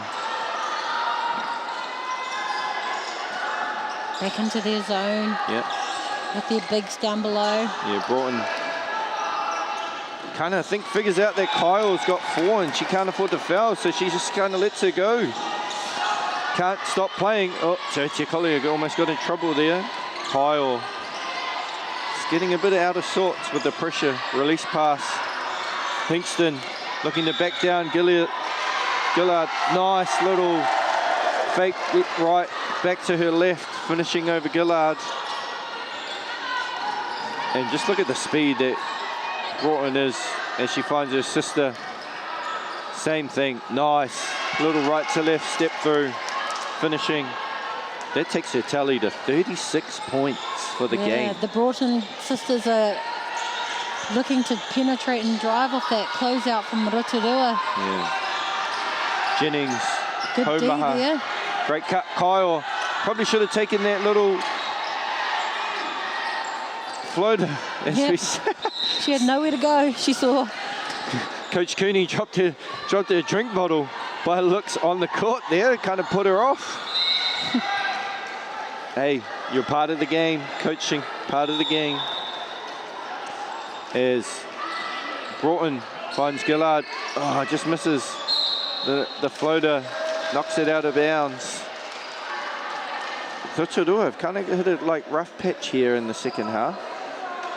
Just, you know, with the foul trouble and there's certain players having to sit for long periods, it kind of hurt their chances. Oh, and saying that, Jennings Haumaha with the tough and one, drawing the hutter on Gillard. She's not giving up. No, she's putting the pressure on. And as we see, she's at the line here. 67-61 to Tauranga. Is Ngāhira to Jennings Haumaha finishes the N1. Broughton finds, finds her sister by almost losing it. Shamar almost loses it. Oh, nice little dump pass. She might have thought McGinnihan was staying in the corner, but Riley decided to cut and just missed her. Yeah, that was a nice cut on that baseline. It's something that I tell my players to do. If we're driving from that 45, see if you can cut on that baseline drive and replace out. Yeah, a bit of cut and slide action. As we see, nice find. Tiotia Collier with the reverse. She is having a game. Tiotia Collier now up to 20, keeping her team in the fight. Hingston couldn't gather that two-upper. Broughton on the wing. Jennings had her, and that is, I believe, foul number 10 drawn from Karis Broughton. Karis Broughton again, that's 3 times. She's come down, penetrated, looking to attack. Yeah, Hingston's looking a bit be withtled, and that is her 5th foul. So Rosa Hingston fouls out with 7:45 to go. Rosa Hingston has had a great game defensively, and well, I say defensively, she just gets fouled out, but she's been important for Rotorua as a big in the back. Yeah, their early lead was credited to her tips. You know, they're not a stat that is taken in the stat sheet, but her tips, you know, tips to get steals. You know, she finishes with 7 points, 5 rebounds, 2 assists, 2 steals. 4 steals, sorry. So she's been very instrumental in what she does. As Kyle checks out and Warop checks in. And pressure there from Riley. So Te Collier, great find.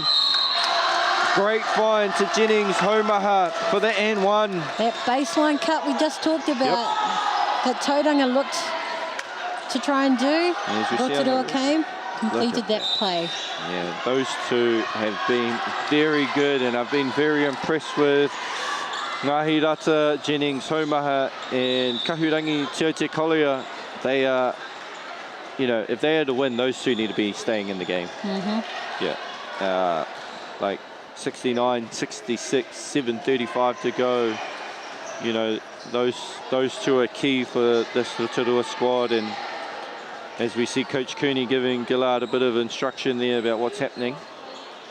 So if you're Coach Penny, what's your chat here?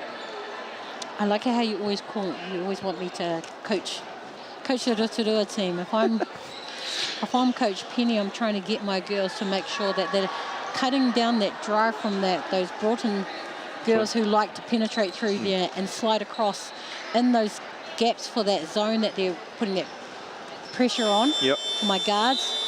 Keep an eye on those girls and looking to penetrate 3 times in a row. Nice.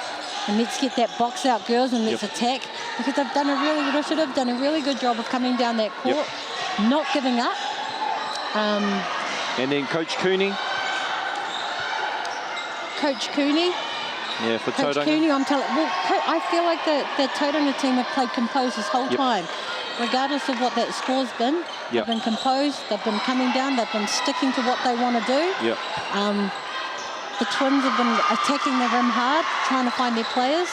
It's the foul trouble that will keep them out of this or in this game. Yeah, great box out there from Shamar Broughton. Gives it to her sister. Oh, great jump stop, step through, just can't make the layup. But as we talked about, that penetration drive. Just the speed that they play at, right? Look at that. Able to stop on the dime and just be composed and be on balance. That's such a hard skill.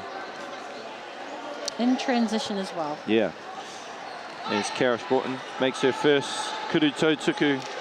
Like I said, she's drawing 11 fouls this game, so her aggressiveness at the rim and just in the game in general has been like excellent. She hasn't shot the ball well, but you know, 2 for 10. But oh, look at her sister, massive, and again just getting in there. And Tiki hasn't been on because she's been in foul trouble. Oh, Aaliyah Hill's now in the chase, getting offensive two-uppers. Rotorua, this is where Te Collier not being on the floor and Hingston, right? They're really struggling with defensive rebounding. As we see Riley. Karis playing off 2. Finds Riley on the right wing and she drives baseline. Great defense, forces her out of bounds. She did look for the corner, but she didn't have anyone standing in the corner. I think Tiki had lifted into the 45. So still a lot of basketball left. 7 minutes to go. 4-point game, anyone's game. Full court pressure here from Tauranga. Yeah.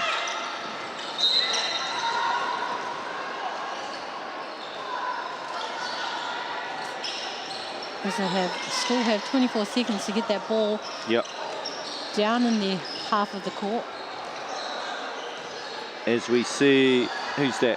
Tamai with the ball. She brings it up behind the back on the right wing. Yeah, directing play. Hey, number 10, I think that's Riweta. That's her first action. I think we've seen her late in the game. Jennings, Homaha, right to left Euro, but can't make it. But I think there's Barrett with the offensive rebound. Hill, big defensive tūrapa. They kind of don't need a foul. Like you said, there's plenty of time left in this game. As Te Collier will check back in for Kyla Davis. Yeah, I think this is the roll of the dice here. Those three, Te Collier and Jennings, Homaha will have to, you know, carry the load. And see if they can keep Hill off.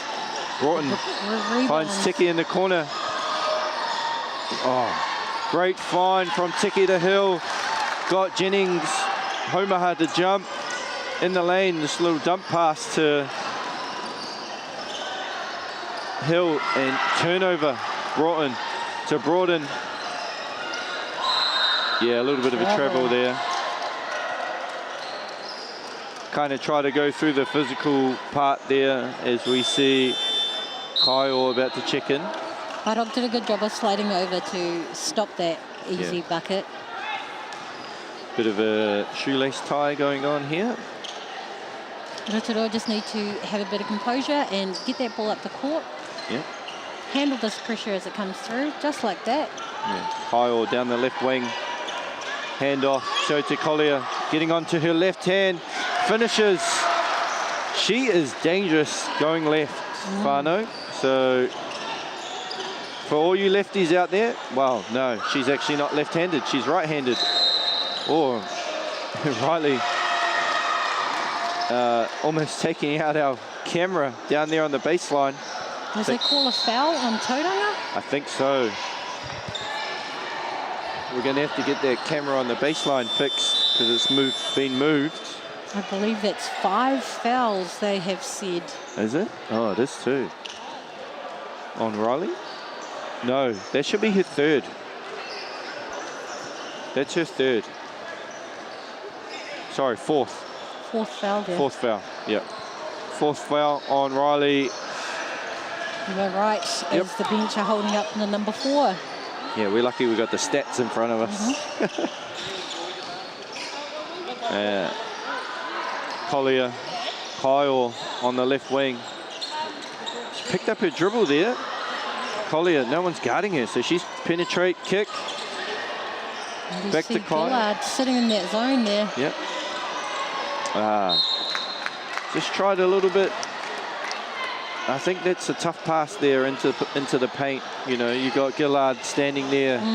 You're trying to go guard to guard on a roll. Probably not the smartest play, as we see. Karis Broughton brings the ball up as she goes right to left to her sister, Shamar. Bang! Kurupupi Toru. That extends their lead to 7.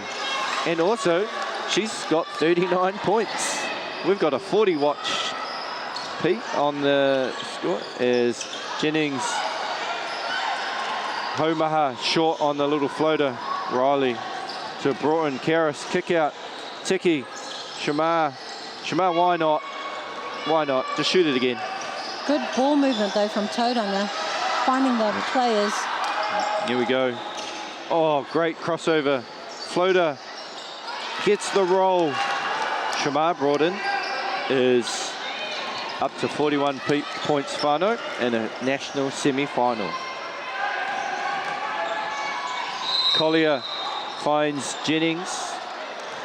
Homaha with number 14. Tiki, that will be her 5th, I believe. Yep, so she'll foul out of the game. Jayla Tiki. Did a great job, you know, in limited minutes because she was hampered by foul trouble. Tauranga quietly have extended their lead to 9 here with 4:20 to go. They need this to go. Kyle, short. Oh, 2 Rotorua girls ran into each other. Oh, and there is another hara committed by number 15, Florence Davis and Hill, Aliyah Hill will whoop down, shoot a bunch of kudu tautukus. She almost got away with that, almost.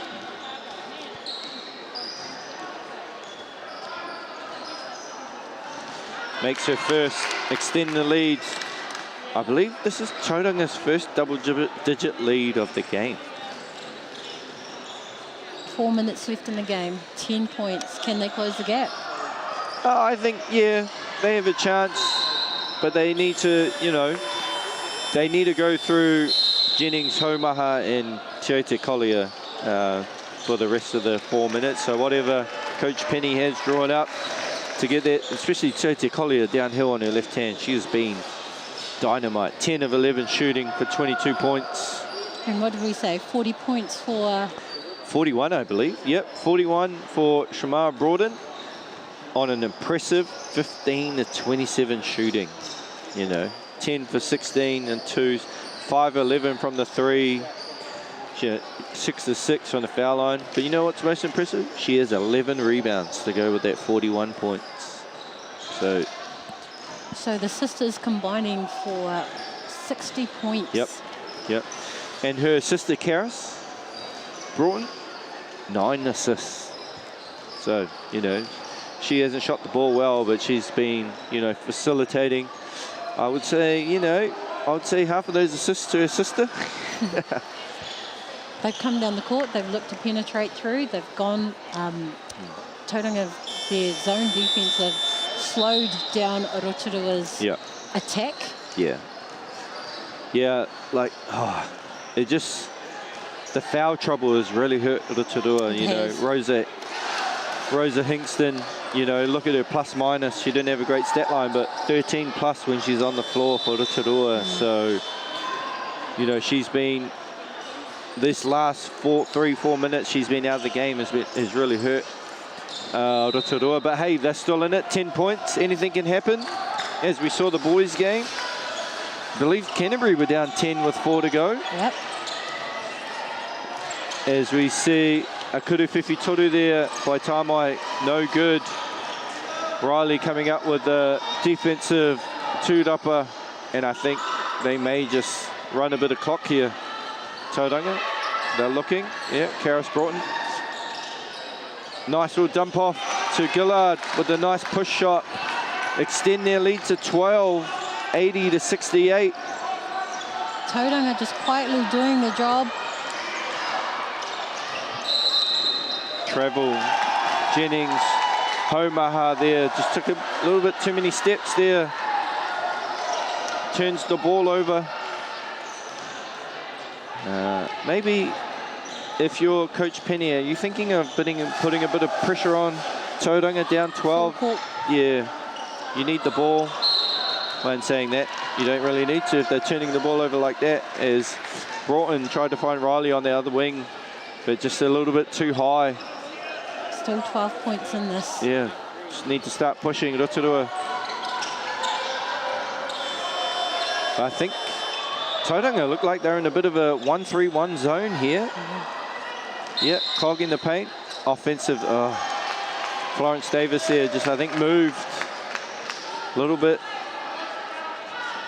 there. If we get the replay, I also think that, you know, screen fouls aren't always the Bigs' fault. So goes a little bit of both ways there. So as Riley, Broughton, Gillard was open there. Oh, right to left, finds Hill. Oh, Te Aute Collier. I thought she was in good position there. Is that her out as well? That's her out. Her fifth foul. That's her fifth foul, as we see. Oh, I'm not going to say anything. She'll be upset with herself or... A little bit late. Yeah, just a little bit late there, but she fouls out with a very impressive 22 points on 10 of 11 shooting, 7 rebounds for Te Aute Collier. Yeah, her only miss is a 3-pointer. So she put together a very good game. Kahurangi, Te Aute Collier, as Hill makes both of her kudu tautuku.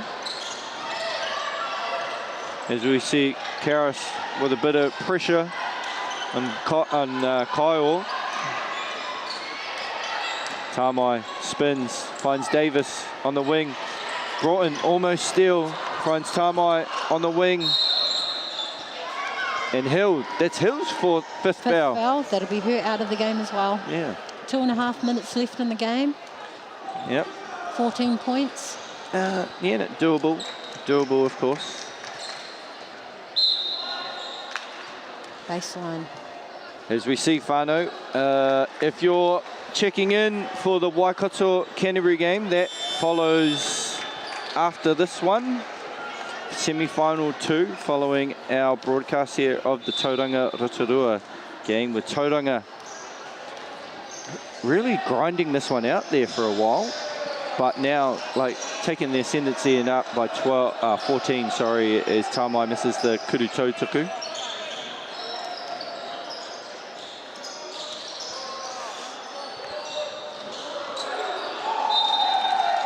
As Tamai makes her second. Shamar Broughton, like I said, 41 points, 11 rebounds. She has been impressive, and so has her sister, Karis Broughton.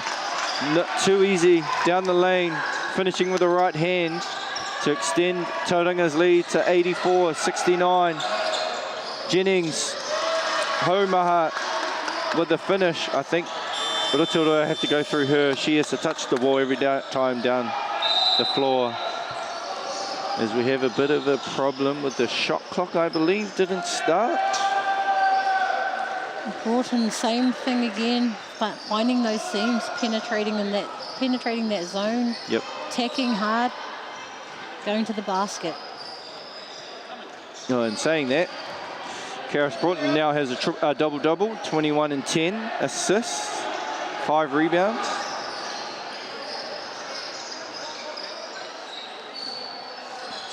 Like, I have loved this battle. Like, it's been a great game. Yep. Both teams have played hard. You know, Rotorua took the ascendancy in the first half and really took it to Tauranga and put them under pressure. They did put them under pressure, and then you see Tauranga just quietly go about their business, getting it done. Like you said, they haven't, they didn't waver from their system, right? They just carried on, did their business, didn't look like they lost composure. Hey, the game's not over. 84-71. 14-point game, still a lot of time left in this ball game. But I think Rotorua need the ball. They can't just sit in the zone if they want to try and get back into this game, or, you know. Like you said, would you go into a bit of a full court press here, see if you can spark some energy in transition? For sure.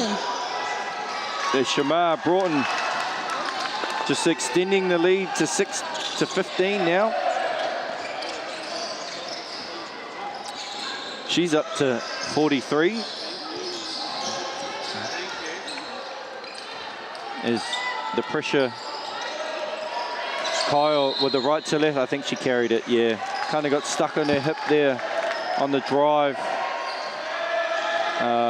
Kind of an easy call for the ref, as we see here, you know. Yeah. I think Tauranga must have heard you when you said the ball needs to go into Jennings Homaha's hand. They've really done a good defensive job of cutting her out of this last couple of minutes. Yeah, as we see Murray there on the drive, finding Karis Broughton on the wing. Right to left, Gillard, pump fake, left, pull up, money. Izzy Gillard with a nice free throw line jumper. Are we calling it now, P, for this game? It's not over until the final whistle goes. Shamar with the rebound, number 12, I believe. So, yep, she'll just run it out, add to the tally. And Tauranga looking to book themselves back into the under-18 final, which they lost last year, I believe, to Waikato. Waikato, yes. Yeah. Yeah, it was in Wellington. My sister was coaching the Tauranga team then. So shout out to my sister, Samaria, and I think my mum's watching because she's been nagging me, asking me when I've been on. As we see Kyle making her first, I think Riley McGinnigan fouled out. Yep, she fouled out. Had a bit of a quiet scoring game, but she was very instrumental in other aspects of the game as Kyle, but short. Gillard with another rebound.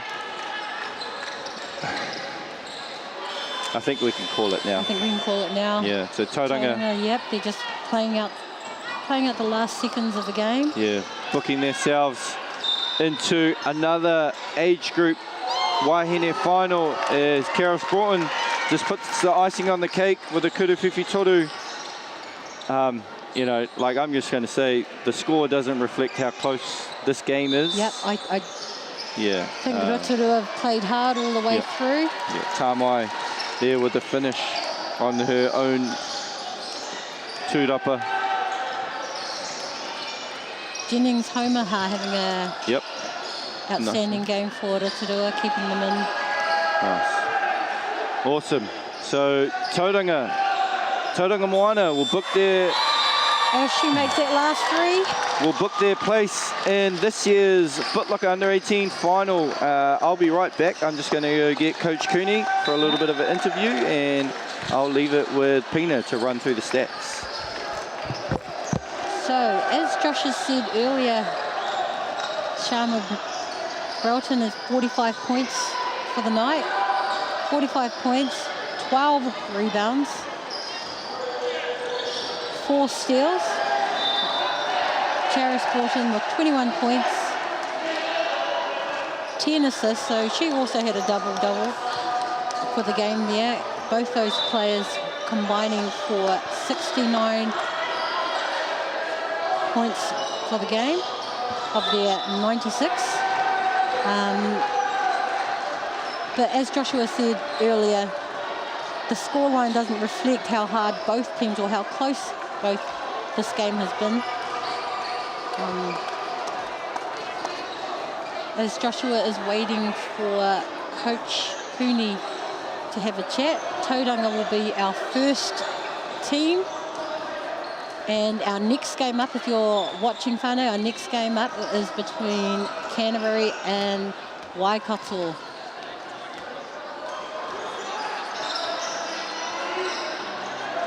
Over to Josh now with Coach Cooney.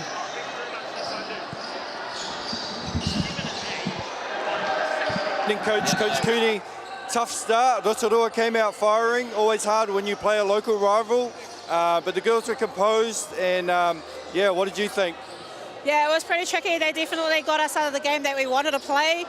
So it really challenged us at the start. We really struggled to find our feet, but we stuck together. We maintained the trust and trusted the process, and yeah, we came out with the right outcome that we were after. Yeah, we were saying up in the box that you never wavered. The girls were composed. You know, Rotorua went on their little run, but you know, those Broughton twins, they're something different. I believe Shamar finished with 45 and Karis with 21, so they kind of like really took it on. And yeah, how did you think their efforts were today? Yeah, like they always come up big for us, but at the end of the day, I think for us it's really connecting in with each other, trusting each other. We got there in patches, we're still getting there, it is a journey. Hey, but yeah, super proud of all the girls. They did well. They fought right to the end, you know, to turn the game around the way that they did. Yeah, that's a big props to them. They did really well. Well, awesome. I know you got some scout going, so you'll be watching this game, but hey, well done. Congratulations on making the final, and good luck tomorrow. Cool, Kapai, thank you. It was a great team effort there from the whole Tauranga team, contributing to that win, as Coach Cooney has said. They stuck to their systems and just trusted in the process, and it was a good game to watch.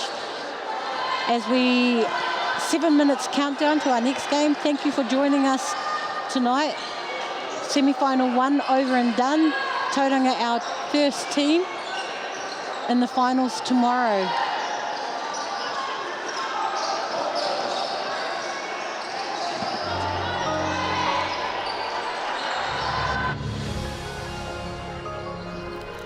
food is your medicine. If you really want good health, know where your food's coming from. We wanted our children to grow up in the wilderness. The world needs kids like that. Māori have always understood the best way to live on this harsh land. We can hold on to our tikaka, our practices, our traditions, and bring them into this day and age. Who is Israel Adesanya? He's the middleweight champion of the world. I go Pete. I don't want to boast, but we do lead the way in a lot of areas. When they hit the stage, it's like, wow. Yeah, that was a bit controversial back in the day. I'm an addict, but I didn't think it would be this hard. It's a bit funny when people say to me, oh, what are the boys up to? And I'm like, oh, hang on, I'll just get out my phone and have a look. How do we do something that we think we've lost, but maybe we haven't? There's always going to be times when I'm tempted. Natural history all around, you just can't avoid stepping on it. Just thought it was a man's job. I would go back to my hotel room and I'd be broken. It's better to be a warrior in a garden than to be a gardener in a war. This is the future. It's hard to explain the feeling walking in the footsteps of your ancestors. The matariki season of Paki Pūmika Aotearoa ki Māori Plus.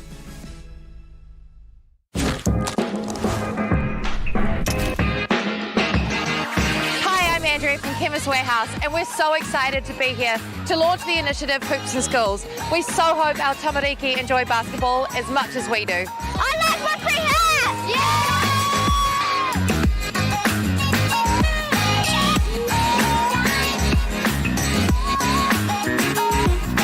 Hi, my name's Riley, and I like these hoops because it's a great opportunity for us to learn how to play basketball.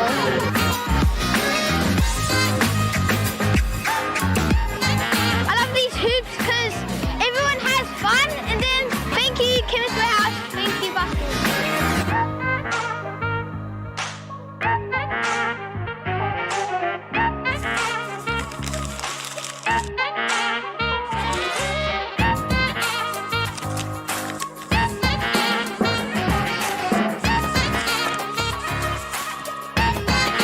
Thank you, Chemist Warehouse!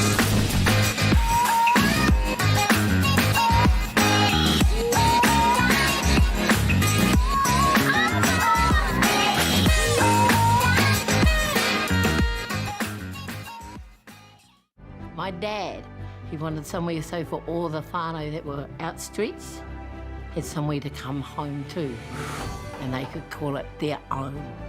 And so hence the journey of Takahanga Marae began.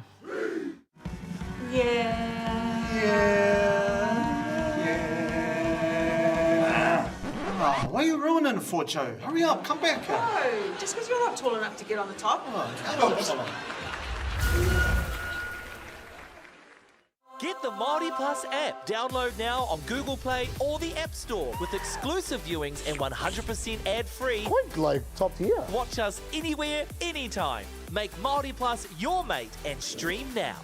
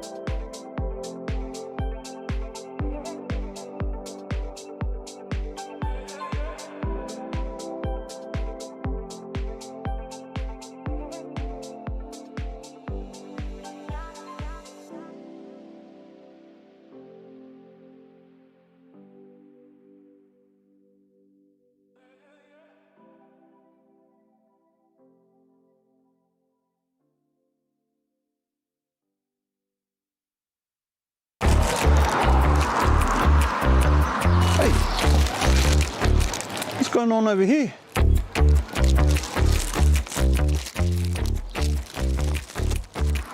Hey? Oh, it's a basketball.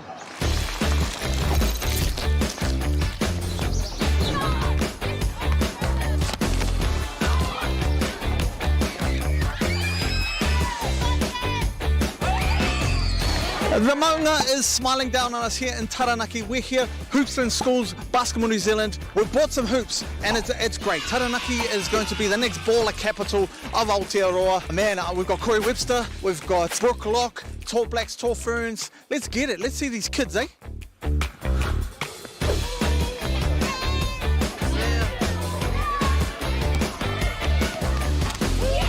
How good is this out, Corey? Well, this is what it's all about, right? To get out here and bring some brand new hoops to the schools. Basketball New Zealand have been doing this, running this initiative. Over 200 hoops in schools all over New Zealand, over the North Island and South Island. So it's an amazing thing already, and we're going to keep adding to that. And seeing just talent, like, you know, these young fellas, like I saw a kid who's tall as hell. That dude could be a Tall Black right there. Future Tall Blacks for sure, man. You know, another part of it is coming out here and identifying some of the talent that might get missed. So, you know, you might spot the next Stephen Adams out here, the next Tim Provide. The next Corey Webster. You know what I mean? So it's amazing to see. Honoured to be a part of. Good work, good work. All right, now we're gonna. Could you remember growing up and like that moment when you're like, oh man, I could be a basketball player? I still remember this day in primary school, and it was always me and another girl versing all the boys, and just the fun that it brought me. And ever since then, I just kept playing and grew to love the sport. It must be cool to give that back, you know? It was pretty cool. I loved seeing all the smiles on all these kids' faces, and that's the most important thing, when all the kids are happy. And oh yeah, the growth in girls' sport and in basketball, it's amazing. I'm always promoting girls to keep playing basketball, and so much opportunities now. So yeah, I always like, come on girls, you can get to the top as well.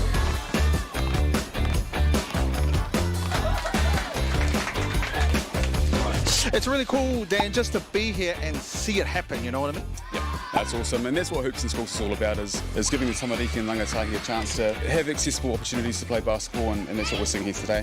We want this in every school, correct? Yeah, we want hoops everywhere, North Island, South Island. So we've done over 200 hoops across the motu now, but there's no stopping. And as basketball continues to grow, our biggest challenge is making sure we have those facilities. So Hoops in Schools and Hoops in Parks, Hoops in Marae, it's just the start for us in ensuring that people can play basketball. Why are these hoops so important to our tamariki? We need good facilities for our kids to be able to improve their skills in sport. Lots of our community come and use these hoops. Every day there's at least 20 kids trying to share the hoops. So to have good quality hoops like this will mean that our kids will be able to practice, be able to get involved with sport.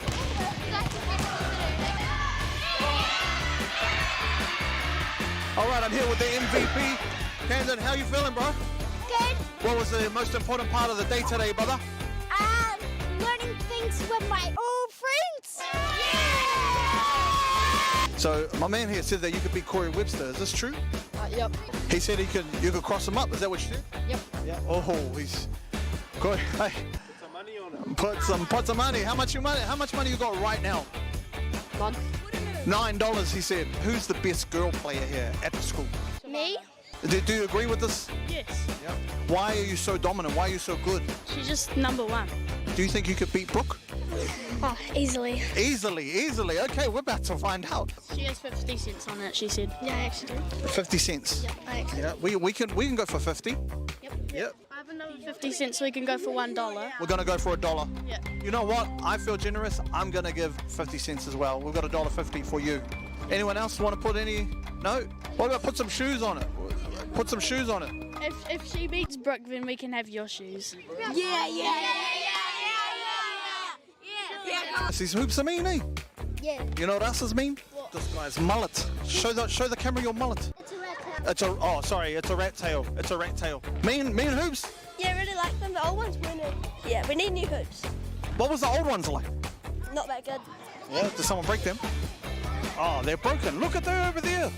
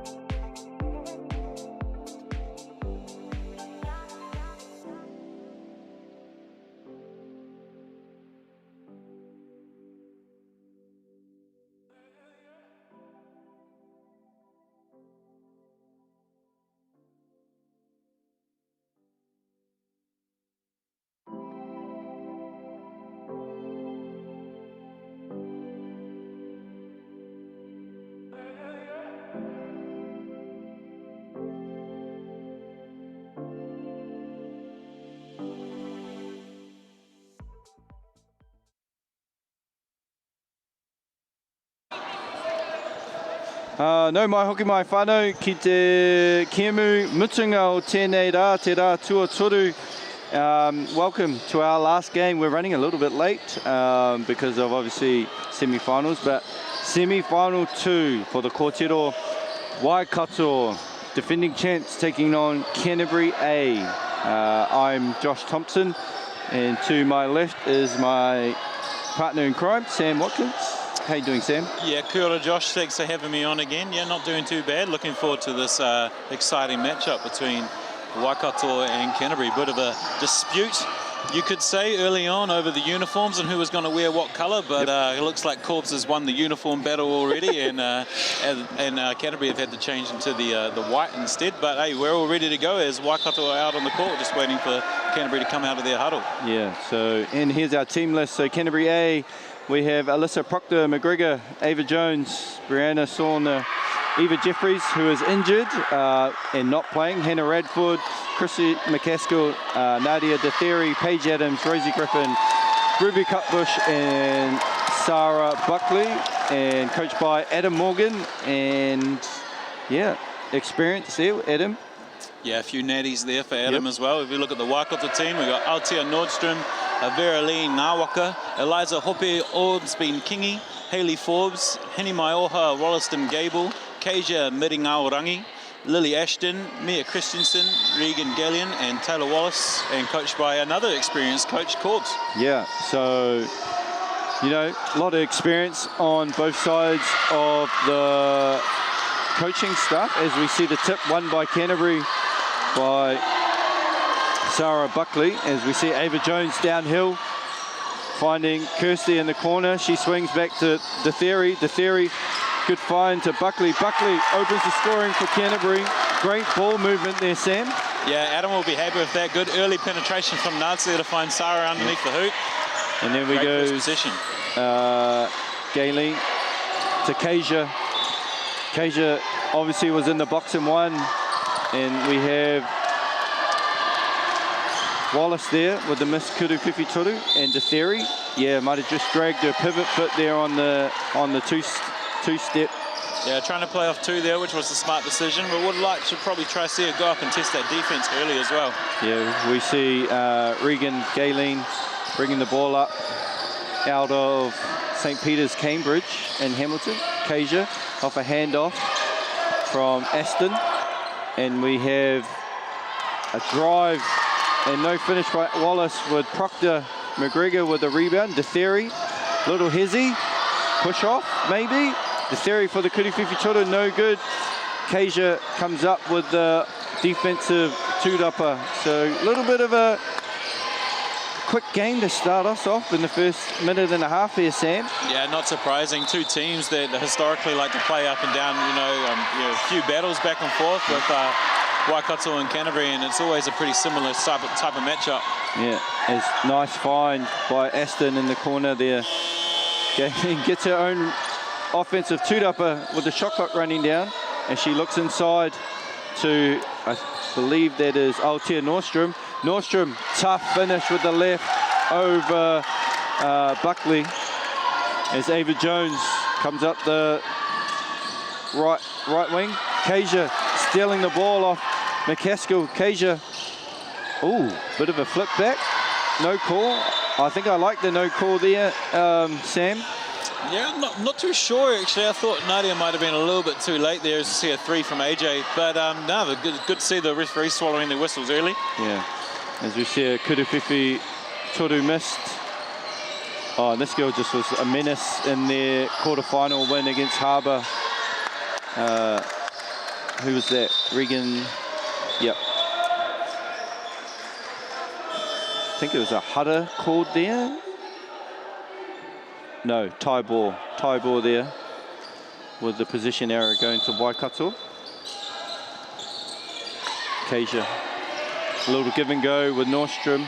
Keija for the Kuru Whiwhi Toru, blocked by McCaskill, uses her length there. Ava Jones now with it, trying to find Nadia. Just kind of threw it behind Nadia.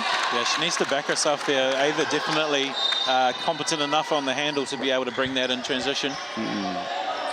As we see Keija inbound it to Nordstrom. Little left to right Euro. Aston with a big defensive two-upper. Ava Jones with her own rebound. The theory, yeah, I think that's a good call. She did get kind of taken off her line there. A little bit fortunate there in transition as well with Canterbury. They had Kirsty McCaskill streaming down early, but I don't think she was actually looking back towards Ava, so smartly chose not to throw that pass and then found Nadia on a second option. As we see the theory, originally from Heretonga, so the whānau in Hastings, moved south and is at St Andrews College this year. So, and she misses both, but McCaskill with the offensive two-upper big throws it straight to Kasia, who smartly, no numbers, gets into their set. Aston to Wallace. And maybe just a little bit of nerves on both sides of the floor there, but there's a great finish from Galeon. Yep. Off the left foot, uses the tupper nicely, soft. Ava trying to throw the handoff there, but kind of got bumped. Aston there. The theory gets downhill, and that's one of her strengths. That she gets downhill, strong body on the right hand. And she just throws herself around, doesn't she? She shows no remorse trying to get into the paint there.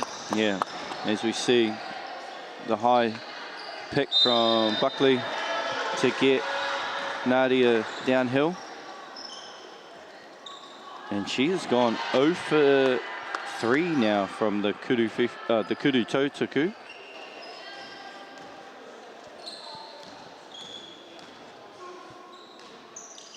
As she corrects the first 3 misses and makes the 4th. Maybe just some nerves on both sides early on. You know, these games obviously meaning a lot more than anything else I've played so far in this tournament. Yeah, as we see Kasia here with the on ball from Nordstrom. Nice kick on to Aston. Kasia gets it back for the kudu whiwhi toru. A little bit rushed there. Good close out there from Buckley, which has led to, oh, the theory just dribbled it off her face there. So that was a bit unlucky. Yeah, again, Canterbury just missing bodies getting out in transition. A little bit too much on the dribble. Yeah, and McCaskill there commits the header. She really doesn't need to do that. She just needs to use her length. Like, yeah, why? Like, Kirsty has good length and good athleticism. Just doesn't need to foul there. As we see some subs come in with number 7, Paige Adams. 5 is Rosie Gaffney. And number 10, Brianna. As Kasia makes her kudu Tautuku, and here comes the patented Waikato pressure up the floor. And I think that's what they need to do. Get Ava Jones as the primary ball handler with the pressure, because I don't think Aston has the foot speed to keep up. As we see, that's the keys, right? Like, they're going to be putting their bigger players on Ava, and she's got the guard skills to be able to beat them. As we see, Paige Adams draws the header. Nice wee offensive two-upper there from Paige, originally from Wanaka, moved up, now attends Cashmere High School. May have a little bit to do with Cashmere. A little bit, yeah. And Paige makes her first kudu Tautuku. You know,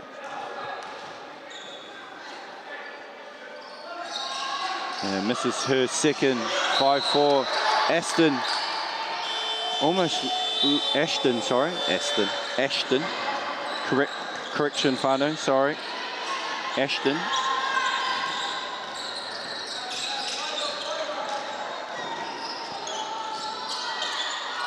As we see a little bit of pressure here put on Kasia downhill.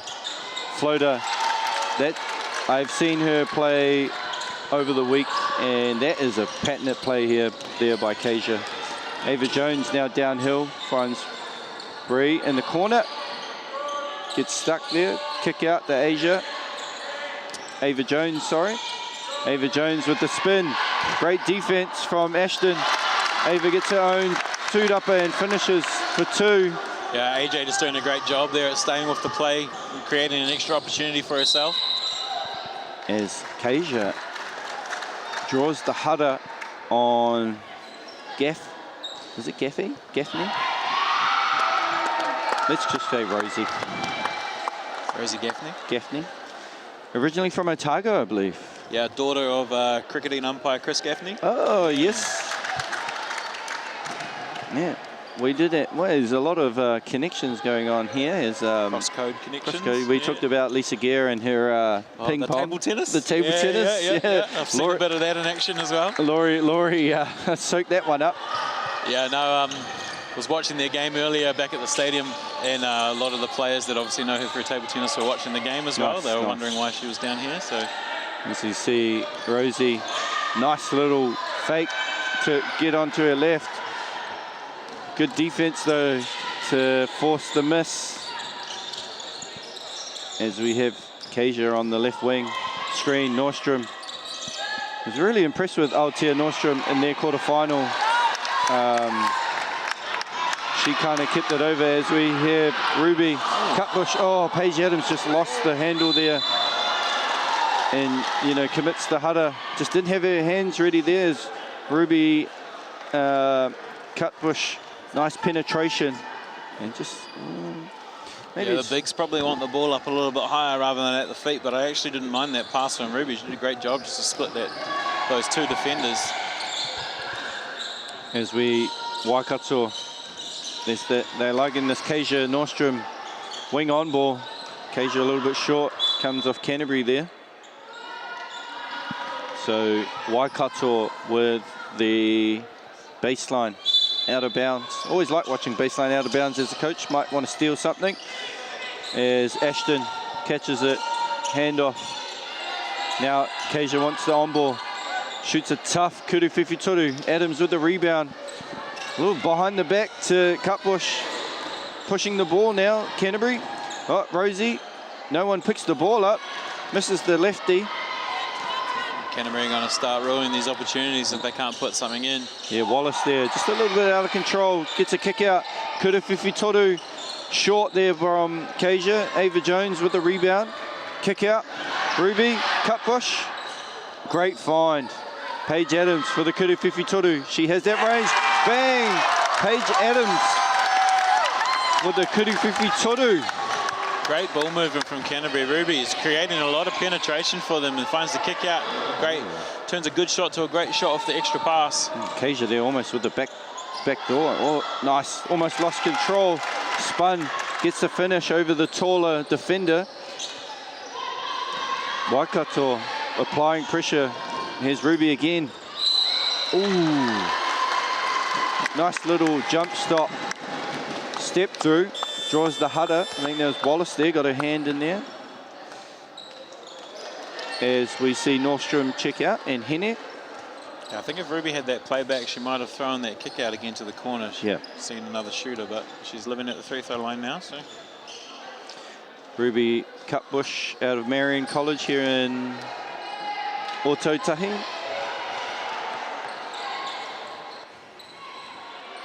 As we see, I believe she missed the first one, was short. Short on the second one again. Some more opportunities go begging for Canterbury. Lily, Ashton, looking to go coast to coast. Ava getting in the way there. No Hudder, just out of bounds. Yeah, good initial defense from Ava, just staying in front of the ball. The theory comes back on. Yeah, just got her hand in there as she was falling over. We've got the benefit of the replay there, huh? Kasia, Kuru Whiwhitoru miss. Nadia almost jumped too early there. This is the thing that could happen to Waikato as well. You're bringing up that constant pressure. Sometimes you start giving away some of those fouls, and now Canterbury are in the bonus. Yeah, Canterbury just aren't punishing Waikato from the foul line. 2 for 7. I think the theory is maybe 1 of 4. Heard me. Still, I've got the commentator's curse for sure. The Uno reverse. Yeah. The theory makes the first, looking to tie it up now. 11-11. Yep. A good job from Nadia. She went 0 of 2 to 1 of 2 to 2 of 2. So it's definitely a trend that you want to see. Yep. Forbes checks in. Hayley Forbes seeing her first action here in semi-final 2. Shot clock didn't start. Yeah. Looking at let's reset that, so I believe.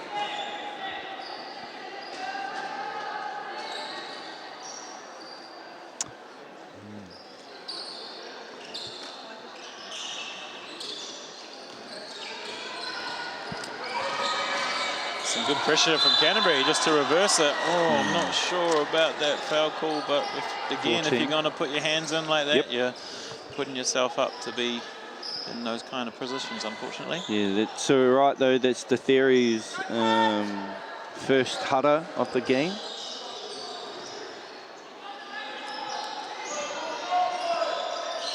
As we see the pressure there from Canterbury. Oh, back over.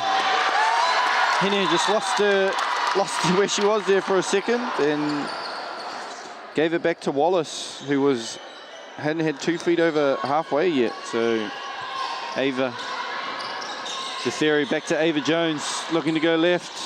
McCaskill, little hezzy, playing off 2, stride stop. Oh, unlucky there off Ruby's hands there. I think I like to see Kirsty shoot that. She needs to keep going on that drive. Like, she had the player on her hip and she's got too much length. She's able to finish around that defense. Yeah, as we needs see to back herself. The 2 number 11s come together. Lily Ashton and Ava Jones. Big kick out to Kasia, who has it on the wing. Hene with the screen. Kasia getting downhill. There's her little push, right hand push shot. Draws the hutter on Paige Adams. Yeah. Anytime you put 2 hands on like that, it's going to be a foul, unfortunately. Yeah, as Paige checks out, I think that's her 2nd foul. And Ruby cut push as Alyssa McGregor checks in, as well as Sahara Buckley. So, yeah, Sarah Buckley's Canterbury back to their starting 5 lineup that they had for the start of the game. As Kasia splits the Kurutotuku Waikato with a slim 12-11 lead. Kick out, Alyssa. Just not on the same page at the moment, Canterbury. Nah. And we've kind of seen that throughout these playoff games of the day. The first quarter is a feel out, and both teams kind of just a little bit rushed, as we see. Those nerves starting to creep in a little bit more, as well as day 3. You've played 4, 5, 6 games so far. Yes, Kasia misses. Buckley has numbers, but doesn't see. They got to get the ball. They got to look up, right? Yeah, early kick aheads. Oh, great anticipation. Hene with the steal and the finish and the foul. You know, the Theory's trying to make up for the bad pass, but you know, doesn't need to foul. You're never going to block that shot as a guard. You love the hustle back to try win the play back, but sometimes you just got to make that business decision and just realize that it's better to just let that one go. Yeah, and that's Nadia's 2nd, so I'm assuming Coach Adam Morgan will look to pull her out this last minute 34 and sub Rosie Gaffney back in. As she's pressured by Forbes. I think if you're Canterbury, you need to find the ball in Ava's hands a little bit more. Yeah, and a little breaker action. Forbes with a great steal, just anticipating that kickback, knowing Corbs, he would have told his girls they're just throwing that kickback, so let's be ready. Overplay it as Gaffney up the right side, finding Kirsty, find Buckley. Buckley trying to go over, great defense there by Hene, walled up, using her length. Waikato kind of just turning the screws a little bit here. Great rebound, Ava Jones. Just Kirsty. Nice pump fake step through. McCaskill with the finish. Great solid move there from Kirsty, playing off 2 feet, got the defense in the air. Easy bit of step through. Reminiscence of Joanna McCaskill, older sister, now applied her trade in America in college. Yep. Just a little bit over dribbling, trying to get through 2 people there. Ava, kick ahead. Buckley, a little hezzy, looking to spin. A little bit of a dream shake there, can't finish. Alyssa finds Buckley under the basket. The Middleton Grange connection. Yeah. Alyssa finds Sarah for an easy 2. Yeah, and Canterbury closing the gap, 17-15. Waikato, last possession, Kasia. Ava Jones with the block. And we have a game on our hands. Yep, Waikato, 17. Canterbury, 15. Thoughts, Sam?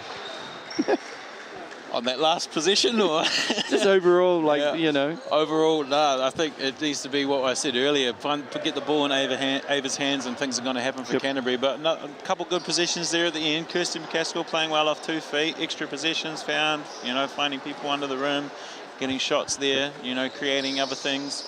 Just got to be a little bit more disciplined on defense. Both teams probably need to as well. Just keep those hands out a little bit more. Yeah, for sure. Great end of the quarter for Canterbury. Waikato looked like they were pulling away, but Canterbury kind of clawed their way back, like Sam said. Just a quick shout out to our people in blue. So if you're watching the live stream, you'll see people in blue vests. They are the content creators, you know. So Lockie Cameron, obviously, create by Lockie, does a great job. Mike Hill, pickandroll.nz, Kainoa, Lepo, bbor.films_NZ, Clark, so if I pity, Pits Visuals, then we have Clark, Marco Stone, who I believe is Stone Highlights, Pamela Mitt, Riley, Tuhiariki Silbury, obviously Cityography, and Mike Hill. They are the ones in the blue vests posting all the content that you see on social media, whānau. So go give them a follow, go give them a shout out, because they do great jobs, and they're doing great jobs over the last 3 days of the U18. Yeah, great job to everyone out here. They're putting in the extra mahi, so those that aren't around can see the extras out on social media. Just looking at the stats here that have been handed to us thanks to our stats team. So we got 10 turnovers from Canterbury in that first quarter, which has led to an extra 9 shots to Waikato, thus 6 of 22 from the field. Canterbury 5 of 13. So, you know, both teams not necessarily shooting the ball so well, but Waikato obviously getting those extra positions from the turnovers. Canterbury slightly winning the rebound count, 15-12, so they'll be happy with that, but probably just want to tidy up those turnovers a little bit. Yeah, as we see Gaffney getting pressured there by Wallace. Ava Jones gets a screen. She's getting downhill. Buckley with a handoff to McGregor. Ava Jones for the Kuta 52. Bang! Canterbury take the lead. 18-17. That's a good set to start the second half for Canterbury. As we see the Canterbury pressure. Nordstrom on the wing. Yeah, good to see one go down for Ava from the outside as well. Should be happy to see that one drop. Yeah, Wallace.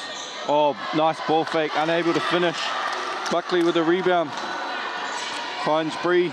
Coming down, bit of a pump fake, kick out, Gaffney, right hand drive, kind of try to split the defense but lost their footing there, Wallace. Yeah, a little bit of side contact, but I like the no call there from the refs, and yeah, just lost their footing, so wasn't able to get that shot up clean. As we see Kasia, a little bit of a step out. Ashton, looks like she likes this matchup, little mid-range jumper, finishes, gets the shooter roll there. So Waikato. Tough midi there. Take back the lead. So it's a bit of a tick for tack here in the second quarter, which is like what we like to see in these types of situations. Pretty two evenly matched teams here. Seems to always be the way that these Waikato Canterbury matchups go. You know, yourself and I have both been a few of these battles before. Is Canterbury able to get another one at the basket there? But they definitely always a bit of a back and forth. Yeah, Bree with the tough finish with the left. Yeah, I think you were back to back. Waikato, Canterbury, so was I, but you got the gold. I didn't. you got Corbs' number. I didn't. As Ashton, great defense there from Gaffney. Hene, nice rip and go. Yeah, good find. On the left as well. Yeah, great find. Nordstrom unable to finish through the traffic as we have Gaffney here pushing it, spin left, can't finish. Ashton with the rebound. It's too much dribble from Canterbury in transition. They need to find those kickouts early. Yeah, they're just not. Oh, Ava Jones, great read, just a little bit higher. Buckley. That's great defense there from Lily Ashton. Walled up, used their length, forced a tough shot. Wallace just no one picking up the ball. Oh, nice. Jump stop, step through with the right hand finish. Yeah, solid move there.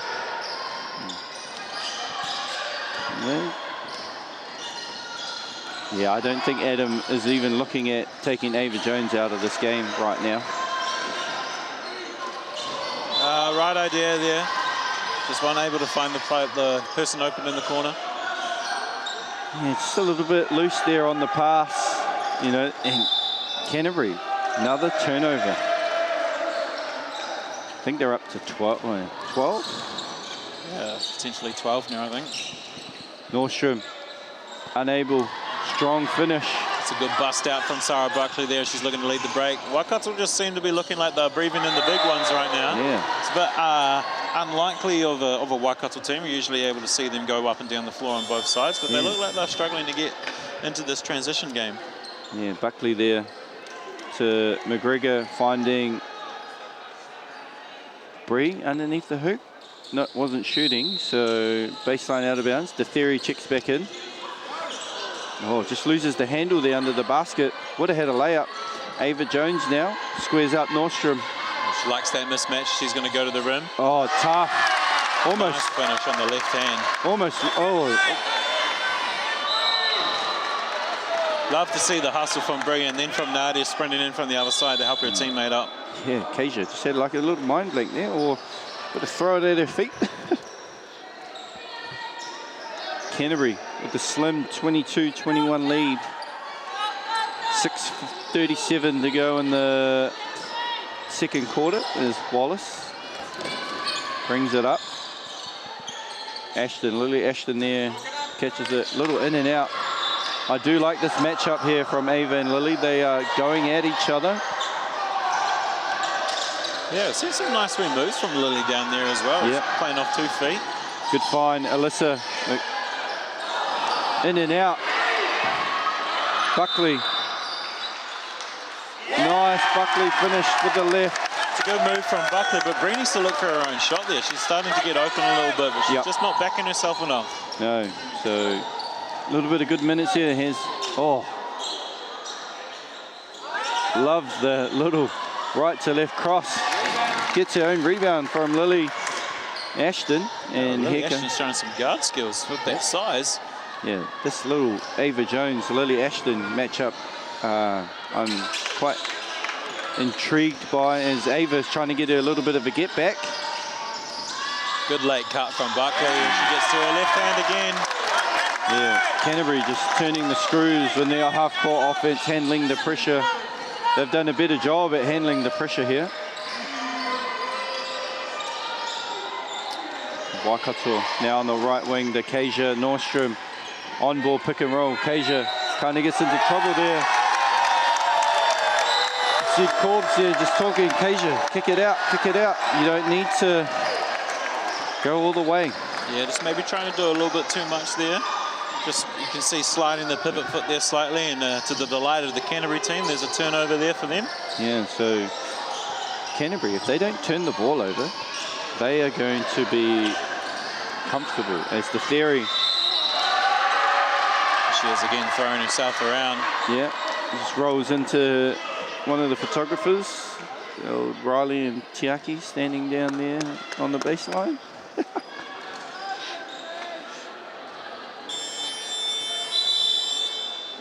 I like that timeout from Corbs. He definitely needed it. Yeah. Just to compose the girls, right? You know, Corbs, like we talked about all day, I think the game within the game for the coaches is timeout play, you know, and Corbs has seen enough, needs to talk to the girls about what's happening. So just looking at the stats here, Ava Jones, 7 points, 5 rebounds early. Sarah Buckley, 8 points, 5 rebounds. So, you know, the two bigs working well together. And then also for Waikato, Kasia with 8 points. Lily Ashton has 4 points with 6 rebounds. So, you know, just loving the battles within the battles Yeah, in Sarah this is game. doing a great job at finding herself in the right place at the right time, cutting late, getting into good spots under the rim, and her teammates are doing a great job of finding her down low. Yeah. She's not looking like missing those easy ones. No, so just composure, I think, for both teams. Waikato 6 turnovers. Yeah, funny enough, Adam Morgan's team has only committed 1 turnover this quarter. So Don't turn over the ball. Yeah, Or stay in the game. so they Seems had- to be an easy solution. You said they had 10 after the first. They had 10 in the first quarter, yeah. They're at 11, and it shows, right, 11-6 quarter right now. The Theory trying to extend their lead, as she does there. Good to see her correct her free throw woes that she started the game with.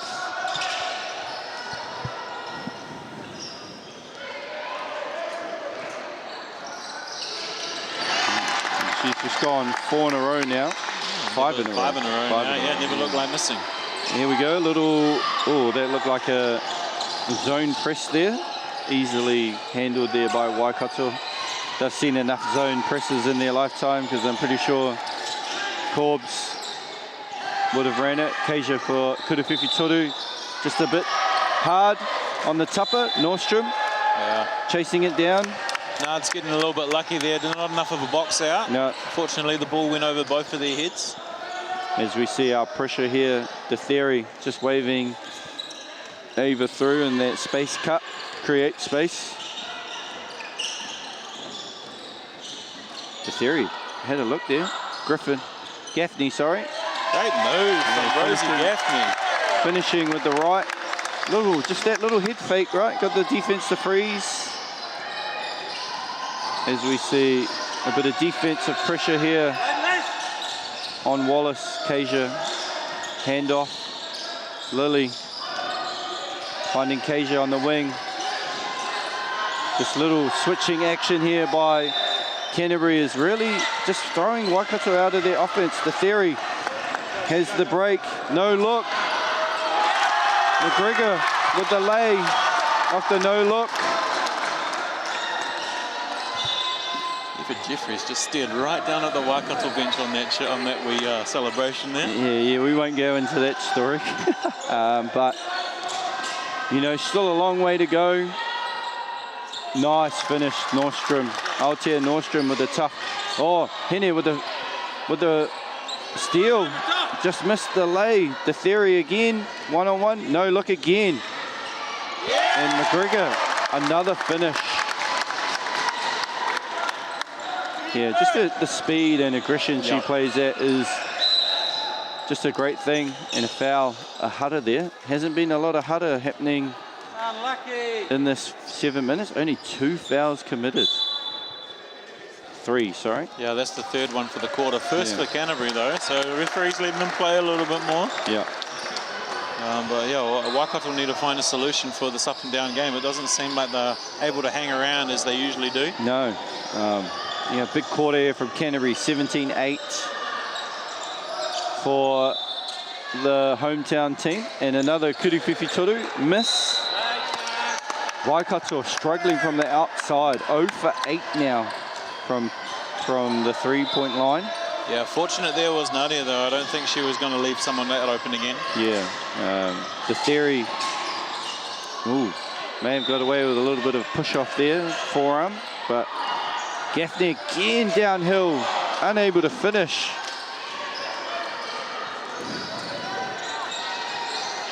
Yeah, good move from Gaffney to get into the paint yet again. And Wallace, Ashton, Lily, Keija, little wing on ball, moving on. Wallace, Gayleen. Good D from Nadia. Keija's all the way out at 3 in the car park. Short, kind of was backpedaling, but got thrown the pass, so had to put it up. It's the Theory, nice punch screen there from Buckley. Little handoff, Ava Jones. Oh, just ripped away from Wallace. Great defense. Now she's out running. Maybe a good time for Adam to get a wee break for Ava here. She's looking like she's feeling the effects of playing the whole game so far. Yeah, I think the pace of the game has really picked up. Ashton, Lily Ashton, into the chest. Great wall up, great defense from Ava. Just the active hands from Waikato has been really good. They've just been unlucky getting a few. As we see De Theory and Buckley check out. I did like Ruby Cutbush's first stint. I thought she brought a bit of energy to, you know. Yep. There's Gaffney again with the layup. Yeah, both Gaffney and Cutbush providing good sparks for the backcourt for Canterbury off the bench. Yeah, and Canterbury slowly has just built up a nice 11-point lead on Waikato, who I might say are the defending champs of this age group. Kasia, just still, there's a bit of a lid there on the hoop there for Waikato. They haven't scored for a while. Great defense, great wall up. Yeah, Gaffney just not aware that contact was coming, and just a little bit of a loose handle. Yeah, great defense. Turn the ball over. McCaskill can't finish. Trying to use that length again to get around the defense. Well, there's a good wall up there from Waikato that time. Yeah, Waikato just looking a little bit tired. We'll see Hannah Radford's first minutes for Canterbury. Her first stat is going to be a hutter. Yeah, out of St Andrews College. Another one out of St Andrews, yep. Seems to be a few of them. Yeah, here's Forbes. Good take, good kick out. Finds the open shooter, but they just can't get a three. They have had good looks. Like if I'm Anthony Corbs, I'm pretty happy with some of the looks that they've had. Yeah, I think they're still creating good looks for the most point. Cutbush is going to settle into a three. Yeah, Cutbush can't make that one. He'll go out of bounds. Interesting choice here to throw Nadia back in with that foul trouble, just for, you know, maybe 2 positions. Yeah, two fouls. She picks up her third. We're in a bit of trouble here because, you know, it's going to be a bit of a downhill. As like you said, Adam did take Ava Jones out for this last 25 seconds. So, you know, extended rest going into halftime. Yeah, that's a smart foul. Maybe would have taken a smart sub, sorry. Maybe would have taken that a little bit earlier, but still able to get that extended break. Kasia can't make the lay. The theory. Downhill. Kick out. Oh, big Kuriwhiwhi toru by, who was that? Hannah Radford. Hannah Radford. So her first stat was a hutter, second stat, Kuriwhiwhi toru. Yeah, great. Nadia De Theory downhill, giving Canterbury the halftime lead, 39-25. Anything, just on your thoughts before we go to break there, Sam? Great job from Canterbury fixing what they needed to fix. They took care of the ball. They were able to create a lot more possessions from that period, put a lot of heat on the rim, and that's why they're in this 14-point lead. Waikato obviously need to find a way to stop that flow a little bit, and but I'm expecting nothing less than them coming back into the second half with trying to throw a punch of their own. Nice. Well, that's us, and we'll go to break, and we'll see you back in a couple.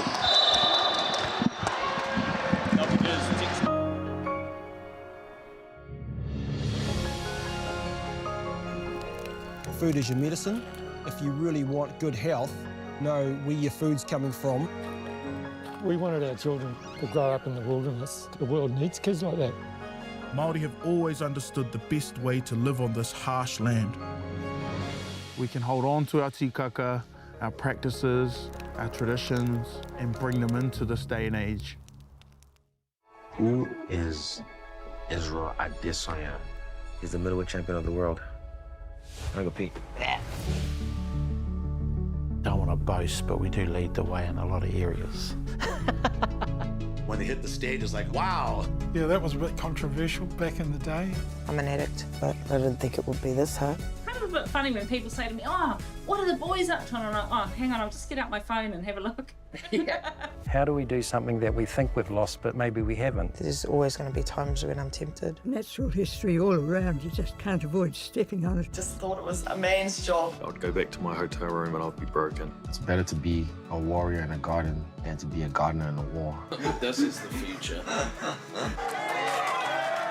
It's hard to explain the feeling walking in the footsteps of your ancestors. The matariki season of Paki Pūmika Aotearoa ki Māori Plus.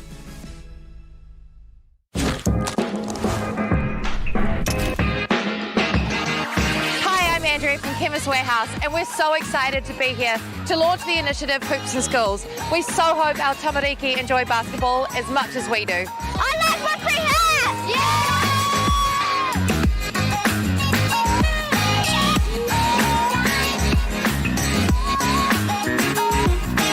Hi, my name is Riley, and I like these hoops because it's a great opportunity for us to learn how to play basketball.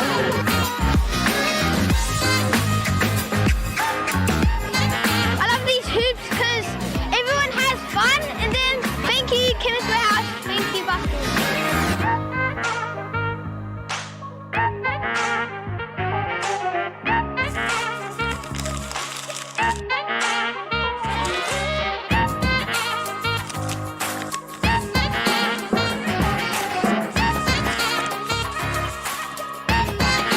Thank you, Chemist Warehouse!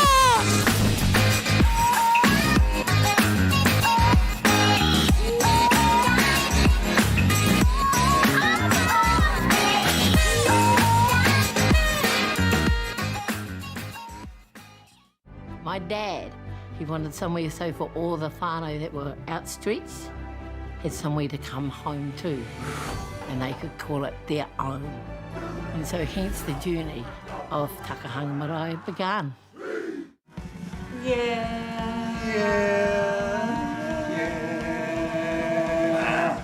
Oh, why are you ruining it for, Joe? Hurry up, come back here. No, just because you're not tall enough to get on the top. Get the Māori Plus app. Download now on Google Play or the App Store with exclusive viewings and 100% ad-free. Quite like top tier. Watch us anywhere, anytime. Make Māori Plus your mate and stream now.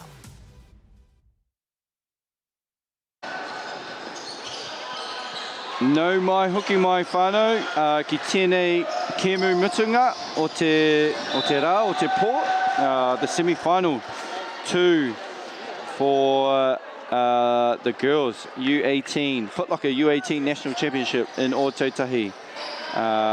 Semi-final, Waikato, Canterbury, 39-25. What are we seeing in the stats there?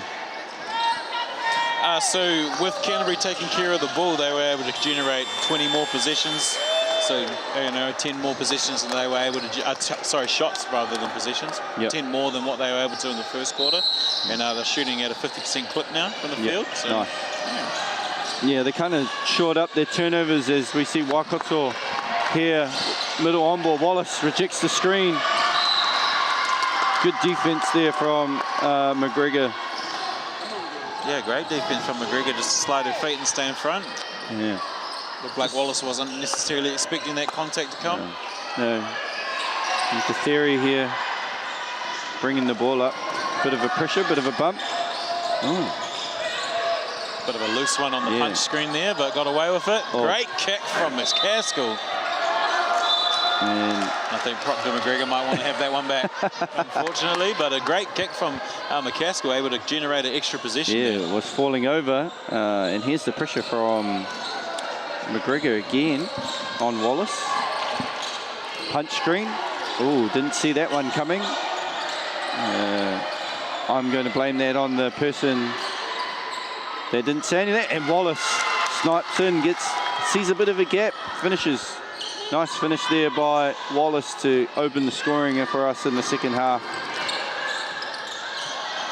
Oh, she may have lost control there. Yeah, almost nicely easy move from Nars, but I think she yeah, I think there would want to have that position back and find the kick out in the corner. Yeah, that might have been the mouth guard there.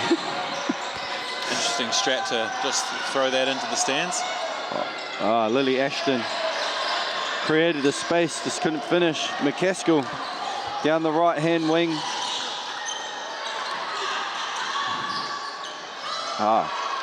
Just rushed it a little bit there, did Radford. Yeah, you like the intent from Radford, but just probably needs to slow it down a little bit.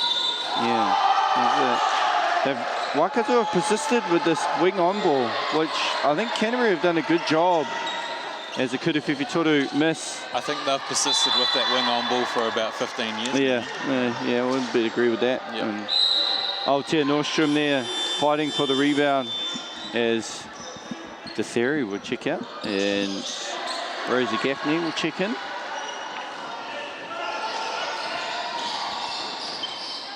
And Wallace here still applying the pressure, which is great to see. Oh, commits the header. Oh, I thought that was good defense. Yeah, I thought she had her position there. If I'm Wallace, I'm probably asking what she did any differently to the one on her to turn the ball over that first possession, but referees are obviously seeing it different.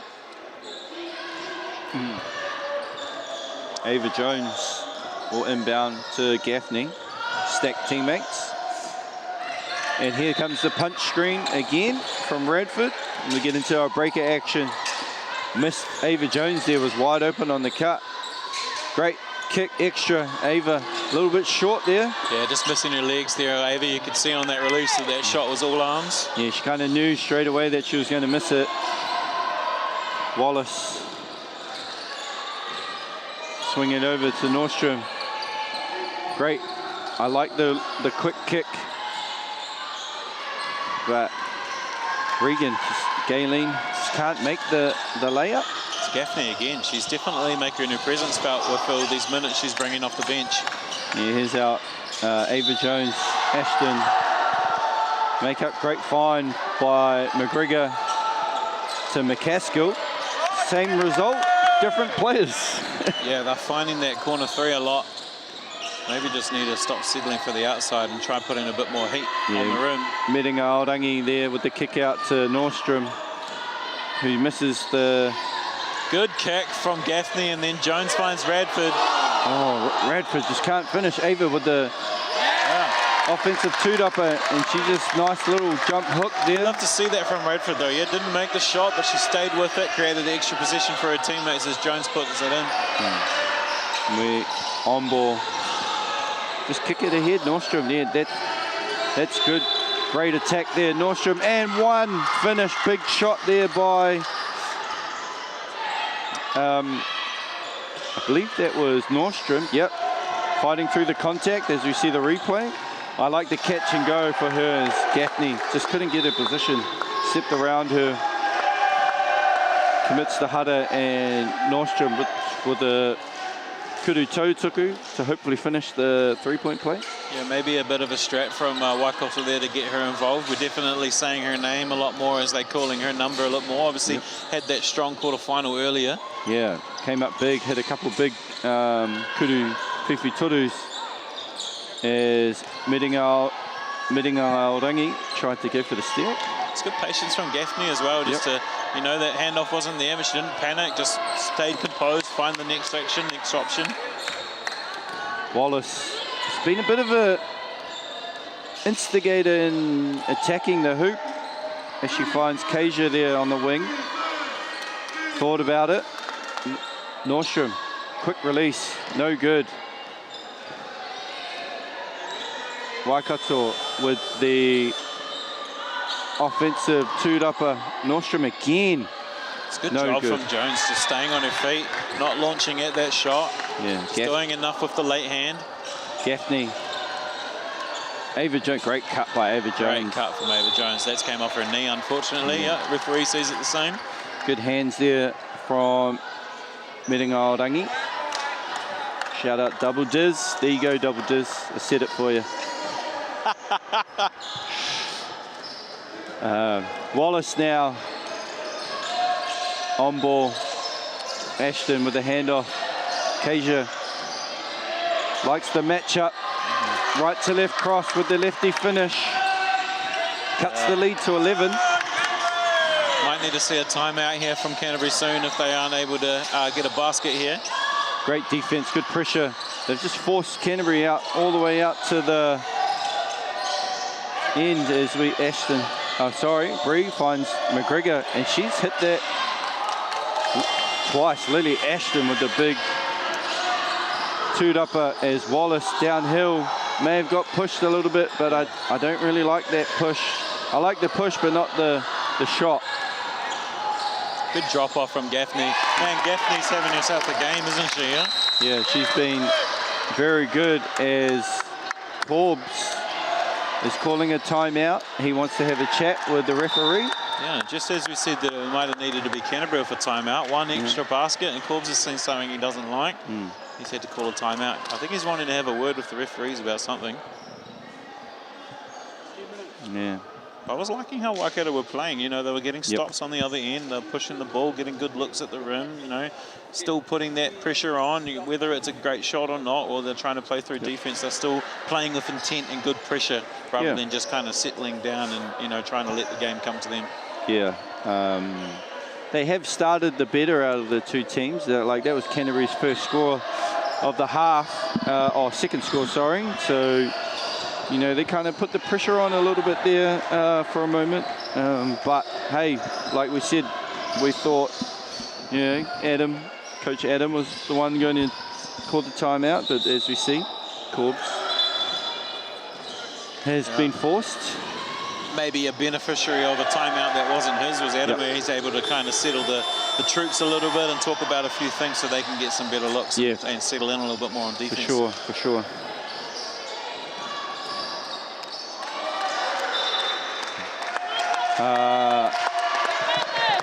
I like to see Corbs's, what he talked about here, see what set they run. I think I could pick what they're going to run. Yeah, wing on ball, Wallace. Wallace has done a great job at handling the pressure for Waikato, I thought. As you see, Nordstrom, a little bit of a punch screen there. Into the UCLA in action. We've seen a lot out of these Waikato teams over the years. Yeah, great drive. Oh, nice offensive toot-upper from Lily Ashton. And she has been very good, now up to 12 rebounds. 4 on the offensive. Just got a good positioning. Yeah, just a missed box out there from Proctor McGregor. Yeah, just had her on the back, so Proctor McGregor just had no position there. So, and she finishes the 3-point play for the Kuru Tautuku. As we see Waikato pressure handled quite nicely by DeTheri. We zoom action on both sides there for Buckley to pick her poison on which way she wants to go. Great find by Proctor McGregor to find Nadia in the corner. Canterbury are doing a good job at finding the corner threes out of their action. I got to go to Canterbury's shoot around last night, and they were working on that zoom action, so it's good to see things that they were working on, you know, come to fruition on the court and score from there. As Waikato able to find a catch at the rim for a basket. Yeah, great offensive toot-upper once again by Lily. Now DeTheri has a bit of a mismatch there, but is it really a mismatch? DeTheri with the spin, gets in the paint, kick out, Ava Jones, Kuruwhiwhi Toru, just a bit short. Yeah, still missing those legs a little bit on that jump shot, I reckon. Maybe the fatigue of the game starting to kick in a little bit. Yeah, we're looking at a high 26 minutes being played by... Good active hands from Buckley. Good. Just Ava Jones, bit short. Pass was just a little bit behind on her, so she had to reach and then get into her shot, but she does well to stay with it, create herself an extra shot. Altea just loses her footing and loses the ball there. Ava Jones, the beneficiary. As we see a kick out, Nordstrom, Kuruwhiwhi Toru. Just no legs there. Waikato looking a little bit flat now. Yeah, Altea looking a little bit tired as Bree misses 2 easy ones under pressure. Yeah, Kasia just doing enough to apply some pressure on those shots. Oh, Wallace, no foul. Corbs just looking, giving the Corbs look at the ref there as Paige Adams checks into the game. Looks like there was something in there on that play, but stays off Waikato. Yeah, baseline out of bounds, 17 seconds left on the shot clock. Finding Wallace there in the corner. Drive, Ava Jones. Just the length of Jones able to deter that shot and push it away. Yeah, Proctor McGregor, the outlet. Nice punch by Paige Adams. Cut from Jones. Back-to-back buckets for Jones on the rim. Yeah, now that timeout there by Waikato might have been Canterbury's saving grace there, like you said. But I'm not going to question over, 30 national titles. Yeah, when you've done it that many times, it's hard to question any decisions that they're making, right? Yeah, as we see Nordstrom there. Looks a bit gassed, getting a rest. Oh, Ruby, Cutbush, being a menace. She has supplied a bit of a spark there. Only played 5 minutes, but has been a very good 5 minutes. Yeah, just staying ready, being super active, both sides of the floor. A little bit of an energizer bunny for Canterbury for sure. Yeah, Forbes. And then just a little bit overzealous, but that foul's actually going to go on Gaffney. I think that potentially should have been Ruby's, but yeah, he could have given it to either one of them. There she is again, just not allowing that easy catch. It's great pressure from Cutbush. Yeah. What happened there? Just doubled the ball there for no reason and left, I believe it was Forbes there wide open, just couldn't finish. Yeah, just no comms. Yeah. No comms in the back cut. She found herself wide open. And Paige Adams, I think there was tipped there, blocked by Paige Adams as Forbes applies some pressure. Ooh. I like the no call there. Yeah, I like it too. The crowd didn't, but I didn't think there was much really in there, especially in the mid-court. McGregor. Great pass. Ruby just couldn't catch it in like the corner. That pass from Proctor McGregor. I think Ruby was just halfway through her shot before she had even caught the ball. As Lily Ashton is bringing the ball up. Fake handoff. Finds Gayleen. Back to Lily. Oh, great cut, great find. It's great movement off the ball there. Henia with a tough finish over Ava Jones, but I do like their movement to penetrate the cut. Yeah, like Canterbury feel like they're under control pretty comfortably, but it's actually just a 12-point game here. Ava Jones can't finish. Gets her own toot-upper. Paige Adams for the Kuruwhiwhi Toru. She's hit one, can't make that one. Big rebound from Lily. 45 seconds left here in the third. 12-point game. Waikato kind of need a spark here. 8. Kuruwhiwhi Toru, no good. Adams with the rebound. Gaffney looking to push. Little X handoff for Ava Jones. Pump fake. Blocked. Yeah. Great block there by Hene. Treatment there. She needed to move the ball on that drive. Yeah, I think she had Paige there on the kick out. As Cutbush gets a break. No. Ava. It's Ava's sub. Yeah, I was just about to say that Adam needs to find some time where he can give Ava some extra rest. Yeah. Waikato, you know, they're still hanging around here. Great pump fake from Cutbush into a step back. Wow, Lily, monster rebound. Squash between two players. Comes up with the board. Waikato. Issue with the clock. No, I think there was no shot clock wasn't on, so our ref was just double checking that there was under 24.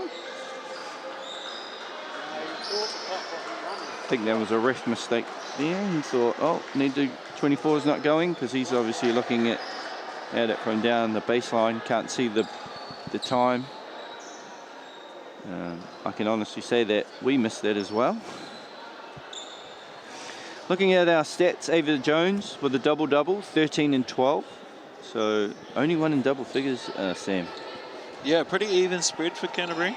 You know, no one really standing out in terms of the scoring. Yeah. Definitely some players standing out just in terms of how they're playing this game. Yeah. Oh, Forbes. Oh, managed to get through a gap there. Paige Adams. Great rebound from Great Adams. rebound.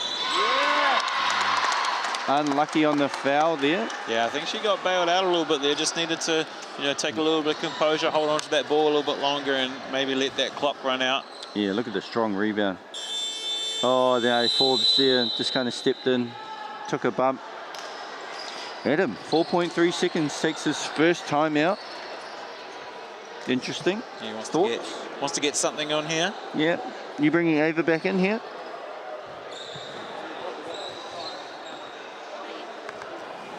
I think he's asking where the ball's going to be. Yeah. Asking if it's going to be on the sideline rather than the baseline. Just trying to get every inch of real estate that he can for this last 4.3 seconds.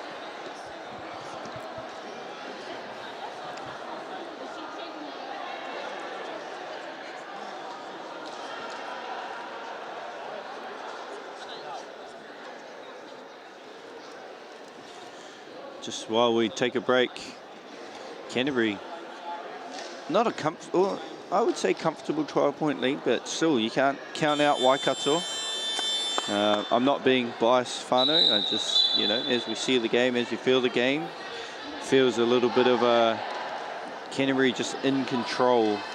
Yeah, I think, you know, the Waikato just missing a little bit of something from Keija. Yeah. Miringaorangi as well, just seem to have disappeared a little bit in terms of their offense. They've started, I don't know whether that's a design or where they're trying to go for other people instead, but definitely more prominent on the ball earlier on than she has been in this last quarter.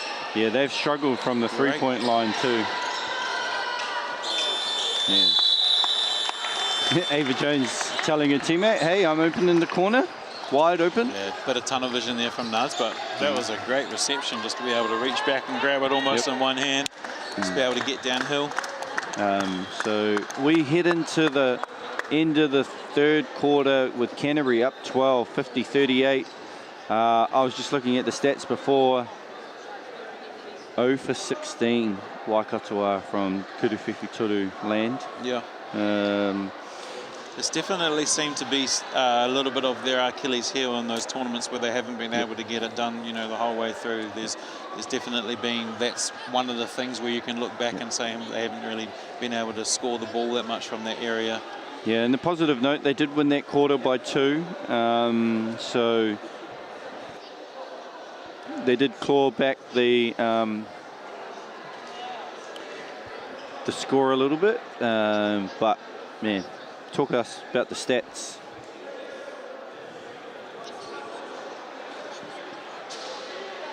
Lily Ashton, 17 rebounds. Yep.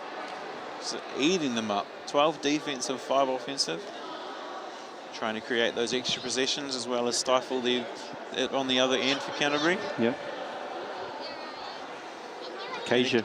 Same as well for them as it is Canterbury as well. You know, no one really standing out in terms of the score. There's a little bit of a spread, but again, there will be people that are making their presence felt other ways on the floor. Yeah, Canterbury really sorted out their turnovers, I think, since the first quarter. Only 6 since the first quarter. Yeah. So that's a positive for Coach Adam Morgan. And if you're Coach Anthony Corbin, what are you telling your squad here? Persist? I think it's probably just more of them just going back to what they know, you know, being relentless in the front court, trying to force those turnovers a little bit more, playing with a little bit more effort up the court, trying to force something, you know, force Canterbury into mistakes without fouling and stuff, you know. Eventually, as this quarter goes on, they're going to run out of time if they don't start making their way back into this game. Yeah.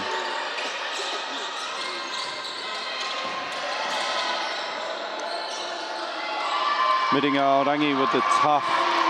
Tried a left-hand scoop. Didn't think that was the shot that Waikato were looking for, but Ruby, cut bush. McCaskill able to do enough just with an outstretched right arm to tip the ball away from the offensive rebounds. Yeah.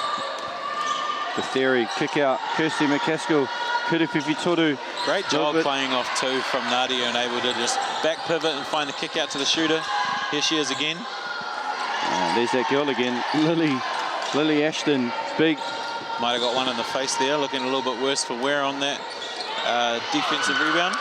Great hands there from McCaskill, just to knock the ball away. Waikato recover, but they've got 10 seconds on the shot clock. Keija, nice right to left floater. Just can't finish. Ava Jones with the two-upper and the kick ahead to the theory. Jones with the get it back. Extra cut bush. May have been partially tipped there. Looked like it, but was a good contest there by Wallace. Yeah, maybe a little bit trigger happy there from Ruby as well. Maybe a little bit too early in the shot clock when you're playing with the lead.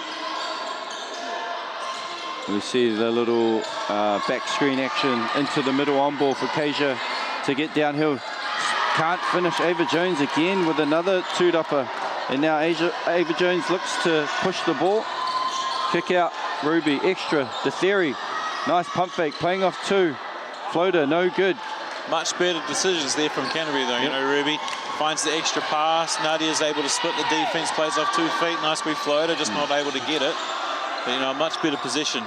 Kasia, as we see, back pick. Lily Ashton, downhill, likes this matchup with Radford.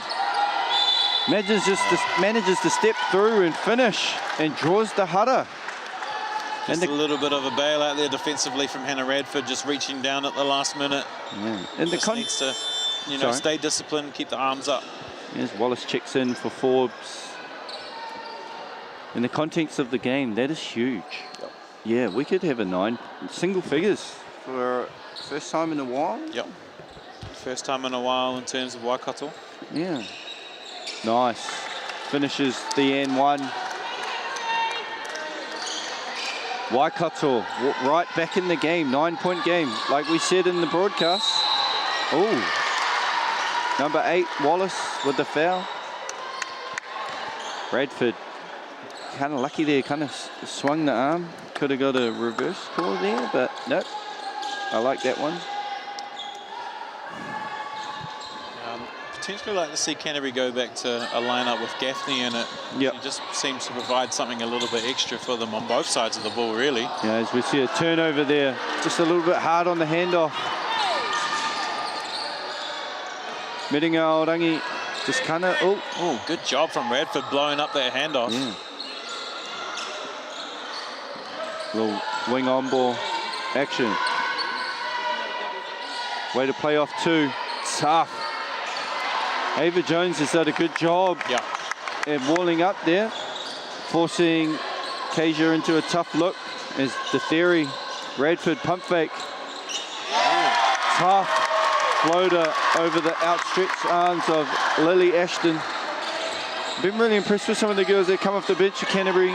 They've all played well. Yeah, they go a lot deeper than some of these other teams in this tournament, you know. Coach Adam trusting his whole bench. I think Bang. He's got 10 deep.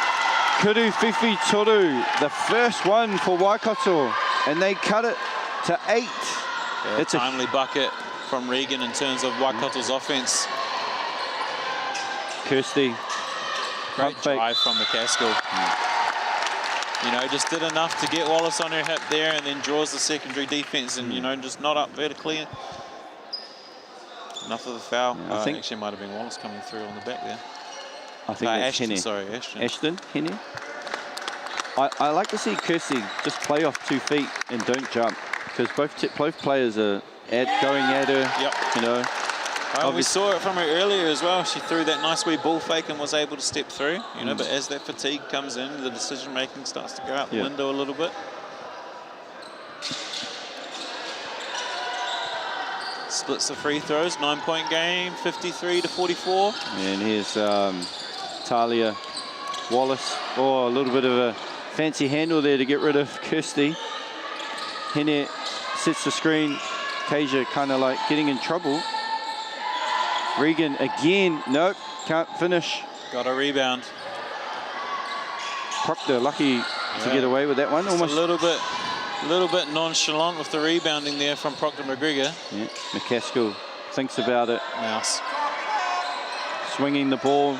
Now we're getting into Radford. Gaffney, great hands. Great hustle from Gaffney. Gets away with the travel there, but Waikato will come up with the ball with it. You just kind of let that one go.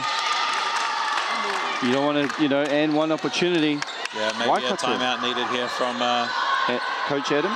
From Adam. Yeah, 7-point game there. Yeah, it's just a little bit slow. Both teams, right? There's no real urgency. Kind of just throwing the ball around. Good kick out. Good great extra. Ava That's Jones. a great option. Ava Jones, no luck with the Kuruwhiwhi Turus either tonight. Hannah Radford looks like she might need one. She's breathing in the big ones at the moment. She's working hard on both ends. Here she is with some solid defense. Crowd wants a charge, but I don't think so. Great move. Great hustle. There she is again. Oh, Oh! Well, no, I'd like to see that one again. We need to see that like replay. To see that one again. Corpses. Here we go. Oh, on the line, maybe it bounced on the line. I don't know. Tough. Maybe Tough. a bit of hometown cooking there. You know. Here's Altia checks back in. She's had a long rest, Altia.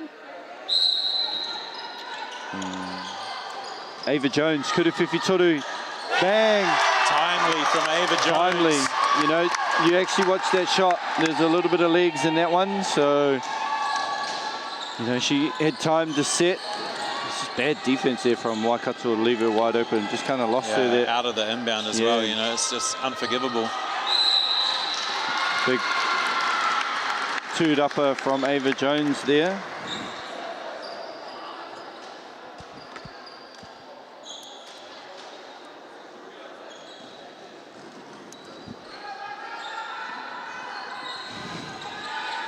Gaffney, bit of a backwards pass to Ava Jones. Ava Jones, Buckley. I like this insertion of Buckley from Adam as well. Yep. She's been good with her minutes. A great move back to the left. Good finish. Is solid from Buckley. Yeah.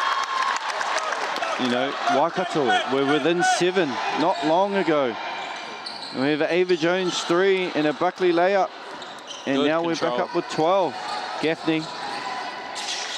And this is where the smarts come in, right? Yep. Run a bit of clock now, run our offense. We're not in a hurry. You know, still 4 minutes to play. Ava Jones. Oh. Wallace. Oh. Good jam from Proctor McGregor though, trying to get an extra position there. You just couldn't get up with the two-upper. And just no one really wanting to attack the basket there from Waikato. There's Wallace with the Kuruwhiwhi Toru short. Nordstrom, Proctor McGregor fighting over it. Tie ball, Canterbury ball. And the theory will check back in for Gaffney. All of a sudden, you look up at the clock and there is 3 minutes 34 seconds. This quarter has just flown by. Yeah, not a lot of hudders being called. Actually, not a lot of hudders being called in this game. Contrast to the last game, 54 fouls. So, well, no one to throw to. Oh, Proctor McGregor a little bit late there, I think.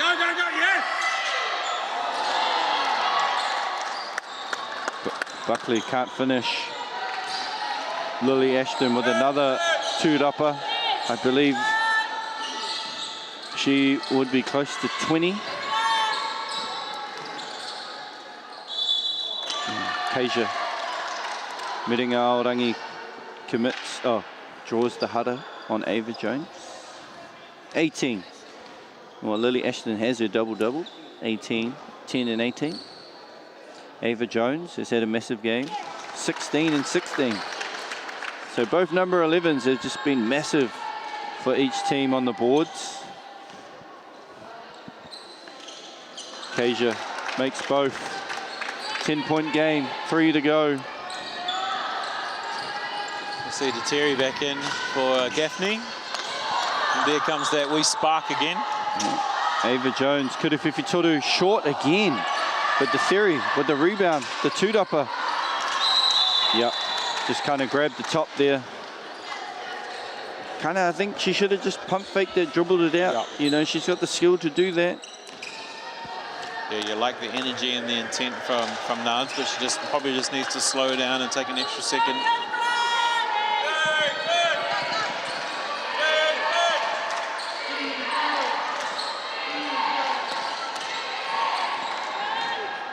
Oh, great help there by McGregor, Proctor McGregor, just to put it off. Kasia misses. Nordstrom, it's a little bit too big there for the theory, kind of got the positioning.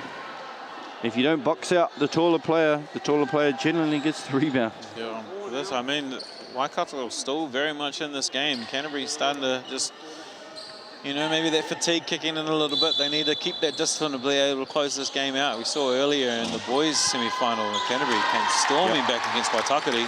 Great find. Lily Ashton, great inbounds. 2 minutes, 8-point game. 58-50. We're in crunch time now. Great defense. Oh, might have got away with the treble. Ava Jones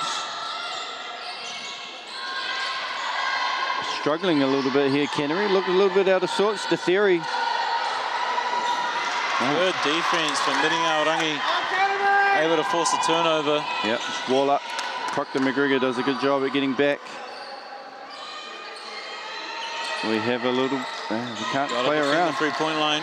I know they haven't made many, but you still got to keep them honest. Good rebound from Alyssa. The theory just needs to just chill a little bit. Yep, looking for the trap. So that's enough. Ava calling for it. Kuruwhiwhi Toru. No. Oh, Kirsty almost let that offensive rebound go. She didn't want to get it. I think they both were just looking at the ball.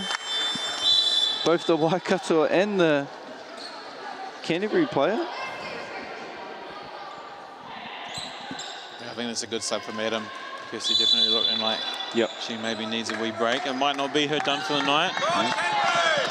And it's getting to that point where Corbs feels like he needs to use his timeouts. Yeah, he's got 1 left after that one, minute 27. Advancing, you advancing?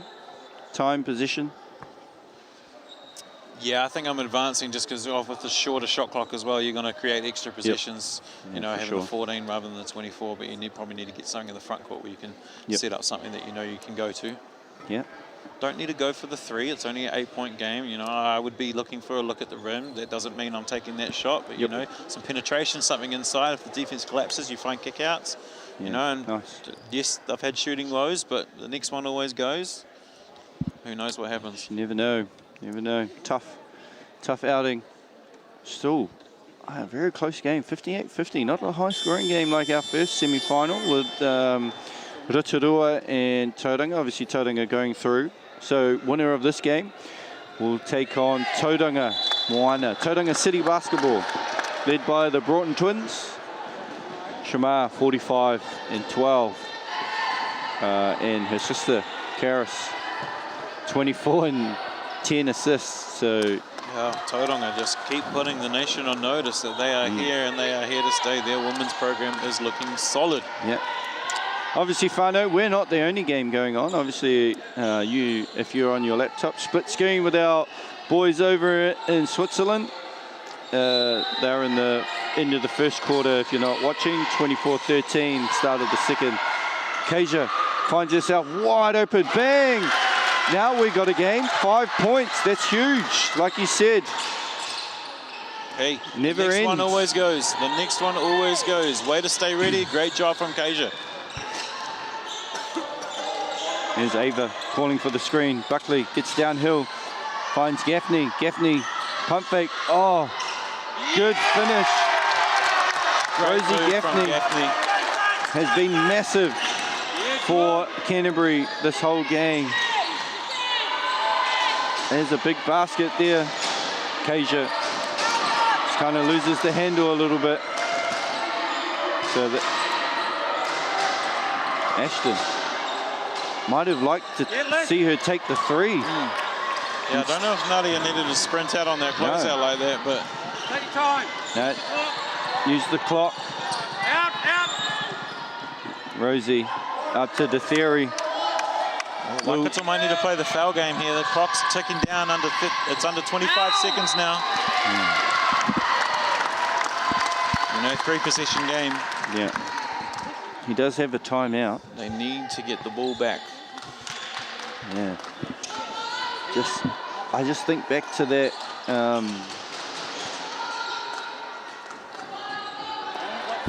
Rosie Gaffney, left-hand layups.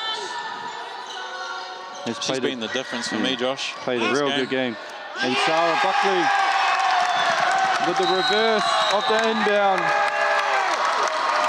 It's a tough finish from Buckley. She's been very solid as well. Obviously, you know, Ava's played all the minutes, you know, and has all the stats as well, but there's been other people as well. Gaffney off the bench, she's provided a great spark for them on both ends of the floor. Sure. But things that go unnoticed as well, she's been, you know, elite on the defensive end as well, just locking people down.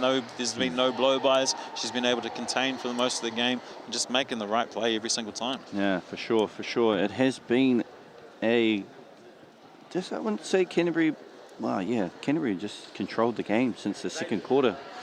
Kind of just kept Waikato at arm's length. You know, Waikato cut it to 5, and just they've had answers for everything that Waikato has thrown at them. Yep. So, yeah, they've obviously done their job well in doing their homework and knowing as much as they can about what Waikato are going to try to throw at them. Yeah. So, game within a game when it comes down to finals. So, Waikato really need a basket here. Let's see what Corbs has come up with here. His last one was a doozy. Got Keisha open in the corner when she hit the kuruwhiwhi toru.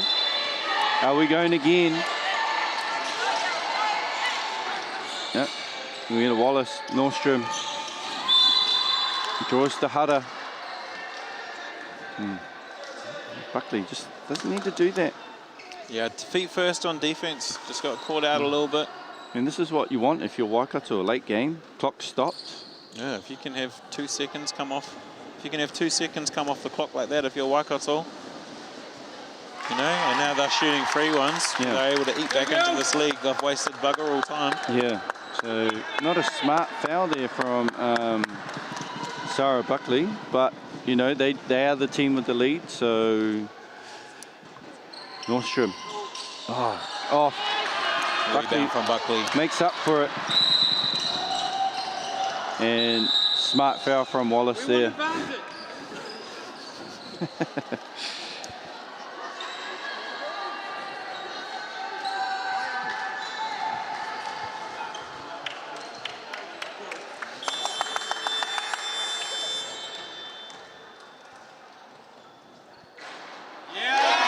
Nadia, the theory after her woes to start the game. After going 0-3, she has not missed from the free throw line. So she's corrected her form and, you know, can kind of go on about her business. But I think this Ava Jones will come away with the stats, but it's been a real team effort by this Canterbury team. 100%. You know, they trust everyone and they just straight into the next man up mentality. Yeah. So has been a real team effort. Everyone that's come on, she really contributed to this win. As we see, Canterbury moving to the final. So I think after this, I'll get a few words from Coach Adam Morgan. Waikato fall in the semi-finals, so they don't go through and defend their crown. So I'll hand it over to you, Sam, and I'll get Coach Adam. Yeah, great job from Canterbury. You know, you look at the stats, Ava obviously with that double-double and playing almost all of the game. But yeah, great job from Sarah Buckley playing inside and keeping them honest down low, and Gaffney just doing great from both sides.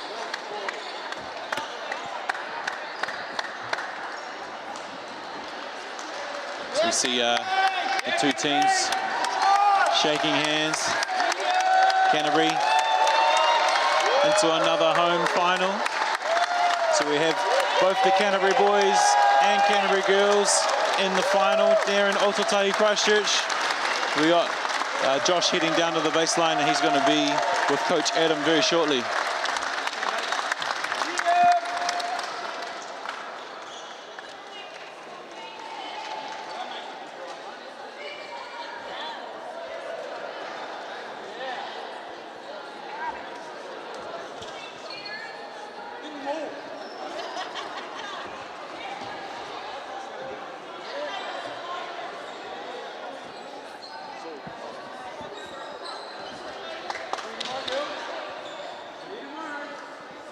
Hey, I'm Josh again, and I'm here with the winning coach, Adam Morgan. Bit of a dogfight early on. How did you find it?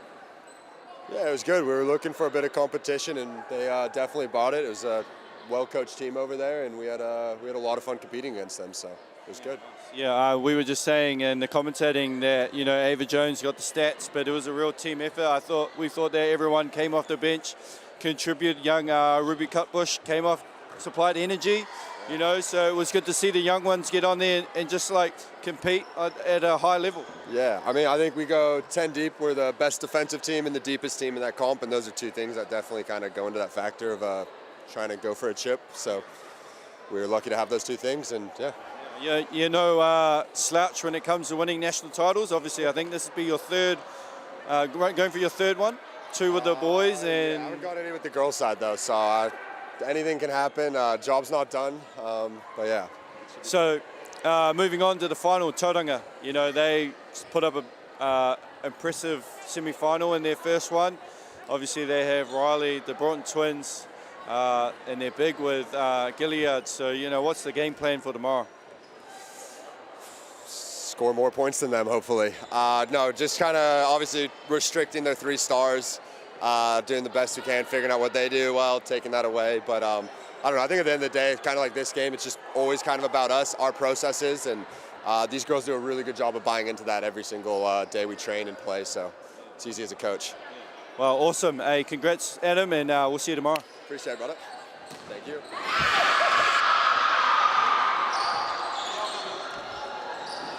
All right, that'll do it for us here, whānau. Thanks for tuning in. A late one here, just kicked over past 10:15 here in Cowles Stadium at Otautahi, Christchurch. Make sure you flip over to the FIBA YouTube channel and check out the JTBs as they take on China in their round of 16 match at the Under-19 World Cup. We'll be back here for more action tomorrow, so make sure you stick around and we'll see you then.